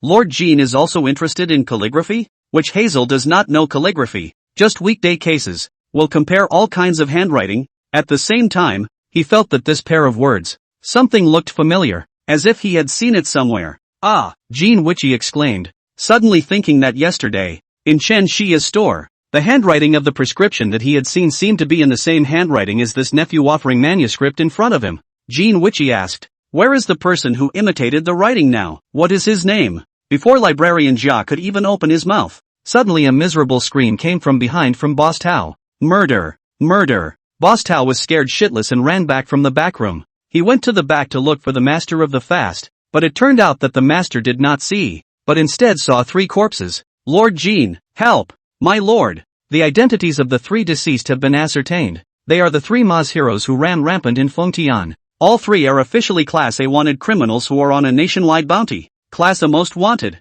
Jean Ziyi looked at the 3 corpses on the ground, and the words deserve to die immediately flashed through his mind. Killing them is not only not a fault, it's a credit. But here's the problem again. Who killed them? The master of the hidden treasure lodge. Where did he go again? Immediately, the Golden Wisp leaned down, his eyes narrowing slightly as he stared at a fatal wound in the trio's throats. Another hit kills. What a clean body. The Golden Witch couldn't help but think again of the day before yesterday. The dead in the car that fell off the cliff. Almost a high match to this one. Could it be the same person? Lord Jean, our loyalist. Will be fine, right? Boss Tao accompanied him to the side. Trembling, the Golden Wisp was in the room again. Looking around, finally his eyes landed on the puddle of blood on the tabletop. This blood, it doesn't match that of the 3 deceased. Golden Wisp deduced. If nothing else, it should be your boss's blood. Ah, Boss Tao sniffed and his face changed dramatically. Then he, Golden Witch Hazel paced, and came to Tao Boss's side again,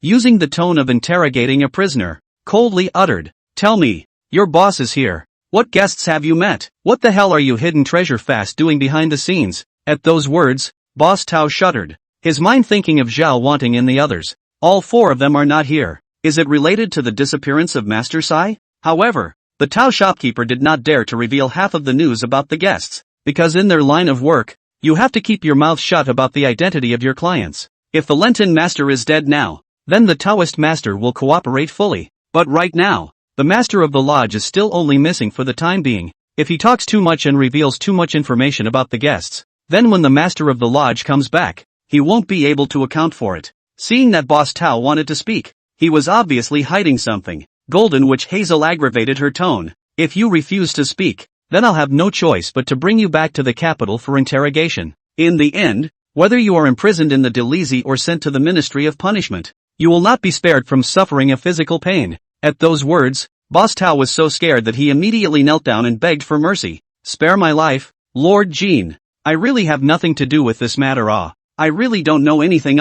Take away. With a command from Golden Witch Hazel, the guards on both sides immediately stepped forward and took down Boss Tao. I say. Under such intimidation, Boss Tao couldn't carry it off, and could only confess, there was originally a deal going on over here, and there might not have been a deal, and there was a conflict. Those precious herbs they want can't be bought in ordinary places. In the vicinity of Yanjing, there is only one place where they can buy what they want. A lot of the treasures in our hidden treasure jade are imported over there. I think they may have taken Lord Sai hostage and gone over there. Golden Witch Hazel sniffed and immediately asked after him. What place is it? Boss Tao stammered and finally spat out 2 words. Pear Garden. At this time, Yi Feng and his group had already driven to the vicinity of Yanjiao Pear Garden. What a guy! Before they even got to the center area, a large group of strong, heavily armed security guards immediately surrounded them and came forward to inspect them. It's me. Lord Hijai immediately poked his head out and greeted the security guards. Came to attend tonight's auction.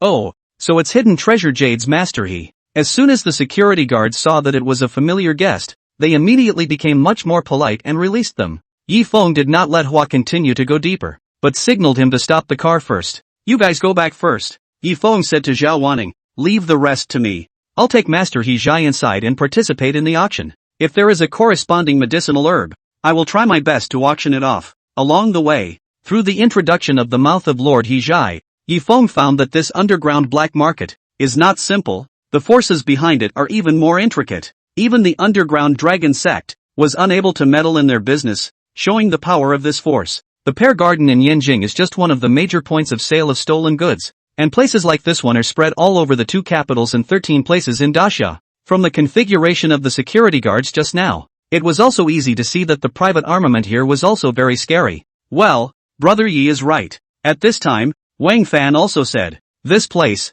it's a bit dangerous. I'd better escort Miss Zhao and Mr. Hua and the others back first. Alright then. Zhao Wanting didn't want to be a burden to others and took out a card. There's $1 billion in this card. Please make sure to buy those life-saving herbs. If the money isn't enough, you can contact me again. Good. Yi Feng took the bank card and led Lord Hijai out of the car. Brother Yi, don't worry about going in. Before leaving, Wang Fan added, I'll come back to meet you when I'm done delivering people. Yi Feng waved at them and parted with Zhao Wanting and the others, and then facing the direction of the pear orchard. Yi Feng frowned slightly. Although this area of the estate, the environment is beautiful and picturesque, but in the midst of this quietness, there is an aura of solemnity hidden everywhere. Through the feng shui pattern of the pear orchard, it is not difficult to see that this place is already blood-soaked, and something big is bound to happen soon. Yi Feng's 15th master was a master of feng shui, who could walk in yin and yang and foretell good and bad fortune. Just now, Yi Feng could tell at a glance that this place was treacherous.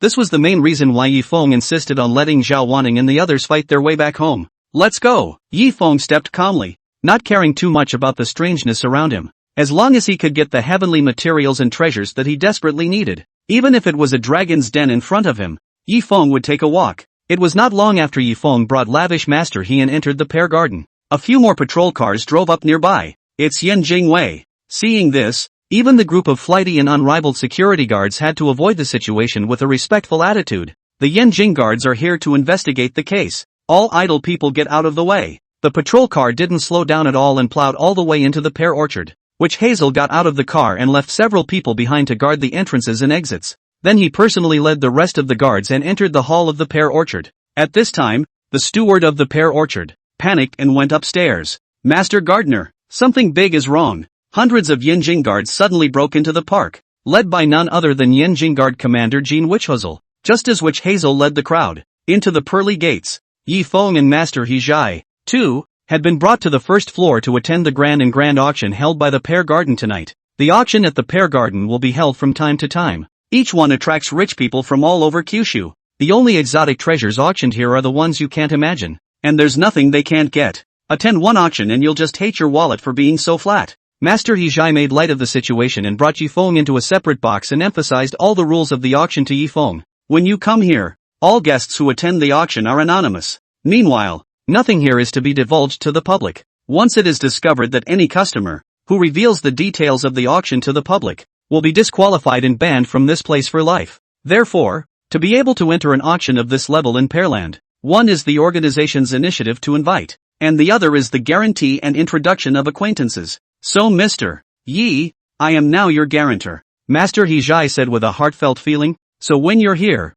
you must follow the rules, or else you'll implicate me and never come here again. Yi Feng stood in the box, which was about 10 square meters, in front of a floor-to-ceiling window on one side, overlooking the auction site on the second basement level in full view. Off to the side, there was a huge screen to be able to see everything that was going on in the scene up close and personal, and the things auctioned here will be guaranteed by the venue organization. So you don't have to worry about the problem of buying fake goods. Don't worry, just have what I want here. Yi Feng calmly said, I won't mess around here. Upon hearing this, Master Hijai breathed a sigh of relief and hurriedly asked Yi Feng to sit down again and continue to participate in the auction. The auction here, before the two came, had been going on for some time. Next, the host on the second floor of the basement showed a new round of auction items in public. This next auction item is rare in the world, and for the first time in my career of hosting auctions, this young and handsome host has been here for more than 3 years, and through his hands, the exotic treasures that have been auctioned off, not 1,000,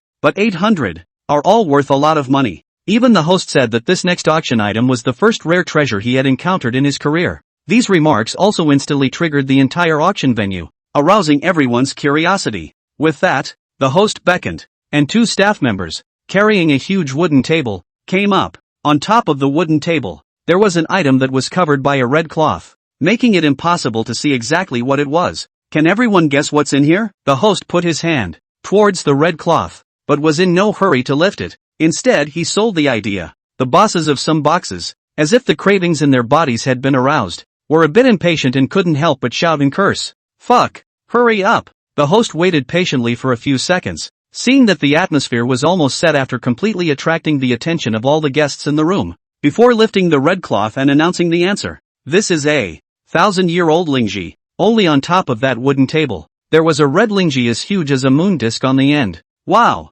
In a flash, the scene was in an uproar. A 1,000-year-old Ganoderma lucidum. The crowd stared in disbelief. One must realize that the history of the Great Xia is only 5,000 years short, and this single lingji plant had even spanned 1/5 of the long history. It's unimaginable. 10. At this moment, Yifeng also stood up fiercely and stared tightly at the auction table on the second basement level. A 1,000-year-old Ganoderma. Yifeng was trembling with excitement. He didn't expect his luck to be so good that he came across such a rare treasure as soon as he arrived. When he came here, he had thought that he would be able to come across hundreds of years of heavenly materials and treasures, even if it was not a vain trip. As a result, he never expected that the heavenly materials here were even rarer than what he had imagined. Surprisingly, all of a sudden is 1,000 years to start. If ginseng is the king of all herbs, then Ganoderma lucidum is the immortal herb that returns the soul. With this Ganoderma, there wasn't even a need for the life-saving prescription that Yifeng had left behind earlier, and it would be able to continue Zhao Lao's young life for at least 3 to 5 years. Moreover, this Ganoderma lucidum, with a length and width of more than a meter and a thickness of half a meter, was so large that apart from being able to save Zhao Lao, the rest could be used for Yifeng to refine half a year's worth of pills. Yifeng was so excited that he was even determined to get this lingji. Oh my god, a 1,000-year-old lingji, really? At this moment, Lord Hezhai, who was on the side, was also dumbstruck. Just now, in their hidden treasure jade, a 100-year portion of medicinal herbs was able to attract the Zhao family and nearly sold for a sky-high price of several $100 million. And this 1,000-year-old lingji in front of me, and the authenticity is beyond doubt. The price is afraid to be incalculable. Master Hezhai also said with some excitement, I'm afraid this auction item tonight will refresh the venue's price list. Well, Yifeng also knew very well that, in addition to himself, the scene also do not know how many rich people are staring at this Millennium Ganoderma lucidum. Later bidding, I'm afraid it will also be very crazy. Thinking about what he had on hand, only $1 billion.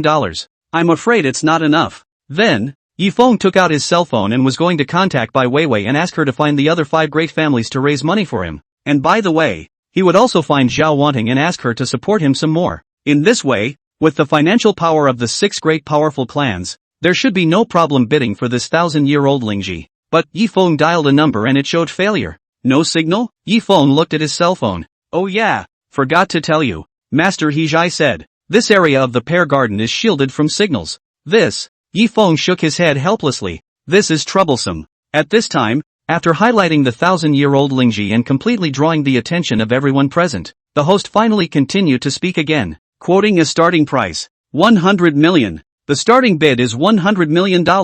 When Master Hezhai heard this, he was shocked again. The normal auction item's selling price was only around $100 million, and this 1,000-year-old lingji had a starting bid of 100 million. Master Hezhai estimated in his heart that the final selling price of this 1,000-year-old lingji would have to be at least 5 billion or more up and down, and might even break 10 billion, 500 million. At this moment, there was immediately a box that gave the first offer. As soon as the first offer was made, a succession of prices, too, were quickly based. 500 million, 800 million, a billion. The price of the 1,000-year-old lingji, too, has gone up. 2 billion. Finally, Yifeng followed suit and called out a price. 2 billion. It doubled from $1 billion to $2 billion in one fell swoop. Once this price came out, The auction room was instantly in an uproar. I don't know which big shot it is. Such a big spender. Doubling the bidding all at once. $2 billion?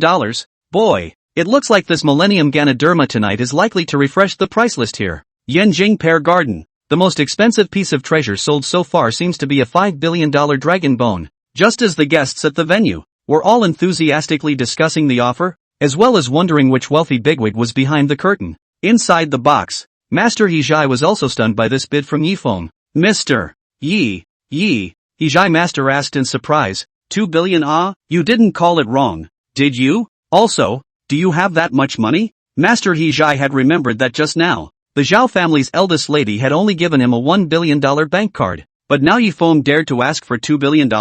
No. Yifeng also shook his head honestly. I only have the $1 billion given by Zhao wanting on me. Ha! When Master Hijai heard this, as if his butt was on fire, he stood up in a flash and said with fear and trepidation, You don't have that much money. What price are you calling for? This is an auction house. Not a joke. Lord Hijai felt like he was going crazy. This kind of place, dare to report false price. If the deal cannot get money, the consequences are simply unimaginable. And he, the guarantor, would certainly be implicated. 2.5 billion. At that moment, there was another box outside that raised its price. Phew. Hijai Master saw this and heaved a sigh of relief. Luckily it wasn't filmed. Lord Hijai secretly rejoiced, but before he could take his seat. As a result, Yifeng's second offer had also been called out. $3 billion. $3 billion. Looking at Yifeng, calling out this price, Master Hijai nearly fainted from fear, his body trembling uncontrollably. What the hell is this? You can't come up with that kind of money and you have the nerve to ask for such a high price? If the auction is successful, how will it end later? Master Hijai was simply about to be stunned silly by this action of Yifeng. 3.5 billion. Immediately afterward, the box outside followed up with an even higher price. The two went back and forth, bringing the bidding to a fever pitch. There was another roar on the scene. Geez, from 100 million to 3.5 billion. That's less than 10 bids. That's horrible. From after $2 billion, it seems that there are only two bidders left, bidding against each other, jacking up the price by $500 million at a time. What a great deal. It's already $3.5 billion. It seems that Pear Garden's price list is really going to be refreshed tonight. A historic moment. Although someone, again, raised the price. But this time, Master Hijai could not rest at all. Instead, he looked at Yifeng even more nervously. If it wasn't for the fear of Yifeng's terrifying strength, he really wanted to go forward and cover Yifeng's mouth to make him stop bidding. Mr. Close your hand. Hijai Master with a sobbing voice, bitterly begging. In case the bidding is successful and we can't get the money, you and I will die without a burial place. However, Yifeng continued to quote as if he didn't hear Lord Hijai's words. 5 billion. When Master Hijai heard this, he was so scared that he couldn't catch his breath. His eyes closed, his legs stumped, and he fainted. Seeing this, Yifeng slightly shook his head, not expecting this guy to be so timid and afraid. Admittedly, Yifeng did, indeed, not have 5 billion on him, so he planned to take credit first, and then from the 5 great families. It's still no problem to get that money together. But if the auction side didn't agree, then Yifeng didn't have to be polite with them and just took the stuff and left. Yifeng squatted for 5 years in prison, but also by more than 100 of the vicious and evil people of the influence of words and example, has long been not what a good man or woman. To be able to credit is already given enough sincerity. Yifeng was determined to get this 1,000-year-old Ganoderma. Moreover, this Lingji, in the hands of others, might only be worth a few $1 billion of this area that was being bid on, but if it was in his own hands, casually refining some pills, its value would be more than tens of billions. Therefore, this 1,000-year-old Lingji, in the hands of others, is even more of a waste. At this moment, the price of $5 billion also instantly triggered the entire auction site. Geez, $5 billion. It's really going to break the price list tonight. I wonder which godly trench bigwig can come up with $5 billion in one go. This must be at least a big shot at the level of the richest man in a state. I heard that Futian's richest family is here tonight. 80% of the sky-high price should be called out by them. At this moment, inside another luxury VIP box, the previous price of $3.5 billion was called out from here. But at this moment, there was a dead silence in the box. No one expected that the price of $3.5 billion had failed to suppress the other party, but instead attracted an even more terrifying bid, raising the price to $5 billion at once. Fucking hell! A middle-aged man in his 30s, cursing, stood up and spun around in place anxiously. Then he looked at a person behind him. Xingzhong, go and see which one of these ungrateful people dares to raise the price with me? Go and teach him a lesson. If he dares to raise the price again, break his dog's legs. Just as the bidding at the auction site reached white heat, the Yanjing guards, led by the witch Hazel, had also entered the pearly hall one after another. The owner of the pear orchard, named Meng Zhouxian, was a middle-aged man in his 40s, with a sturdy body, a resolute face, and a pair of sharp eyes, like wolves, revealing a refined light and ferocity. It is rumored that this person not only has a heavenly background, his own strength is also very strong, has been in the underground boxing, reigning champion for several times. Nowadays, with his back to the East China Sea, he is in charge of Pear Garden, and the daily flow of water he handles is several tens of billions of dollars. Even if he is comparing to Yanjing's underground bigwig, Black Dragon, he is not far behind. Lord Jean, I'm sorry to have missed you. Meng Zhouxian smiled and greeted him. Facing the Golden Wisp, he still acted humbly and politely. It wasn't that Meng Zhouxian was afraid of the Golden Wisp, but he feared the official clothes she was wearing. The commanding general of the Yanjing Guards was not something he could compare to as the owner of a mere pear orchard. I'm here to investigate the jade case. I hope you can cooperate. The Golden Wisp briefly explained a few words about the jade that was laced with evil qi,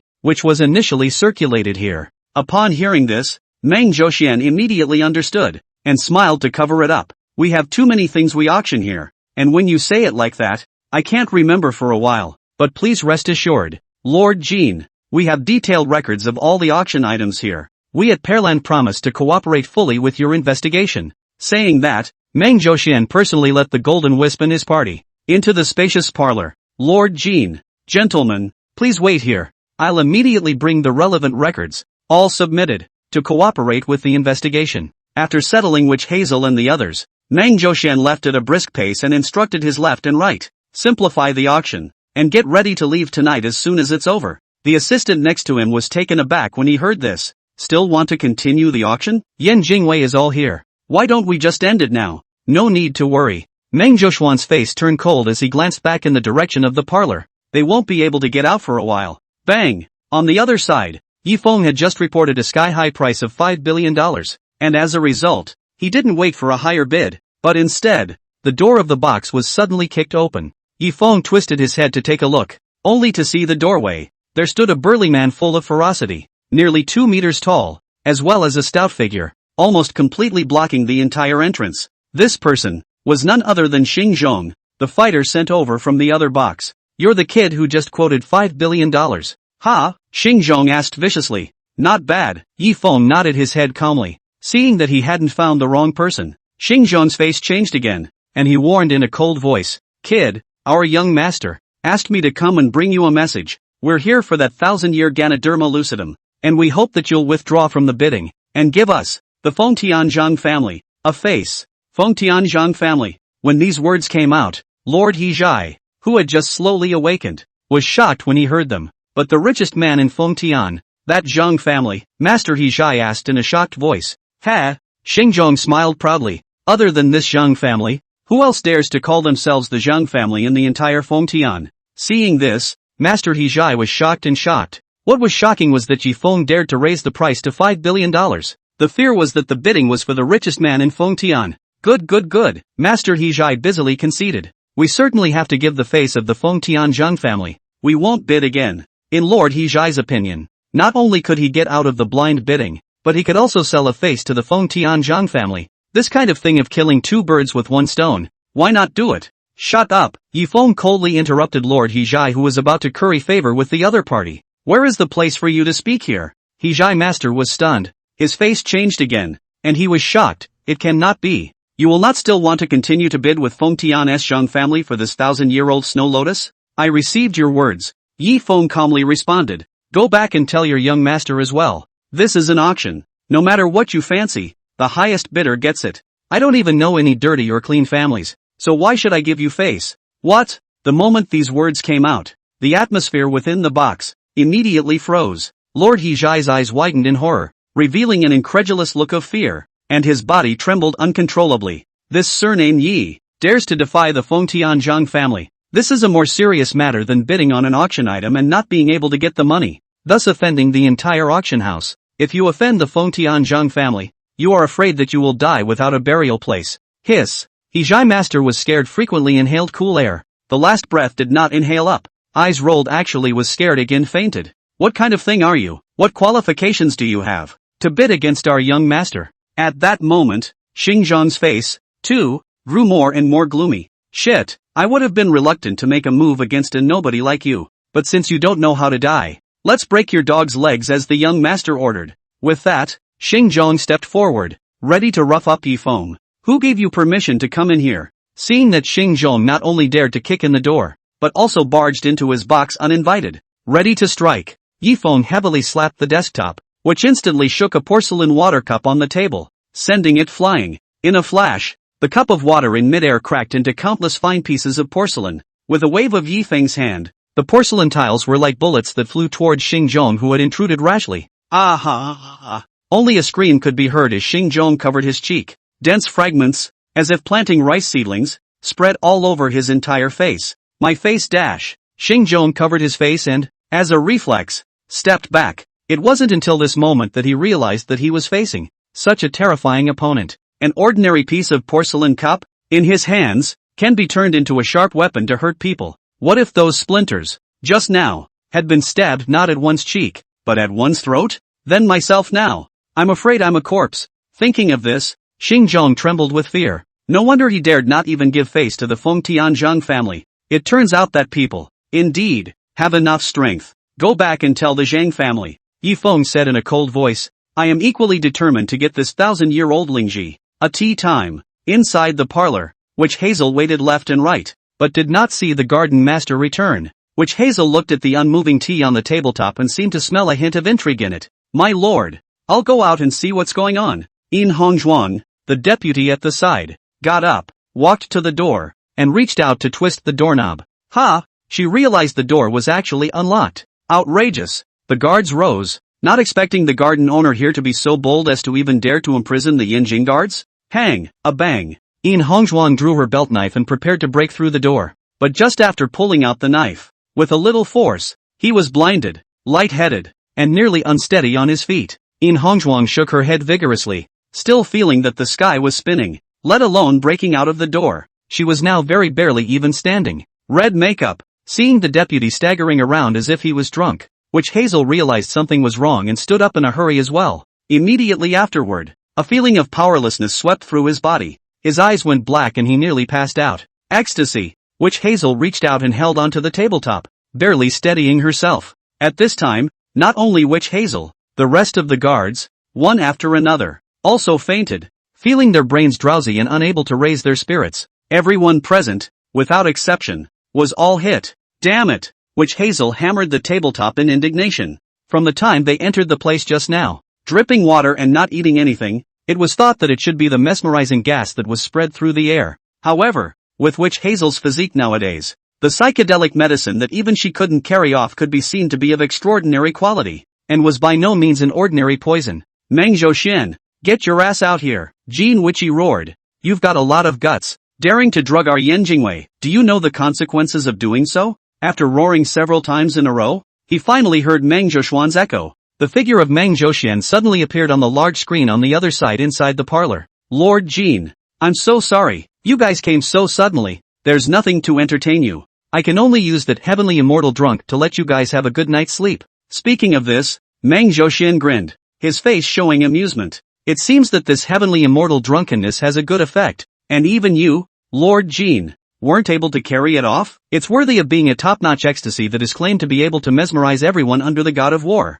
After hearing this, Jean Witch Hazel was shocked and furious. Meng Zhouxian, you dare to drug us? What are your intentions? Do you know the consequences of doing so? Don't worry, I have no ill will towards you guys. Meng Zhouxian smiled. Just letting you guys sleep here and not disturb our business. After you all wake up, the pear garden will be empty. Feel free to search it then. Good night. Lord Kim. At that point, the screen's image, for a moment, went black. Meng Zhouxian ended the call. Trapping Yanjingwei is nothing more than a stopgap measure, because this is an underground black market, an existence that cannot be seen in the light of day. Once it is thoroughly investigated by Yanjingwei, the involvement will be too wide. Therefore, Meng Zhouxian had no choice but to come up with this plan. First trapping Yanjingwei, and then waiting for the auction to end, then quickly withdrawing from this place and hiding away to avoid the wind. In this way, Yan Jingwei did not catch people. 2 did not check the black goods. A long time, coupled with the pearland behind the scenes of the backing of the alienation of relations, it will not be settled. Even if the witch Hazel really wants to get serious and track it down to the end, throwing out a few scapegoats at random would be enough. Alas, it is a pity that this pear orchard of mine will be closed for a while. As soon as he thought of this, Meng Zhouxian was so indignant that he couldn't wait to take revenge on the unconscious golden witch by tossing her tonight. However, Meng Zhouxian only dared to think about it, but didn't dare to move the other party in the slightest. For one thing, the righteous father of the golden witch Hazel, and even the god of battle of Yuzhou, Li Yubai, once he initiated his anger, even that big brother of the East Sea would be implicated, and would not be able to protect himself at all. Furthermore, the golden witch is the Yan Jingwei commanding officer. Just this layer of halo on his body is not something that a small Meng Zhouxian is qualified to covet. Just to stun the golden witch Hazel, Meng Zhouxian would have to hide for a year and a half. If he dared to touch the golden witch Hazel, would he still have a chance to live? Meng Zhouxian is not stupid, but he does not dare to narrow his path. At this time, inside the parlor, the golden witch Hazel and the others, unable to hold on, fainted one after another. Sparing the golden wisp, he went all out, trying to dispel the ecstasy ingredients in his body. But surprisingly, it was to no avail. Even more so, the more the power in his body was pushed, the more terrifying the effects of that ecstasy became. Tianxian drunk. Although the golden witch Hazel has not been dripping, but at this time, like a hangover, it is difficult to feel all over the body, and all I want is to cover my head. Huffing and puffing. My lord, Deputy Yin Hongzhuang also retreated to her side. The effect of this heavenly immortal drunkenness, very powerful. I'm afraid it is only sleep that can be slowly lifted. The more we will awake, the heavier that feeling of powerlessness becomes. For a moment, witch Hazel also wanted to give up, take a nice long nap, and hit the road as if nothing had happened? No, golden witch Hazel's complexion was aghast. When my righteous father was leaving, he entrusted Yan Jing to me. If I can't even deal with this small pear garden, what face do I have left to face my righteous father? And what qualifications do I have to be the commander of the Yan Jing Guard? Now, Yan Jingwei is deeply mired in the pear orchard quagmire, unable to get out of it. The golden witch Hazel bears the brunt of the burden, is to bear the main responsibility. Clunk! Witch Hazel also drew her belt knife. The surrounding guards, all staring in disbelief, wondered how much strength witch Hazel still had, and whether she could break through the door with her sword. But, in their current condition, even if they managed to break through the door, I'm afraid they wouldn't be able to defeat the security outside. Swish! But just then, an incredible scene appeared. The golden wisp held the sword, and instead of attacking the gate, he crossed the sword in his hand and stabbed through his palm in one fell swoop. In a flash, the blade passed through the palm and out the back of the palm, blood pouring out. The tremendous pain and ache, all of a sudden, also made the golden witch's drowsy brain clear up quite a bit, and even the strength also regained 3 points. Bang! While his brain was clear, witch Hazel took another step forward and kicked directly the unlocked door. Squeezing his injured hand, the pain struck again, but it was able to magically restrain the ecstasy effects of Tianxian drunk. So it is. Having found such a restraint, the golden witch immediately turned around and ordered loudly, "All Yanjing guards obey." Drawl. In a moment, dozens of Yanjing guards, all of them followed the example of the golden witch Hazel, as it were, and fought against unconsciousness with pain in a self-inflicted manner. It really feels better. Yin Hongzhuang stood up and felt a lot of her scattered strength return. Bang! Witch Hazel kicked again, freeing all of the Yanjing guards who were trapped next door, as well. At this moment, all of the 100 or so people in their party had been intoxicated by heavenly immortal drunk's ecstasy, as if they were remnants of a defeated army. They no longer had much fighting power, though temporarily, in a self-inflicted manner, he regained a bit of his strength and kept his brain awake for a short while. But, Witch Hazel wondered how much longer this could go on. Therefore, continuing to force the investigation is clearly the next best thing. We need reinforcements. Witch Hazel immediately thought of a countermeasure, and had to send one person out to ask for help. Red makeup. We'll cover you. Break out. Do your best to escape. Run to a place where there is a signal, and mobilize the guards of the capital. All of them. For me, I vow not to be a human being until I step on the pear garden today. Immediately, the golden wisp held his sword in his hand and yelled, "All of you listen to the order. Follow me to kill out." Kill! The Yanjing guards roared in unison, sweeping away the depression and suffocation in their hearts. The guards all dragged their half-crippled bodies along with the golden wisps outward, charging and killing. At this time, the security guards of Pearland, hearing the commotion over here, also quickly rushed over. Seeing that the Yan Jingwei had actually rushed out of the room and charged outward, they all couldn't help but be shocked as well. They reported to the top while calling in more security to surround the area. However, Yan Jingwei were all battle-hardened soldiers, even if they only had 2 or 3 points of strength now. Once they formed a momentum and charged, they were still unstoppable. The security guards of the pearly gates, even if they were strong, were just a bunch of rabble-rousers, and against a regular army, they didn't dare lay too heavy a hand to resist. One after another, hundreds of security guards in Pearland, although quickly gathered, but by the Golden Witch Hazel line of 100 people, the retreat, scattered as birds and beasts. In a short while, the Golden Witch Hazel and her group had broken out. Hongzhuang, you have to go, Gold Wisp urged. What about you guys? Hongzhuang was stunned. Seeing the security guards behind her, they all had the sense to stop and did not catch up, so that meant that they were all safe and could leave here together. But, the Golden Wisp shook his head. You go call for help. We have to stall them. We can't let them get away. If Witch Hazel and the rest of them all left now, then the Pearly Garden side would be able to use this time to quickly withdraw and escape without a trace. When help arrives, it will still pounce.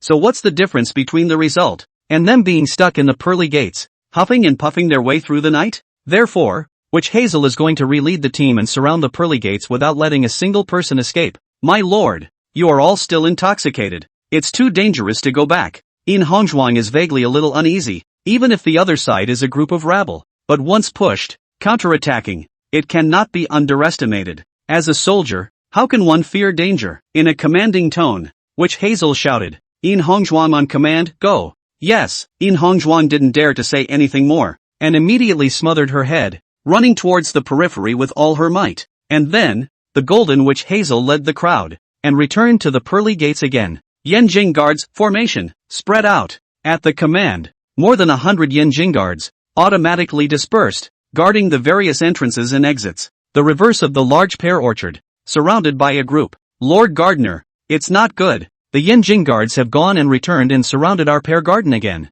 What? Meng Zhouxian was shocked when he heard this. Their reinforcements. They arrived so quickly. How is it possible? The aide shook his head. No, not the reinforcements. It's still the same group. The Yanjing guards that we mesmerized. What? They still dare to come back? Meng Zhouxian seemed to understand something, and his face gradually became gloomy. This Golden Wisp, does he really want to drive us to extinction? Originally, I heard that the Witch Hazel led the crowd, rushed to kill out. Meng Zhouxian also did not pursue, thinking that they ran on the run, they and others, but also can use this time, from the comfortable evacuation. But I never thought that the Golden Witch Hazel would kill again. Good, since you don't want to leave us alive, don't blame us for being impolite. Meng Zhouxian immediately ordered to gather all the security forces, and when things were packed up, charge out with himself. This time, no mercy is necessary. On the other side, the upstairs box. Yifeng had never reacted to the auction site since he called out the price of $5 billion and drove away the visitors from the Feng Tianzhang family.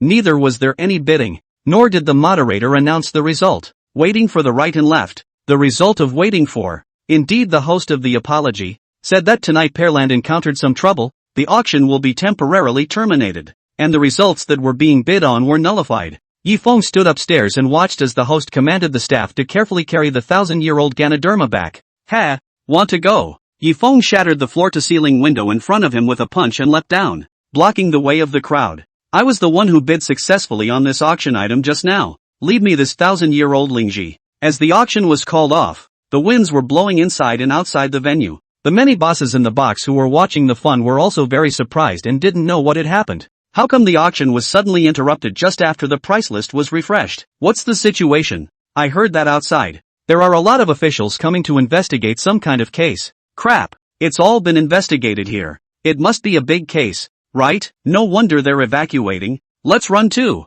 For a while, the guests in the box, too, caught wind of the situation and prepared to leave. Look, suddenly, a silhouette, as if falling from the sky, jumped down from the upper floors, stopping the staff who were withdrawing from the auction stage, attracting many more gazes. This person was none other than Yifeng. Leave the 1,000-year-old Ganoderma. The host was shocked at the sight of it, not even noticing where this kid came from. Immediately, he laughed coldly. You still want to take advantage of the fire? What a big guts. Are the things of the pear garden something you can just take? Yifeng didn't bother to talk nonsense with them, and with a wave of his hand, he sent the group away and easily got his hands on the 1,000-year-old Ganoderma lucidum. The huge Lingji, when it fell into his hands, immediately imparted a heavy historical precipitation, that is across 1,000 years, absorbed the essence of the sun and the moon, has been extraordinary. Sure enough, it's 1,000-year-old Ganoderma. Yi Feng nodded with satisfaction, and the hosts and other staff who were shaken back to the side were shocked and angry. Who the hell are you? You really dare to rob the Pear Garden's auction items in the open? Dare you leave your name? Yi Feng calmly returned. Yi Kunlun. This was the name he left on the registration when he entered the pearly gates. Yi Kunlun, the host repeated, viciously. Good, I'll remember you. You dared to take advantage of the fire and rob the Pear Garden's treasures in the open. In the future, we will make you pay back 100 times, 1,000 times. Putting down this harsh word, the host led the other staff members and left in a lurch. Now, at the time of the pearly gates in trouble, the host also has no extra defense force around. The Millennium Ganoderma lucidum was robbed. The host also can do nothing, can only put out harsh words, to be avenged in the future. 100-fold and 1,000-fold repayment? Yi Feng smiled faintly at his words. Originally, he only wanted to take away this 1,000-year-old Lingji. But, since the pearly gates side has put out a stern message to double back, then one should really just go and take advantage of the fire and get a few more treasures. Anyway, there should be no shortage of goodies in this underground black market, right? Yi Feng was just about to tail the group of staff to see what they were going to do. Stop! At this moment, a VIP box on the second floor suddenly heard an angry shout. Young Zhang, that's the kid. Inside the box, a man with glass slag stuck in his face pointed at Yi Feng downstairs and roared angrily. This person was none other than Xing Zhong, who had just been sent by the Zhang family to greet them, and was sent back by Yi Feng with a single move. At this time, when Zhang Xiao saw this, he also never expected it. Not only did this kid dare to touch his own people, he even openly robbed the Pear Garden's auction items? Dare to offend two major powers at the same time? This kid is crazy. Not only this box of the Zhang family, but also the guests of the other boxes around them all noticed Yi Feng. How dare you take advantage of the fire and snatch the 1,000-year-old Lingji from the auction host's hands in full view of the public? Who is that kid? How dare you? Are you out of your mind? Even the Pear Garden stuff dares to be robbed openly? Originally, the crowd was about to leave the venue, but it turned out to be attracted by Yi Feng again. This kid is somewhat capable. At that moment, an old woman beside Zhang Xiao said in a hoarse voice. It was because she could easily see the strength Yi Feng had displayed from the way he waved his hand just now and shook back several staff members. Granny Snake, can you handle it? Zhang Xiao asked respectfully. He. The old crone smiled bashfully. Young Zhang, feel free to rest assured. This brat will be left to me to deal with. Guarantee to take back the 1,000-year erasure. Zhang Xiao nodded in satisfaction as he heard this, and in his heart, he was glad that fortunately, on this trip, there was Granny Snake to press on. Granny Snake, I'll leave this place to you. With that, Zhang Xiao added to the hired thugs on the side. The others follow me. It seems that the Pear Garden, tonight, has really encountered some trouble, so let's go out and see if we can pick up some treasures. In Zhang Xiao's opinion, even the people from the Pear Garden were able to give up 1,000-year-old Lingji that was worth billions of dollars. So maybe there would be more treasures that were left out all over the place tonight. At this moment, Yi Feng and that old woman, one downstairs and one upstairs, looked at each other. The old woman who was honored as Snake Granny shook the snake-headed walking stick in her hand. In a blink of an eye, the entire auction hall, from all directions, like a tidal wave, actually came to swarms of snakes and scorpions. It was dense and terrifying. The scene at hand once again set off the entire room. Crap! What's going on here? How did so many snakes pop up all at once down there? It's too oozing. The sound is coming from that box over there. I remembered. That VIP box's honored guest is none other than the eldest young master of Fengtian's richest family. The Zhang family. The Zhang family? Snake. So it turns out, this must be the hand of a high-ranking person from the Fox, Yellow, White, Willow, and Gray, 5 great families behind the Zhang family. To be able to harness so many snakes, it must be the work of the Lu family, one of the 5 mysterious families of Fengtian. At this time, Yi Feng, who was at the scene, could not help but be stunned. Facing a dense group of snakes, it was the first time in his life that he had encountered such a bizarre situation. Kid, I don't care who you are. Immediately hand over the 1,000-year-old Lingji in your hand, and I may still be able to let you off the hook. Old woman. If not, I will make sure you are buried in the belly of the snake. Speaking, hundreds of snakes, already 10 paces away from Yi Feng, had set up camp and stalled. One stood upright, spitting out snake letters, with chilling, oppressive eyes. This scene, if ordinary people saw it, I'm afraid they would have already pissed themselves. Even the guests in one of the boxes located on the second floor still felt seepage and fear when they saw it from such a distance. Yifeng was surrounded by that group of snakes and scorpions, and he was still. Humph. Yifeng snorted coldly, glanced at the crone upstairs, and said indifferently, "If you want to do it, come down and fight with me. What's the point of inviting these beasts?" Whether it was the snake and scorpion in front of him, or the stronger lion and tiger, in Yifeng's eyes, they were all just as insignificant as ants. My Feng Tianlu family is based on snakes. This group of snakes will be able to let you die without a burial place. The snake granny stood proudly and said, "I'll give you 10 seconds to obediently hand over the 1,000-year spirit Ganoderma, or else I'll let you fall deep into the snakes, begging for your life and death." 10 seconds? It won't take that long. Yifeng bowed slightly, holding the ground with his hands, and shouted, "Lay lie." In a flash, an unnameable storm quickly rolled up with Yifeng at the center. Electricity flashed and thunder roared around him, and the winds were wild. Immediately afterward, a bolt of lightning struck across the entire auction house. The ground rumbled, and hidden thunder appeared. Countless channels of thunder and lightning, from Yifeng, rapidly spreading waves outwards. Everywhere it went, there was scorched earth. The floors were crumbling as if an earthquake had struck. The snakes and scorpions around them were like frosted eggplants, collapsing and becoming charred and black, with no more life left in them. It was too late. From Yifeng striking out and then the lightning strike sweeping across the entire field, all of the snakes and scorpions died. Before and after, it was only a mere 2 or 3 seconds. But this unbelievable scene suddenly made the upstairs and downstairs. The scene was dead silent and mute. Especially the snake granny, who was located in the box on the second floor, was even more dumbfounded and pale. She gave Yifeng 10 seconds to think about it, and Yifeng gave her the answer in just 2 or 3 seconds. The answer, to her horror. How is this possible? The snake woman couldn't believe her eyes. To date, there had never been anyone who had been able to destroy the army of snakes and scorpions that he had raised in his hands with such horrifying means. His own 20 to 30 years of hard work had been undone by the other party after only 2 to 3 seconds of effort. Wow! Immediately afterward, there was another outcry. The guests in the various boxes, one after another, came back to their senses from the shock they had just experienced, with horrified expressions on their faces. Crap, crap, crap, what the hell just happened? Is it possible that my eyes are blurred? How could there be thunder and lightning in this underground? Look, you guys, the marble floor down there is like plowed ground. All of it has become charred and broken. The surrounding snakes are all dead too. Could it be that this is all the work of that young man? Controlling thunder and lightning, killing the entire field in a single move. Crap! What kind of god is this? For a while, Yifeng stood proudly on the spot and became the center of attention. The bright lights in the room stretched his back diagonally, and for a moment, his figure stood tall like a celestial god, suppressing the entire scene. In this way at the same time, Meng Zhouxian, the owner of the pear garden, has already let the staff will be all the treasures in the pear garden, carried empty, and prepared the car, one after another to go out. Lord Garden Master, the assistant anxiously said, there are always Yanjing guards guarding outside. Every entrance and exit is guarded by their men, not allowing a single step. Meng Zhouxuan's face chilled as he said, it's fine, wait for me to go out and talk to them. If they're stubborn, we'll charge hard. I just don't believe it. A bunch of their remnants who have been intoxicated by the heavenly immortal drunkenness can still stop me. Not long after,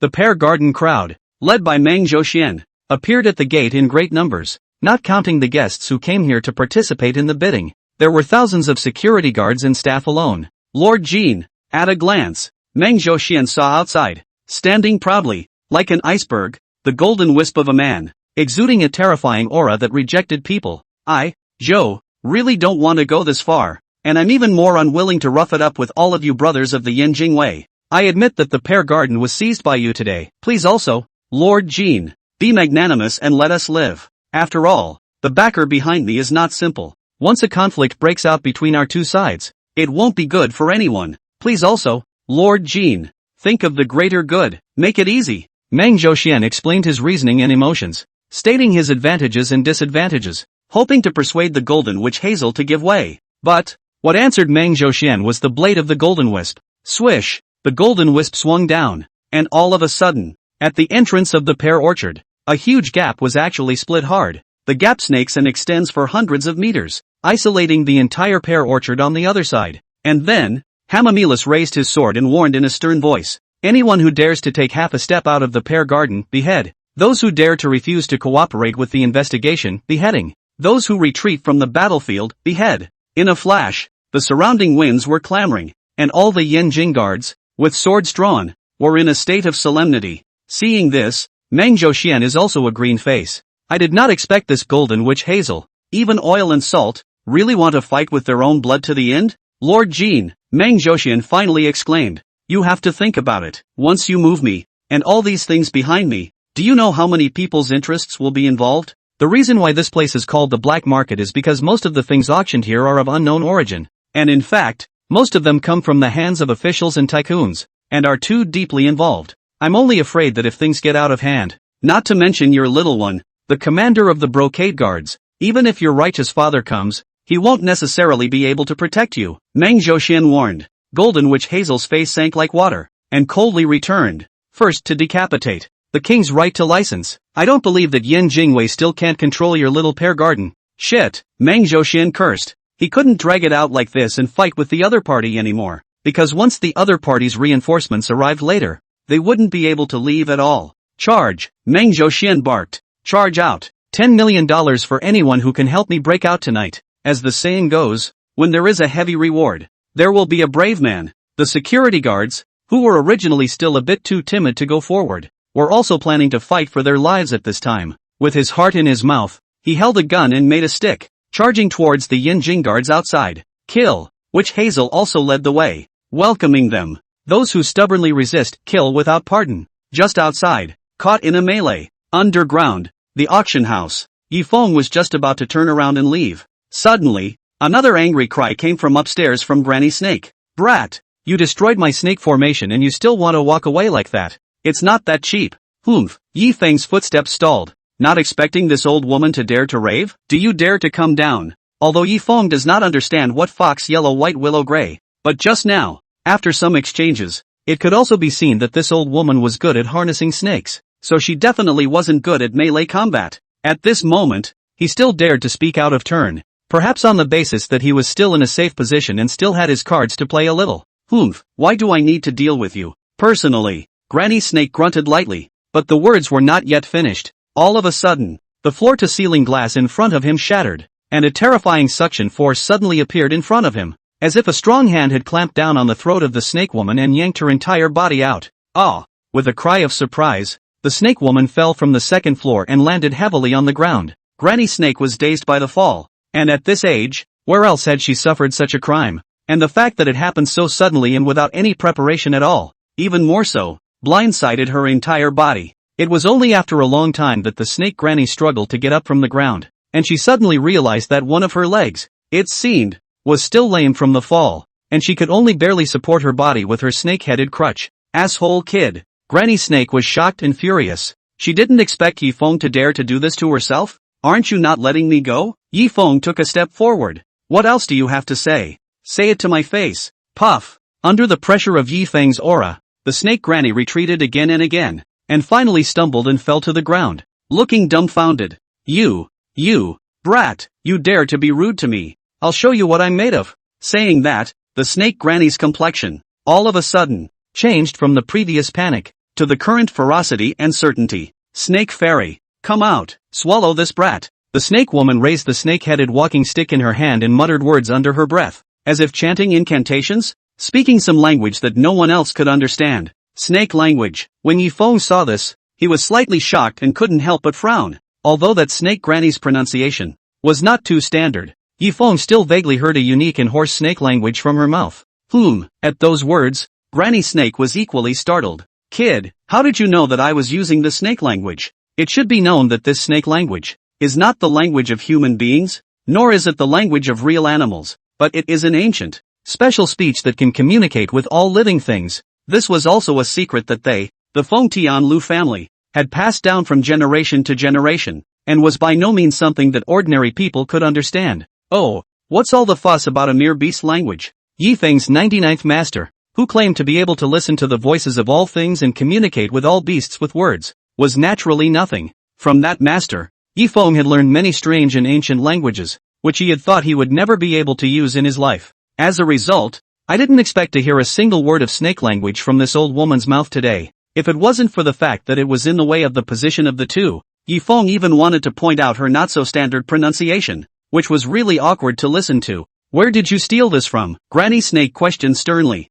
In her opinion, if someone knew snake language, Then either they were from their Lu clan, or they were stealing their Lu clan's mystical language. Without waiting for Yifeng to reply, Granny Snake smiled coldly again. That's fine. Anyway, tonight, you must die. Even if you have stolen the snake language of my Lu family, what can you do? Go and thank me with your death. Speaking of this, the snake granny let out another mournful roar, as if she was crying out like a ghost, as if she was summoning something coming. Yifeng also noticed that there was a hint of abnormality in the surroundings. The opponent was using snake language, summoning a nearby sleeping python. Rumble. In a flash, a slight vibration came from the ground. It was as if another small earthquake had occurred, and it had all spread to the boxes on the second floor. What the hell? Inside the box, the guests were also in a bit of a panic. Earthquake? Why does it feel like the ground is shaking? Should we leave quickly? Although the hustle and bustle of the moment had aroused the curiosity of the crowd, in comparison, it was still his own little life that was a bit more important. Just as the crowd upstairs was in a panic, preparing to run away. Look down there. Oh my god, what kind of monster is that? As one person called out in horror, everyone's gazes, in unison, fell towards the auction venue below, only to see the ground, as if a meteorite had fallen to the ground, sinking deeply into a large pit. From within the pit, a giant python violently sprang out and rose up from the ground. The huge and terrifying body was almost able to surround the entire field. The boa constrictor that rose up from the ground raised a sky of sand and dust, causing the floor-to-ceiling windows on the second floor to be covered with a grayish tint. Having witnessed the python with their own eyes, everyone at the scene was stunned. More people's first reaction, thinking that it was a special effect and could never be real. How can there be a snake that big? The body must be at least several hundred meters long. The Lu family of Fengtian is said to have served the snake immortal for generations. No way, that must be a special effect, or an illusion. The crowd felt incredulous, their gazes firmly attracted by the giant python,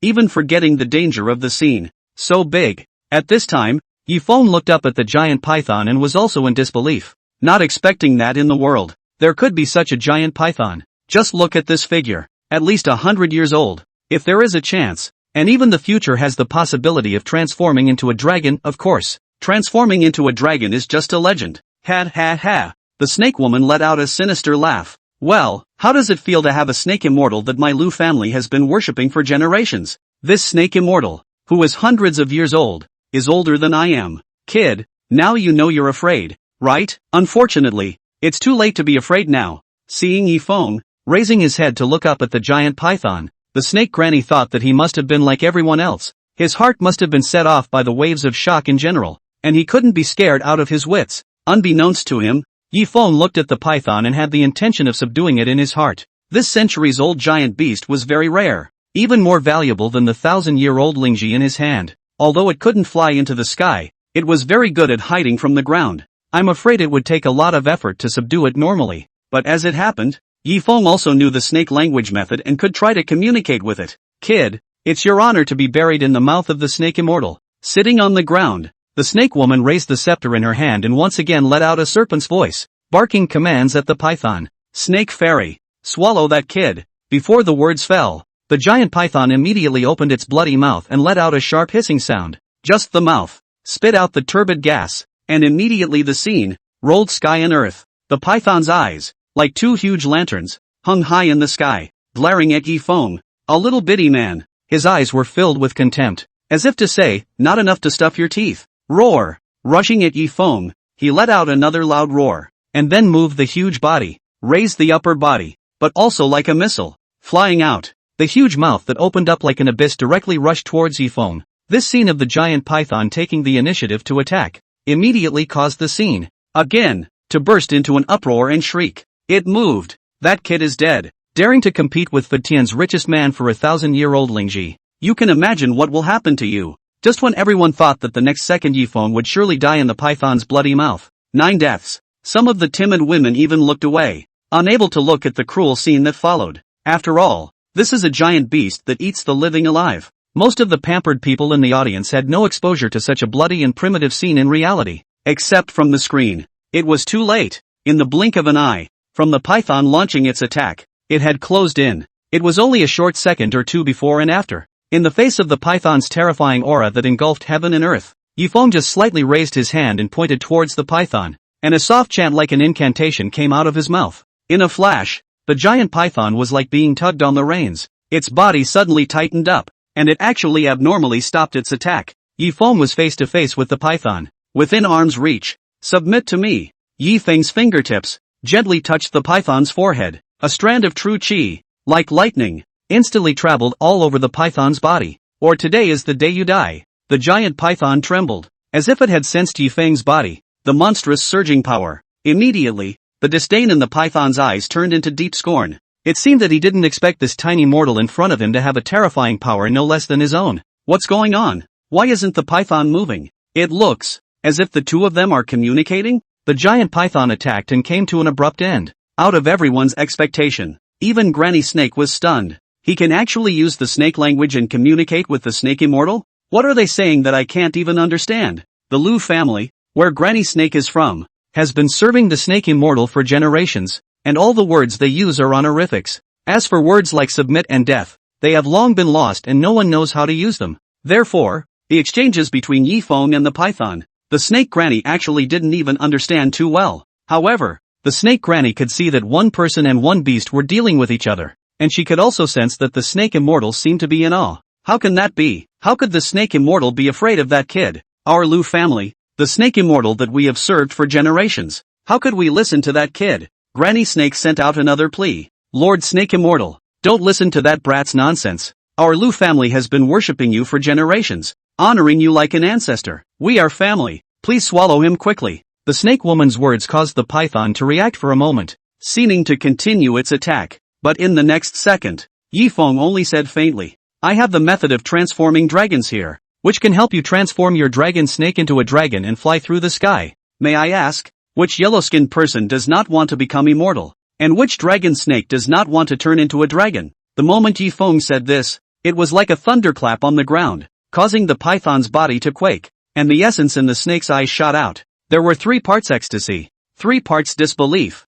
and more still, 1 part anticipation in those eyes. Don't believe it? Yi Feng noticed the skepticism in the python's eyes, so he reached out and broke off a piece of the 1,000-year-old Ganoderma lucidum and threw it to the python. Without hesitation, the python opened its mouth and swallowed it. At once, it felt as if there was a fiery heat in his body, rising up and boiling his blood. With my true qi just now, I opened up the meridians of your entire body, combined with the 1,000-year-old earth treasure. It nourishes your flesh. You should feel it by now. Some slight change? Yi Feng voiced a reminder. In fact, both human cultivation and beast transformation have many similarities. In addition to proper chance, there was also a need for the accumulation of heavenly materials and treasures. At this moment, the doubts in the python's eyes had been completely removed and turned into a deep belief in Yi Feng. Instead of being in a human home, accepting offerings, and having his lifespan end at some point, it would be better to go out and make a break for it. And maybe he would really be able to turn a serpent into a dragon in times of trouble.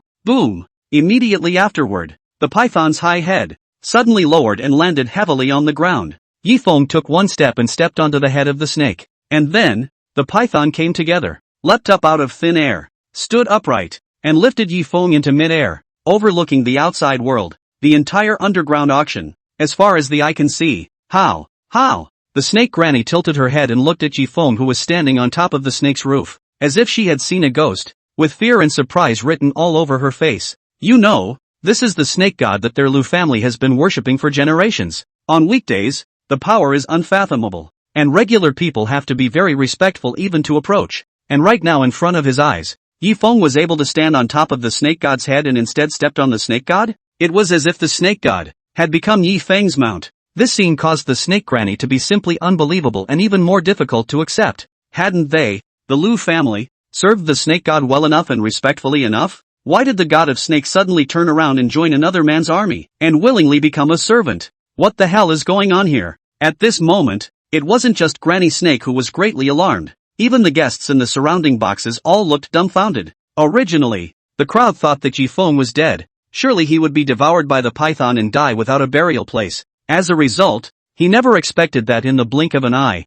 the python would submit to Yi Feng's feet. What the hell just happened? I didn't even bother to look. What am I missing? That kid, it seems like he subdued that giant python. Wow! The auction house was in an uproar again. Serpent God Sama. The snake granny used all of the snake language she had learned in an attempt to get the snake god to turn back from the wrong path and take refuge in their Lu family again. But at this moment, the python that had already thrown itself under Yi Feng's command, looked at the snake woman again with indifference and determination in its eyes. Not bad for a cold-blooded animal. The Lu family's generations of offerings were ultimately no match for the other party's words, although the snake granny didn't know what kind of mesmerizing soup Yifeng had actually instilled in the snake god. In the end, but she knew in her heart that there was nothing she could do at the moment. In the end, the snake granny, even after facing the pressure from the giant python, was so frightened that her body trembled tremendously and bowed down to the ground. The great immortal, please spare my life. As long as you're willing to let me go, we, the Lu family, will never forget this favor from Disian.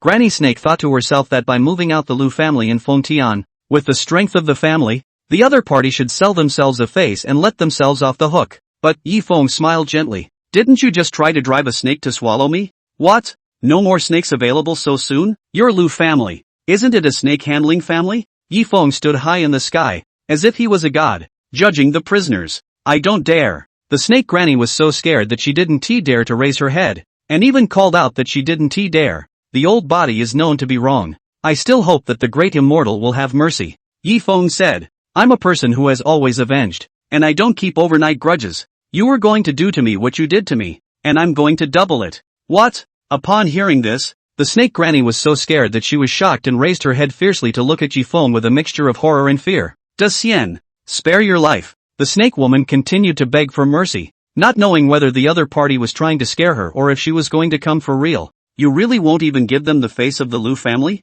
Behind our Lu family, there is also the Zhang family, the richest family in Fengtian. The snake woman moved out of the Zhang family again, but, as if Yifeng didn't hear it, he turned to the python and said, Great snake, swallow her. Without waiting for the snake granny to finish her sentence, the giant python had already dashed towards the snake granny's face like an arrow off the string.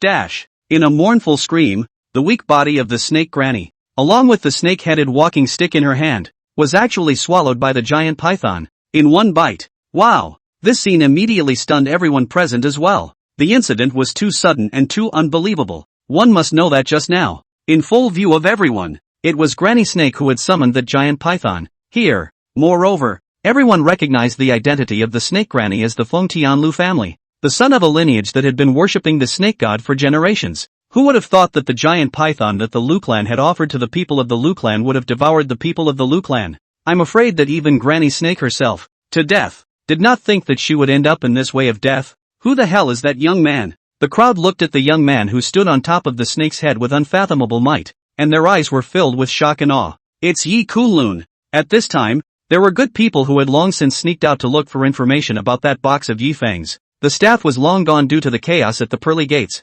so it was easy to find the roster. The information that Yifeng registered when he arrived was signed, Yi Kunlun. Yi Kunlun, what kind of god is this? How come I've never heard of it? Although the name, to everyone, feels unfamiliar, but in today's battle in the Pear Garden, Yi Kunlun first set a new price list with a sky-high price of $5 billion, bidding for the 1,000-year-old Ganoderma lucidum, and then made an enemy of the Fengtian Zhang family, thwarting the Lu family and subduing the giant python. Such a stunning performance. The legend of Yi Kunlun was spread. Just as the crowd was in disbelief, Yifeng had already floated down towards the passageway where the staff was evacuating, and commanded the python, disappearing into the ground. And in the meantime, beyond the pear orchard, a great melee, too, has entered white heat. Brother, what is the salary of the Yanjing guards that makes you work so hard? Why don't you make way and let us off the hook? Spare us from hurting the peace. We'll thank you later. The security guards of the Pearly Garden, although they came in force, were still wary of facing the Yanjing guards, and even more so, they did not dare to lay their hands on them. After all, the other party was an official soldier, while they were just some no-good punks. If their hands were really stained with the blood of the Yanjing guards, I'm afraid they'd be in big trouble. Just because their gardener has a backer doesn't mean that they, the little shrimps, can follow suit and escape sanction. This is still well understood, so moving around is still scary. But, in comparison, the Yanjing way on the opposite side was almost as sharp as 1 against 100. Move without mercy. If they hadn't been hit by the anesthesia of Tianxian drunk, and the harder they pushed, the more the effect of the drug kept kicking in, they would have already set foot on the pearly gates, and they would still have to get into a stalemate with this group of street gangsters. There was another wave of dizziness, and the guard was a little unsteady on his feet. Still, he didn't take a step back, and even when he was about to fall, he fell forward. Hey, bro, I can see you can barely stand up. Why don't you just lie down on the ground and we'll drop by? Several security guards conferred with it, and the surrounding security guards were quick to consider it as they saw it, and seemed to have found a breakthrough. But, the guard shook his head violently, then drew up his belt knife and slashed at his own palm. Hard. It actually chopped off a little finger directly. Crap. The surrounding security guards were horrified at the sight. Big brother guard, you cut this yourself. It has nothing to do with us. The security guards hurriedly brushed it off, fearing that this blood debt, too, would be on their heads. After breaking one of his own fingers, the guard's brain, finally, cleared up a few more points due to the pain, and his strength was restored to his body. Once again, he stood with his head high, like a wall against all incoming enemies in front of him. Why do you ask me to spell? The guard smiled proudly. Because I am a Yanjing guard. It's the soldiers of Daxia. It's the backbone of the country. We have a duty to hold on to our homes and fight all comers. You guys want me to back off, trying to get me to let go, and want me to lie down on the ground? Unless you can step over my dead body. As he spoke, that Yanjing Wei's warrior, once again, swung the knife in his hand and slashed at the group of security guards. Having regained some of his strength again, he cut over 2 or 3 people in the blink of an eye, forcing the group to retreat again. Scornful, they thought they had found a breakthrough, but it turned out, to their surprise, that what looked like the weakest link was still solidly in place. Both sides went back and forth, and the battle became stalemated. Shit. Meng Zhoxian launched one breakout after another, all of which ended in failure. And instead, he lost a lot of manpower. This made him impatient, and if he continued to pull like this, he was only afraid that the reinforcements from Yanjing Wei would be arriving soon, and here they are, with a large shipment of goods that didn't make it out. You guys hold up here. Meng Zhoxian commanded and told the security guards to continue circling the Yanjing guards in a standoff. Turning to a few gullible men, he directed the staff, carried the goods, and retreated toward the interior of the pear orchard. Since we can't get out of the front door, we'll have to use the underground passage. Only this passage, too narrow. When the time comes, there are some large goods. I am afraid it is difficult to transport out. Can only be left here. But in the heat of the moment, Meng Zhoxian had no choice but to make a trade-off. Meng Zhoxian, where are you running to? At this time, the golden wisps also sensed Meng Zhoxian's movements, and they no longer continued to break outward, but instead furtively retreated towards the interior of the pear garden. Cunning, the golden witch immediately thought that perhaps inside the pearly garden, there were other passages, so immediately after hacking over a few people, he rushed into the pear orchard and went after the chief villain, Meng Zhoxian. Capturing one Meng Zhoxian would be more valuable than mowing down 100 security guards. Golden Wisp, do you really want to push us to the brink of extinction? When Meng Zhoxian saw the golden witch Huzzle chasing after him, he immediately stopped and confronted him. The anger and hatred in his eyes could not be stopped. It's because of this woman that everything here is screwed up. Now, she even refuses to give herself a way out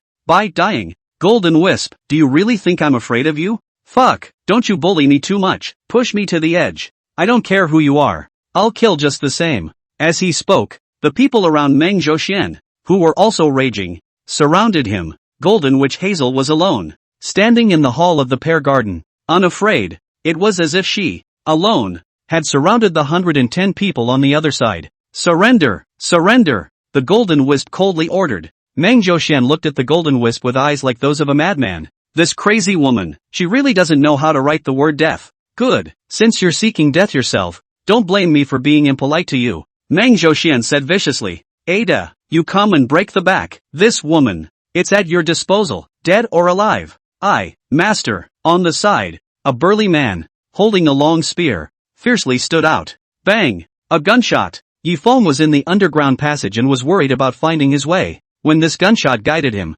following the sound, I was able to find 2 groups of people. On one side was the pear garden master Meng Zhoxian and his group who had just retreated from the main gate and turned to the secret underground passage. On the other side were the Feng Tianzhang family members who also wanted to come and take advantage of the fire. Nowadays, although Meng Zhoxian had a large number of people, most of them were staff members who carried goods, and most of the combatants were left outside to fight against the Yanjing guards. The only personal bodyguard left to intercept the witch Hazel. Fengtian's Zhang Xiao saw this and saw that there was an opportunity to take advantage of it, so he suddenly killed out and wanted a piece of the pie. Meng Zhoxian naturally refused. The 2 sides immediately began to engage in battle at the drop of a hat. Young Zhang, you've gone too far in doing this, haven't you? In the midst of the melee, Meng Zhoxian had the feeling of a tiger falling down and being bullied by a dog. Being held by the Yanjing guards is just a matter of time. And then by a kid surnamed Yi. taking advantage of the chaos to take away 1,000-year-old Ganoderma lucidum. Now,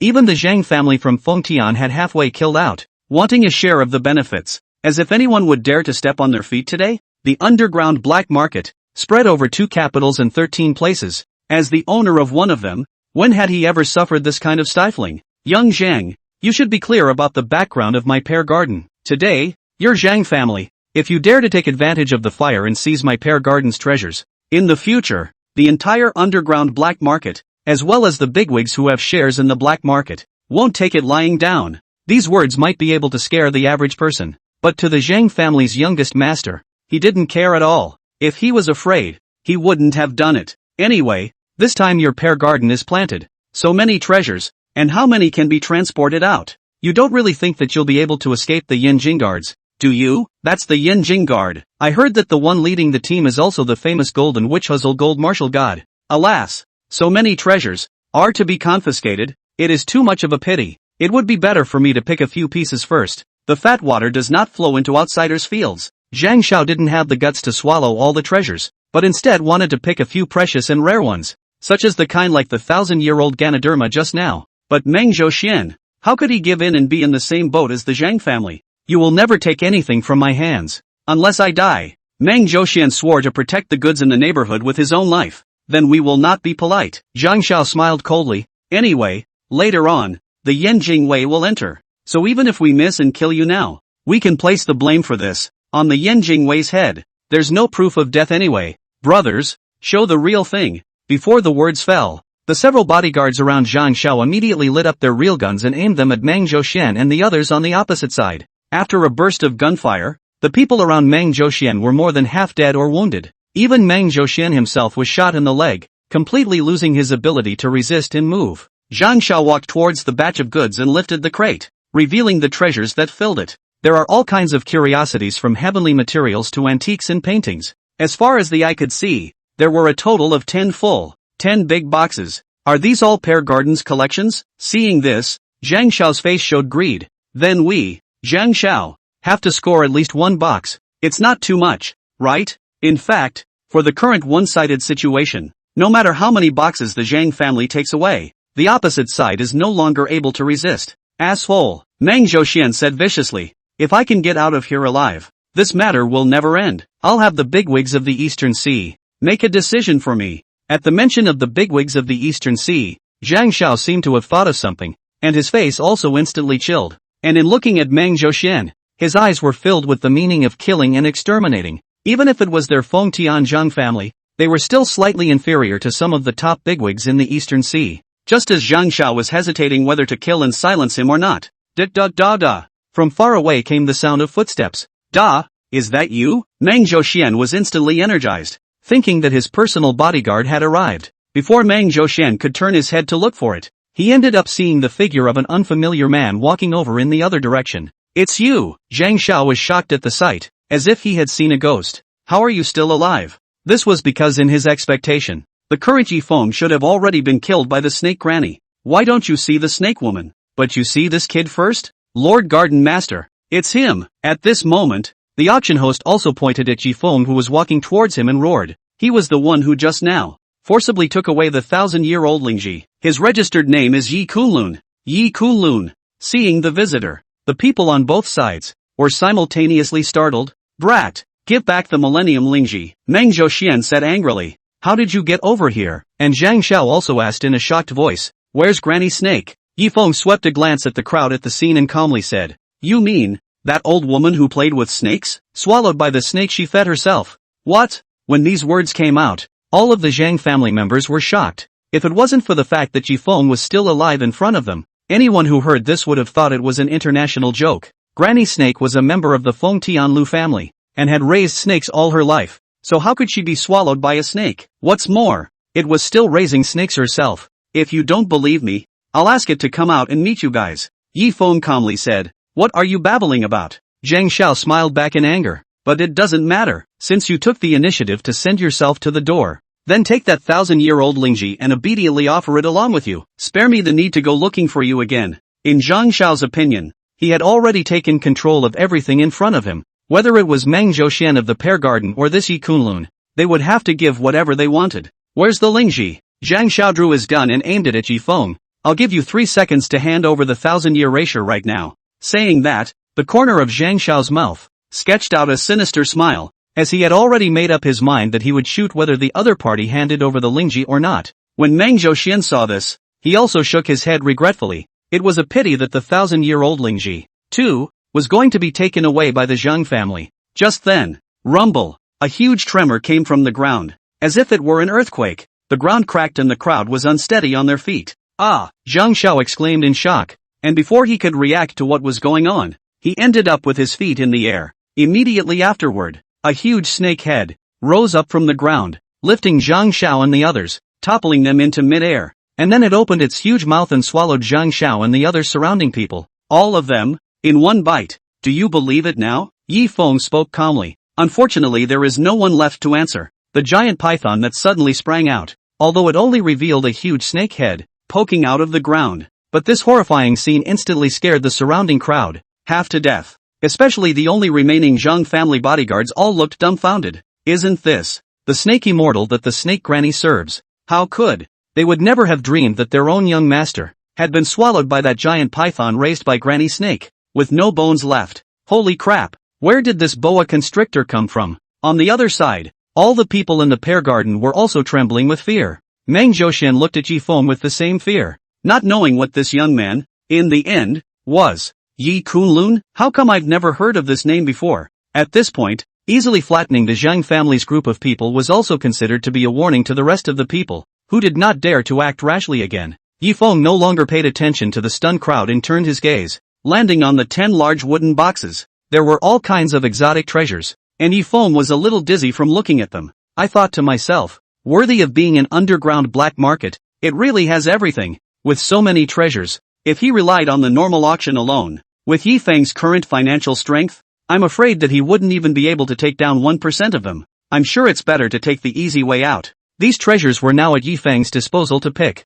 Hundreds of years of heavenly treasures, no less than 100. Yi Feng wanted them all, but unfortunately could not take so many. Ha, this is. Yi Feng lifted another large wooden box and found a horn from inside, with exquisite and bizarre patterns on it. The dragon's horn. It is rumored to be made of special materials with dragon patterns on it, which can be used to summon dragons and control them. Yi Feng had heard of the legend of the dragon's horn from the mouth of the 18th Master Talisman Master, and the dragon pattern on it. Yi Feng could recognize it at a glance. Yi Feng picked up the horn, mobilized the true qi in his body, and tried to blow a few times. None of the results made a sound, and I wonder if I'm not using it in the right way, or if there are no more dragons in this world. So it doesn't work? Never mind. Let's save it for a slow study. Yi Feng took this horn and brought it with him. Seeing that Yi Feng had only picked that horn out of so many treasures, seeing this, Meng Zhouxian couldn't help but be curious. That horn, no one can blow, if it is not above the pattern, very peculiar,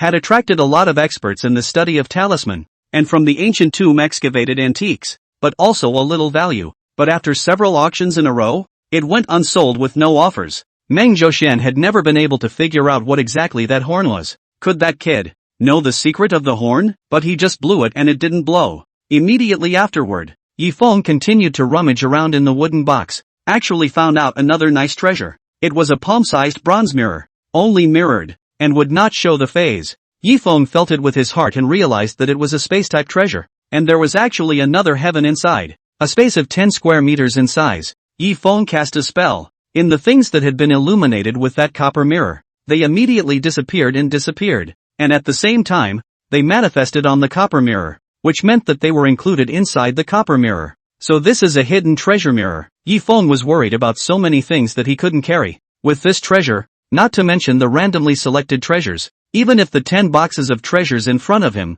all of them would be taken away, it wouldn't matter. Seeing Yi Feng utilizing that copper mirror, shining through it one by one, all those heavenly treasures disappeared. Meng Zhouxian looked on in disbelief. That bronze mirror, it has such a divine effect. Oops, I didn't even realize it before and missed a treasure. Yi Feng continued to open the box again. After a bit of rummaging, from the very bottom of the crate, a wooden box, half a man's height, was lifted out. Reaching out, the wooden box immediately unfolded in the shape of a peacock opening its screen. Only the inside of the wooden box was empty. Nothing. This is the endless sword box. At this moment, Meng Zhouxian couldn't help but speak. It said that it was once made by a sword nerd to collect the world's famous swords. You can have this if you want it. Inside, anyway, there's not a single sword left. Are there really no more? Yifeng lightly tapped. Only in the center of the sword box. There is a hidden mystery inside. As Yifeng's true qi surged in, there were 3 streams of light that were forced out. Those 3 small swords,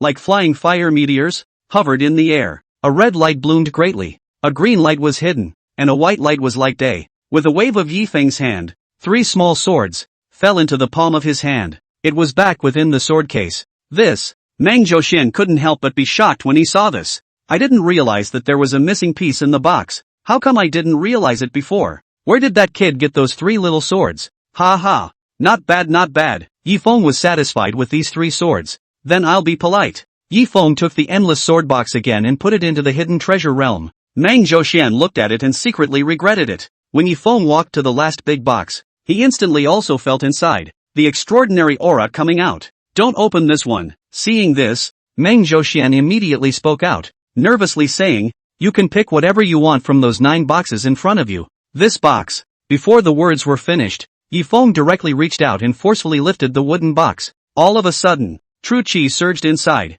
and the light shone. Mana weapons. Yifeng was incredibly surprised to see a box of magic weapons. No wonder that the pear garden owner do not allow themselves to move this box, which are priceless. Of course, there are high and low values of magic weapons. Ordinary magic weapons, or to calm the mind and help sleep, or to protect oneself from evil spirits, are no problem. And powerful magic weapons were even able to strike their targets from thousands of miles away. For a powerful practitioner who could cultivate a dharma body, swords and spears were invulnerable to fire and water. Against this kind of strong person, the only way to injure them was to utilize a magic weapon. Therefore, a powerful magic weapon is a must-have for the strong. Yifeng sensed in the wooden box most of the magic weapons. He could not even look at them. Eventually, in the corner of the crushing box, Yifeng turned out a string of bracelets with a total of 18 crystal clear beads. No, this treasure. You can't take it. Meng Zhoxian was completely flustered when he saw the string of beads that Yifeng took out. What magic weapon is this? Yifeng asked curiously. Why can't I take it? This is our black market, specially prepared for an artistry big brother. Meng Zhoxian hurriedly explained. I'm only keeping it for you. If you take it away, how can I explain it to the top? Yifeng curiously surveyed the 18 beads and realized that the patterns on them were complicated, and the power contained within them was also very extraordinary. It really is a treasure. With that, Yifeng flexed his fingers and instantly ejected one of the beads. Out. Boom. There was a loud bang, and the sky fell apart. The underground passageway in front of him was suddenly blown open to an even larger opening. It was as if the place had been hit by a bombing raid, and there was devastation wherever it went. Hiss dash. When Meng Zhoxian saw this, he was also stunned. I did not expect that this fixed sea pearl string magic weapon, to the hands of Yifeng, actually has such power. A small bead was as frightening as a projectile. Soon, the bead, which had been shot out by itself, automatically flew back on top of the string. Only the surface of that bead, the luster dulled a bit, and even the lines on it became blurred. So it's a consumable. Yifeng nodded. These 18 beads, every time they were used, they would consume part of the power inside. Yifeng predicted that it could be used about 3 to 5 times, and it would almost be scrapped. In the end, under the pressure of Yifeng, Meng Zhoxian and disclose said that the 18 beads, by the refiner, named fixed sea pearl, these 18 fixed sea beads, strung together and made at the same time, even a first-grade master would have to be immediately pulverized and shattered. The power was unimaginable. See fixing bead chain? Yifeng nodded his head in satisfaction and put away the bead chain. As well, these 10 boxes of treasures, pick and choose, can enter the eyes of Yifeng, but also the only dragon's horn, hidden treasure realm, endless sword box, fixed sea pearl chain, as well as many heavenly treasures. Yifeng got what he wanted and returned home fully loaded. Yi Kunlun, take as much of the other stuff as you want, and leave the chain of fixed sea beads. Yi Kunlun, you come back to me, come back. Meng Zhoxian rushed in Yifeng's distant direction, begging bitterly, his face ashen. At this moment, the other side of the underground passage, which Hazel had also been engaged with Ada. The long spear in Ada's hand was incomparably powerful, and he likewise utilized the army's spear technique, and every move had the momentum of sweeping away thousands of troops. The gun is the king of all weapons. Again, there is the advantage of an inch of strength. Soon, the lance in Ada's hand suppressed the momentum of the blade in the golden witch's hand. If it was a normal situation, with the strength of the witch Hazel, 10 Adas like this wouldn't be an opponent. But now, the golden wisp of the brain. Dim, the strength is naturally greatly reduced. Lord Jean, you're no match for me. With a shake of the spear in his hand, Ada immediately shook the golden wisp back a dozen steps. Gird your loins. He was prepared to capture the golden wisp alive and then hold her hostage against the Yin Jing guards outside to open a path.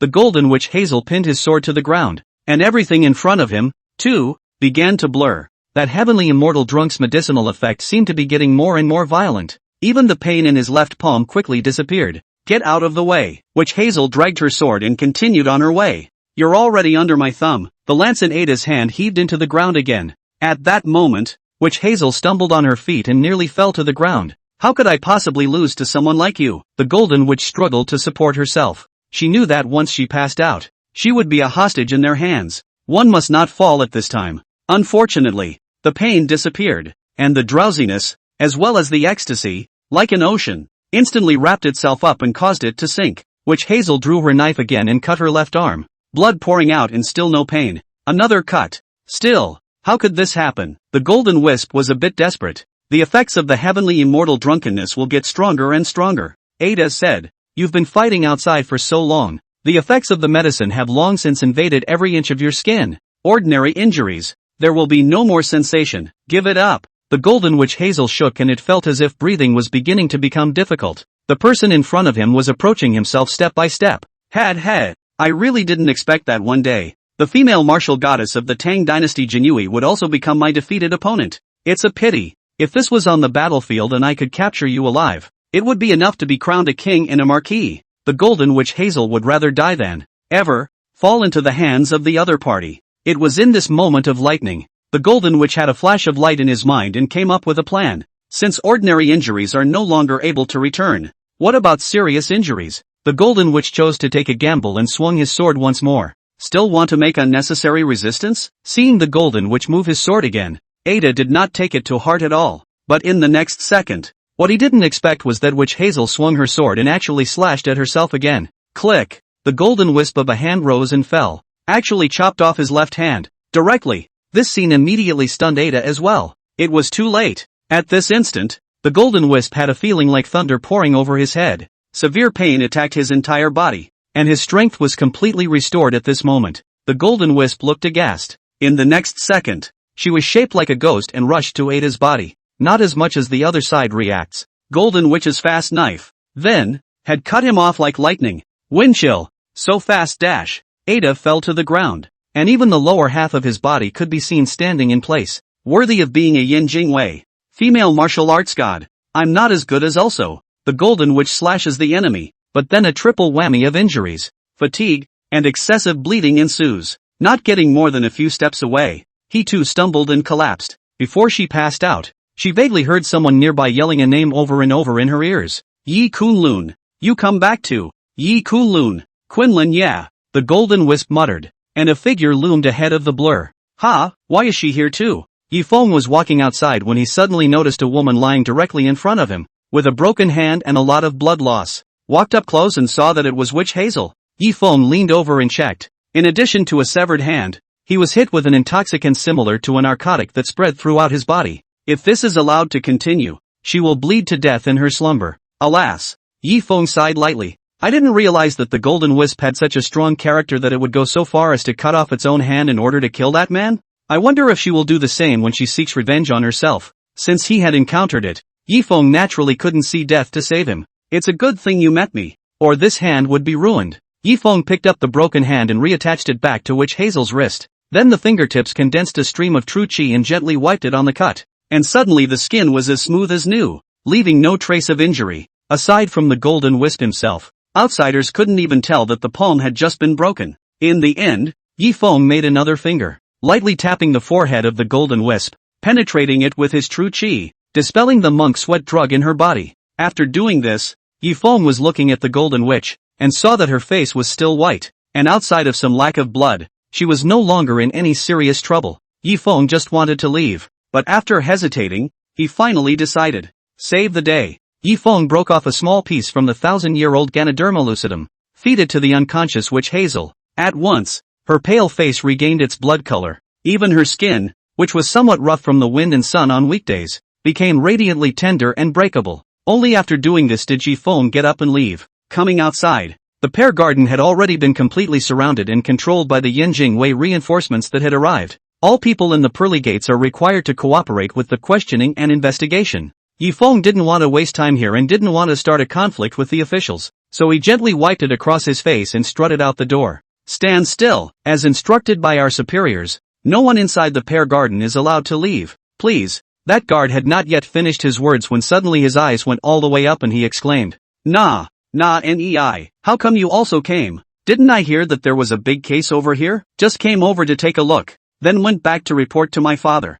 Yifeng smiled and climbed into a conversation with the guard. Then go quickly. Nah, nei. The guards were busy making way. That's right. Yifeng temporarily disguised himself as Hua Guodong, and easily fooled himself. When Yifeng had just left not too long ago, really Hua Guodong rushed in on the news. Oops. I didn't expect a big case to happen here. I shouldn't have left just now. Hua Guodong was remorseful when he saw that Yan Jingwei had jumped ahead and taken control of the place. Ha, nah. Why are you back again? The guard who had just released Yifeng saw Hua Guodong hurrying inside and hurriedly went forward to ask, Finished reporting to Lord Hua so soon? When Hua heard this, he was confused and said, I just fucking came here. What do you mean? I'm back again? Who are you? You've got the wrong person, don't you? Hua Guodong saw this guard talking, upside down, and didn't bother. The guard was likewise a bit confused, scratching his head and muttering, This magistrate is really temperamental. Turning the other cheek so quickly? The other side. Inside the secret passage. My lord, are you all right? In Hongzhuang, the deputy of the Golden Wisp, brought back reinforcements in time and traced them all the way here. Witch Hazel slowly turned awake, feeling a slight headache. Other than that, it was fine. By the way, I brought an antidote. In Hongzhuang took out another porcelain vial, wanting to let Golden Witch Hazel take a sniff to dissolve the heavenly immortal drunkenness inhaled in her body. No need. I'm fine. Witch Hazel stood up and noticed Ada, who had been chopped in two by himself, and snapped back to just now, the ferocity and bloodshed of the fight between the two. The Golden Witch closed her eyes heavily, losing a hand over this, wondering if it was worth it. She was afraid to look at her left arm, afraid she wouldn't be able to take it in. Red makeup, pick up my hand, and give it to me, said Witch Hazel, trembling. Hands. In Hongzhuang glanced at the golden strands and wondered, What hands? My lord, isn't your hand fine? Saying that, In Hongzhuang actually took the hands of the Golden Wisp and pressed them together. After the Golden Wisp's palms touched together, they suddenly separated again as quickly as if they had been electrocuted. In Hongzhuang was also taken aback. My lord, what's wrong with you? My hand. Witch Hazel stared in disbelief. I'm not dreaming, am I? Ha, right, your hand injury has actually healed. In Hongzhuang was similarly taken aback when she saw the Golden Wisps restored as new palm. Just now.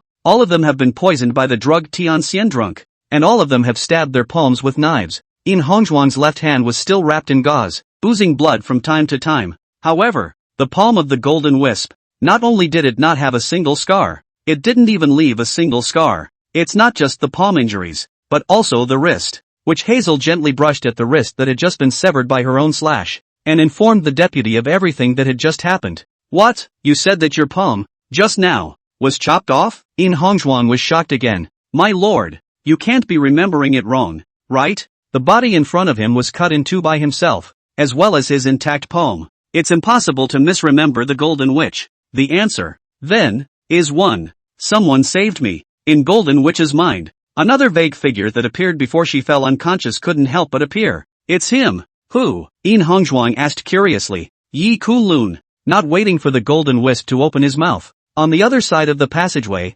Meng Zhoshuan's heartbreaking roar of rage was faintly heard again. Come back to me. Give me back my stuff.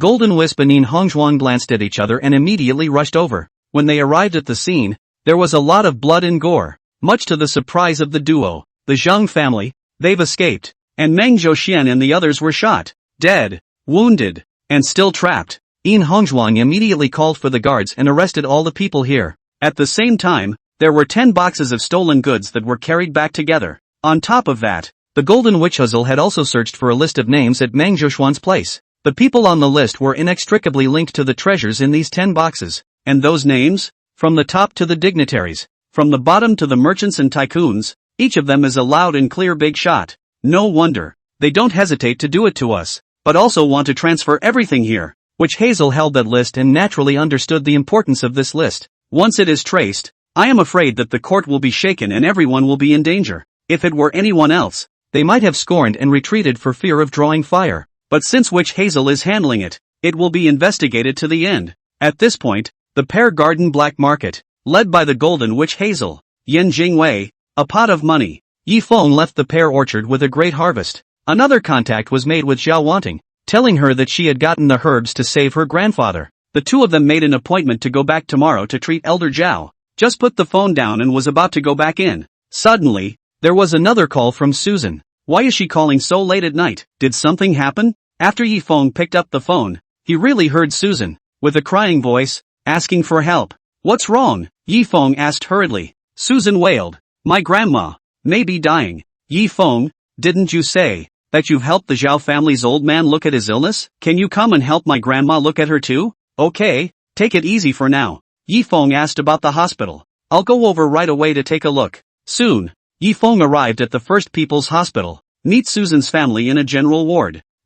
Why are you here? When Su mother saw Yi Feng, she was furious. Did you come specifically to see our Su family joke? Su's mother had always been against her daughter being with Yi Feng and had always shown hostility towards him. Now, Su mother's old mother was critically ill, and when Su mother saw Yi Feng running, her first reaction, mistakenly thought that Yi Feng was coming to see her jokes and gloat. Mom, what are you talking about? Su Shan hurriedly explained. Yi Feng is the one I called. He also knows some medical skills. I want him to treat grandma. What? The parents were shocked. He's not a medical student. What does he know about medicine? Su's father was puzzled. Yes, Su's mother was shocked and angry. He's been in jail for 5 years. What the hell does he know about medicine? I think he's learned a knack for tricking my daughter. In the face of Susan's parents' impotent rebuke, if it wasn't for Susan's face, Yi Feng would have twisted his head and walked away. Alright, all stop arguing. At this time, a middle-aged man with a country face said impatiently, Susan, just don't add to the chaos here.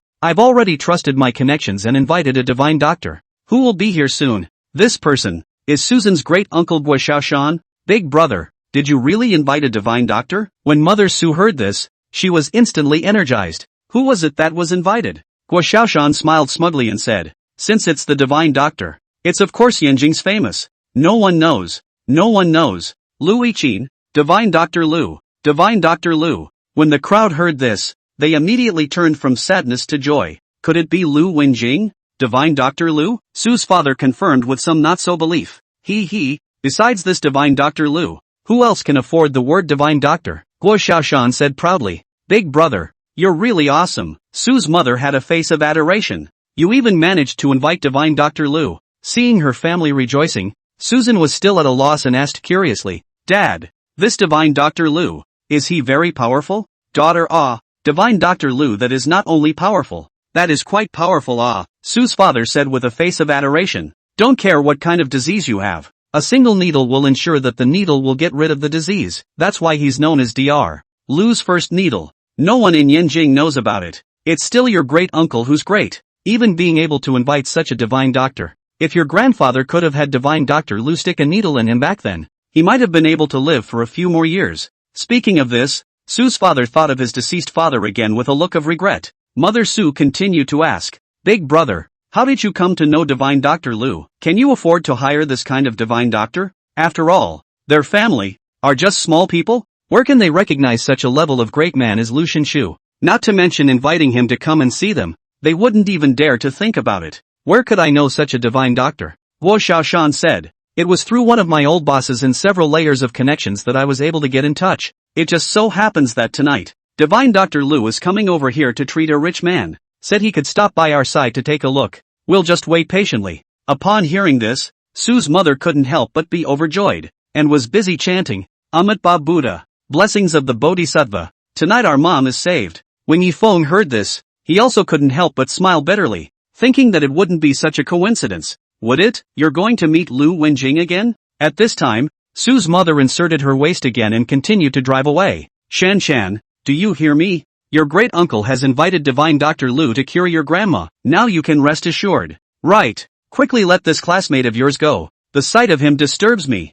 Seeing this, Susan was somewhat awkwardly caught in the middle, not knowing what to do. After all, she wasn't actually sure how Yi Feng's medical skills were, and now the situation has changed. And it seems that my great-uncle has actually invited a very powerful miracle doctor. Susan didn't know if she should let Yifeng continue to treat her grandma or send him away. He. At this moment, Yifeng smiled faintly. Even if the divine Dr. Lu that you are talking about comes, I'm afraid that he can't do anything about the old lady's illness. At that time, it's inevitable that you'll still have to let me take action. Therefore Yifeng only glanced at the old lady on the hospital bed and was already aware of her situation. Coupled with his knowledge of Lu Wenjing, he concluded that he could not be cured. However, when Yifeng said this, the crowd at the scene, all of them couldn't help but burst into tears. Kid, you have a big mouth. Guo Xiaoshan glared at Yifeng and questioned, can you cure a disease that even divine Dr. Lu can't? Who do you think you are? Dr. Lu's master. As he was talking, the door to the ward was suddenly pushed open. From outside, a white-haired old man walked in, dressed in a tang suit with an extraordinary temperament. Is this Mrs. Guo's hospital room? Lu Wenjing asked indifferently as he entered. Divine Dr. Lu. Guo Xiaoshan saw this and immediately greeted him. Right, this is the place. I've asked you to take the trouble. Divine Dr. Lu. Aha! Lu Wenjing's nostrils turned to the sky and gave a faint nod, not taking a proper look at this family at all. But it was only because of a favor that he came here to take a look in passing. Divine Dr. Lu, please come in. Guo Xiaoshan gave way all the way, almost sweeping the path to welcome him. The ward was small, and the crowd shied away. However, Yifeng still stood still and did not move a muscle. Su mother saw Yifeng, so no eyesight. The doctor came also do not avoid aside, so again could not help but reprimanded, you froze there what it, still not quick to roll aside. Lu Wenjing walked in and happened to see Yifeng face to face, and immediately trembled, widened his eyes, and exclaimed, Master, why are you here too?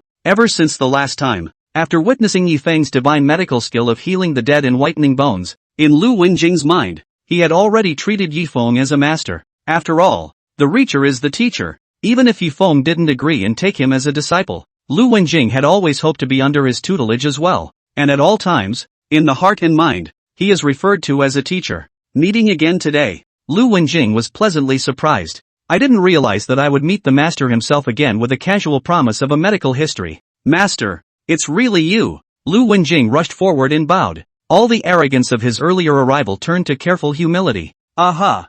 Yifeng gave a faint nod. At the same time, he began to calculate in his mind. How should he get rid of him later on to get rid of him? As Lu Wenjing's voice called out master, everyone in the ward was dumbfounded and stunned. The famous Louis Dao, a great master of Chinese medicine, was actually calling a young man in his 20s by the name of master. What the hell is going on here? Is this really Dr. Lu? If it wasn't for Guo Xiaoshan, who had seen Lu Wenjing himself before, this scene in front of him, I'm afraid I would have to wonder if it was a mass actor Yifeng had hired. The Guo family members who had just mocked Yifeng, at this moment, they all had a hard expression like they had eaten a fly, unable to believe what was happening in front of them. Guo Xiaoshan, in particular, had also said, who do you think you are? Dr. Lu's divine doctor's master. As a result, I never expected that this was really the master of divine Dr. Lu. What kind of international fucking joke is this? For a while, the Guo family members, looking at each other, thought at the same time in their hearts, divine Dr. Lu wouldn't be senile,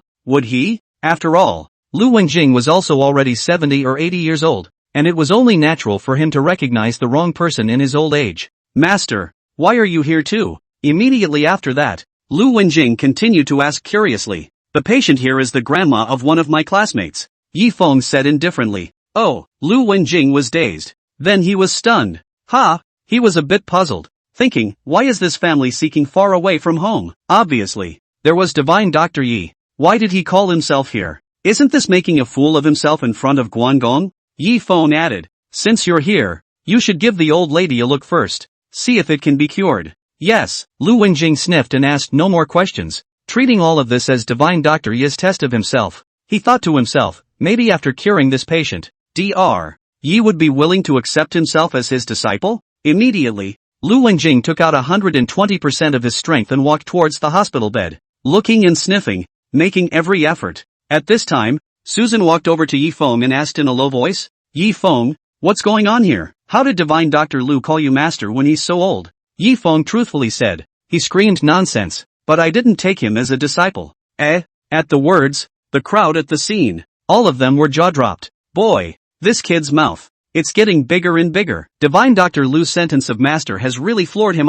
Su-mother is even more angry to stomp her feet, thinking, Lucian Dr. Old Fool, recognized the wrong person, called you a master. You really take yourself seriously? Oops, no good. Suddenly, Lu Wenjing let out a cry of alarm, and brought the attention of the crowd back to the old lady. Divine Dr. Lu, how is it? Guo Xiaoshan asked nervously. Lu Wenjing's face was grave, and he eventually shook his head helplessly. The old lady is old and decrepit, and her life is at an end. I'm afraid there's nothing more I can do. What? When the Guo family members heard this, their faces changed, and some of them, who were anxious, couldn't help but cry out in pain again. Divine Dr. Lu, think of another way, Guo Xiaoshan said anxiously. Don't you have out-of-this-world acupuncture? Give my mom a needle too. At that, if someone else had said such tone-deaf words, Lu Wenjing would have definitely brushed his sleeve away. There's no such thing as acupuncture. You think he's some kind of a magician? However, for Yi Feng's face, Lu Wenjing still patiently explained. Your mother is not sick, but old. Birth, old age, sickness, and death is originally a natural law. As powerful as that acupuncture of mine is, it can't possibly work on someone who is about to die. Unless, speaking of this, Lu Wenjing suddenly thought of something. Unless what? The Guo family members were busy asking, as if they had grabbed the last straw. Lu Wenjing said with a serious face, unless, it's my master who moves the needle, there might still be salvation. Lu Wenjing thought of that day, the surprising scene of Divine Dr. Yi healing the dead with white bones, and thought that the old lady could only be saved by Divine Dr. Yi. Your master? Guo Xiaoshan and the others were busy asking again. Where is your master? Isn't my master right here? Lu Wenjing turned to Yi Feng and reached out to point. This, Guo family crowd, completely speechless, don't know whether to cry or laugh. This Dr. Lu, it's true that he has dementia. What can we do about this? Let him come to see the old lady, and he's sick himself instead? Su-mother even secretly thought, if she let that boy do it and heal indiscriminately, then she would rather send her mother to the crematorium immediately, so as not to suffer any more sins and insults. Master, disciple is incapable. Lu Wenjing came to Yi Feng and said in shame, the old lady died of natural causes. There's nothing more I can do. Well, this was something that Yi Feng had known for a long time, which was why he was able to assert just now that it was useless even if Divine Dr. Lu came. Yi Feng. Susan was a bit incredulous and asked in a small voice, can you really save my grandma? Yi Feng could see that Susan had a deep emotion with her grandma. Don't worry, I won't let your grandma die if you ask. Saying that, Yi Feng turned around and quietly broke off a bit of the 1,000-year-old Lingji from the hidden treasure realm, handing it over to Su Shan's hands. Go give it to your grandma. She'll be fine in no time, Yi Feng said. Susan held the small cut of Lingji, somewhat at a loss as to what to do. Can this little bit of mushroom-like stuff really save grandma's life? What are you feeding my mom? Guo Xiaoshan and the others were very careful and immediately stopped Susan, and Lu Wenjing sniffed with his nose, and then exclaimed, Master, you just took out, could it be a 1,000-year portion of Lingji, a 1,000-year-old Ganoderma? When Lu Wenjing saw the small piece of medicinal herbs that Yi Feng took out, he gently sniffed it with his nose, and based on the strength of the medicinal fragrance, he roughly judged the exact year. After all, Lu Wenjing is also an old Chinese medicine. Through his hands of Chinese herbal medicine, no 10,000, there are 8,000, do not even need to see, just with the nose smell, can distinguish the advantages and disadvantages of herbs. You have a good eye. Yi Feng smiled approvingly. Not bad, this is exactly the 1,000-year Lingji. Is it really a 1,000-year-old Lingji? I thought I was mistaken. Lu Wenjing was astonished and envious, worthy of being Divine Dr. Yi. Even this kind of rare elixir can be obtained. I remember that there is a record in the ancient books that this 1,000-year-old Ganoderma lucidum, but it has the effect of bringing the dead back to life. It's the real rejuvenating grass. Not bad. Yi Feng nodded and said to Susan again, your grandma's lifespan is approaching. Even the most powerful medical skills are powerless. The only way to extend her life by 10 years is with this 1,000-year-old Ganoderma lucidum. 1,000-year-old Lingji. Extend your life by 10 years. After hearing the conversation between Yi Feng and Lu Wenjing, the Guo family members were even more determined that this Divine Dr. Lu was confused. Mistaking a young man for a master is just a matter of course, but to think that a piece of mushroom-like thing that he casually got from somewhere is a 1,000-year-old Ganoderma lucidum? This is insane. If it wasn't for the fact that he was in the way of his superior's face and that he was a divine doctor who had been invited with great difficulty, Guo Xiaoshan would have long planned to blow him out of the room. This is not a miracle doctor. It is like the boy surnamed Yi, invited to sing a song and a lyre. As for giving the old lady some kind of 1,000-year-old Ganoderma lucidum, the Guo family members even said that they would not agree to anything. And a 1,000-year-old Ganoderma, Do you think we are 3-year-old children? Sue's mother said disdainfully. If this eats my mom out for good or bad, who among you can be responsible? Seeing that he didn't want the 1,000-year-old Ganoderma for nothing, Lu Wenjing, who was on the side, was so angry that he stomped his feet. Outrageous! How dare you question Divine Dr. Yi? If you don't eat this 1,000-year Ganoderma, your mother won't live through tonight. Once Sue's mother heard that this so-called divine doctor not only couldn't cure her mother's illness, but also uttered curses against her own mother, she was also so angry that she immediately cursed. You old liar! You're really senile, still a divine doctor. I see that you are like a trust invited by the kid surnamed Yi. You two are not former cellmates, are you? And after you got out of prison, you're together again recruiting and cheating. Lu Wenjing heard that this evil woman even scolded herself, and was even more furious. Even Guo Xiaoshan, at this time, also began to be a little skeptical, thinking that this is really the legendary Lu Divine Doctor? It can't be someone pretending to be him, right? He was thinking about it and was just about to call and ask for a word from his supervisor. Just then, the instruments around the hospital bed all issued a warning. The panel showed that the old lady's breathing stopped. Even the brainwaves have been zeroed. Mom, Sue's mother wailed. Immediately after the house, there was a lot of crying. A group of doctors rushed in. After some resuscitation, helplessly shook their heads and gave up. My condolences, the old lady has gone. With that, the doctor casually covered the old lady with a white cloth, leaving the family gathered around the old woman's hospital bed, lost in tears.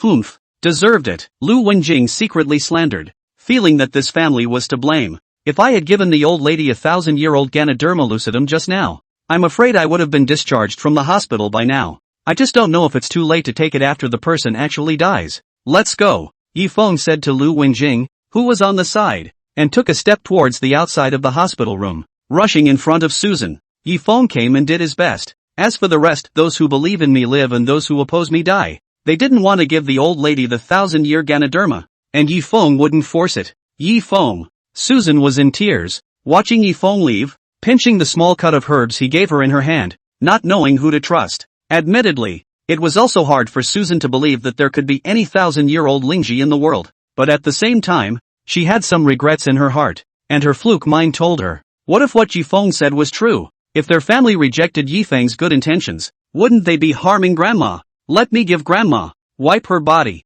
Susan volunteered. After crying for a while, the Guo family members began to discuss the old man's aftermath. At the same time, it is necessary to take the body of the old man, clean it up, and then put on the prepared birthday suit. Well, Mother Su responded, letting her daughter do it. Then she went on to discuss things with her big brother and the others. Grandma, oh, you brought me up as a child. I have nothing to give back to you. Let me see you off for the last time. Woo! Susan grew up without a grandmother, so she was brought up by her grandma, so she has a deep affection for her. Susan cried as she used a towel and gently wiped the old man's remains. Upon wiping the corners of her mouth, Susan took advantage of the fact that no one was looking and secretly stuffed the small cut of herbs given by Yi Feng into her grandma's mouth. Although it was somewhat unhelpful to do this now, it was a psychological relief for Susan. Then Susan cried as she continued to wipe her grandma's body. Shan Shan. Suddenly, a familiar voice rang from the ear. I'm not dead yet. Why are you crying so sadly? With that, a pair of hands gently brushed Susan's hair and wiped the tear tracks from the corners of her eyes. Grandma! Grandma! Susan stiffened and turned back to see Grandma looking at her with kind and somewhat confused eyes. There was a dead silence in the ward. Mom, Su's mother and the others also suddenly stopped discussing, trembling, turned their heads, shocked to find that the old man actually from the hospital bed, slowly sat up straight, and slowly turned his head, rushed to his children, grinning. OMG, ghosts! Guo Xiaoshan screamed miserably and fainted in fear. Immediately afterward, in the ward, there was chaos. Divine Dr. Yi, that old lady died just now. If she takes another 1,000-year-old Ganoderma lucidum, will she still be able to come back to life? Lu Wenjing was curious about this. If it wasn't for that family being too stubborn, he really wanted to persuade them a few more times to give the old man the Ganoderma and see how things were going before he suffered. Life and death have their destiny. Yi Feng was no longer concerned about this. What was on his mind now was to hurry home and take a closer look at those treasures that he had gotten from the pear garden today. So he couldn't help but quicken his pace to leave. Divine Dr. Yi, Master, please stay. Lu Wenjing followed up briskly and added, in fact, I was here today and treated a seriously injured patient. I'd also like to ask Divine Dr. Yi to stop by and take a look. Yi Feng's footsteps slowed down and said, You want me to go out and save people? But you should know the rules for me to go out and heal people. Save one. Kill one. I understand. Lu Wenjing busily said. Naturally, I don't dare to bother you, Divine Dr. Yi, to take action. It's just that I want you to see how my treatment is, and by the way, you can give me some pointers. It won't take you long. Saying that, Lu Wenjing pointed to a ward in front of him. The patient is right there. Alright. Since it was on the way, Yi Feng agreed. Soon, the duo pushed the door and entered the hospital room. Only a patient with tubes all over his body, all his limbs wrapped in bandages, and a ventilator on his mouth, was immobilized on the hospital bed. Ugh, this patient is miserable, with all his limbs broken and a night in the river. I heard that he was brought in and almost not saved. I don't know what kind of people they have offended, to lay such a heavy hand on them. Lu Wenjing was on the side, shaking his head and sighing, seemingly intolerant. And after Yi Feng saw the patient on the clear bed, he couldn't help but smile and change his face slightly. As for the patient lying on the hospital bed, after seeing Yi Feng, his face changed greatly, his breathing was rapid,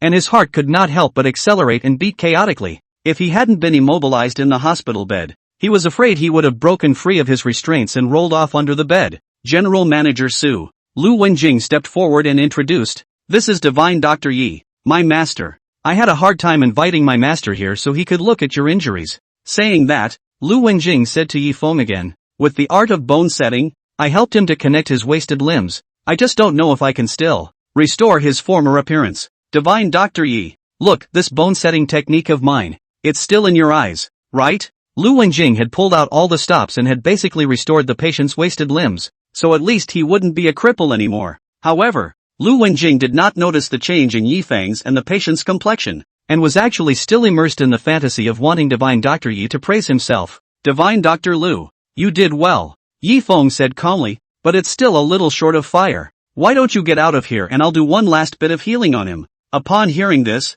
Lu Wenjing was overjoyed and hurriedly said to the patient, "Mr. Su, did you hear that? Divine Dr. Yi has actually agreed to treat you. That's great. With Divine Dr. Yi's help, you might be able to be discharged from the hospital tonight." The patient sniffed and looked even more flustered, even struggling harder as well. Lu Wenjing took all this as a patient shaking from excitement and didn't think much of it. The only thing he regretted was that Divine Dr. Yi had asked himself to recuse himself, so he didn't have the chance to learn from the sidelines. Then Divine Dr. Yi, "I'll go wait outside," Lu Wenjing said. "Call me when you have something." After Lu Wenjing left, Yi Feng was left in the hospital room, and Su Ruhai who was lying on the hospital bed. That's right, this person was none other than Yi Feng's stepmother Su Ruyun's own brother Su Ruhai. That is, Yi Feng's nominal great-uncle. "Great-uncle, don't come back while Yi Feng seemed to smile and looked at the man lying on the hospital bed. That day, Su Ruhai was looking for someone outside, wanting to break Yi Feng's limbs to avenge his sister. As it turned out,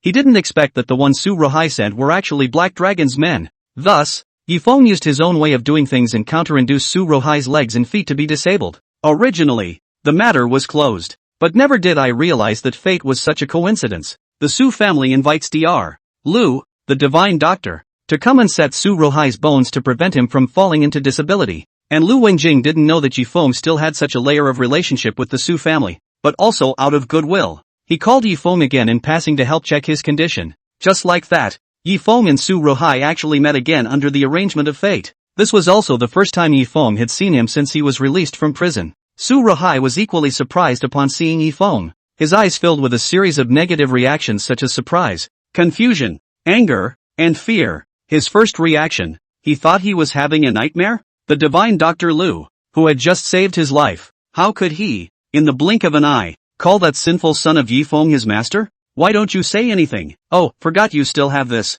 Yi Feng removed the breathing mask from his face. Immediately after, Yi Feng pulled out the cannulae on Su Ruhai's body one by one, and then removed all the bandages on his limbs. The pain made Su Ruhai die and scream. Asshole, stop. In the end, Su Ruhai was like a dead fish, lying alone on the hospital bed, being tossed around like this by Yi Feng. It was as if he had fallen from heaven to hell. Divine Dr. Lu's medical skills aren't bad. Yi Feng sked. If I came late, I'm afraid you'll be discharged in a few days. Saying that, Yi Feng took matters into his own hands. Let me heal you completely. Su Ruhai was like falling into hell, feeling a pain that was hard to bear in his life. Yi Feng this time, completely abolished his limbs, not to mention what divine Dr. Lu, Even if it was Divine Lu who descended to Earth, there was nothing he could do. Asshole, kill me if you have the guts. At this moment, Su Rahai felt that life was worse than death. Kill you? Yi Feng smiled coldly. That would be too cheap for you siblings. I will keep you alive, but promise to make it more painful and unpleasant than death. Su Rahai hatefully watched Yi Feng leave the hospital room, gnashing his teeth in hatred. Brat! I'd like to see how long you can be arrogant. Our Su family has already hired even more powerful fighters. This time, we'll let you die without a burial place. Just you wait. At this time, Lu Wenjing, who was waiting outside, heard screams coming from time to time from the ward. One can't help but be a bit skeptical as well. Why is the patient in so much pain with this treatment? It seems that the treatment is thorough enough. Then, the door of the ward pushed open and Yi Feng walked out. Divine Dr. Yi, how is it? Lu Wenjing asked with concern. Is it cured? Everything went well. Yi Feng calmly said. It's been completely cured of waste. Ha! Lu Wenjing was stunned, then laughed out loud. Divine Dr. Yi, you're really humorous. Mr. Su always has you to save him personally, so it's guaranteed to be foolproof. Between jokes, the two left the hospital. Meanwhile, Yanjing Airport, a slender and charming figure, dressed in a purple dress, looked noble and elegant. She stood quietly in the waiting room, her stunning beauty and devilish figure attracting countless gazes, and it wouldn't be long before anyone who met her gaze would be sitting on a hall bench, huffing and puffing away, not caring if the flight was late or not. Within moments, a dozen unconscious men had also caused no small amount of chaos at the airport. Purple Dragon King, as soon as I got off the plane, I could smell your seductive scent. Those unconscious old colorful people, they are all your work too. Right. Soon, a tall and handsome man dressed in white walked up to that purple-clothed beauty with a lazy smile on his face. White Dragon King, I knew you would come, so I waited for you here for a while. The purple-clothed beauty got up and laughed. While waiting for you, there were some flies that annoyed me. Today, I was in a good mood and didn't take their little lives. In normal times,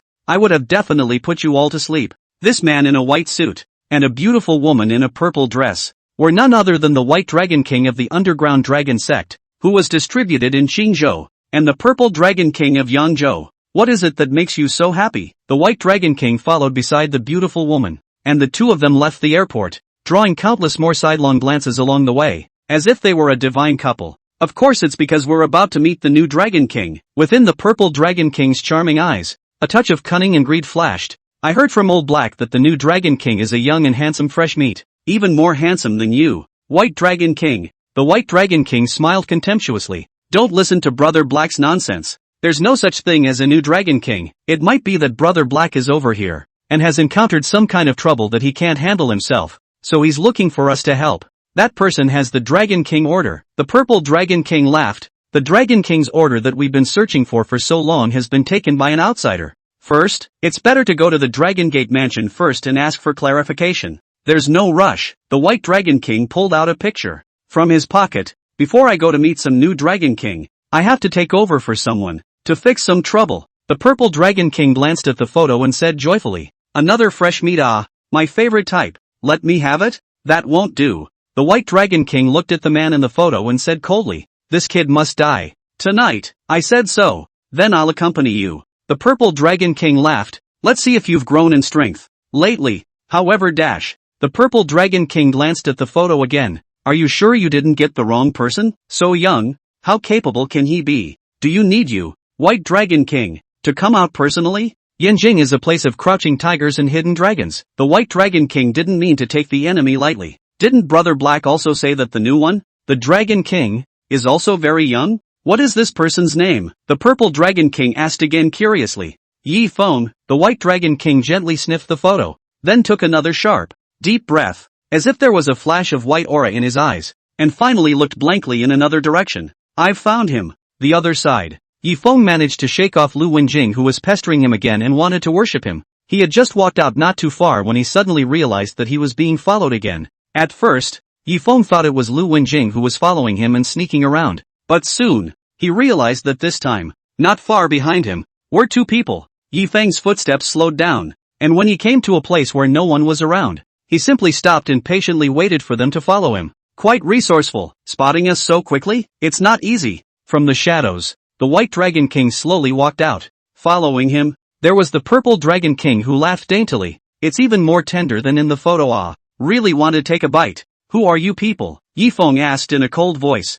Why are you following me? These two were a new face, and Yifeng could be sure that he had never seen them before. Kid, someone has bought your life, the White Dragon King said. I'm here to execute and take your life today. Oh, Yifeng was stunned. Then thought, the Su family? I didn't expect that. Having just met with Su Rohai, I would be waiting so soon for a stronger fighter sent by the Su family. As Su Rohai had said, these two people were quite something. At the very least, it was much stronger than the Black Dragon's men before. Brilliant, the White Dragon King said. Do you have any last words? I, Old White, will step in and fulfill a wish for the deceased. You are quite kind. Yifeng was dumbfounded. But I'm curious, how much did the Su family offer to buy my life? 100 million, the White Dragon King said bluntly. My life, is it worth $100 million? Yifeng shook his head helplessly. Old Bai. The Purple Dragon King suddenly spoke out. I'll give you $1.5 billion, so let me have him. Then, the Purple Dragon King rushed at Yifeng and smiled delicately. Little handsome boy, as long as you are willing to be my male pet, I'll make sure you don't die tonight. Chapter 101 Attack and Defense Changing Forms. Speaking, the Purple Dragon King and Yifeng looked at each other, and their eyes were actually flooded with double pupils. Yifeng only felt his eyes, which violently hurt. It was as if he had been stabbed with a needle. The alertness was so great that he said, no good. A treacherous force, as if it were a swimming snake, impacted his brain and locked his spirit. At this instant, Yifeng's body, slightly stiffened, as if it was petrified, did not move at all. Ha ha ha. The Purple Dragon King laughed out delicately, seemingly very satisfied with what she had done. This is my goal. The White Dragon King was displeased with the Purple Dragon King's meddling. Even if you offer more money, I will never let you have it. I can't break my trust just for this little bit of money. What's more, my decision to do this was about more than just money. The White Dragon King was in Xinzhou and had many business dealings with the Su family, so he had to sell the Su family this face and step in to help their family solve this trouble. Now, the Purple Dragon King was interfering with the situation, making it impossible for the White Dragon King to explain to the Su clan. I don't care. With his intuition, the Purple Dragon King wanted the man in front of him. If you won't let me, then the two of us will fight and decide where it belongs. Saying that, the Purple Dragon King moved lightly with her lotus steps and came in front of Yifeng, reached out and gently hooked up Yifeng's chin, smiling seductively. Little handsome boy, in the future, you'll be my man. Once again, the two looked at each other in all directions. The Purple Dragon King had wanted to deepen his control over Yifeng and make him obey him, but this time, the Purple Dragon King failed to get his way. Instead, her eyes, too, felt the pain of pins and needles. How? The Purple Dragon King was violently startled. His eyes widened, and he still wanted to resist. As a result, this short 1-second confrontation caused her eyes to, at once, shed 2 lines of bloody tears. It was as if she was looking straight into, not a pair of eyes, but a pair of suns, hot and eye-catching. Ah! The Purple Dragon King screamed miserably, covered his cheek, and retreated back and forth. Sculptural tricks, trying to control me too.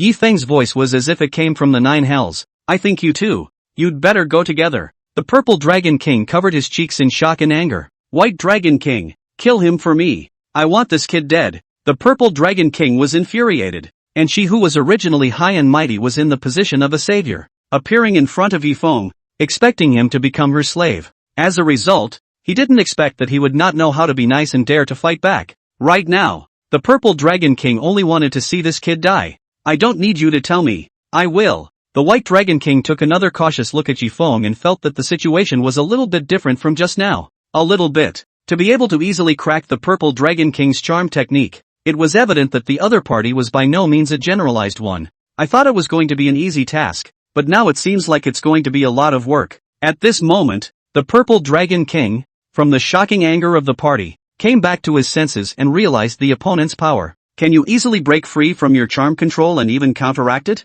Could it be that this guy's strength, above his own? After the Purple Dragon King was stunned, he also had to re-examine the person in front of him and said cautiously, let's join forces and go together. For a while, the two of them went from being calm and collected when they arrived in the party, to becoming cautious and uneasy now, even going so far as to have to pull rank and join forces against the enemy. It's as if the offense and defense have changed shape. The White Dragon King? Yifeng was suddenly enlightened when he heard this title. Looking at the duo in front of him again, he also understood their identity in a flash. The two of them, it turned out, were the White Dragon and the Purple Dragon under the 7th Master's command. Only with the disappearance of the old Dragon King, all 9 of them made themselves kings. After figuring out the identity of these 2 people, Yi Feng couldn't help but be dumbfounded. He thought to himself that this Su family, in order to deal with himself, had the bad luck to find his own men again. The lesson of a black dragon wasn't enough. This even brought in a white dragon. It's really unbelievable. Use that move, the purple Dragon King proposed. Good. The white Dragon King nodded and decided to make his strongest strike. A quick fight and a quick decision. The white Dragon King had a starting stance, and his 2 fists vibrated with the sound of a dragon's roar. Immediately afterward, a mountainous tsunami of power, surging from the sky above his head. The mighty pressure came down. The dragon fights in the wild. The white Dragon King used the dragon battle in the 9 styles of Dragon Fist, blood battle in the 8 wastelands. At the same time, the purple Dragon King also made a move. The same dragon's roar rose in all directions, with extraordinary power. See the dragon in the field. The purple Dragon King used the Dragon Fist, seeing dragon in the field, sweeping across the sky. Seeing the Dragon Fist that the 2 of them used, Yi Feng was already 120% sure of the identity of the 2 of them. Good timing. Yi Feng was also prepared to meet the duo with the same move. All of a sudden, in Yi Feng's surroundings, there was a hidden tiger's roar in dragon's roar. And even before he struck, there was already a general aura of a dragon coming out of the sea, sweeping across everything. After a few moments of preparation, Yi Feng used dragon battle in the wild and seeing dragon in the field. Both fists came out in unison, as if twin dragons were breaking through the air, and struck back. How is that possible? Seeing the same move, it was actually made by the other party, and it was also split into 2 by one person. Bai and Violet couldn't help but cry out in shock. It was too late. In a flash of lightning, fists collided, as if Mars had hit the earth. The enormous power collided and made a shocking sound. Ah dash! Immediately afterward, the white and purple duo, with a muffled grunt, were sent flying out by an invisible force. It fell dozens of meters away in a row. When he got up again, blood sprayed wildly from his mouth, and his abdomen was like a river turning over. Unable to calm down for a long time. And what made the 2 of them even more upset was that Yi Feng actually knew the 9 styles of Dragon Fist as well. As if they had forgotten the injuries on their bodies. The 2 of them stared at Yi Feng in a daze. Shocked. It's true as the old Dragon King said. Yi Feng approached step by step and said slowly, his 9 nominal sons, all of them are gifted. Each of them was born mastering a secret art. The white dragon is good at tracking, and the purple dragon is good at charming. And I've seen it today. Seeing that Yi Feng had revealed the secret method that the 2 had mastered in another sentence, it shocked them even more. Because this is a secret that not just anyone can know. The old Dragon King also accepted them as righteous sons and nurtured them carefully precisely because they innately possessed a certain distinctive power. Just like the white dragon was born with 5 senses that were different from normal people, able to follow the sound of the voice and track for thousands of miles in the midst of a sea of people. And the purple Dragon King was born with charming bones and flavor, able to control males and live and die for them. Who the hell are you? The white Dragon King asked in a shocked voice. Yi Feng took out the Dragon King order and said sternly, the Dragon King order is here. Since you have met the Dragon King, why don't you pay your respects? Chapter 102 2 Dragons Bow Down. Dragon King, you're the new Dragon King. The 2 of them sniffed and were once again shocked. Old Bai, what the hell is wrong with you? The purple Dragon King was shocked. Isn't he the target you wanted to assassinate? How could he be the newly appointed Dragon King? This was really a big flood, causing the purple Dragon King to panic. No way. The white Dragon King also found it hard to accept that such a big mess had been made. However, after calming down and thinking about it more carefully, having the Dragon King order and also knowing the 9 styles of Dragon Fist, there seems to be no one else but the Dragon King. Moreover, this person also echoed what the Black Dragon King had emphasized when he called, that the new Dragon King was very young. How is this possible? The White Dragon King hurriedly took out his cell phone and called the Black Dragon King to make sure. What is the name of the new Dragon King? As soon as the call was connected, the White Dragon King asked, oh, I forgot to tell you. The new Dragon King's name is Yi Feng. Old Bai, did you meet the Lord Dragon King? Black Dragon's voice, from the other end of the line. Snap, Bai Long's cell phone, suddenly landed on the ground. The whole person as if he was hit by 5 thunderbolts. I can't believe it's really him. The mission he had taken on, the target of his assassination, was actually the new Dragon King? The White Dragon had never dreamed that he would meet the new Dragon King in this way. Poof! Immediately afterward, the White Dragon and the Purple Dragon, kneeling on one knee, simultaneously said in a respectful voice, "See Lord Dragon King." In fact, when they came, they were still a little less than convinced that this newly appointed Dragon King, believing that it was the black dragon that was too wasted to be suppressed by an outsider. But just now, the two of them joined hands, but still was shaken by Yi Feng's punch. The gap in strength between the two sides is so big, due to the difference between the clouds and mud. At this moment, the two of them paid homage to the Dragon King and were convinced. Aha! Yi Feng nodded. Considering that you came to see me in time, all that has gone before is forgiven.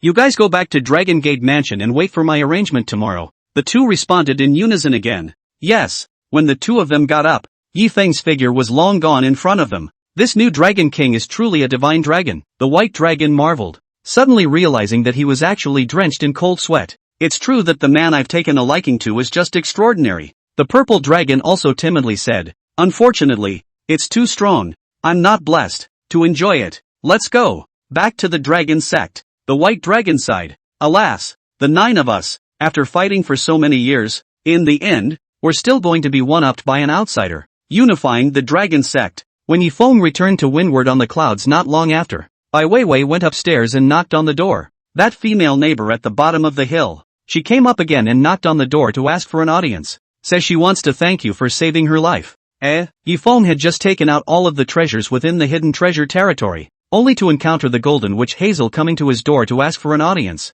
No, women, how can they be as attractive as these treasures in front of them? Yi Feng couldn't get enough of that endless sword box, and the sea-fixing bead chain. Once again, the door was closed. Golden Witch and Chen Xia could only go down the mountain helplessly. You said that today. Divine Dr. Yi Kunlun saved you once too? On the way down the mountain, Chen Xia asked curiously. Not bad. The golden wisp gently caressed his wrist, his heart palpitating. If it wasn't for him, this hand of mine would already be gone. That was why the golden witch immediately returned here after closing the team from work, wanting to thank the mysterious Yi Kunlun in person. In the meantime, he also met the young powerhouse who was no less than him in his righteous father's words. It's just a shame that, once again, the door was closed and I didn't get to see it. This divine Dr. Yi Kunlun is clearly a great person who saved you and me twice. Chen Xia said suspiciously. Why won't he see us? Could it be a social terrorist? Alas, originally, besides coming to thank him,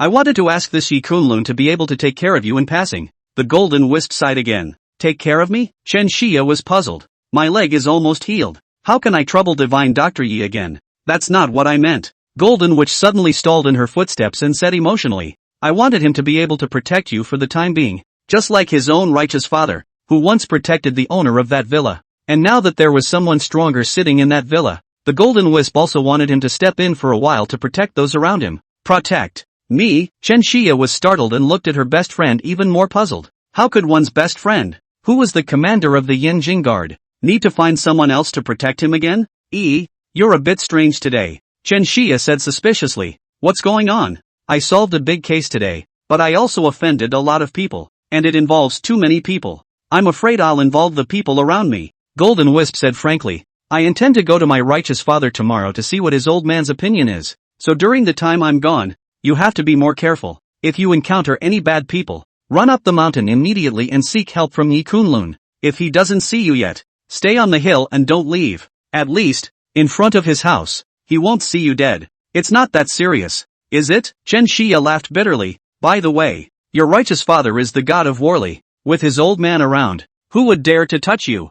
Golden Wisp also didn't want Chen Xia to worry too much, so she chimed in. That's right. My righteous father is the god of war of Yuzhou. There's no need to worry too much. I'm just taking precautions just in case. Do you remember what I said? Aha! Chen Xia nodded and laughed. If there's danger, just come and find Yi Kunlun. I remember. Looking at her best friend's naivety, which Hazel couldn't help but smile. If he himself had just entered the official world, he might have been as naive as his best friend, but with the time in the capital as an officer, felt too much body, but also experienced a lot of unspoken. This time, having terminated the Pearland black market, the Golden Witch only figured out afterwards that he had indeed stirred up a hornet's nest, especially in their own hands. Holding that list, it has become a hot potato. I don't know how many people, right now, are up all night, and not how many, sharpening their knives, wanting their own little lives. I'm just afraid that I won't be able to get out in one piece this time. Yi Kunlun, the Golden Wisp turned back, glanced at the villa halfway up the hill again, and murmured and whispered, after I leave, I hope you can protect Chen Xia, please. The Golden Wisp coalesced his voice into a true chi that drifted into the distance with the mountain wind. Chapter 103, The Approaching Crisis. At this time, the East Sea. Inside a luxurious courtyard building, a man in fancy clothes, a photo cupped in his hand, his eyes like beasts, growing more and more ferocious. Finally, the man put the photo, ruthlessly slammed to the table, and with a dagger, pierced the photo above the absolutely beautiful face. Above the photo is none other than Witch Hazel. Yan Jingwei. Gold Witch Hazel. What a nerve! My 2 capitals and 13 venues, with their heavenly backgrounds, who would dare to touch them? You even gave me a clean sweep. Damn, damn, damn, I won't let you go. Losing Yanjing's black market was like losing an arm, causing the man's power to be greatly reduced, and he could not account for it to his superiors and subordinates. He kicked over the table and yelled hysterically, Meng Zhou, this trash, even lost an important list, you both deserve to die. At this time, an old man on the side, bowed and said, My lord, this golden wisp, is the righteous daughter of the god of war of Yuzhou,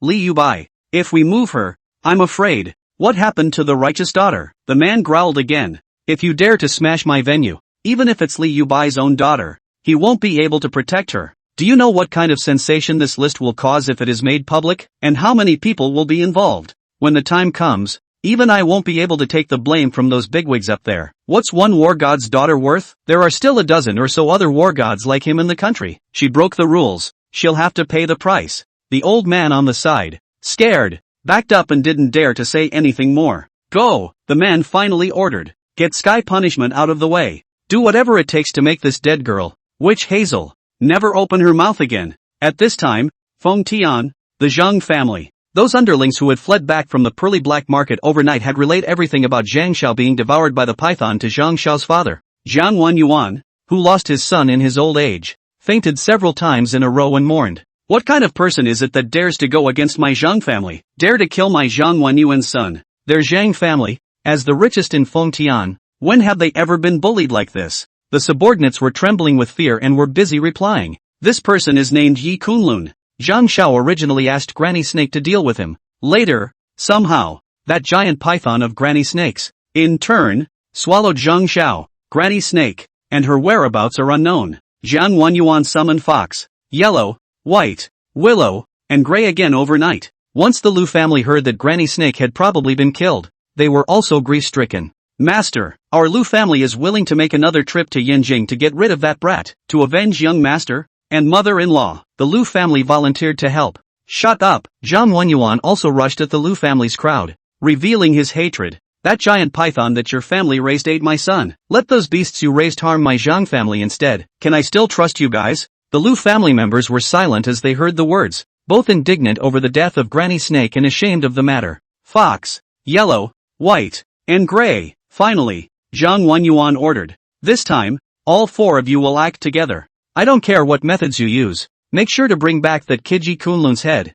To me. I will take that boy's head and sacrifice it to my son. Jiang Wenyuan's order. The only one that left out the Lu family, had obviously lost trust in their family, and even carried a hint of resentment. After all, the Zhang clan had never dreamed that someone from their family would perish at the hands of one of their own. Upon hearing this, the patriarchs of the 4 mysterious families immediately rose and responded. Yes, sir. Raise an army for 1,000 days and use it for an hour. Jiang Wenyuan said in a cold voice. My Zhang family has treated your 5 families well. I hope you won't let me down again. Don't come back to see me if you can't even do this little thing. Chapter 104. Wen Qi transforms 3 swords. Villa Penthouse. Inside the open-air room, Yifeng first counted the heavenly materials that he had gotten. They were all over 100 years old and there were hundreds of them. These herbs are enough for me to work day and night, refining pills for half a year. This trip was worthwhile just for the heavenly treasures obtained. Yan Jingwei's seizure of the pear orchard could be said to have done Yifeng a great favor in an invisible way. I heard that there are 14 other black markets like the pearly gates in the country.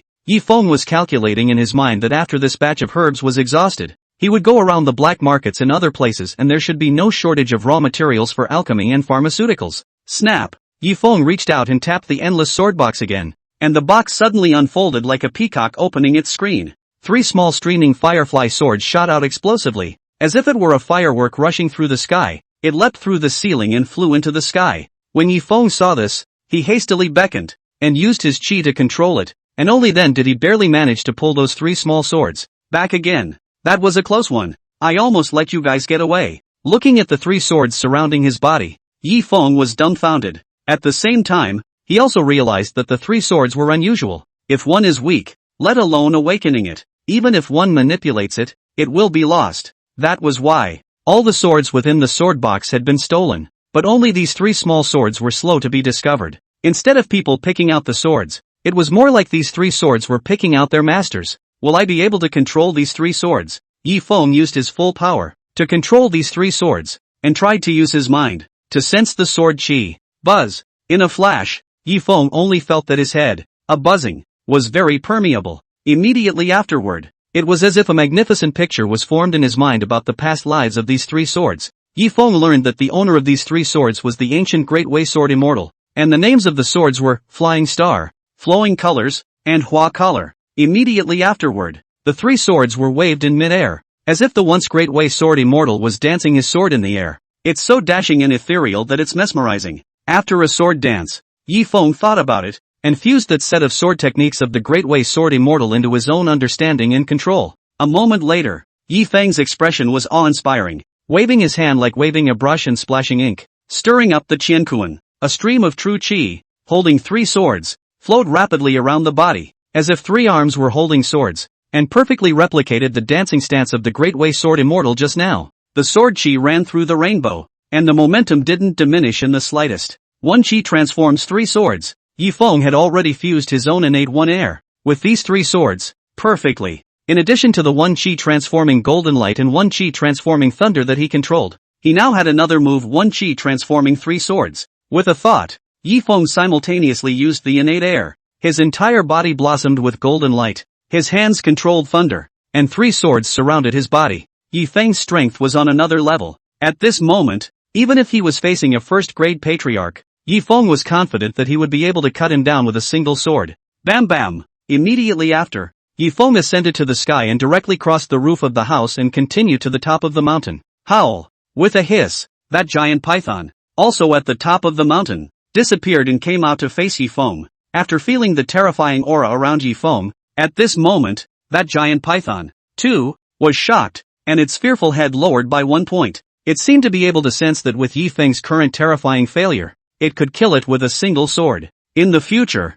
you will cultivate within this mountain. Without my permission, do not go out at will. Yi Feng used the snake language and communicated with it. Saying that, Yi Feng reached out and raised his hand, forming a formation with a single thought. Above the top of the mountain, a small spell formation was created for the python to hibernate and cultivate here. This place on top of the mountain, blessed with heaven, set the essence of the sun and the moon place, and then supplemented with the enchantment of the spell formation. In this cultivation, whether it is a person or other creatures, can play a multiplier effect, as long as you obediently listen to my orders. Every month, I will give you an elixir to help you cultivate. When the time is right, I will help you transform into a dragon. Howl! The python hissed again, as if responding to Yi Feng. Immediately afterward, a recluse disappeared. Because of this python, proficient in the art of hiding, although in this mountain, but will not be found by anyone found. Yi Feng also rest assured in this keep. The so-called recluse technique is actually opening up another layer of space to go in and out at will.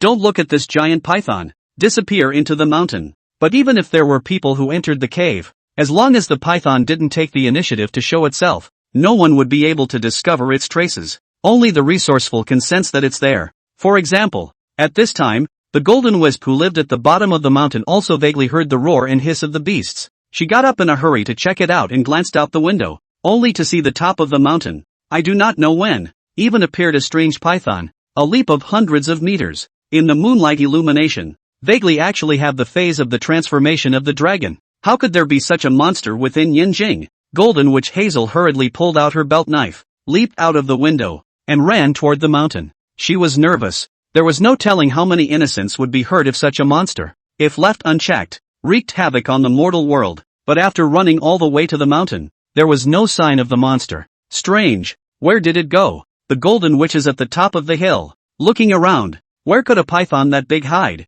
How did it suddenly disappear again? Could it be that the scene just now was a mirage, or a hallucination of my sleepy confusion? But, through his keen insight, Witch Hazel was soon on the mountain, spotting clues. Someone was just here. Witch Hazel got down on the ground and saw human tracks above the lawn, and the weeds around it, still a little charred, as if they'd been struck by lightning. However, no matter how much the Golden Wisp searched, he could not find any traces of that giant python pressing through. It's strange how a monster that big doesn't leave a trace. The golden wisp did not know that the python had just used the recluse method, thus leaving no traces. Could the person here be that monster? The golden wisp associated the two together and came to a shocking conclusion. The legendary demon. And no way. How can there be demons in this world? Thinking of this, Witch Hazel shook her head in panic and her eyes unconsciously looked at the villa halfway up the hill again. She thought that the person who had just come to the top of the mountain was most likely the owner of that villa, Yi Kunlun. But the monster. What's the deal? Could it be that Yi Kunlun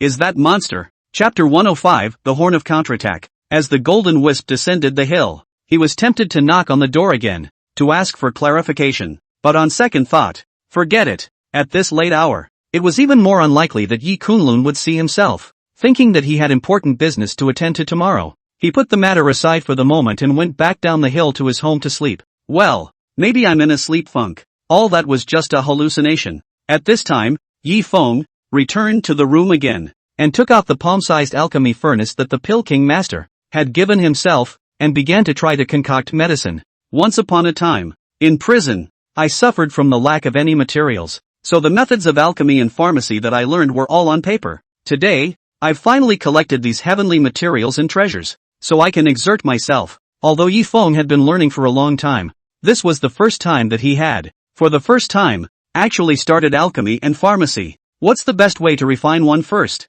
Yi Feng's mind had memorized hundreds of Dan formulas by rote. Let's just refine an evil-resisting pill first. Yi Feng thought of the fact that during this period of time, he always encountered poisonings that he could not defend against. Although his own Dharma body has long been invulnerable to all poisons, but surrounded by ordinary people, it is inevitable that he will be tricked and poisoned. However, if one carries such an evil-resistant Dan around, one would be able to make all poisonous evils within 100 or even 1,000 meters around one's body ineffective, and even an ordinary person would be able to be as invulnerable to all poisons and evils as oneself. The safety range, of course, depends on the quality of the elixir. The better the quality of the elixir, the greater the control. If one's master, the Pill King, were to refine an evil-resisting pill, it would even be able to cover a town without being affected. However, Yi Feng, right now, did not have that powerful alchemy, and the furnace he used at the same time was not up to that level. This palm-sized miniature alchemy furnace in front of him was the small cauldron of the clearing furnace that Master carried with him,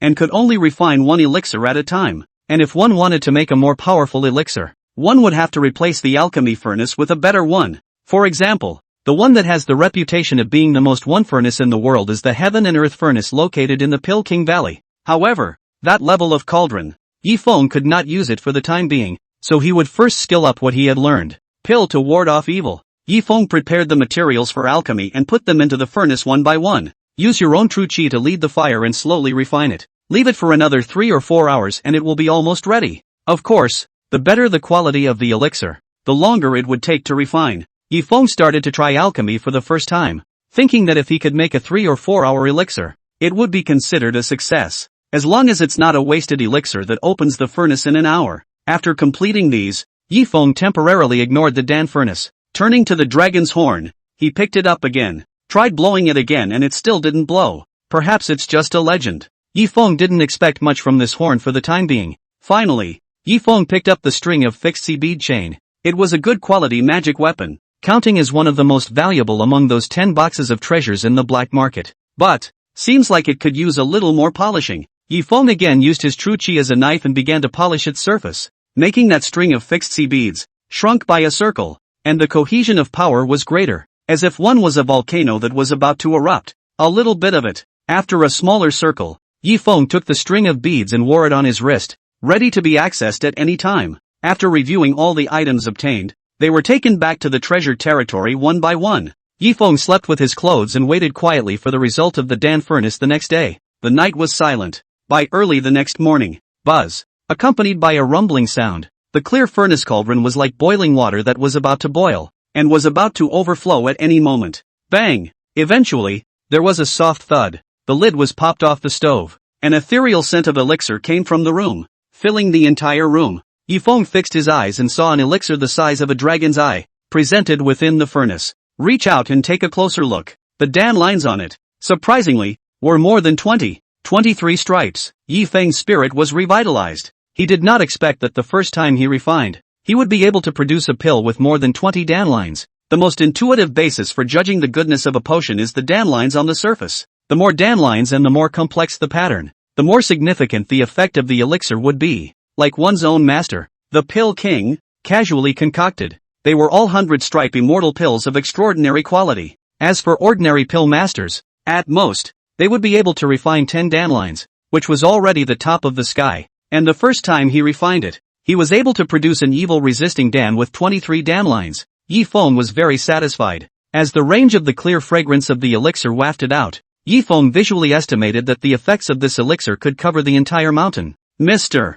Yi, big news. Just then, Bai Weiwei suddenly knocked on the door and reported to Yi Feng, the stock market has opened this morning. Due to the impact of the tax-ridden situation in the past 2 days, Yi Group's share price plummeted, making their assets instantly shrink by billions. When Yi Feng heard this, he smiled faintly. The effect that one wanted finally appeared. The series of chain reactions of having the Zhao family help and investigate the Yi family's tax issues, thus affecting the turbulence of their company's stock price, were all within Yi Feng's expectations. And all of this is just the beginning. The horn of his own recapture of the Yi family and his counterattack was sounded. Gather the 5 great clans. Yi Feng got up and said, tell them to prepare the money and all come see me. Chapter 106, Trapped Dragon Formation. In the end, the location of Yi Feng's meeting with the 5 great families was set at the former Bai clan building. At one time, when the Bai family was still in its prime, the group building was considered a landmark in Yanjing. But as the White family went bankrupt and was liquidated, the mansion became increasingly desolate and dilapidated.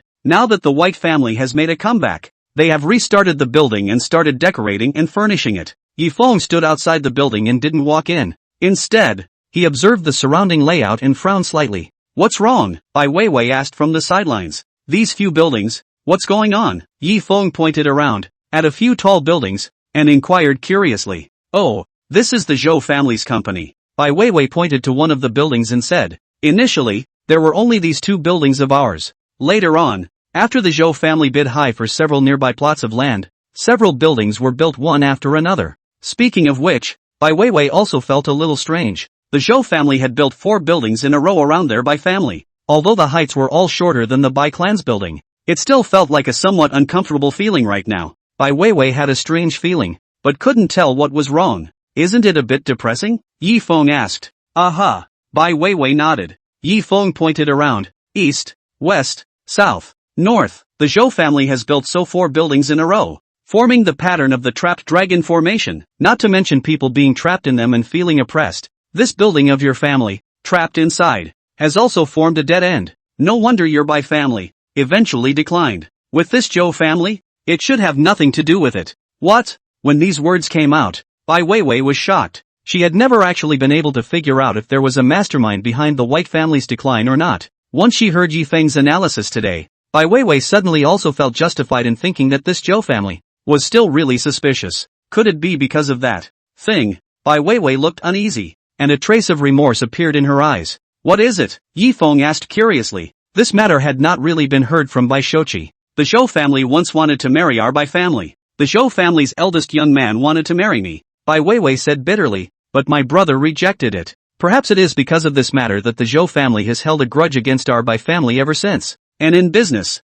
there have been many confrontations. Bai Weiwei suddenly remembered that it was also since then that the Zhou family had spared no expense in building one high-rise after another around the Bai family's mansion, one after another. Bai Weiwei thought with some trepidation, could it be that since then, the Zhou family has already begun to lay out a plan to frame our siblings? The little matter of refusing marriage might just be a lead-in. Yi Feng calmly said, but the one who laid out to harm you guys, there must be someone high up. The 4 buildings, although in height, are shorter than the White's building ahead, but around, just formed a convex shape. The White family was firmly trapped in the middle, with only one head exposed, like a lamb to the slaughter. However, this trapped dragon formation could only form a trap, but failed to form a kill. As a result, although the Bai family had declined in this way, the 2 Bai siblings, their lives were not in danger. I'm only afraid. Yi Feng looked at the surrounding buildings and frowned. Sooner or later, they will still kill. From a predicament to a killing situation, perhaps the feng shui master who laid it out was not as strong.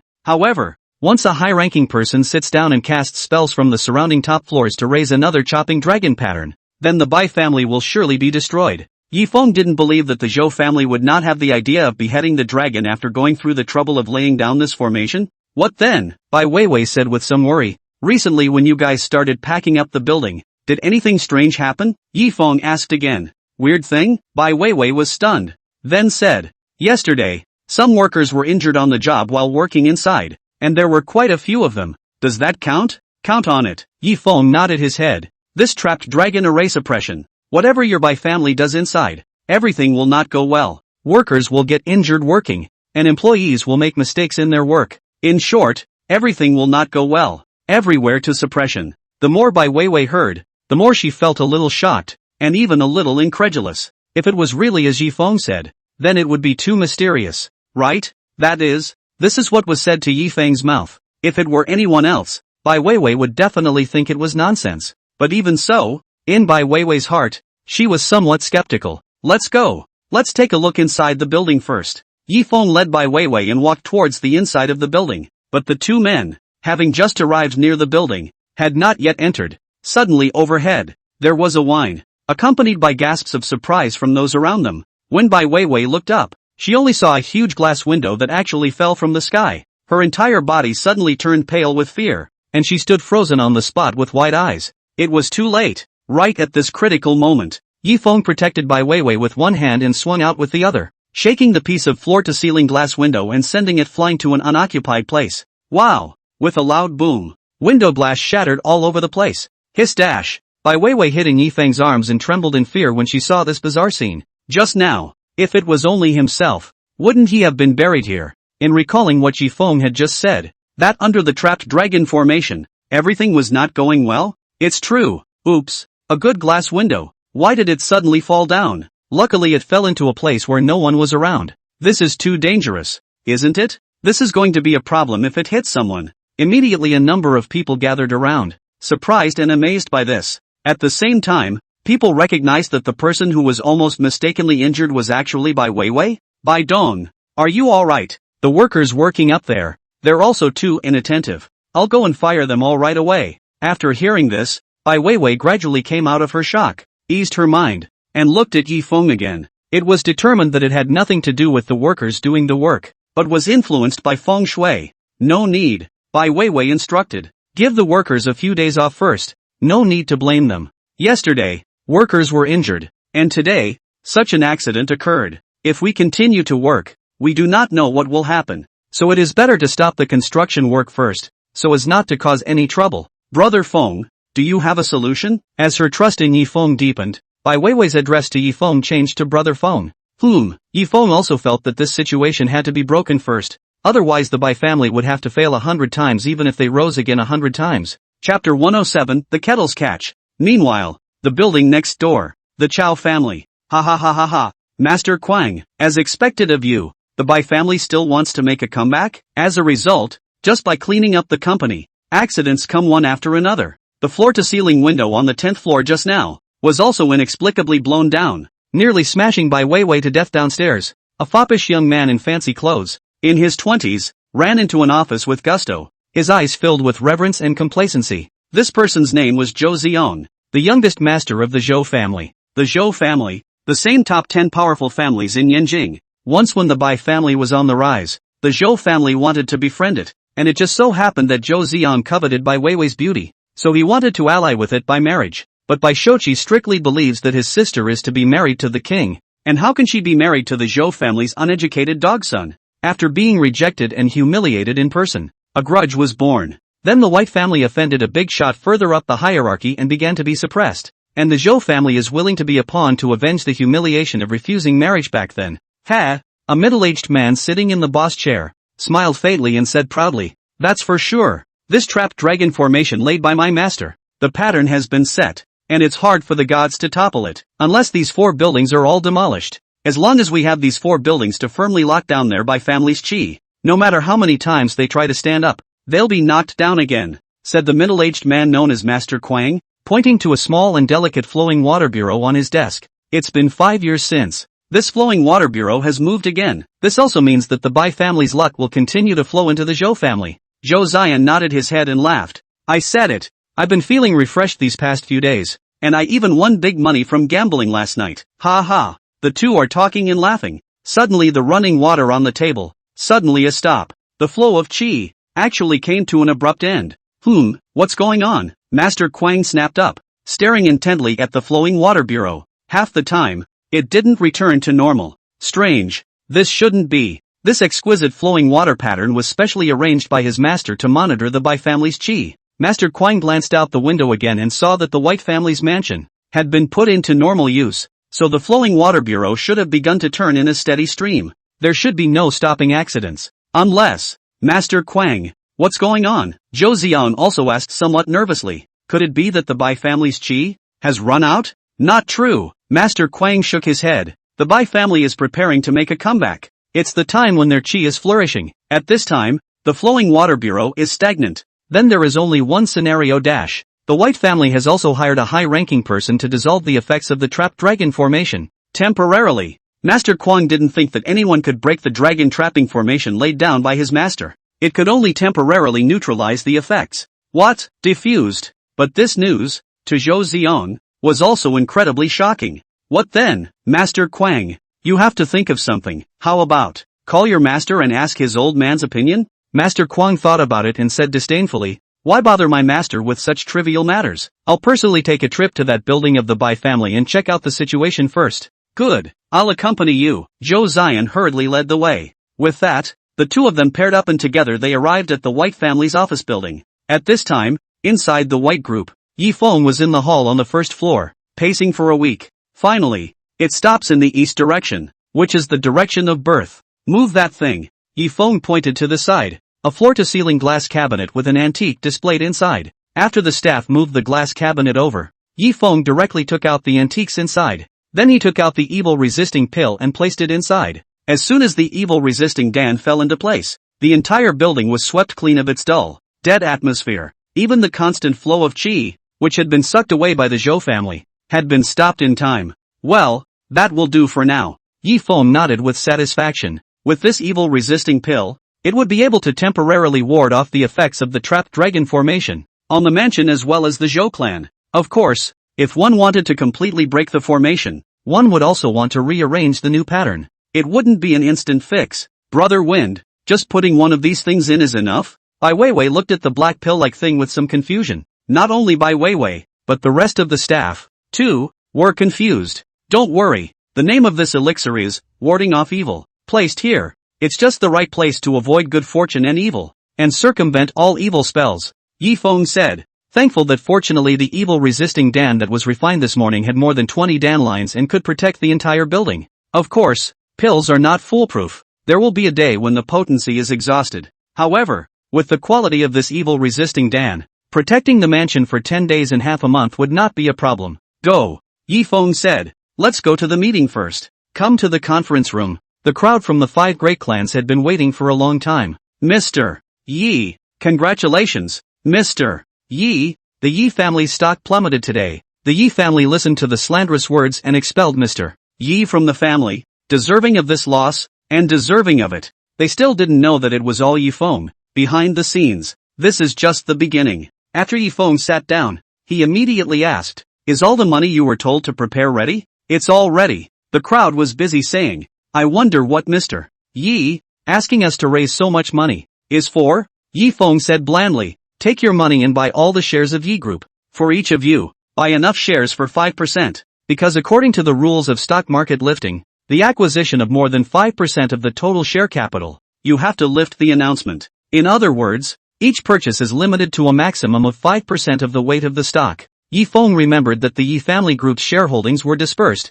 with the major shareholders holding a relatively small percentage of shares. The entire Yi family combined only accounted for 30% of the shares, and Yi Feng, in conjunction with the 5 great families, as well as the Bai family, took advantage of the Yi family's stock plunge to acquire them at the same time, and together they were able to account for 30%. Finally, after passing the equity transfer agreement, Yi Feng would be able to become the largest shareholder of Yi Group. At that time, it would be possible to reorganize the board members, kick out the stepmother and all of them from the board, and take charge of the Yi family in one fell swoop. What a move to take away the money from the bottom of the cauldron. Su Jiuchuan suddenly reacted and understood the intent of Yi Feng's move. The bigwigs of the rest of the clans also reacted. What Yi Feng did was not to destroy the Yi family, but to reclaim everything that belonged to him with the return of the king. What should be mine? No one can take it away. Yifeng calmly said. It's time to take back everything that belongs to me. Upon hearing this, all the people from the 5 great clans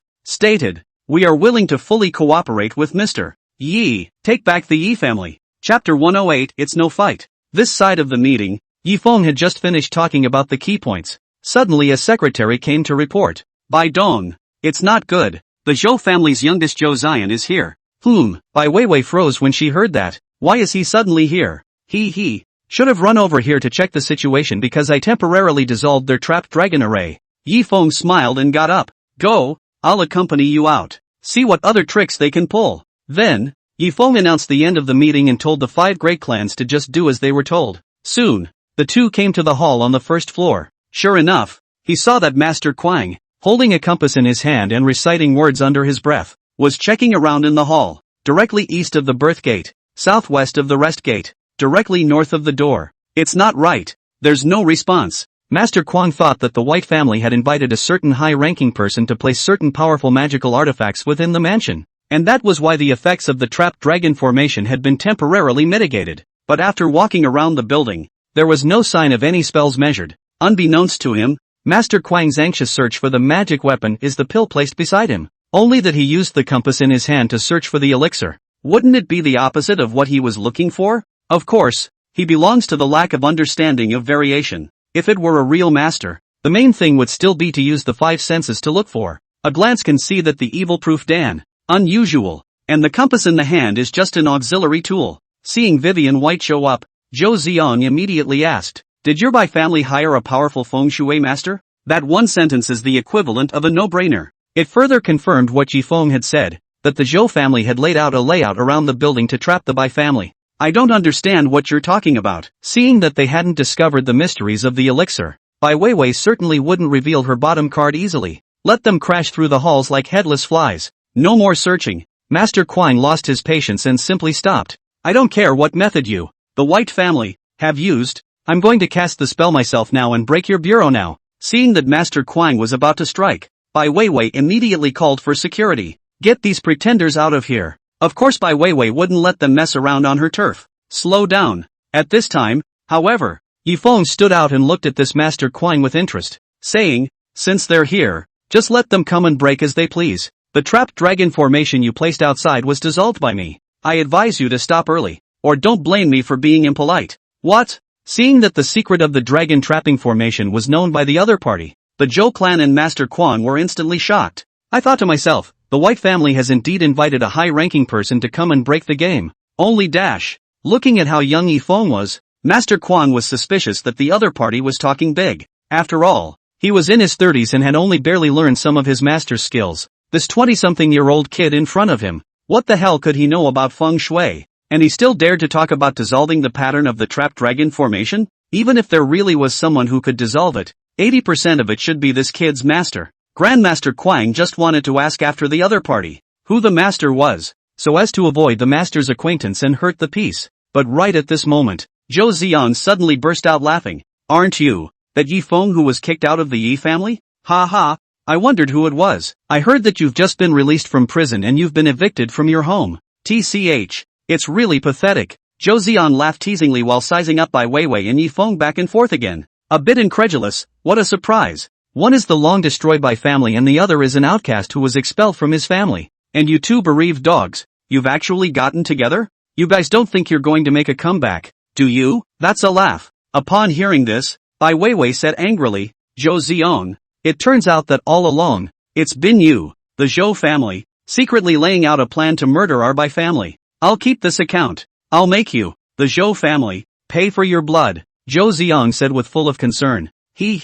Your Bai family hasn't even risen again yet, and you've learned to talk big first? Your brother is gone. You're a little girl. What climate can you become? Besides, as long as there is a trapped dragon formation in place for one day, you, the Bai family, will not be able to stand up again for one day. A mere trapped dragon formation. How difficult is it to break it? Yifeng said with his hands in the air. I have already dissolved the effects of the trapped dragon grand formation today. You guys should have sensed it as well, right? If there's anything else you can do, use it all together. Zhou Ziong looked towards Master Quang. Master Quang, Give that kid a little color. Master Quang held his head high and said, "Kid, I don't care what you are, but if you dare to speak out in front of me, I will make you pay a painful price." The pattern of this dragon trapping formation was laid down by my master. If you dare to threaten to break the pattern, you are not giving my master face. Do you know who my master is? The famous feng shui master of Yanjing, Qi Fengping. Master Qi, that's my master. What? Master Qi. As soon as this name came out, the surrounding employees who were watching and the workers who were working couldn't help but exclaim in shock. In front of me, this surname Quang, naturally no one recognizes. He is also a fox and tiger master's name, only mixed a master's name, but his master, indeed, was a famous feng shui master in Yanjing. It is said that many dignitaries would ask this Master Qi to help them when they were choosing a residence or when they were in a state of uncertainty. As a result, Master Qi Fengping Qi had a prominent position and a great face in the circle of many bigwigs in Yanjing, and also often on television. Do some related science, over time has also been a household name. No wonder this person is so wild. So he's Master Qi's disciple. What do they mean by some trapped dragon formation? Could it be that the White family's last destruction was related to Master Qi? The crowd murmured, not realizing that there was such a hidden agenda. As for Bai Weiwei, her face was equally pale. She had also heard of Master Qi's name. If all this was really the hand of that famous Yanjing Master Qi, then whether it was Master Qi's own abilities or the intricate backgrounds and relationships behind him, it would be a considerable challenge for the immediate Bai family. The Bai family was now not to mention making a comeback. They hadn't even gotten off the ground yet when they encountered a huge stumbling block that stretched across their path. However, the existence that Bai Weiwei felt was unattainable was nothing more than a stone kicked away in Yifeng's eyes. What's the point of talking so much nonsense? Yifeng said in a deep voice. Why don't you call your master and strike together? In Yifeng's opinion, a mere feng shui master who was famous in Yanjing dared to be rampant? Unbeknownst to Yifeng's 15th master, he was a famous feng shui grandmaster who could walk the yin and yang and form formations with a single thought. A mere trapped dragon formation. What is it? Chapter 109, The Slightest Sound of the Wind. Outrageous. Master Quang moved his own master and bluffed everyone present at once, but Yifeng was the only one who not only didn't have any reaction, but even dared to continue mouthing off? This made Master Quang furious, and resolved to make Yifeng taste some bitterness. What kind of honorable person is my master? Why do I need him to come out? Don't use a bull's knife to kill a chicken. I'll make you beg for your life with a little trick. Zhou Ziang laughed from the sidelines. Today, our Zhou family will take the place of the Yi family and teach you a lesson as a bereaved dog. But before the words fell, Yifeng took a single healthy step and arrived in front of Zhou Ziang. Snap, a slap in the face. Heavy, sent him flying. Teach me a lesson? Yifeng said indifferently with his hands in the air. You're also worthy. Wow. The scene was in an uproar. No one could have imagined that Yifeng would dare to make a direct move and even beat up the young master of the Zhou family. Brother Feng, Bai Weiwei was equally surprised. You. Master Quang was also taken aback. You actually dared to hit Zhou Xiao. You brat really don't want to die. The Zhou family won't let you go. The Zhou family? Yifeng smiled disdainfully. What is the Zhou family? I said, if you guys are sensible, you should obediently dismantle the trapped dragon formation. Otherwise, I'll make your Zhou family go down the same old path of family destruction as the Bai family once did.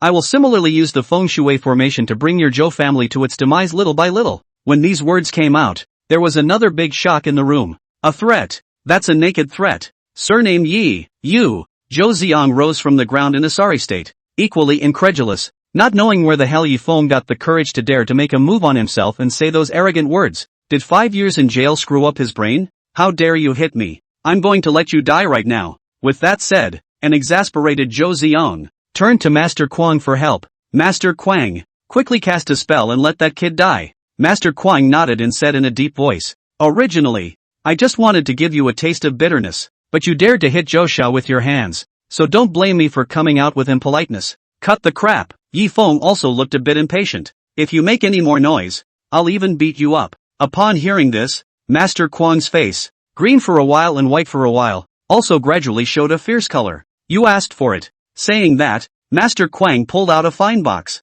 from his arms. With a gentle press on the top organ, a palm spell formation unfolded. This was a graduation gift given to him by his master, Qi Fengping, called the 10,000 Elephant Formation, which encompassed all things. That is to say, in a short period of time, the layout of the spell, but also able to in an instant, break the situation to get out of the trap. Master Quang easily refused to move at will, so as not to be thought of by the villain. But today, It wasn't difficult to set up a formation and cast a spell for a short period of time to let Yifeng taste a little bit of suffering. Rarely, Zhou Zizhang said that he wanted Yifeng to die, so it would take a great deal of ability. Thus, Master Kuang thought of using certain secret techniques in the Wanxiang formation to attack Yifeng and make him feel death-like pain. With that, Master Kuang looked around and saw that inside the hall, there were wind chimes hanging, as well as cranes on display. There, Grandmaster Kuang grinned, and began to manipulate the Wanxiang formation in his palm. Ding-dong! A crisp sound came from far away.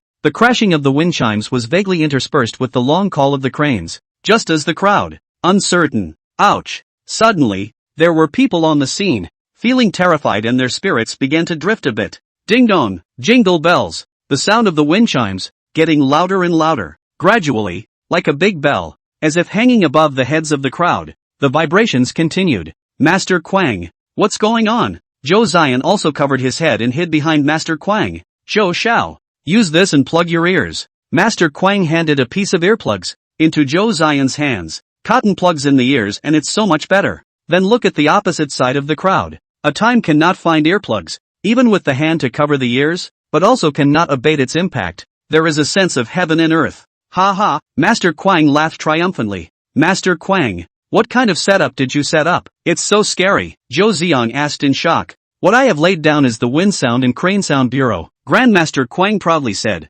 This bureau can, in a short period of time, impact a person's spirit, causing them to faint or even collapse. If they were on the rooftop right now, most of them would be so misguided that they would even jump to their deaths. Zhou Ziyang's face turned pale as he heard this, not realizing that the situation that Master Kuang had casually set up was so menacing. Now, that kid surnamed Ji is going to have a hard time. Zhou Ziyang gloated and looked at Yifeng, but he could not help but be stunned, only to see that Yifeng's face was as calm as water and did not seem to be affected in any way. Master Kuang also realized this, so he turned the compass repeatedly, focusing the Wind Sound and Crane Bureau on the direction where Yifeng was standing.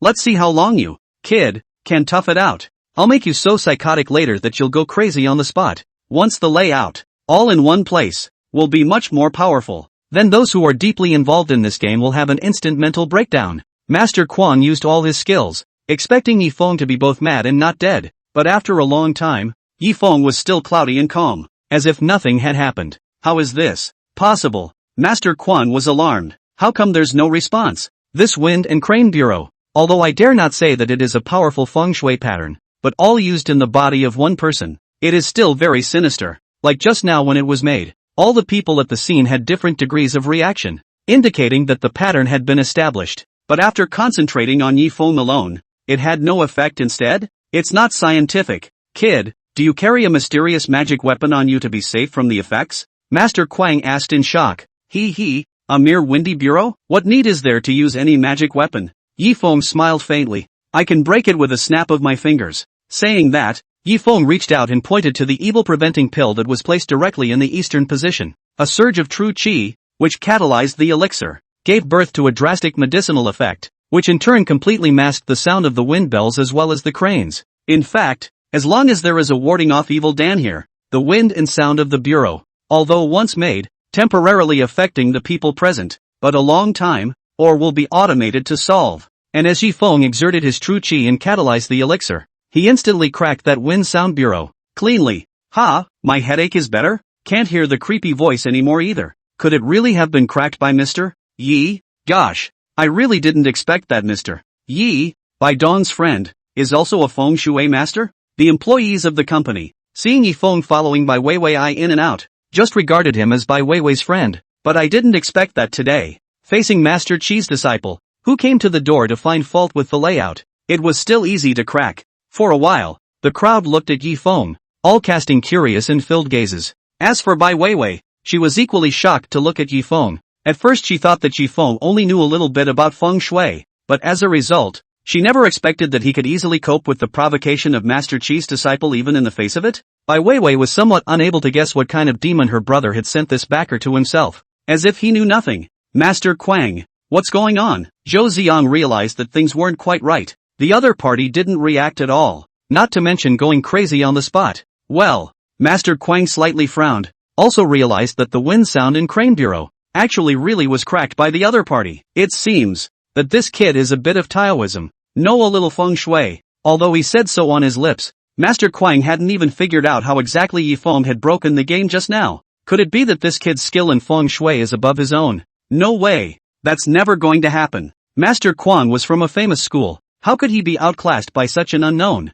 Or a nobody who had squatted in prison? Master Quang. What then? Zhou Ziyang rubbed his face and said urgently. We can't let him slap me for nothing, right? How about calling your master? Master Quang smiled proudly. Zhou Xiao. Don't panic. That wind sound and crane sound bureau just now is just the most ordinary of the many feng shui patterns I have mastered. Since this kid, too, knows some feng shui, but not much, I'll use a more powerful feng shui pattern to deal with him. Zhou Ziyan rejoiced upon hearing this. Right.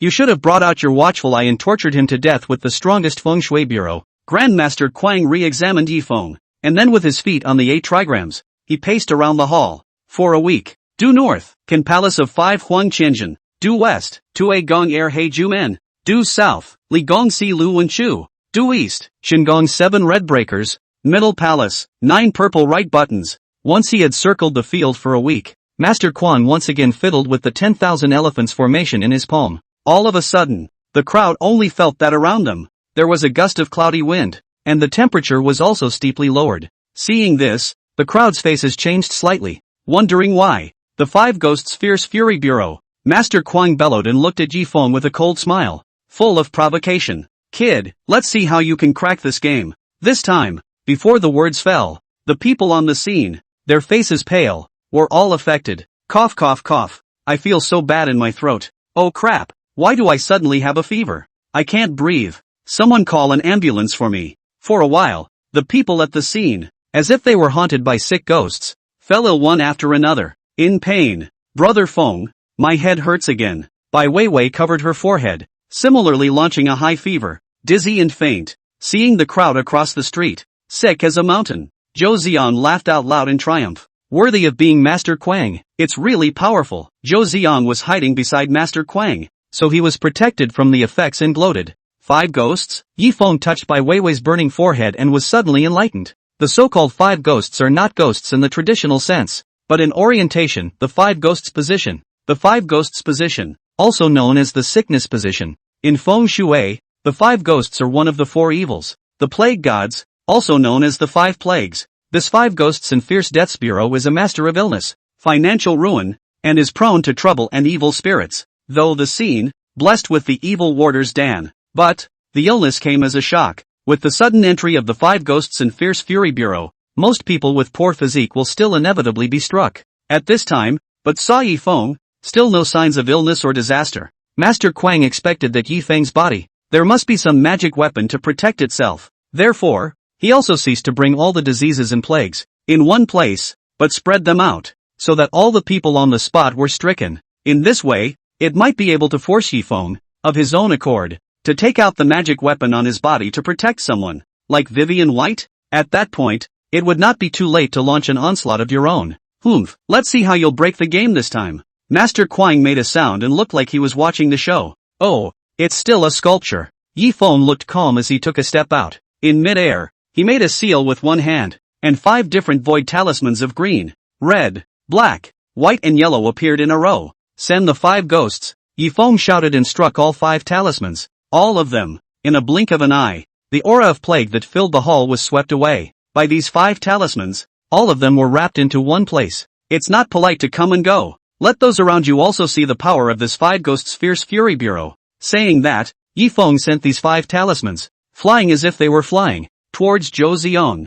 At this time, Zhou Ziyan was hiding in the back, thinking that he was high and happy to watch the show. I didn't realize that it would end up affecting me. For a time, the effects of the 5 Ghosts Fierce Fury Bureau all worked on Zhou Ziyang alone. It instantly made him sick with 100 diseases and he coughed up blood continuously. Before he could understand what was going on, he passed out sick. Zhou Xiao. Master Quang hurriedly picked up the collapsed Zhou Ziyang and realized with horror that Zhou Ziyang was completely eroded by the plague and demonic aura of the 5 Ghosts and Ferocious Fury Bureau, and was already terminally ill. How? Master Quan was also completely flustered. And at this critical time, how easy would it be for him to then try to dispel the plague and all kinds of serious diseases in Zhou Ziyang's body? Young Zhou, pull yourself together. Master Quang hugged Zhou Ziyang, not knowing what to do. As the saying goes, some are happy and some are sad. as Zhou Ziang was struck and fell ill. The people present who were suddenly infected with the disease also healed themselves immediately and were incredulous. Ha, my fever.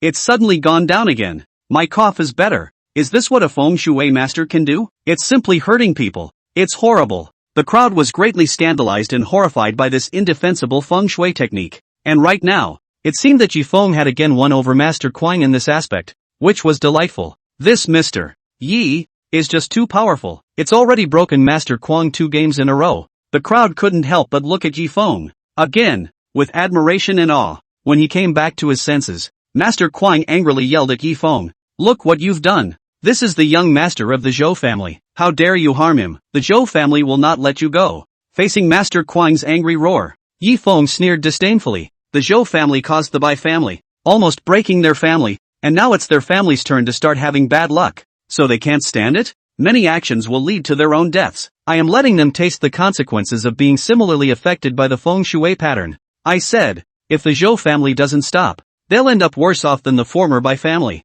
Master Kuang has the intention to take Zhou Ziang away to the hospital for treatment. However, he knew that if he went back like this, he would not be able to explain to the Zhou family and his master. He had to make the people here, too, pay a terrible price for this. Otherwise there's no shame in going back. The brat's surname Ji. This is what you forced me to do. Master Kuang's heart crossed and he once again offered the 10,000 elephants in his palm, his feet stepping on the 7 stars. In the compass, in turn, fiddle with the directions for Suzaku, Mars, Earth Air, Earth Hijack, Prime Goat and Draco, which are also commonly known as the 6 deadly signs. Eventually, Master Kuang also stood in the 6th fury position, and he bit through his index finger and used his own blood to open this feng shui pattern. The 6 deadly desperation bureau. Forgive you for having a heavenly magic weapon, but you'll never want to break the game easily again. I'm going to make you all of you, give Zhou Shao a burial. With Master Kuang opening this feng shui pattern, in a flash, the entire hall, filled with all solemnity, the crowd only felt terrified inside, with an oppressive feeling that they were about to go to the execution ground, and cold sweats broke out. Flutter, flutter, one after another. People, mysteriously fainted. It even pushed the treacherous and depressing atmosphere of the scene to its peak. Snap! Another popping sound, only to see that the glass cabinet in which the evil-resisting Dan was displayed was also instantly suppressed in the face of the incoming 6 fatalities Jedi Bureau, and even the glass was crushed. Even the color of the evil-resisting Dan had dimmed by 3 points. The danger of this game is self-evident. Brother Wind, what's going on? Bai Weiwei suddenly grabbed Yifeng's arm nervously, trembling and with a waxy color. Even her breathing, too, began to become rapid. 6 fatalities. Extinction. Yifeng's face, too, gradually turned gloomy. How dare you make such an outlawed feng shui bureau against so many ordinary people present? If this situation is not handled properly, I'm afraid that everyone here will be in danger of losing their lives. That's why it's called a desperation situation.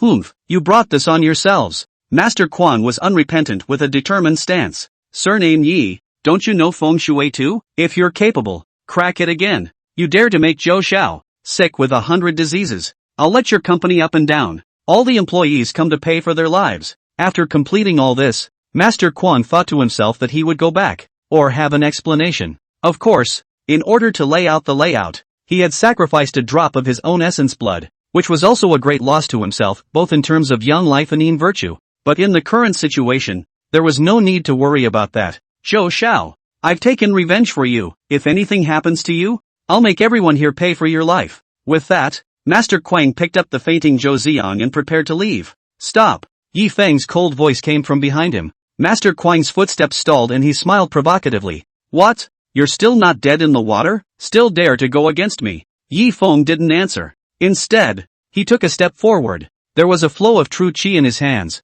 and a single qi transformed into thunder, shocking the 6 fiends. Master Kuang twisted his head, peered back, and suddenly his face changed drastically. Only Yi Feng, like a ghost or god, repelled the 6 demons and concentrated them in one place. Master Kuang had seen all sorts of ways to break the game, but he had never seen such a brutal reversal of momentum. It was as if the Jedi Bureau that one had offered up was truly a snap in the hands of the other party. This is the 6 Deadly Fates Bureau. Even if it was his own master, Master Qi, I'm afraid it would take a lot of effort to crack it. It was too late. From Yi Fan, with the momentum of one Qi transforming thunder, he gathered the 6 deadly souls and ringed them between his palms. The thunder and lightning seemed to have formed a net and gathered the 6 furies in it. Seeing this, Master Quang seemed to have a premonition of what was to come, and busily dropped the unconscious Zhou Ziang and fled by taking the road. Give it back. Yi Feng's palms pushed forward in a smooth motion. Master Quang had just escaped to the entrance of the building, and the next thing he knew,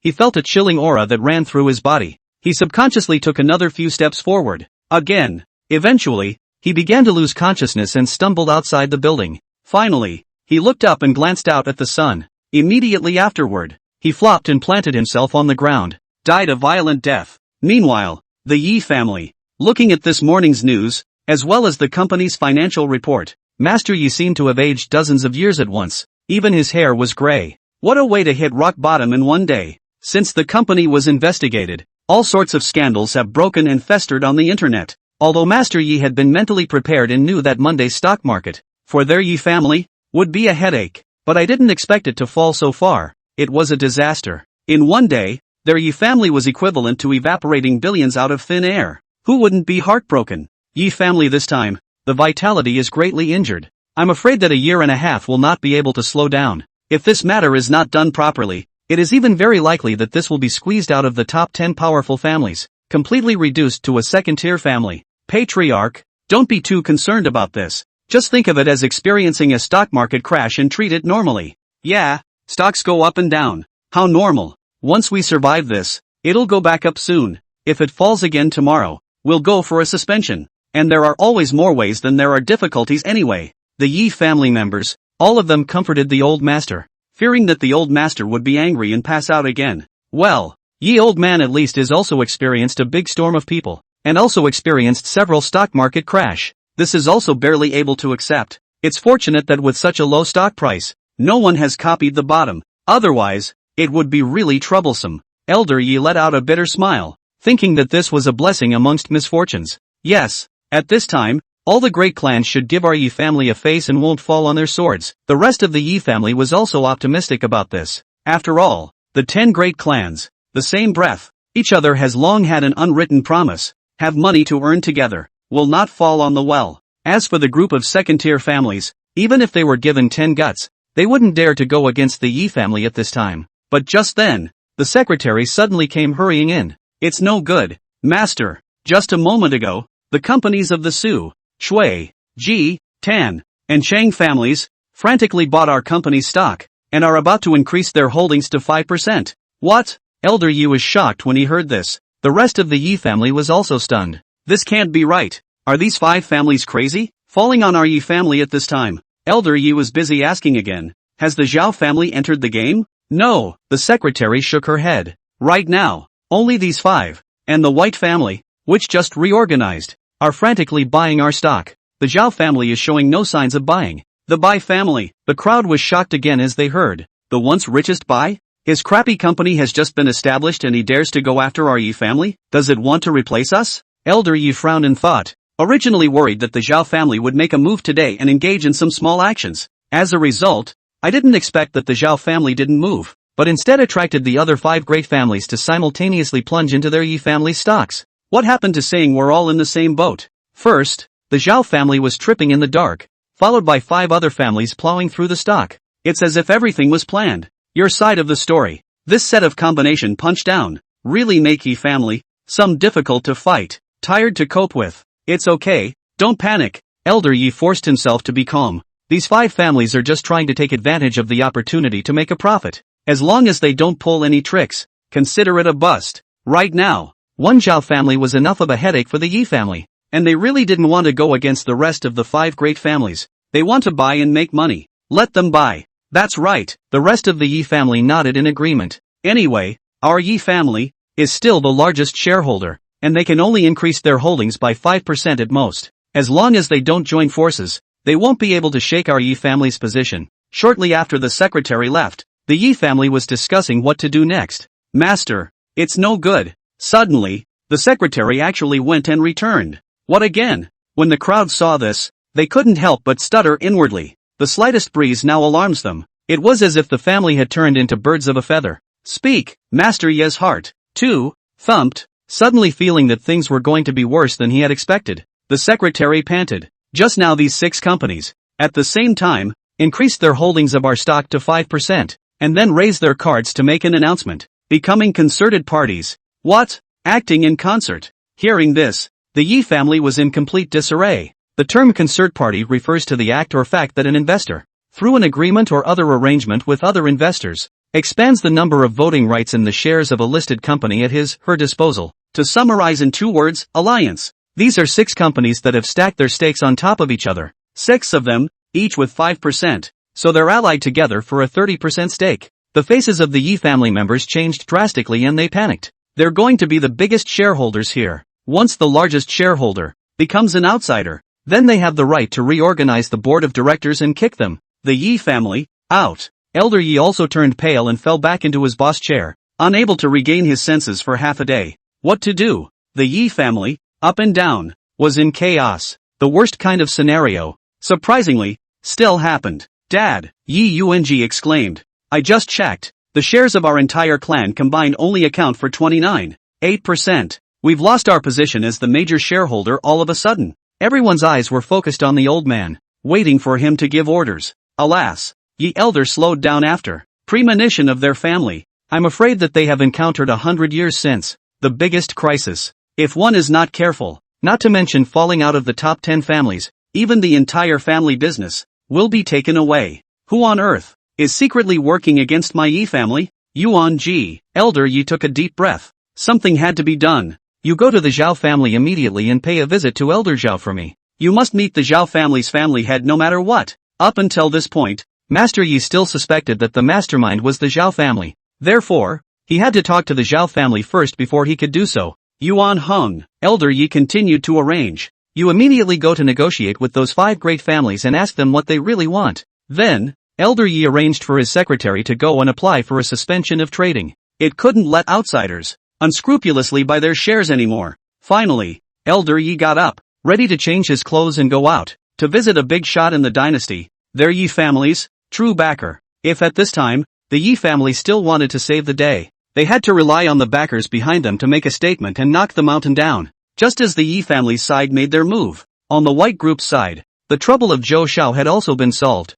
Master Quang and Zhou Ziong, one dead and one injured. Yi Feng sent someone, who threw the 2 of them back to the entrance of the Zhou family's mansion across the street. I didn't realize that the so-called feng shui pattern is invisible and untouchable, but the effect is so powerful that it kills people invisibly. It seems that the injuries to the workers yesterday, as well as the glass window that landed on the ground just now, are all the Zhou family's secret tricks. Luckily, Mr. Yi was there, or else we would have been in trouble. It seems that Mr. Yi's skill in feng shui is not below Master Qi's. We should also change our honorific, Master Yi. After witnessing the feng shui fight between Yi Feng and Master Quang and experiencing the effects of feng shui on themselves, a group of employees from Bai's group worshipped Yi Feng as if he were a god. Although Yi Feng had come to the company for the first time, he had already invariably possessed prestige. In the minds of the employees, the status was no less than Bai Weiwei. Windy, come here for a second. Bai Weiwei called Yi Feng to a deserted place and inquired in a low voice.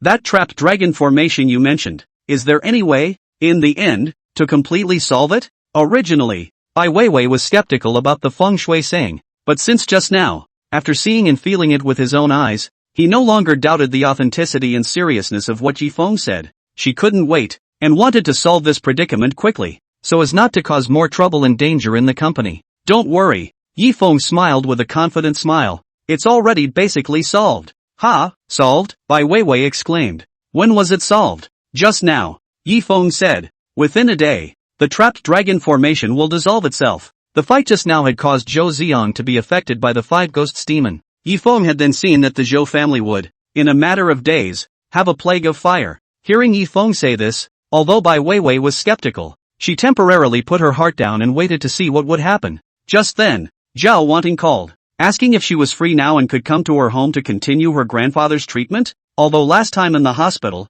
Yi Feng had made a timely move and saved Elder Zhao's life. However, because the poisoning was too deep, Yi Feng asserted that Elder Zhao would only live for a month at most, unless one could gather enough heavenly treasures to refine a life-enhancing elixir. And after experiencing the pear garden line, Yi Feng had gained a lot, and the Zhao family naturally benefited from it. Okay, come over and pick me up. Yi Feng saw that things had basically been resolved on this side, so he prepared to make a trip to the Zhao family in person. About half an hour or so later, Zhao Wanting personally drove up to pick them up. Mr. Yi You refined the longevity-enhancing elixir so quickly? It's really hard for you. As soon as she got into the car, Zhao Wanting sincerely expressed her gratitude. I didn't refine the medicine. Yi Feng told the truth. Yesterday's trip to the pear garden, I got a divine medicine with better effects. 1000-year-old Ganoderma lucidum. It can be better than any life-enhancing elixir. Soon, the car traveled into an upscale villa area. Like the Zhao family, which used to be both powerful and rich,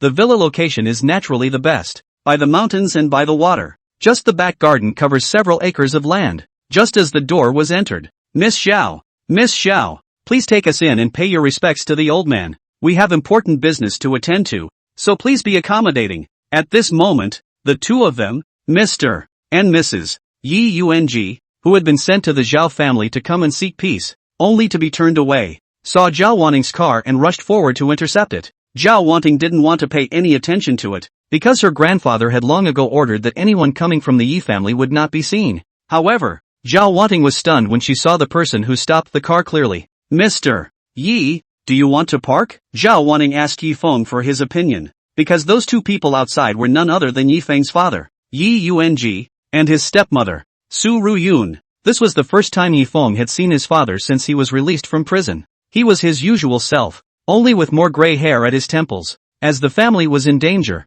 it made him look a bit anxious, losing his usual confidence and calmness. Yi Feng wondered if his father had been as anxious as this during his years in prison. Shouldn't have. Otherwise, in 5 years' time, it wouldn't be so bad that he hadn't come to visit even once, not even as much as his high school classmate Susan. Perhaps, from the moment of his own imprisonment, in his mind, there was no such son. The entire Yi family viewed themselves as a family disgrace. Go. Yi Feng no longer hesitated and let Zhao Wanting continue driving. It's better to see each other than not to see each other. What's the point of seeing each other again at this time? Kidnap yourself with kinship to get yourself to stop? There is no turning back from the bow. When they, father and son, met again, it was bound to be the day Yi Feng regained control of the family. Hey, wait, don't go. Looking at Zhao Wanting's car, she drove into the villa like no one else. Su Ruyun, who was angry at the back, stormed. This dead girl, really no big deal. See me also dare not stop the car. Pretend not to see? I'm so angry. Over the years, Su Ruyun, who had always stood tall, where had she suffered this kind of grievance? There was a feeling of a tiger being bullied by a dog. Ha, strange. At this time, Yi Yung looked at the distant sedan and muttered, how do I look at the other man in the car? Kind of like Windy. Although he hadn't seen him for 5 years, Yi Yung, at a glance, recognized the side of his son's face. What daydreaming? Su Ruyun, who was on the side, snorted. That little brute, who was expelled from the family, who doesn't even have the qualifications to drive for the Zhao family, and still wants to sit in Miss Xiao's car? How does he deserve it? At the mention of Yi Feng, Su Ruyun had a bellyful of fire, and even the cheeks that were hit by him were still a bit vaguely painful, and somehow, she felt that since Yi Feng was released from prison, everything went wrong. Bad luck. And even last night, even their Su family were inexplicably burned down half of the villa. This little brute. When I'm done with this, I'll clean you up properly, Su Ruyun said hatefully, seeing the little wife calling out with a little beast on the left and a little beast on the right. Yi Yung felt a bit harsh even as he listened. Enough, Yi Yung interrupted his wife. No matter what, Fenger is also my son. If you call him a little brute, what does that make me? Watch what you say in the future. Su Ruyun snorted coldly. Yi Yung, you'd better remember this, our son, there will always be only one, and that's Yi Zhe, that little beast Yi Feng. I still don't know where that woman gave birth to her wild seed. Does it have a dime to do with you? Upon hearing this, Yi Yung's face, green for a while and white for a while, stopped speaking. Yi Feng followed Zhao Wanting and entered the Zhao family villa hall. Sister Xia. As soon as Zhao Wanting approached, she immediately saw an unexpected person. Great-uncle's daughter, Zhao Xia. Wanting, you're back too? Zhao Xiao also got up and greeted her cousin with a smile. Sister Xiao, why have you suddenly returned? Zhao Wanting rushed forward and shushed her. It's not that I heard that Grandpa suddenly fell ill, so I rushed back from abroad to take a look. After graduating from university, Zhao Xiao went to study overseas, and because of her busy schedule, she usually comes back only once or twice a year. After some pleasantries, Zhao Wanting noticed that there was a foreigner following Sister Xiao, tall and handsome, with the image of a Western tough guy. If not for the fact that he didn't look too young, Zhao Wanting really had to wonder if he was his cousin's boyfriend abroad. This is Dr. Peter. Zhao Xiao graciously introduced. It's my mentor from college. The two men shook hands and greeted each other. Zhao Xiao continued to proudly introduce again. This time, I called my mentor to come. And by the way, I also brought along the latest scientific research results from our lab, and tried them out for Grandpa. Scientific research? What is it? Zhao Wanting inquired curiously, thinking could it save Grandpa's life? This is it. Zhao Xiao pointed to an instrument on the side and said, this life detector. It's our lab's latest research achievement. It is able to accurately detect, based on various indicators of the human body, the hour of a person's life. What? When these words came out, not to mention Zhao Wanting, even Yifeng couldn't help but look at that instrument a few more times. That is to say, this instrument is able to accurately detect how long a person can live, isn't it? Zhao Wanting asked in surprise. Not bad, Zhao Xiao nodded. And the older you get, the higher the accuracy rate. Now, it can be widely used in the medical field. It's highly acclaimed. If nothing else, this year's Nobel Prize in Medicine will go to my mentor, Mr. Peter. This life detector, in Western medicine, is considered epoch-making, and Peter's team is the one with the highest claim to this year's Nobel Prize in Medicine. All of this is a credit to everyone. Peter humbly said, when the time comes, all of us in the entire lab enjoy this honor. And of course, that includes you, Ms. Zhao. Zhao Xiao sniffed, excited and proud. There was a sense of reverence for her mentor. So has it been used for Grandpa already? Zhao Wanting was not interested in any Nobel Prize at all. She only wanted to know the result. When these words came out, even Zhao Xiao's face darkened a few points at once. It's a pity. Zhao Xiao shook her head. According to the instruments, Grandpa's life, too, is down to the last 20 days or so. Ah, Zhao Wanting was slightly shocked when she heard this, and she couldn't help but glance at Yifeng. Her heart alarmed. It was really the same as what Mr. Yi had judged, but fortunately, there's still Mr. Yi. Now, with the answer given by this life tester, Zhao Wanting was even more convinced of Yifeng. But there's no need to be pessimistic. Zhao Xiao smiled optimistically again. I'm going to take Grandpa overseas to seek medical treatment. There are the best doctors and the most advanced equipment there, so it might be possible to work a miracle. And my mentor has promised to help find the best team of specialists. Peter nodded. I have quite a few classmates who have become medical experts in various fields. I will ask for their help when the time comes. At those words, even Zhao Wanting's heart couldn't help but be moved. After all, Western medicine was still in the Western world, a bit more advanced. If it wasn't for Yifeng's presence, she would have definitely accompanied her grandfather on a trip to try her luck. No need. Sister Xiao. Zhao Wanting smiled and pointed to Yifeng. I almost forgot to introduce you. This is Divine Dr. Yi. The other day, he was the one who saved Grandpa's life. And when he came today, he also brought a life-extending miracle medicine, which can prolong Grandpa's life by at least 10 years.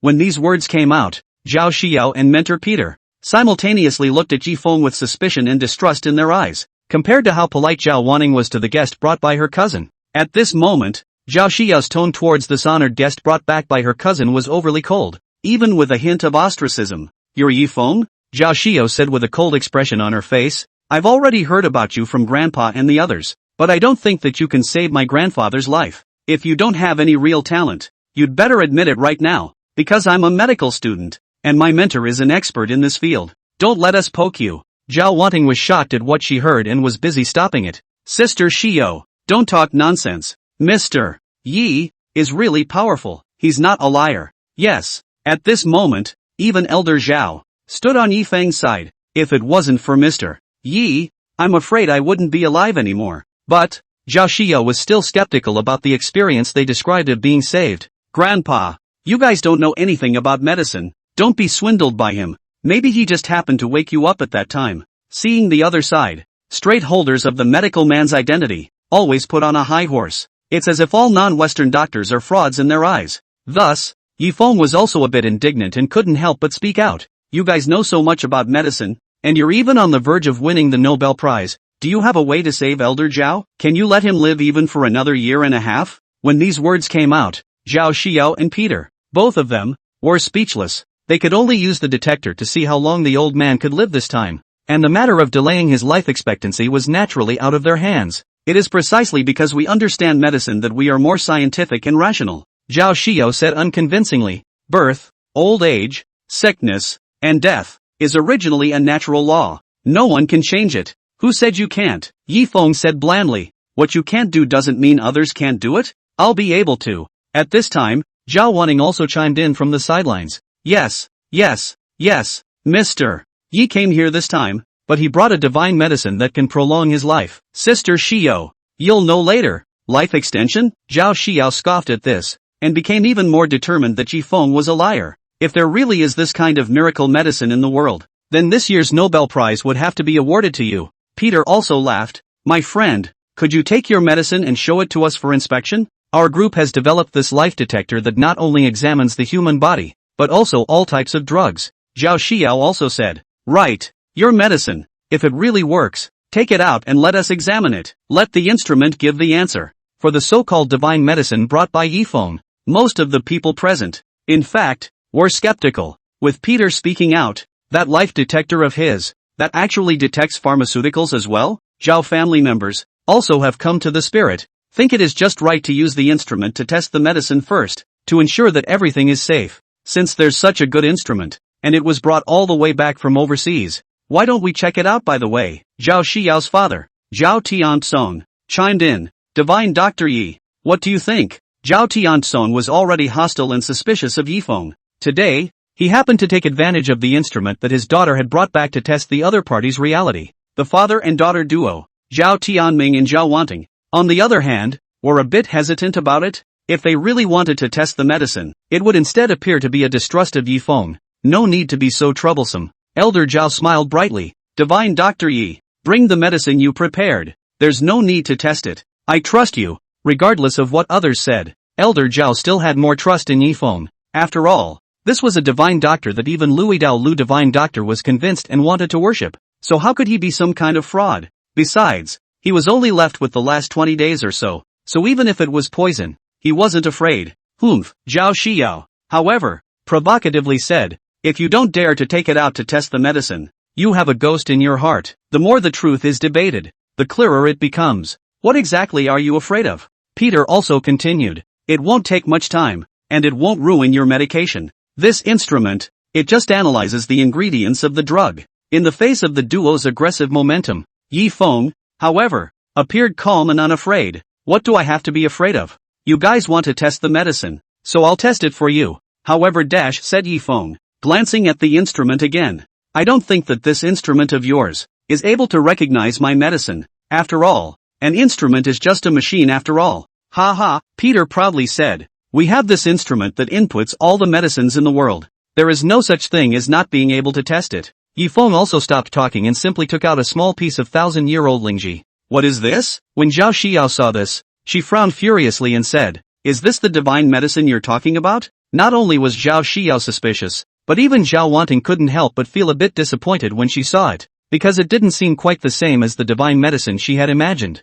Zhao Tianxong couldn't even recognize the laughter. To say that something so ordinary can make the old man extend his life by 10 years? I'm afraid it won't even have a psychological effect. Use a little bit of heart in your counterfeiting. 2. This is a 1,000-year-old Ganoderma lucidum. Yi Feng didn't need to say much and handed it over. Let your instruments test it to see if you recognize it. Peter heard. This thing, also dare to claim 1,000 years? Now, Yi Feng could almost be equated with a liar in his mind. So, Peter was silent and took the so-called 1,000-year-old Ganoderma lucidum, put it within the instrument and started to do the drug test. The detector starts up and begins scanning. After about a cup of tea, the gazes of the crowd gathered on that instrument. Beep beep beep. Suddenly, the instrument gave a shrill warning. A string of foreign languages is displayed from the screen. Translated, this means, fail to recognize the drug. Please use with caution. Ha ha. Seeing this, Zhao Xiao became even more confident and pointed at the screen. Do you still need me to translate what it means for you? However, Yi Feng's expression remained calm. I told you, your instruments will not be able to recognize it. After all, this is a 1,000-year-old Ganoderma lucidum, which is rare in the world. That instrument, even if it is inputting all the drugs in the world, as long as it has not been inputted with the ingredients of the 1,000-year Ganoderma lucidum, for the first time to recognize, naturally, it cannot be recognized. It's like a person who has never seen a crab before, and wouldn't know, if they saw one for the first time, what the hell it was. A human being, perhaps, can still extrapolate from experience, whereas a machine has no life or intelligence and can only come to the wrong conclusions. Stop plastering your fake medicine. Zhao Xiao thought Yi Feng was just being sophomoric. That thing you brought doesn't even exist in the medicine storehouse, let alone save lives. Peter also said to Elder Zhao, Old sir, you've already seen the results. Since the instrument came to the conclusion that it's prudent to use it, so for the sake of your health, it's better not to take any chances. Yes, Dad, Zhao Tianzong also said. We still need to believe in science. What if you take that weird medicine and don't even survive the last 20 days? At those words, even Elder Zhao was a bit hesitant. Mr. Yi, what is going on here? Zhao Wanting didn't know whether to trust the instruments brought by her cousin or to trust divine Dr. Yi. For a while, in the Zhao family hall, the clouds of suspicion were reborn. On one side, state-of-the-art medical instruments that are expected to take this year's Nobel Prize in Medicine. On the other side, there was the divine doctor who claimed to be able to heal the dead. Which side to believe? I've already delivered the medicine. If there's nothing else, I'll take my leave first. Seeing this, Yifeng did not want to waste words. Anyway, he has already done his duty and has a clear conscience. If the Zhao family suspects himself, from now on both sides will also be grudges clear. Do not have to deal with is. You stand still. Zhao Xiao, however, was unforgiving. You fooled my grandfather with fake medicines, cheated my Zhao family, and you want to just walk away. Yifeng suddenly felt that the scene in front of him seemed a bit déjà vu. Last night when they were saving Susan's grandmother, the family likewise didn't believe in the 1,000-year-old Ganoderma lucidum. Only the Zhao family in front of him seemed to be a bit more overbearing. Not only do they not believe it, they don't seem ready to let themselves go. Xia, don't be rude to divine Dr. Yi. Seeing that Yifeng's face changed slightly and seemed displeased, Elder Zhao hurriedly got up and chided his granddaughter's rude words and actions while apologizing to Yifeng again. This granddaughter of mine, who just came back from abroad and doesn't know anything yet, has contradicted divine Dr. Yi. Please forgive me. Saying that, Elder Zhao actually gave a deep salute to Yifeng, with a respectful attitude. Seeing this, Zhao Xiao was very surprised and even had some difficulty accepting it. After all, in her mind, her grandfather was the head of the family on high. Once in his youth he was in a position of great authority and ranked as a government official, and now that he had retired, he was still able to create a large family business. Such a big shot who could make Yanjing tremble with every stomp of his foot was so polite to a youngster of unknown origin, and even apologized for himself? Zhao Xiao couldn't understand. Grandpa, what are you apologizing to him for? Zhao Xiao really didn't understand what kind of ecstasy this kid had filled his grandfather with. You shut up, Elder Zhao chided again. Other people might not know and think that Yifeng was only good at medicine, but Elder Zhao had learned from instructor Wang that Yifeng's martial arts, likewise, was outstanding and possessed strength comparable to a god of war. It was only because of instructor Wang's face that Master Zhao didn't make a sound about his defeat at the hands of Yifeng, but Elder Zhao didn't say anything, but his heart was like a clear mirror. In his opinion, a person like Yifeng should never be offended even if he didn't have the chance to befriend him. Not to mention, Yifeng had saved his life, all the more reason to be on equal footing. Not for myself, but for the future of the family. Divine Dr. Yi, many thanks for your divine medicine. With that, Elder Zhao no longer hesitated, and even directly picked up the piece of 1,000-year-old Ganoderma lucidum and swallowed it in one gulp. Seeing this, all of the Zhao family members were shocked. I didn't expect the old man to eat so dryly that it was too late to stop him. Grandpa, Zhao Xiao exclaimed. Spit it out. Gramps, Peter was busy urging the same. Dad, how are you feeling? The two brothers, Zhao Tianzong and Zhao Tianming, also rushed forward to support their father,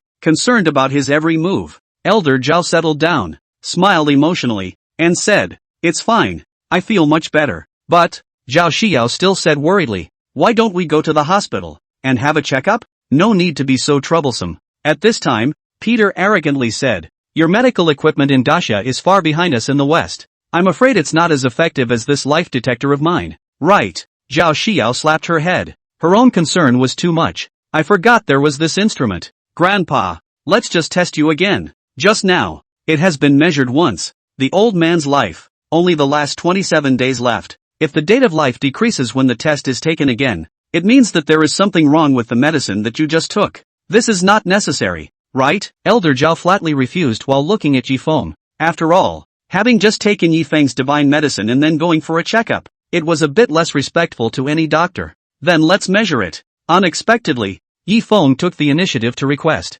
Just in time. I also want to see if this instrument really works. After all, Yifeng could be sure that Elder Zhao could extend his life by 10 years after taking down the 1,000-year-old Lingji. And if that instrument detects none of this, then it's a fake instrument that's being faked. Humph, how dare you doubt my instruments? Peter was slightly angered. Who is an Eastern charlatan to doubt himself? If my grandfather's lifespan is less than 27 days, then I'll find you again. Zhao Xiao also huffed. Just like that, after Yi Feng's nod of agreement, Elder Zhao gladly accepted. He also wanted to see if a miracle actually happened. After the instrument was connected to Master Zhao's hands and feet as well as his brain, it began to function normally. Soon the date of life was displayed on the screen. Because the old man has less than 30 days left in his lifespan, Peter explained. So, I adjusted the display to count in days. The instrument can count in years, months and days at will, accurate to each day. And for normal testing, it's all counted in years. 1 day, 2 days,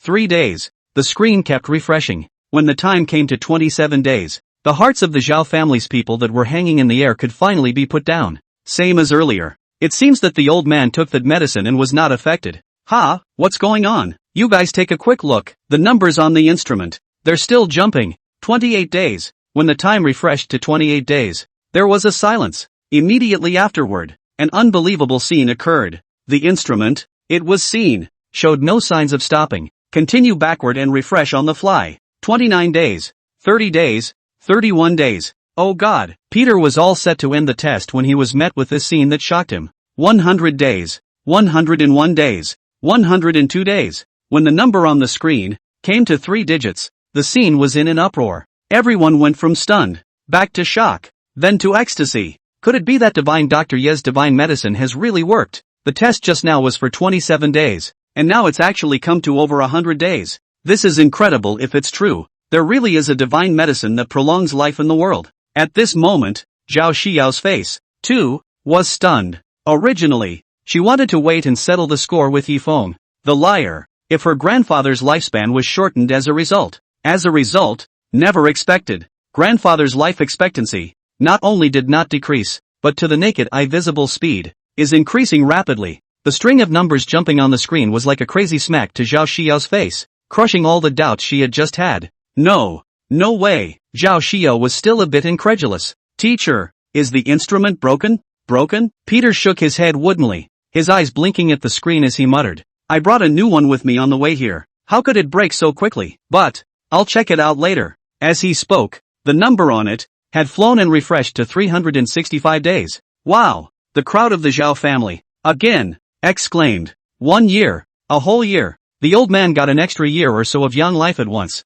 Zhao Wanting also couldn't help but cry tears of joy for her grandfather. And Master Zhao, lying on the sofa, although he couldn't see the screen, couldn't help but be excited to the point of trembling as he listened to his children and grandchildren's cheers and a loud count. It was a feeling like a new life. 1091 days. 1092 days. 1093 days. When the numbers on the screen came to 4 digits later, the mood of the crowd on the scene gradually changed from the previous fervor, to flatness, to lack of interest, and even a little bit of wanting to end it earlier deep inside. But by the looks of it, the old man had a hard life and the numbers continued to jump. Teacher. At this time, Zhao Xiao couldn't help but remind. You can change the counting unit to years. After all, the current situation, continuing to count by days was just too slow, and there was no telling when the end would come. Oh, right. Peter also snapped out of his shock, back to his senses, and busily began to adjust his instruments. When the unit of counting changed from days to years, the screen went black and continued to refresh immediately afterward.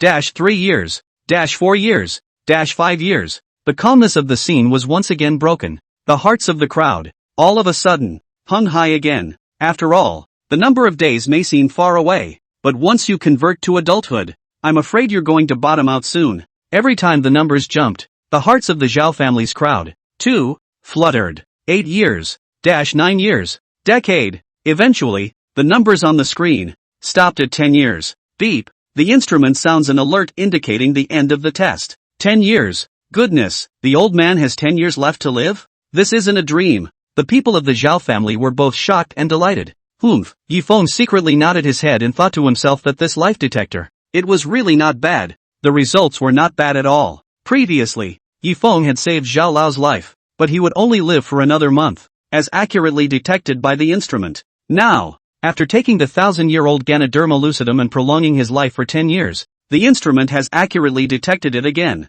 Grandpa, that's great. Zhao Wanting couldn't help herself, and jumped into her grandfather's arms, crying with joy. You still have 10 years of young life left. That's great. Ha ha. Master Zhao was also in a good mood, smiling and stroking his granddaughter's hair. I haven't seen you marry yet, how can I leave so soon? And at this moment, Zhao Xiao's mood was a bit complicated. Although she was also happy that her grandfather had gained another 10 years of yang life at once. At the same time she was worried that the instrument could be wrong. Xiao, Peter said, you try again to see if the instruments are wrong. Peter was likewise a bit skeptical and decided to have the students try the instrument again to see if it worked. Good. Zhao Xiao connected the instrument and calmly lay down. Another minute or so passed. 78 years. 79 years. 80 years. Same result as last time. Zhao Xiao got up and glanced at the instrument. Incredulity written all over her eyes. According to the instrumentation, one can live to be 80 years old. 2 successive tests have been conducted and both were split. This also means that the instrument is not broken. Grandpa's 10-year life increase. No questions asked. There's nothing wrong with the apparatus. Peter said frankly, congratulations, old man. You have 10 years of virile life left. With Peter, a hammer, the crowd hanging heart, finally fell completely fear of instrument error. Empty joy. Now, some people are happy and some people are sad. Zhao Xiao was then completely embarrassed. Recalling just now, he frequently questioned himself, but as a result, he didn't expect that his grandfather had really prolonged his life by 10 years after taking the divine medicine, and he had still used the most advanced life detector that they had brought with them to detect the results. Zhao Xiao looked at Yifeng again and felt groundless. God, it's a miracle. Peter couldn't help but marvel at it, and then he apologized to Yifeng. This gentleman, I solemnly apologize to you for my rudeness just now. By the way, do you still have that copy of your divine medicine? Can you let me take a good look at it again? When he personally took over the 1,000-year-old Ganoderma just now, Peter didn't take it seriously at all, and in retrospect, he regretted it. Nope. Although Yifeng still had a large piece of Ganoderma lucidum, his wealth was not exposed, so of course he could not just take it out and display it. Alas, what a pity. Peter shook his head. I had wanted to input the ingredients of that divine medicine into this instrument as well, lest I make a mess next time. At this time, Elder Zhao once again came to Yifeng and bowed deeply to express his gratitude. Divine Dr. Yi, you saved me once again and granted me 10 years of young life. I can't repay you for saving my life. In the future, if Divine Dr. Yi has any requests, just give us an order. Our Zhao family will definitely help out. Zhao Tianming and Zhao Wanting, the father and daughter duo, likewise made a solemn promise to Yifeng. As well, if there's anything in the future, feel free to order. All of our Zhao family's resources are also at your disposal. Divine Dr. Yi. Yifeng smiled faintly and said, it's just a show of hands. And that thing I asked for before, you guys accomplished it very well. I hope that in the future, we can work well together as well. Elder Zhao nodded, understanding Yifeng's meaning for a second, referring to the use of the Ministry of Revenue's connections to investigate the Yi family's taxes, which in turn led to today, the Yi family's stocks crashing. Then, Elder Zhao said to Zhao Xiao, Xia, you come over here. Don't apologize to Divine Dr. Yi yet. Just now you repeatedly questioned Divine Dr. Yi. What else do you have to say now? At those words, Zhao Xiao's face was embarrassed and ashamed, and she lowered her head to come in front of Yifeng, as if she was a defeated rooster. Her previous arrogance, completely dissipated. I'm sorry, Divine Dr. Yi. It's me who has no eyes. Offended you. Zhao Xiao mumbled a low apology, a thin mosquito voice. Forget it. Yifeng was also too lazy to bother with them about this small matter. Those who don't know are not to blame. Divine Dr. Yi. At this time, Peter once again stepped forward and smiled. Compared to this instrument of mine, you are able to make a dying man increase his lifespan by 10 years. To be more qualified to win this year's Nobel Prize in Medicine, I will recommend you to the organizing committee of the Nobel Prize. To recommend you. Yifeng was not interested in the Nobel Prize. He had managed to get these heavenly treasures with great difficulty, but he still had to focus on his own cultivation. Even if you win 100 Nobel Prizes, how can you compare to becoming stronger yourself? Immediately afterward, all the people from the Zhao family, all gathered around Yifeng, as if they were all starry-eyed. Instead, it seemed that the two people, Peter and Zhao Xiao, were somewhat superfluous. Seeing Zhao Xiao's embarrassment, Zhao Wanting busily stepped forward and smiled to round off the conversation. Wow! Sister Xiao,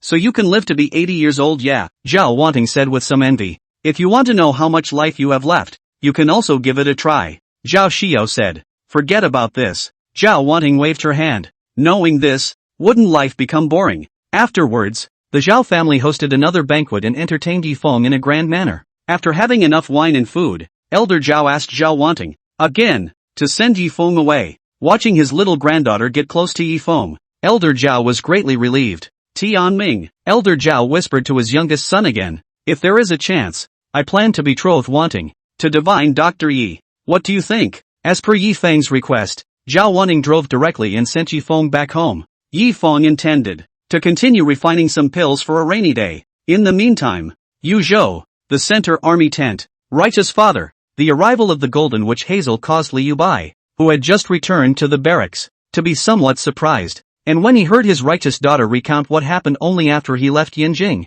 it shocked Liu Bai even more. You said that you led the team to end the pear orchard. Liu Bai's face changed slightly. Yes, then, Witch Hazel took out a list and presented it to his righteous father. And got this. Liu Bai took the list and scanned it. His face changed even more. He naturally understood the list, what it meant. This list, did you submit it? Who else has seen it? Liu Bai asked busily. This is something I left behind privately. It was not turned in, and no one has seen it. Golden Witch Hazel was no fool. Of course she understood that this list could not be easily shown to others. The fewer people who knew about it, the better. Once you submit it yourself, not only will it cause an uproar, but it will also implicate the people involved. Well, you did a good job. For this kind of violation, Liu Bai praised it instead. Immediately after, Liu Bai did not think too much, but directly put the list, placed on top of the fire candle, burned up. Righteous father, seeing this, the golden wisp rushed forward and snatched it, but spare a thought, a third of the names were still burned. What? Liu Bai asked. Do you still want to continue to investigate? You should understand that there are some names on here that even I would have to back off a bit. I don't know. Golden Wisp was young and shallow, and it was the first time he encountered such a big case with such a wide range of involvement. That's why I wanted to come here to ask for advice. My righteous father's opinion. My opinion? Liu Bai smiled and said. Then you can stay in this military camp of mine. Although you have, this time, stabbed a big basket, but in my place, none of them can move you. In Liu Bai's opinion, since the list had not been spread out, it would be safest for the Golden Witch Hazel to stay here. Stay at my place for now, and get out of the way. At those words, the Golden Wisp was silent. She didn't want to run away. I can't possibly hide here for the rest of my life. Golden Wisp said stubbornly. Righteous father, you can't possibly protect me for the rest of my life either. Looking at the dash of determination on his righteous daughter's face, Liu Bai instead cracked a smile. You and I are not related by blood, but you have the same fearlessness that I had when I was young. Instead, I'm getting old. When I encountered this matter, my first thought was, surprisingly, to escape. Alas, what a short-lived hero. Liu Bai sighed sadly. I did not expect his generation of war god, but also have a time to be afraid? If it were 10 years ago, even if the sky were to fall, I'd have to poke a big hole in it. By the way. Speaking here, Liu Bai patted his righteous daughter's shoulder and encouraged. Go back. Since in your heart, you already have the answer. Why do you need to ask me again? Just let go and do it. Righteous father will always support you. Having received the support of his righteous father, the last psychological burden of the Golden Wisp was completely put down. The reason why he had come was not that the Golden Wisp was afraid of anything, but that he was worried about influencing his righteous father by association. But now, since his righteous father had also taken a stand, the Golden Witch could finally go back and face all the storms head-on. Righteous father, take care. With that, Witch Hazel walked out of the tent without looking back. Remember, at this time, Liu Bai's voice, again, came from within the account. In the face of a powerful enemy, not only do you need to use brute force, but you also need to use your brain. Although you're facing a bit of an enemy this time around, you're surrounded by friends. Just as much, you'll never walk alone. After leaving the barracks, the Golden Witch took a helicopter and immediately headed to Yanjing. Just flew back to Yanzhou. The plane just landed. Witch Hazel then received a call from her deputy. In Hongzhuang, my lord. It's not good. Just a moment ago, the imprisoned Pear Garden Master, Meng Zhouxian, was assassinated. Inside the villa, the sudden intrusion of a group of assassins triggered the alarm system though, but they remained unscrupulous, entering as if they were returning to their own homes, and rummaging about roughly. Neither found what they wanted nor saw a single person. Nobody. Searched everywhere. Several black-robed men, reporting to a black-robed old man standing in the hall. The old man was in the hall, pacing for a week. Finally, he looked out the window, his eyes narrowing slightly. The fresh scent of a human body still lingers here. Someone just left here not long ago. It's the back of the hill after them. Vaguely, the old man had seen a figure in the back of the hill, stumbling toward it. With a command, the surrounding group of black-clothed assassins, as if they had disappeared out of thin air, in the next second, had appeared in the backyard, heading straight for the mountain. Immediately, the old man's figure, too, silently disappeared into the hall. This group of people was the Heaven's Punishment Assassin organization from the Eastern Sea. It's a top-notch assassin that the black market specializes in breeding. The black market. The reason why they can be based on 2 capitals and 13 places. Black and white. No one dares to find their trouble. In addition to having a strong background and network of connections, there is also the massive power they possess themselves. And Heaven's Punishment is the black market's ace in the hole. It is specifically used to deal with those who dare to be enemies of the black market. Any target that is targeted by Heaven's Punishment is immortal. Run, run, run. Chen Xia did her best, with only one word in her mind: run. As long as you run to the mid-levels villa, you'll be safe. However, Chen Xia's legs hadn't fully recovered yet, so running was just a little bit faster than walking. But Chen Xia suddenly slowed down. He said, I fled to Divine Dr. Yi Kunlun's side. What if Divine Dr. Yi is no match for those people? Wouldn't I be implicating Dr. Yi then? In this regard, Chen Xia was vaguely worried. Just in this moment of distraction, Chen Xia suddenly stumbled on her feet and tripped over a rock. It hurts. Chen Xia tried to get up and realized that her knees had been knocked out and blood was coming out. But in the next second, silently, several black shadows appeared before his eyes. Like a ghost, silent and frightening, Chen Xia raised her head in surprise and glanced at the group. Although it was the first time they had met, Chen Xia was certain that they were the ones who had just broken into the villa. Fruity. I only heard one of them ask in a cold voice, what kind of person are you, Golden Witch Hazel? Where did the Golden Witch Hazel escape to? Speak. The man's voice, fierce and domineering, brooked no doubt. Chen Xia was so scared that she stepped back and reversed her position, wanting to run back. As a result, when I got up, I didn't escape for 2 steps, but I was caught by an old man who grabbed me by the back of my collar as if I was lifting a small chicken. Chen Xia was startled, never having thought that an old man over half 100 years old would have so much strength. Little girl, don't be afraid, we won't hurt you. We're here to find the witch Hazel and get one thing back. Tell us where she is. Chen Xia was so scared that she didn't dare to utter a single breath. She wanted to deny that she didn't know the Golden Wisp, but she who wasn't good at lying. Her expression betrayed her all of a sudden as well. I don't know. Chen Xia could only shake her head and insist on not saying anything. That's not good enough. The old man's rough palm slowly crossed the girl's cheeks, as if cut by a knife, instantly even cut out blood. I really don't know. The immense fear, as well as the stinging pain on her face, caused Chen Xia to burst into tears. What a shame. We had no intention of implicating the innocent. Since you know something and won't tell us, we'll have to. With that, the old man gave a gentle push. Chen Xia stumbled backwards. It fell at the feet of the group of black-clad men. Exterminate. The old man turned his back. It was as if none of this had anything to do with him. The black-clothed crowd, like the god of death at an execution, looked down at Chen Xia at her feet, their eyes cold and their killing intent permeating the entire scene. No, don't. Chen Xia was horrified, not expecting things to be so serious. Thought Witch Hazel was joking yesterday, and today, one is on the verge of death. Elder Kai gave you a chance to live, but it's a pity you don't cherish it. One of the black-robed men slowly raised his hand. A brightly shining dagger lit up in his palm. Chen Xia's face was pale, and her heart sank to the bottom at this moment. Am I really going to die? I don't want to die yet. Someone help me. Just at the moment of crisis when the dagger was about to stab down, suddenly, a long, air-breaking sound, as if it was a silent bullet, instantly penetrated the black-clothed man's wrist. Ah! The man screamed miserably, and the dagger in his hand slipped to the ground. What people? The old man turned around fiercely, feeling an unrivaled pressure that sped down from the mountain, as if a heavenly god had descended to earth, giving the crowd present a heavy sense of oppression. Yi Feng was originally on the top floor of the villa, refining and making medicine, and reaping a lot of rewards. But suddenly, several powerful auras were felt, coming from the foot of the mountain. Yi Feng was slightly stunned, thinking that it was coming at him, but just as he crossed to the roof of the house and looked down the hill, he found Chen Xia, stumbling. Yi Feng let out another soft eek. Feeling strange, Chen Xia was just an ordinary person. How could she be chased by so many experts? What's going on here? However, very quickly, Yi Feng thought that it was 80% supposed to be the trouble caused by the Golden Witch Hazel. It's just that in this neighborhood, there's no scent of Witch Hazel. Looks like her friend is on the verge of a disaster. Yi Feng watched everything under the mountain. Although Chen Xia was also one of the victims of that car accident back then, Yi Feng had also cured her legs. Both sides are considered to have settled their grudges. Therefore, Yi Feng did not want to meddle in this matter, but just as he turned around, he vaguely heard Chen Xia's screams again, and a little bit in the heart. Ugh, disturbing my alchemy. Yi Feng was somewhat distracted by those people at the bottom of the mountain, making a lot of noise, so with a flash, he turned to the foot of the mountain, kicking up a small stone with his foot. It went through the assassin's wrist, saving Chen Xia in time. What man? The old man turned around, shocked and afraid. I didn't realize there was such an expert living on this mountain.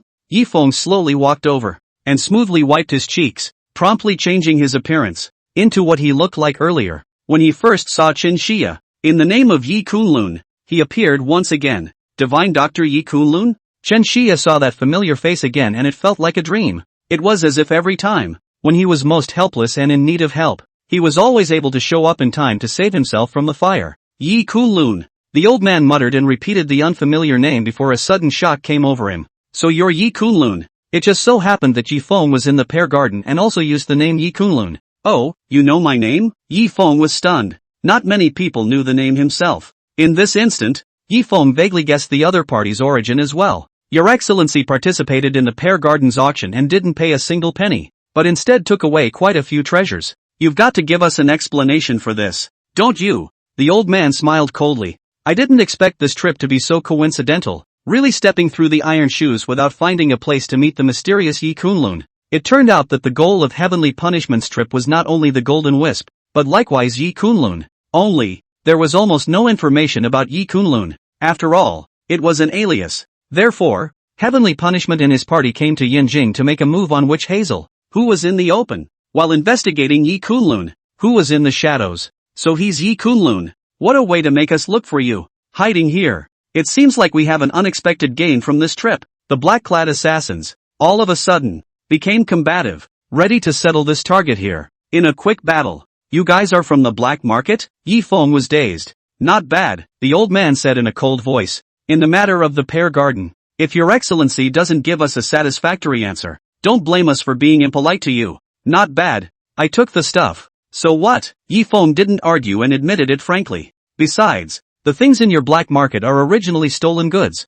It's not a crime to take them, right? The old man's face changed when he heard that. I didn't expect that there would be someone who dared to covet their black market's treasures, and so justifiably so. It's almost like you don't know what you're doing. It's true that it's not a crime to take something from the black market, but it kills you, and it is our duty at Heaven's Punishment to execute ungrateful fanatics like you. With that, the old man gave an order. Do it! Before the words fell, the group of black-robed men, with their tiger bodies, immediately surrounded them, all wanting to take Yi Feng's head first and get the jackpot prize. Big brother Yi, be careful. Chen Xia saw that the other party, 7 or 8 people, surrounded Yi Feng, in an instant, and couldn't help but worry for him. After all, the other party was outnumbered while Yi Feng was alone. Even Chen Xia could see that these people could be much more powerful than the group of punks that bullied her last time. But in the next second, the group had just raised the daggers in their hands before they could fall. They were seen, one by one, covering their throats and falling to the ground one after another.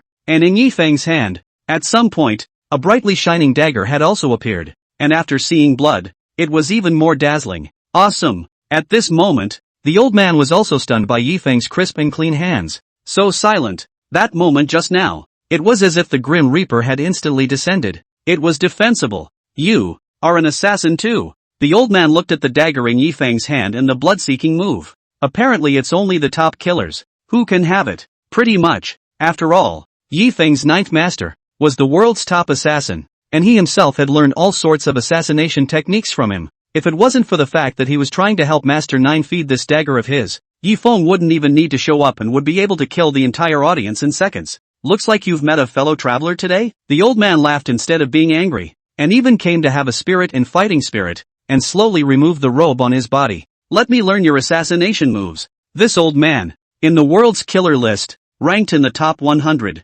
Since joining the black market Heaven's Punishment and leading a small team on various missions, he had never missed a beat, and like today, almost the whole army was wiped out, leaving him a bare-bones commander, or never before. Originally, the old man thought that it would only be perhaps a bit more troublesome when dealing with the Golden Wisps. After all, the other party is the Yinjing Wei commanding officer, and has the title of female martial arts god in the army. The strength is superb and should not be underestimated. but Lao Zi thought that he could find the right moment to cut down his opponent with his rich experience. I just didn't expect to meet Yi Kunlun halfway, which was also very tricky. There are very few people left. Who can make me use this dagger? The old man also slowly revealed his dagger, 1 foot and 3 inches, like an ice pick. The old man caressed the blade of the dagger as if he were treating his beloved with care, because for killers, the dagger is their religion. This move, I originally prepared for the Golden Witch Hazel. Let's just take you for practice first. In order to deal with the Golden Wisp, the old man had even simulated a set of assassination techniques to make sure that nothing was wrong. Because for a strong person like Golden Wisp, if one strike fails to win, then the next thing you will have to face is her mountainous and terrifying attack. Even the best killers, I'm afraid that they will not be able to eat it. Before the words fell, the old man had already made a heck of a move. In a flash of lightning, the old man's figure, in fact, had already arrived behind Yi Feng. At the same time, Yi Feng also moved. Since the other party was going to use the secret art of assassination and go through the motions with himself, then Yi Feng didn't hesitate anymore and similarly used the dagger in his hand to meet the attack. In a flash, the two of them seemed to have crossed over and switched places as if they had come to each other's position with a sway of their bodies. It was just that no one could see that the two of them had moved more than 10 strokes in the moment when they had staggered. The move kills. Yi Feng's dagger sliced the opponent's throat, belly and heart. The old man's dagger, likewise, hit Yi Feng's heart and both ribs. So fast. A moment after staggering to the ground, even the old man couldn't help but marvel that this son's speed was not below his own, and even moves ahead of himself. The clothes on the old man's body, especially the small of his back and the part of his heart, were all scratched. If it was a normal cut, the old man would have been defeated by now. But, your assassination ability is already world-class, but it's a pity that you met me today. The old man slowly turned around. His clothes, though torn apart by the dagger. However, the skin that was exposed didn't even have a single scratch. The old man grinned, revealing a teasing expression. Because I'm still a horizontal trainer. The old man's cross-cultivated kung fu had entered the realm of realization and was invulnerable to swords and spears. Unusual blades couldn't hurt him at all. This is the old man, the biggest card. Even if the assassination fails, you'll be able to walk away in one piece. Oh, how about that? Is it regretful now? The old man scrutinized Yi Feng, thinking that his life was now on the line. After all, 3 hits to the heart and both ribs are enough to kill. Brother Yi. Chen Xia saw the old man intact. His heart immediately sank to the bottom again. I thought, oh no, did Brother Yi lose? At that moment, Chen Xia made up her mind in her mind that if Yi Kunlun died to save herself, then she would never live alone. But in the next second, Yi Feng likewise slowly turned around. Not to mention the injuries, even the clothes he was wearing were actually intact. Ha! How? No way! The old man stared at Yi Feng as if he had seen a ghost, and then glanced at the dagger in his hand. Himself just now, clearly hit the other side. How come the other side is unharmed too? It didn't even cut through the clothes. The old man rubbed his eyes hard again, his face full of horror. So it's the cross-trainer master. Yi Feng had also thought that the move just now was enough to kill the other party. I didn't realize that the other party was so crossly trained that he was already invulnerable to swords and spears. Even this dagger of Master Nine's failed to injure the opponent. It seems that this person is hiding very deeply. Could it be that you are also a horizontal training master? The old man exclaimed in shock. I didn't expect to be so unlucky. Not only did I meet my peers,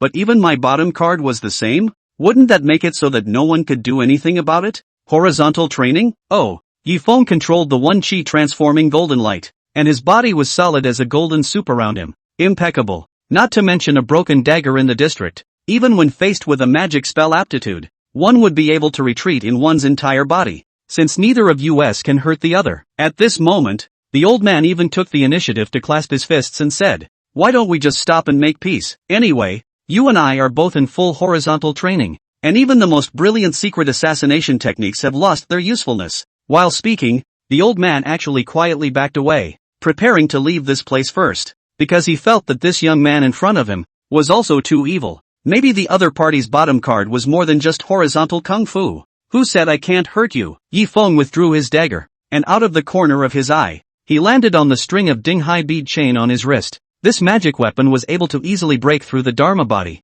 even if it was a horizontal training master. Yi Feng intended to use this magic weapon and try the effect. No good. The old man seemed to foresee something bad, as well as a crisis on the horizon. A sense of fear of all that had gone before filled the body, as if it were a precursor to the coming of death. Farewell. Before the old man's words fell, his body had actually drifted out 100 meters away. In addition to possessing a body of horizontal kung fu, the old man's light footwork under his feet was equally outstanding. Oh, trying to run. Yifeng flexed his fingers and shot out a bead on his wrist. In a flash, the bead broke through the air, like a sharp bullet, and even directly hit the old man's back. Immediately after that, a loud thud. A scream occurred from the old man, as well as an exclamation of surprise. How is this possible? My body. The smoke cleared, and when he looked at the fleeing old man, half of his body, surprisingly, had been blown away. What can he do if he is all cross-trained and invulnerable to swords and spears? Facing a top-notch magic weapon, it was still a breeze,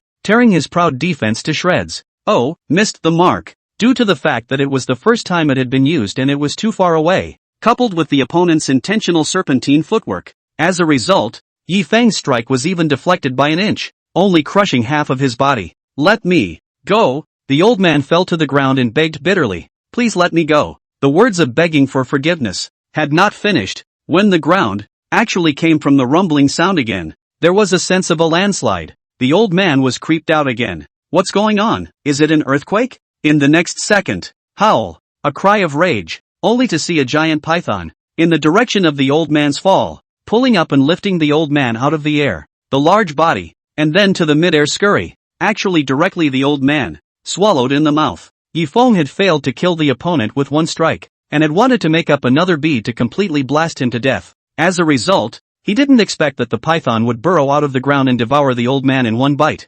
Yifeng saw that it showed up as a favor to himself, so he didn't say anything. And then, that giant python, again, plunged headfirst into the ground, like a bulldozer, directly toward Yifeng's side, coming at a rapid pace. When it reappeared, it again lifted the corpses of the group of black-clothed assassins that were killed by Yifeng just now, into mid-air. As it were, they leapt up and swallowed them all in one go. Chen Xia was stunned to see this giant python so close, swallowing people one after another. When the python first appeared just now, 100 meters away, Chen Xia thought it was an illusion, but when the python lightning flash, actually from their own eyes less than a meter place, once again broke the ground out, as instantaneous eruption of a volcano, shocking everything around. After devouring those corpses, the python stationed itself in general, looking down to the left and right, as if looking for its next target. Eventually, the python's blood-red eyes met Chen Xia's eyes. Chen Xia tilted her head, looking at the light-floating half of the body of the giant python.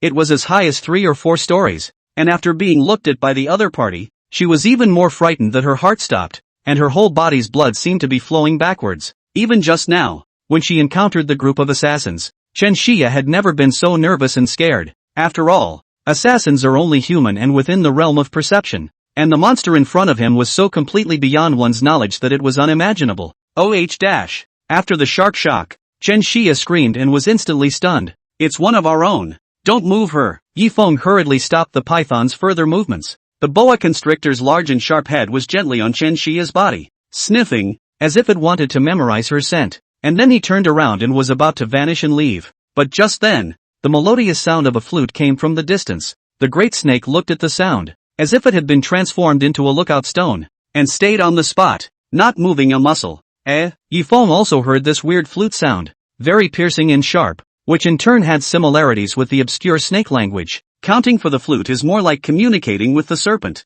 The flute sounded from far away. The person playing the flute soon appeared as well. Yifeng looked around and saw that it was a young girl around 20 years old, with a plain dress, a plain face and a ponytail, different from the city beauties, but instead had a kind of innocence and natural beauty. Xiener, the young woman put down her disciple and stood at the foot of the mountain, calling out at the great serpent. The boa constrictor hesitated in place for a moment, before making a recluse and appearing in front of the young girl in the next second. Xiener, are you really leaving our willow family? The young girl tilted her head to look at the great snake and, in snake language, engaged it. Anaconda gave an affirmative answer. The young girl didn't say anything more, and after a pause, she asked, "Where's Grandma? Did you swallow Grandma too?" The python once again gave an affirmative answer. This time, the young girl's face, slightly startled. I'm afraid I didn't expect that the great serpent of offerings would, one day, be bitten back. I know. The young girl didn't continue to argue with Orochi in anything. After all,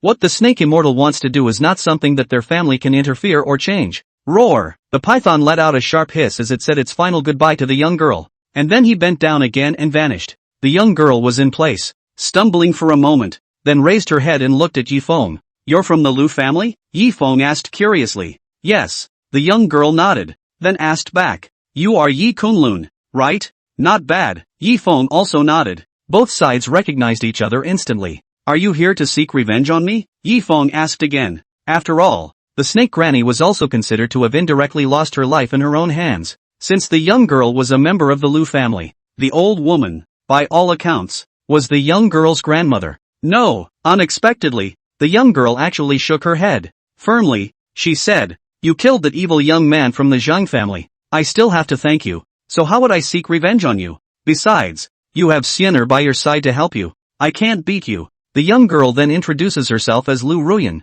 and the slain snake granny is indeed her grandmother. And she was betrothed to the eldest of the Zhang family since childhood, the Fengtian Zhang family, and the 5 mysterious families of Fox, Yellow, White, Willow, and Gray, are called cooperation, but are actually master and servant. In order to strengthen their control over these 5 great clans, all the direct descendants of the Zhang family were allowed to pick young and beautiful women from these 5 great clans to take as concubines when they reached adulthood. That's right, not as a legal couple, but as a concubine, controlled and equivalent to a hostage. Lu Ruyan was born with natural beauty since her childhood, and she could not escape the fate of being married off by the youngest member of the Zhang family at a glance. What's more, that big young man of the Zhang family is notorious in Fengtian for bullying men and women. Ruyan Lu was very resistant to this matter, but there was nothing she could do about it. However, the Lu family was greedy for the Zhang family's power, and Granny Snake was even more forceful in sending Lu Ruyan to become the woman of the Zhang family's eldest young man. And even if she didn't have a name to be a youngster, it would be a cost-effective deal for the Lu family. Originally, Ruyan Lu was going to be taken to the Zhang family in the second half of the year, and from then on, she would become a forbidden person next to young Zhang. But coincidentally, at this time, that Zhang Xiao came to Yanjing and lost his life. Lu Ruyan, who got this news, couldn't be happier, so how could she come to find Yifeng to take revenge? "But I also killed your grandmother," Yifeng confessed. "Even though it's grandmother, since I was a child, she has either beaten or scolded me." Lu Ruyan smiled bitterly. "Grandmother's passing away is not even as bad as Xiener's departure, making me a little more sad." Ruyan Lu was born in that kind of weird and mysterious family, practicing the family's secret method since she was young. She hardly went to school, not to mention living a normal life, so she didn't have many friends. Since childhood, that big snake, instead, became Lu Ruyan's playmate, even though that big snake, already hundreds of years old, was the snake fairy that the Lu family had been worshipping for 3 generations. But in Lu Ruyan's eyes, it was her only friend. "I've come this trip to say goodbye to Xiener, and by the way, I also want to thank you for getting rid of Zhang Xiao for me." Yifeng smiled bitterly at his words, not realizing that he had crooked the right thing and won this young girl's gratitude instead. "As a thank you, I have something else important to tell you." Saying that, Ruyan Lu lowered her voice and said with a straight face, "The Fengtian Zhang family is eager to avenge the murder of their son, so they have simultaneously deployed all of the experts from the 4 great clans, except for my Lu family, to come and deal with you. They should be getting close in the next few days, so be careful." Against me. Yifeng was unimpressed after hearing this, because during this period of time, one has offended more than just the Fengtian family. If they want to die, they can wait for them. Good. Yifeng nodded calmly, not putting this matter, at all, on his mind. Seeing how calm Yifeng was, Ruyan Lu didn't say anything more. "You have Xiener by your side to help you, and I've heard that you're also very strong, so it shouldn't be a problem, but you still have to be careful." The Fengtian Zhang family, at one time, had used the full power of the 4 great families. If it weren't for the Lu family's missteps, it would have even allowed the 5 great families, Fox, Yellow, White, Willow, and Gray, to come out in unison. This kind of big battle was something that Lu Ruyan had never seen since she grew up. It was evident that the strength of the opponents was so strong that even the Zhang family of Fengtian was afraid of it. "I have one last question." Lu Ruyan blinked her big curious eyes and asked, "How did you subdue Xiener and stay by your side? This centuries-old serpent, even with the efforts of all the people of the Lu family for 3 generations, was unable to completely subdue it and offer it to the immortals?" "No less. But in the end, the serpent kills his master and walks away." Not only Lu Ruyan, the entire Lu family was very puzzled by this. Could there be anyone else in the world who could know more about snakes than they? The Lu family? "I promised it that I would be able to help it transform into a dragon." Yifeng saw that Ruyan Lu was honest, so there was no need to hide it from her. Dragon transformation. Lu Ruyan was shocked when she heard this. It was a kind of justification she had never thought of. But again, For Orochi, there was an absolute temptation that couldn't even be resisted. However, Lu Ruyan then looked worried and faintly said, "If you deceived Xiener, I'm afraid the consequences are unimaginable." In Lu Ruyan's opinion, the so-called dragon transformation was too unreal, as if it was a gimmick, and as if he was painting a big cake with Xiener. There would always be a day when he would reveal himself. At that point, how will you explain to Orochi? Ha ha. Yi Feng laughed and said, "This is not something you need to worry about. If I say it, I'll do it. If there's nothing else, please return. Thanks for coming to air it out." Yi Feng also said thank you, turned around and picked up the unconscious Chen Xia and slowly left. Looking at Yi Feng's distant back, Ruyan Lu's eyes flashed with great curiosity. Will it definitely work? I'm also looking forward to the day when Xiener can transform into a dragon. Send the unconscious Chen Xia back to the villa at the foot of the mountain. After settling her down, Yi Feng returned home again and continued to concentrate on refining pills. Soon, the golden witch Hazel arrived late. Xia. Witch Hazel heaved a sigh of relief as soon as she entered the room and saw her best friend lying on the couch. Luckily, he came in time and nothing happened to his best friend. But, just as soon as the golden wisp entered the house, the sharp one, she sensed that there were signs of outsiders intruding in the place. Immediately afterward, Witch Hazel accessed the home's surveillance and saw the black-clad assassin who had broken into the house. Witch Hazel was shocked at the sight. "Xia, are you okay?" Witch Hazel instantly became nervous again, worried that her best friend, lying on the couch, might have been killed. Luckily, just passed out. The golden wisp sprinted over to the couch and examined it, which completely put his mind at ease. Strange, those assassins, they let Xia go? Witch Hazel checked the surveillance again and realized that Chen Xia had already escaped early when the assassin broke in. And then, there is the image of the assassins chasing out one after another, and the trail breaks down. What happened next? There is no way to know about the golden witch, but looking at his unconscious best friend, it was clear that someone had stepped in and escaped. Who could it be? Witch Hazel looked out the window, and the first thing that came to mind, naturally, was the neighbors on the hill. Is it Yi Kunlun? Just then, Chen Xia, in her stupor, screamed, woke up violently, and exclaimed, "Big brother Yi, quickly run, there is a big snake." Chen Xia sat up in shock, her heart still thumping, unable to slow down from that horrible scene just now. "Xia, don't be afraid, it's okay, I'm back." The golden wisp hurriedly held her friend's hand and gave her comfort. "Snake, snake." Chen Xia was still soulful. Her mouth kept saying that there was a snake. Obviously it was that giant python, in her heart, which had left an extremely deep imprint. "There are no snakes. I'm here. Don't be afraid." Golden Witch Hazel hurriedly hugged Chen Xia, who was so scared that she was shivering, gently caressing her back. "This is home. There are no snakes." Gradually, only then did Chen Xia, from her panic, slow down. Seeing that the golden wisp had returned, she fell on her best friend's shoulder again, and wept bitterly for a while, giving utter vent to the fear in her heart. And then, when Chen Xia completely calmed down and recounted everything that had just happened. "You mean, there is a giant python on the mountain?" The golden wisp was also violently startled, for all at once she remembered, too, the strange cry she had heard in the middle of the night the other day, and the horrible mountain-like figure. Could it be that there really is some kind of giant python near this Fenghua mountain? That big snake swallowed all those people alive. Recalling these, Chen Xia still couldn't stop shivering.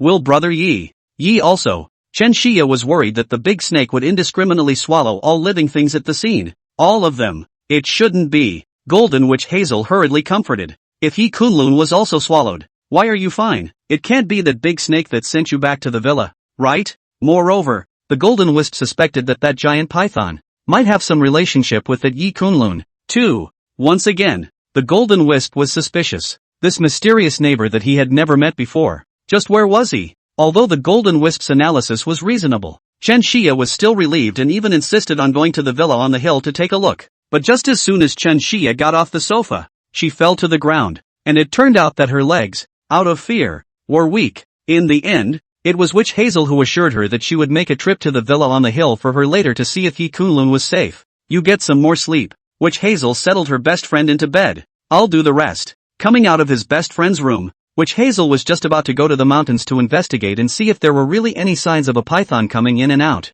At that moment, a call came in from the adjutant in Hongzhuang. "Yes?" Witch Hazel picked up the phone. "My lord, although the clues on the pear orchard side have been broken, there has been a new development in the other case." Again, In Hongzhuang was busy reporting back to Golden Wisp. "The two pink diamonds you had investigated last time have finally found their buyer source. The owner of that pink diamond used to be the Yi family's daughter-in-law, Su Ruyun, that is, Yi Feng's stepmother. Moreover, after investigation, the identities of those 7 dead men were also closely related to Su Ruyun, and seemed to be thugs working for her. Su Ruyun. Golden Wisp was shocked at her words. Could it be that the car accident 5 years ago had something to do with her as well? Just as the witch Hazel traces another car accident back to that year, there is actually a new clue. At this time, the Yi family's old man had already moved, heading to a secret stronghold. This was the center of power and wealth located in Yanjing. It is also the core area of the entire city. Those who can live here are all public officials and nobles with great power. This, too, is a place where people are generally grounded. Even the Yi family, being among the top 10 most powerful families in Yanjing, had to be informed in advance if they wanted to enter this place. A random guard here. Master Yi had to smile and have a pleasing intention, fearing that he would be turned away by them. As the saying goes, when a man achieves the goal, his poultry and dogs rise to the occasion. A moment later, after receiving permission, Elder Yi entered a small chic courtyard. Our master is meeting guests. You wait here. A middle-aged man in the shape of a butler put down these words and left. Not even a superfluous word of explanation. Yes, many thanks. Elder Yi countered by getting up and thanking him, not daring to be slow. And after that, no one came to take care of Elder Yi. Not even a cup of tea was prepared. The arrogance of the hospitality, as well as the disregard, is evident. However, Elder Yi did not complain half-heartedly, but waited patiently. It was a whole afternoon of waiting. Toward evening came mealtime.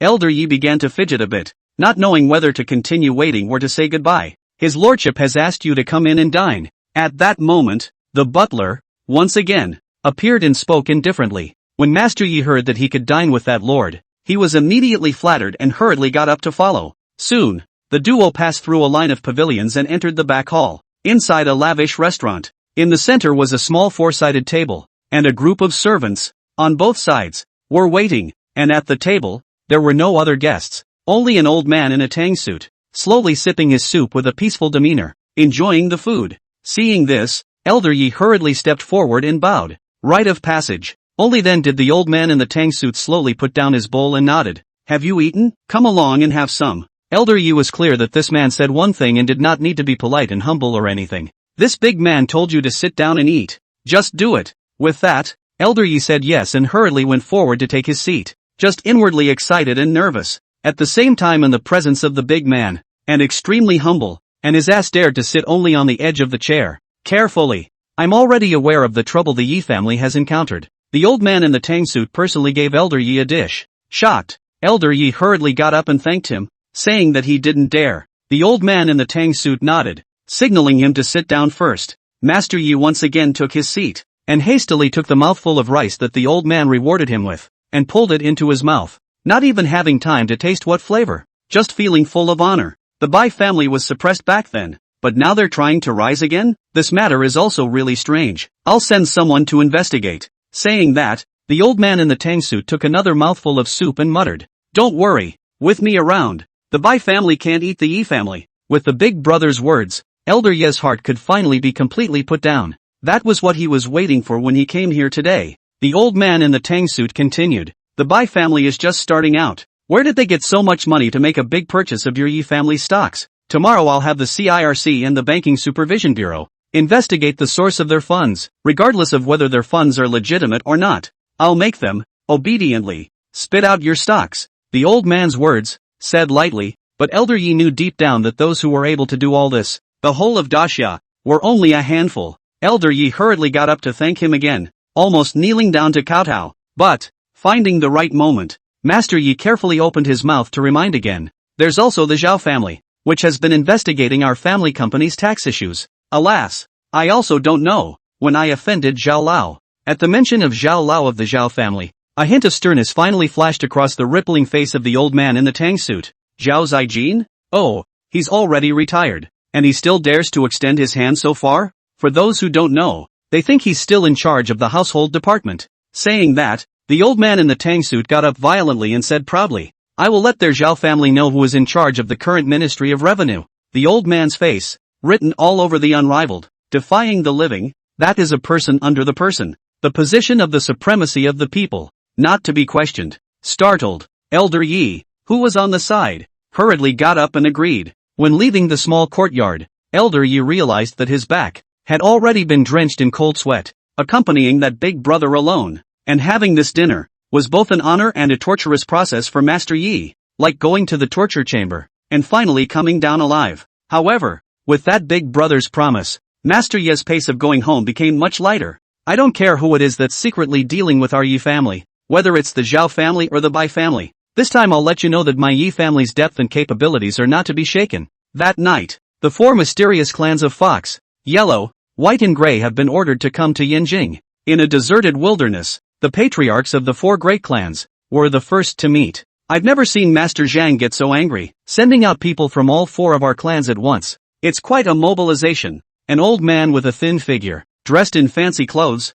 with a small goatee on his jaw, his eyes slightly narrowed in a light smile. This person was the patriarch of the Fox family, known as Fox de Xian. The Fox family is dedicated to the fox. Hey, I'm afraid you'd be crazier than him if you had a dead son. On the side, another old man with a waxy face uttered a cold laugh. This person was the patriarch of the Huang family, known as Huang San Master. The Yellow family is dedicated to the weasel, also known as the yellow skin. Don't have that chance. Fox Daxian shook his head and smiled bitterly. My 2 sons, they have long been grammed to death by me. The next step is to prepare for another grandson to be grilled to death and live for a few more years. It's a pity. That young Zhan was swallowed by that big green python raised by the Lu family, and his corpse was left without bones. Otherwise, even if he was brought back with serious injuries, maybe I could have saved him. On the other side, the old crone, dressed in white with silver hair, shook her head regretfully. This person was the head of the Bai family, known as Grandma Bai, who specialized in the art of witchcraft and medicine.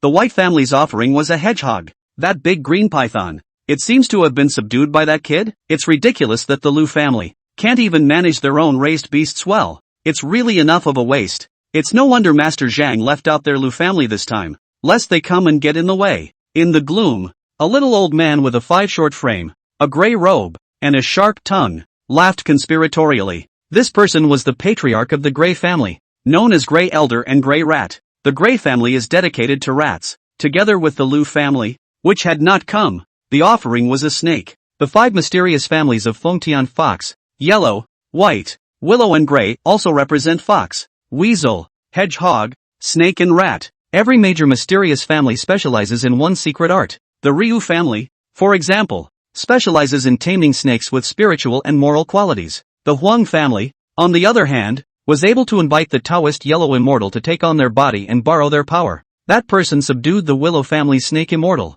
If it was used against us instead, it would be quite tricky. Grandma Bai said with some concern, just in case, we should have let the Lu family come along. Then let's combine our efforts and slaughter that beast for stew. Old Gray revealed a salivating look. It's been a long time since I've tasted snake soup, and it's also a 100-year-old python. Third Master Huang also started drooling. It must be a great tonic to eat. The 5 families conferred for a moment and decided to rest for the night, and it would not be too late to strike tomorrow. And then each dispersed. But the gray old man didn't walk out far, and when he saw that the other 3 had disappeared, he whistled. All of a sudden, there was a rustling of shadows around them. Only a dozen men, women, and children clad in gray robes quickly gathered around the gray old man. They were all clan experts that the Gray family had brought on this trip. This time, the Zhang family has sent us, the 4 great families, to deal with that kid surnamed Yi. It's a once-in-a-lifetime opportunity. After this is accomplished, the Zhang family will definitely not treat us poorly. That's why I've decided that our family,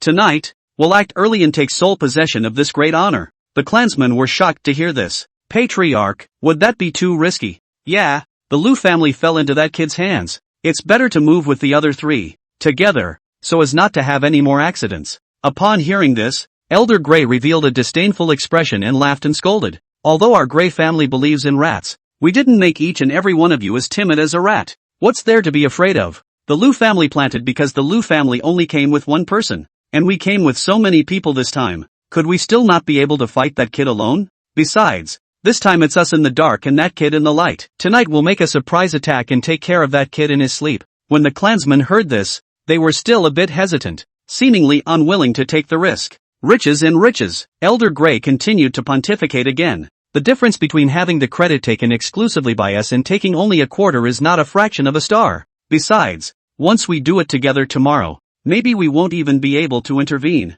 But if we make a unique achievement this time, It's very likely that we'll replace the out-of-favor Lu family on this, and become the fourth in the line of the 5 great families, and we'll never have to be at the bottom of the list again. Do you want to spend your whole life being ridden by the other 4 on your head? These words instantly stirred the blood of the clan. Because of these 5 great clans, in terms of seniority, every time the Grey family was at the bottom of the list, being mocked by the other 4 great clans, even the Zhang family didn't treat them well, explicitly and implicitly calling them rats. If you can take this opportunity to make a big mark and take a step up the ladder, you can indeed take a chance. Even rats have to fight for their breath. We all listen to you, patriarch. Seeing the crowd agree, Elder Grey then revealed a satisfied expression. Good. This time, let's show off the true strength of our Grey family. All follow me. With that, the Grey old man's figure shifted and landed on all 4s, quickly blending into the darkness. The other clansmen, along with Grey Elder, stalked into the darkness,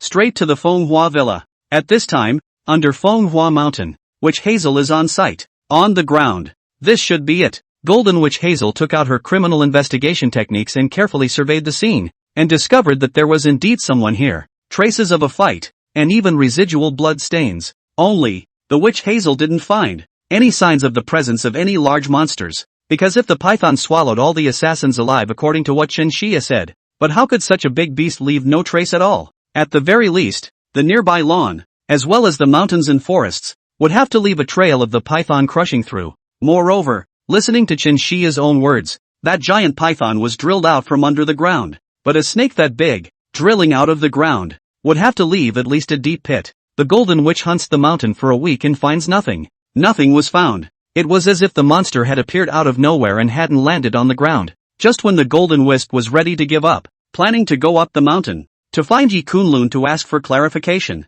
Rustling, the winds are blowing all around us. In the darkness, a trail of stumps swept by. Seeing this, Witch Hazel immediately held her breath, thinking, could it be that the giant python, is it going to come out again? Thinking of this, Witch Hazel didn't dare to be slow, and slowly took off one of the bows on her back. In order to deal with that giant python, Witch Hazel's trip also specialized in bringing out the tiger ben bow used in the army. Along with it, the bow is open and ready. The strings are drawn. This bow is capable of opening hundreds of pounds of tiger power and is powerful. Witch Hazel placed her bow and arrow, aiming deep into the darkness. What a man, playing God. Get the fuck out of here. Witch Hazel let out a chortle and shot an arrow into the darkness. Whoosh! A cloud-piercing arrow, instantly shot into the darkness, hundreds of meters away. A miserable scream came back in a whirlwind. Oh, fuck, who's sneaking cold arrows? Old Six, how are you? The group of sneaky figures finally stopped after one person was hit by an arrow. Get out! The arrows of the Golden Witch Hazel,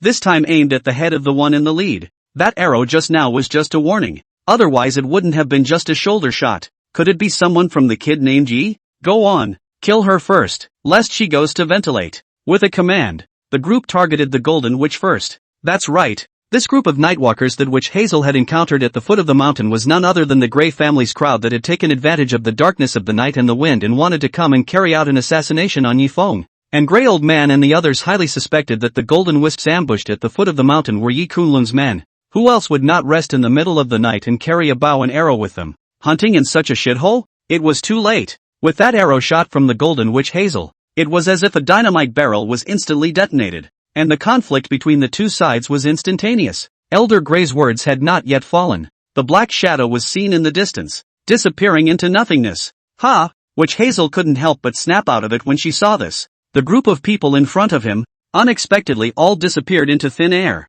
both their figures and their scents. What's going on? Witch Hazel was puzzled and felt like she had seen a ghost. But in an instant, without waiting for the Golden Wisp to react, I felt the ground under my feet. There seems to be a strange movement. Boom! In the next second, with the Golden Wisp as the center, before and after, the ground looked like a bomb had been detonated, and a dozen or so silhouettes scurried out in a row. Each of them was clad in gray, as if completely blending into the darkness around them, and for their short stature, they moved with great agility. As soon as he appeared, he immediately lit up the sharp claws in his hands and lunged at Witch Hazel. The Golden Wisp was once again alarmed. I didn't realize this group of people could hide from the world. In this instant, it was as if Witch Hazel had figured something out. Could it be that the python, like this group of people, is also using some secret technique that I don't know, to hide from the world? Gold Witch Hazel also thought of, had followed the righteous father when practicing martial arts. leisure to listen to the righteous father casually mention some Jianghu side door like what the spirit of the soul to take in the soul,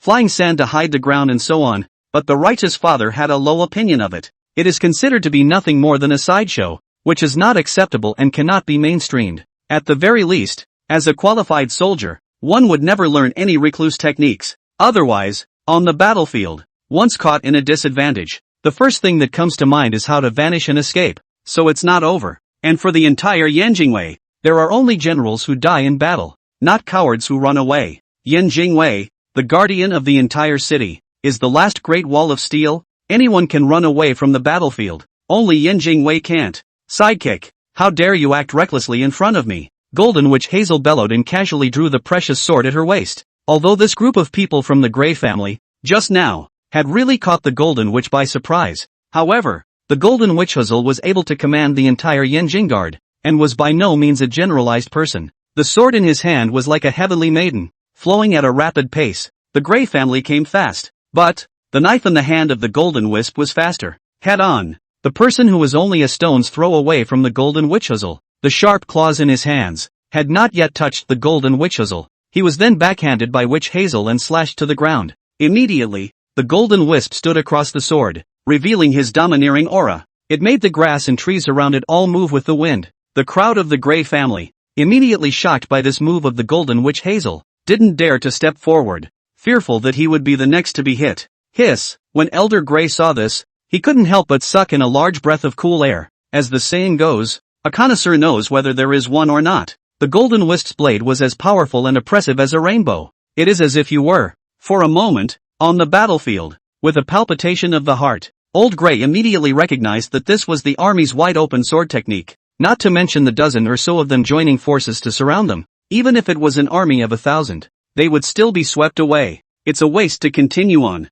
When he thought about this, cold sweat broke out on Elder Grey's face. He had never dreamed that he would encounter such a tricky turn of events on this trip. How can there be such a powerful expert beside that kid surnamed Yi? What are you? Elder Grey asked in a shocked voice. Why would you use the army's sword technique? Yan Jingwei, Golden Witch Hazel. The Golden Witch Coat said coldly. And who are you? Who ordered you? Speak, now. Witch Hazel highly suspected that these people were coming for themselves. There may be some connection with the assassins who assassinated the Pearly Gate's owner. What? Yan Jingwei. Upon hearing the name of the Yan Jingwei, the crowd of the Grey family was shocked. They never expected that halfway through executing an assassination, they would have the bad luck to encounter the Yanjing Guard. And it's also the Lord Commander at the highest level of Yanjing Wei. You are the Valkyrie rumored to be in the outside world. Elder Grey's eyes widened with a horrified expression as he stared intently at the side of Witch Hazel's face. Through the dim moonlight, one could vaguely recognize that it was indeed exactly the same as the beautiful and valiant new Yanjing Wei commander that he had seen on TV.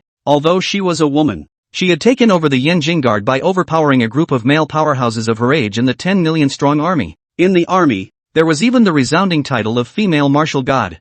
I can't believe it's really her. Old Grey couldn't stop shaking. To think that just now, he had commanded his clan and joined forces to attack a Yanjing Wei commander? If such a ridiculous thing were to be said, it would surely be called crazy. And right now, it's happening to you. This was the commander of the Yanjing Guard, not to mention their small Grey family. Even if they were to join forces with the 5 clans, they wouldn't necessarily be a match for someone else. Grey Old now very want to go online to ask. Attack the Yanjing Wei commander. If caught, will be sentenced to a few years? The wind is tight. Rip who? Elder Grey couldn't think too much and immediately ordered a retreat. How can you have the heart to assassinate any Yi Kunlun now? We'll see if we can get away with it. In a flash, before the Grey Old man's words fell, he himself had already taken the lead in shifting his body and disappearing into the ground. With all his strength, he ran for his life. The other clansmen, who also reacted successively, turned around, and in the blink of an eye disappeared into the ground and fled in all directions. Trying to run,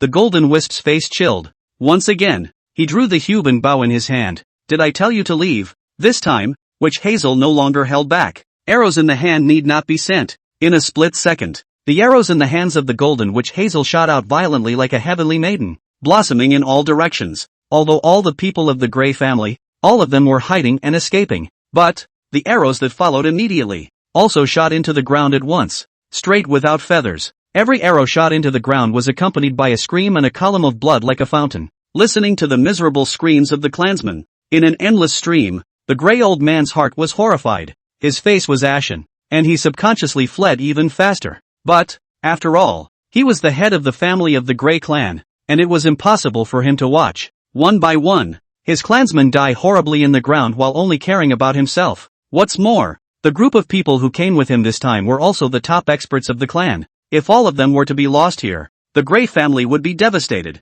and there would be no more days to come. Thinking about this trip, I had planned to make a miraculous achievement and lead my people to turn over a new leaf. In the end, God did not fulfill his wishes, and he suffered a disastrous defeat, which made the Grey old man's heart mournful. Duty to his family eventually forced him to slow his escape and leap back to the ground in a single bound, loudly begging for forgiveness. He said, "Lord Jean, it's us who have the eyes to recognize and tie, and we have offended just now. Please give us a way out and let us go. We came on this trip originally to deal with someone named Yi Kunlun. By no means would we dare to make an enemy of you. Lord Jean, I hope you'll forgive me if I've impinged on heaven's might." Facing the Yinjingwei's female martial god, Grey old man didn't dare to hide anything, and told everything to him. When the Golden Wisp heard this, these people were actually rushing towards Yi Kunlun. It's not about you, but it's not completely irrelevant. After all, Yi Kunlun had saved his best friend Shen Xia on 2 successive occasions, and even his righteous father wanted him to be close and friendly with him.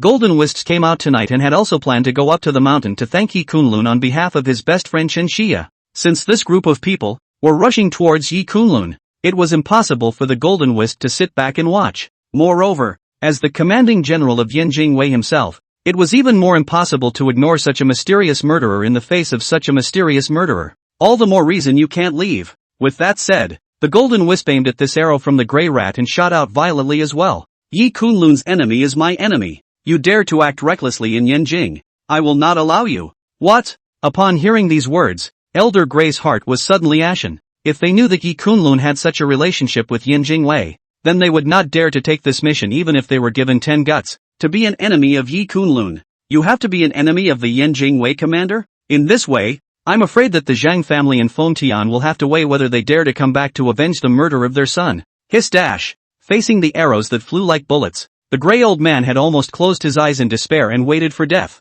However, the strong desire for survival within him still made him, subconsciously, make a series of reactions, turning, unfolding the grey robe behind him, wrapping it around his entire body. Keep running. It was too late. The arrow arrived in the blink of an eye and instantly hit the Grey old man's back. Well, Grey Elder stifled a grunt and stumbled on his feet, but still barely managed to hold on and not fall to the ground. Catch! When Elder Grey saw this, his heart burst with joy. The grey robe on his body saved his life. One must know that this grey robe draped over the grey old man was not an extraordinary object either. It was a precious garment that had been truly handed down from their Grey family's ancestors for generations, containing special gold filaments that could withstand all injuries, and was invulnerable to swords and spears. However, this arrow of the Golden Wisp, which weighed as much as 1,000 pounds, still broke through the grey robe, only that it did not cause him a fatal injury after being dislodged for most of its force. The grey old man was lucky to escape with his life, and did not dare to be slow, continuing to pull his legs and flee again.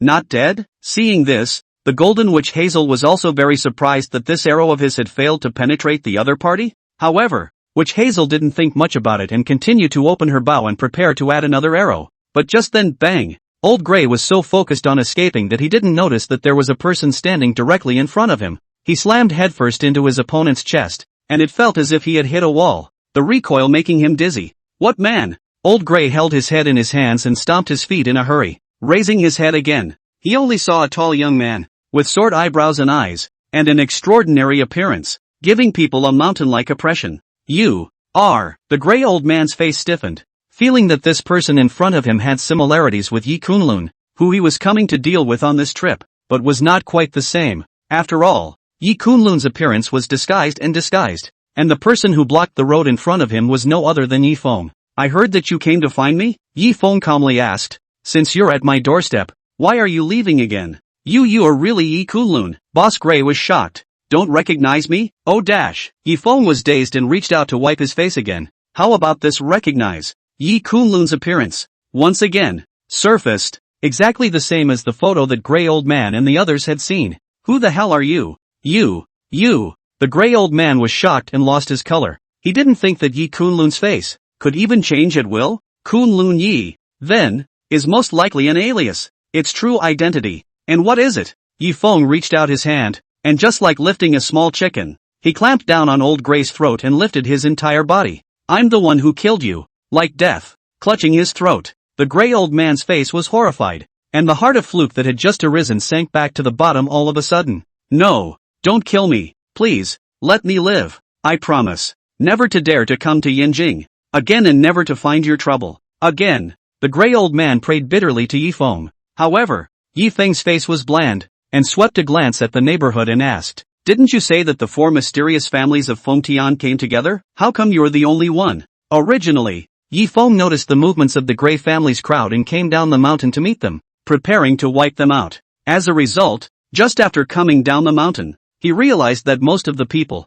had been casually disposed of by the Golden Witch, and what was expected to be a joint operation of the four mysterious families turned out to be only this little old man in front of him. Yi Feng could not help but feel a little disappointed. They didn't come. I can take you to them. Gray Elder is even willing to betray others in order to stay alive. What's more, their Gray family had suffered a heavy loss this time, and if they didn't involve the other three families as well, there would be no place for their Gray family in Fengtian in the future. It's not necessary. Against this group of mole crickets, Yi Feng hadn't had the need yet to go there personally. Then keep your life for now, and go and pass on a message. If you come again, come together. Don't go from one house to another for nothing. With that, Yi Feng loosened his hand in between his fingers, condensed a runic seal. A palm slapped the gray old man's back. The old man stumbled, but his breath caught in his throat and he couldn't help but be pleasantly surprised. Many thanks to Mr. Yi for his great kindness. Gray Mao takes his leave. The gray old man couldn't turn around in time,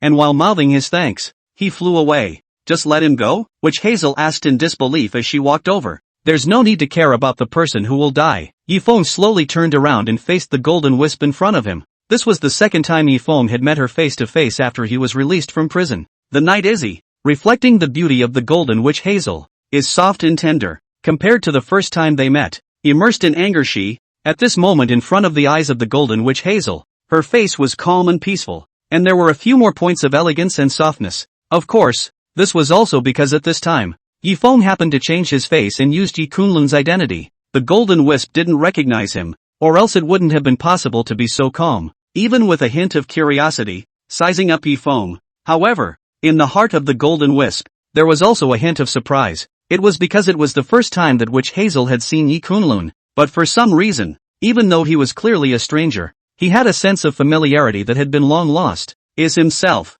really meeting him for the first time? Why does it feel like we've known each other for so long? Where did this familiarity come from? Thanks. Yi Feng took the lead and broke the silence. Originally, these people were all rushing towards themselves, but they were taken care of by the Golden Witch, out of the blue. The Golden Wisp came back to his senses, then dawned on him and said with a guffaw, protecting the safety of the people is supposed to be my duty. Yi Feng saw the smile of Golden Witch Hazel for the first time. He didn't expect that she, who had always been as cold as frost, would be so good-looking and charming when she smiled, which was mesmerizing. Only, if the Golden Witch knows, the person in front of her, is her heart mother murderer Yi Feng words, I'm afraid it will no longer laugh, right? However, Yi Feng wasn't foolish enough to take the initiative to expose his identity and cause unnecessary trouble and misunderstanding. Instead, it's fine the way it is now. Before that accident 5 years ago, the truth came out. Yi Feng decided that he would just use this layer of identity for the time being. On the contrary,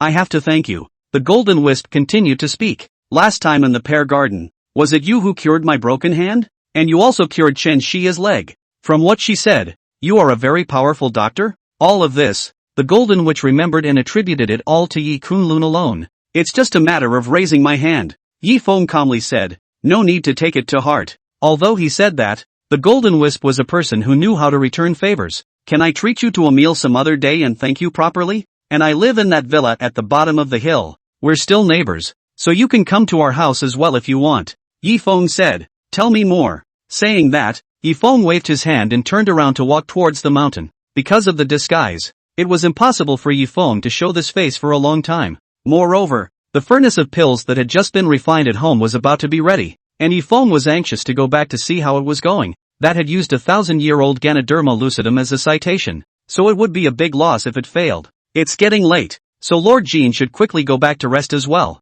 Looking at Yi Kunlun's distant back, the Golden Wisp felt, once again, déjà vu. How does this Yi Kunlun look from behind? So similar to that bastard. So similar. It's almost as if they were carved from the same mold. A bold conjecture suddenly came to the mind of the Golden Witch. Quickly, though, shaking his head in denial that it was never possible. That bastard surname G can't even compare to a hair on this Mr. Ye's head. It's like the difference between a maggot and a dragon. The moment he thought of that person, a flash of disgust immediately flashed through the eyes of the Golden Wisp. In her heart, Yi Feng was worthless, but she was grateful and kind to Yi Kunlun who had saved her. At this time, Old Man Gray escaped alone and quickly arrived at the White family's landing place. Big Sister White, quickly, save me. At the sound of the voice, the Bai clan crowd immediately went on alert. But when he saw a wretched and injured gray old man, he was shocked and surprised. It's the head of the Gray family. What's going on here? It hurts so bad. Granny White also walked out,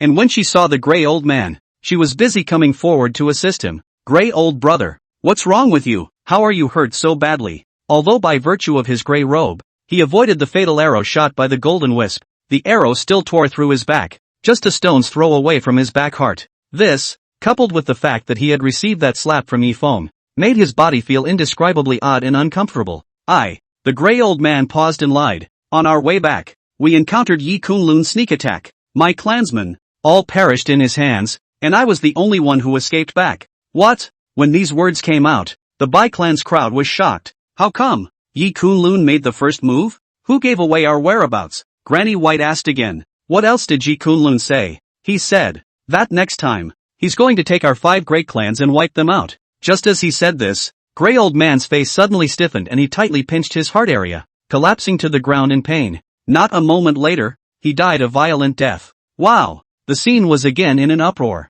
It's the method of talismans. Granny White ripped open Old Man Gray's top and was shocked to find that on his back there was a fading line. So that's what brought him back to report. This is also a warning to our 5 great clans. This Yi Kunlun, it's not simple. Yi Feng returned to the villa. As it happened, Bai Weiwei was also busy with the company and came back from work. Big brother Yi, I'm going to start the company officially tomorrow, and I'm going to have a small opening ceremony, and I've invited some of my former partners to come and support us, Bai Weiwei said. With today, the Bai clan group and the other 5 big families' companies, teaming up to stir up the stock market and make a big acquisition of the Yi family's shares. This had caused a lot of attention and sensation both online and offline. This also means that the White Group officially set sail. The return of the king. Yeah, Yi Feng said. I'll go to support you tomorrow as well. But Bai Weiwei added with some concern. The only thing to worry about now is the Zhou family. This afternoon, Zhou Zhenghao, the Zhou family's old boss, even called with threats, said he would continue to target us. He also invited that famous Yanjing Feng Shui Master Qi Fengping. Master Qi. Upon hearing this, Yi Feng comforted. Don't worry, with me here, nothing will happen. The district Zhou family is just that. It wouldn't be too late to turn around and deal with the Zhou family after settling the Yi family's old scores. Aha! It was precisely because of her trust in Yi Feng that Bai Weiwei dared to let the company officially operate so early. Right. There's also that trapped dragon bureau you mentioned.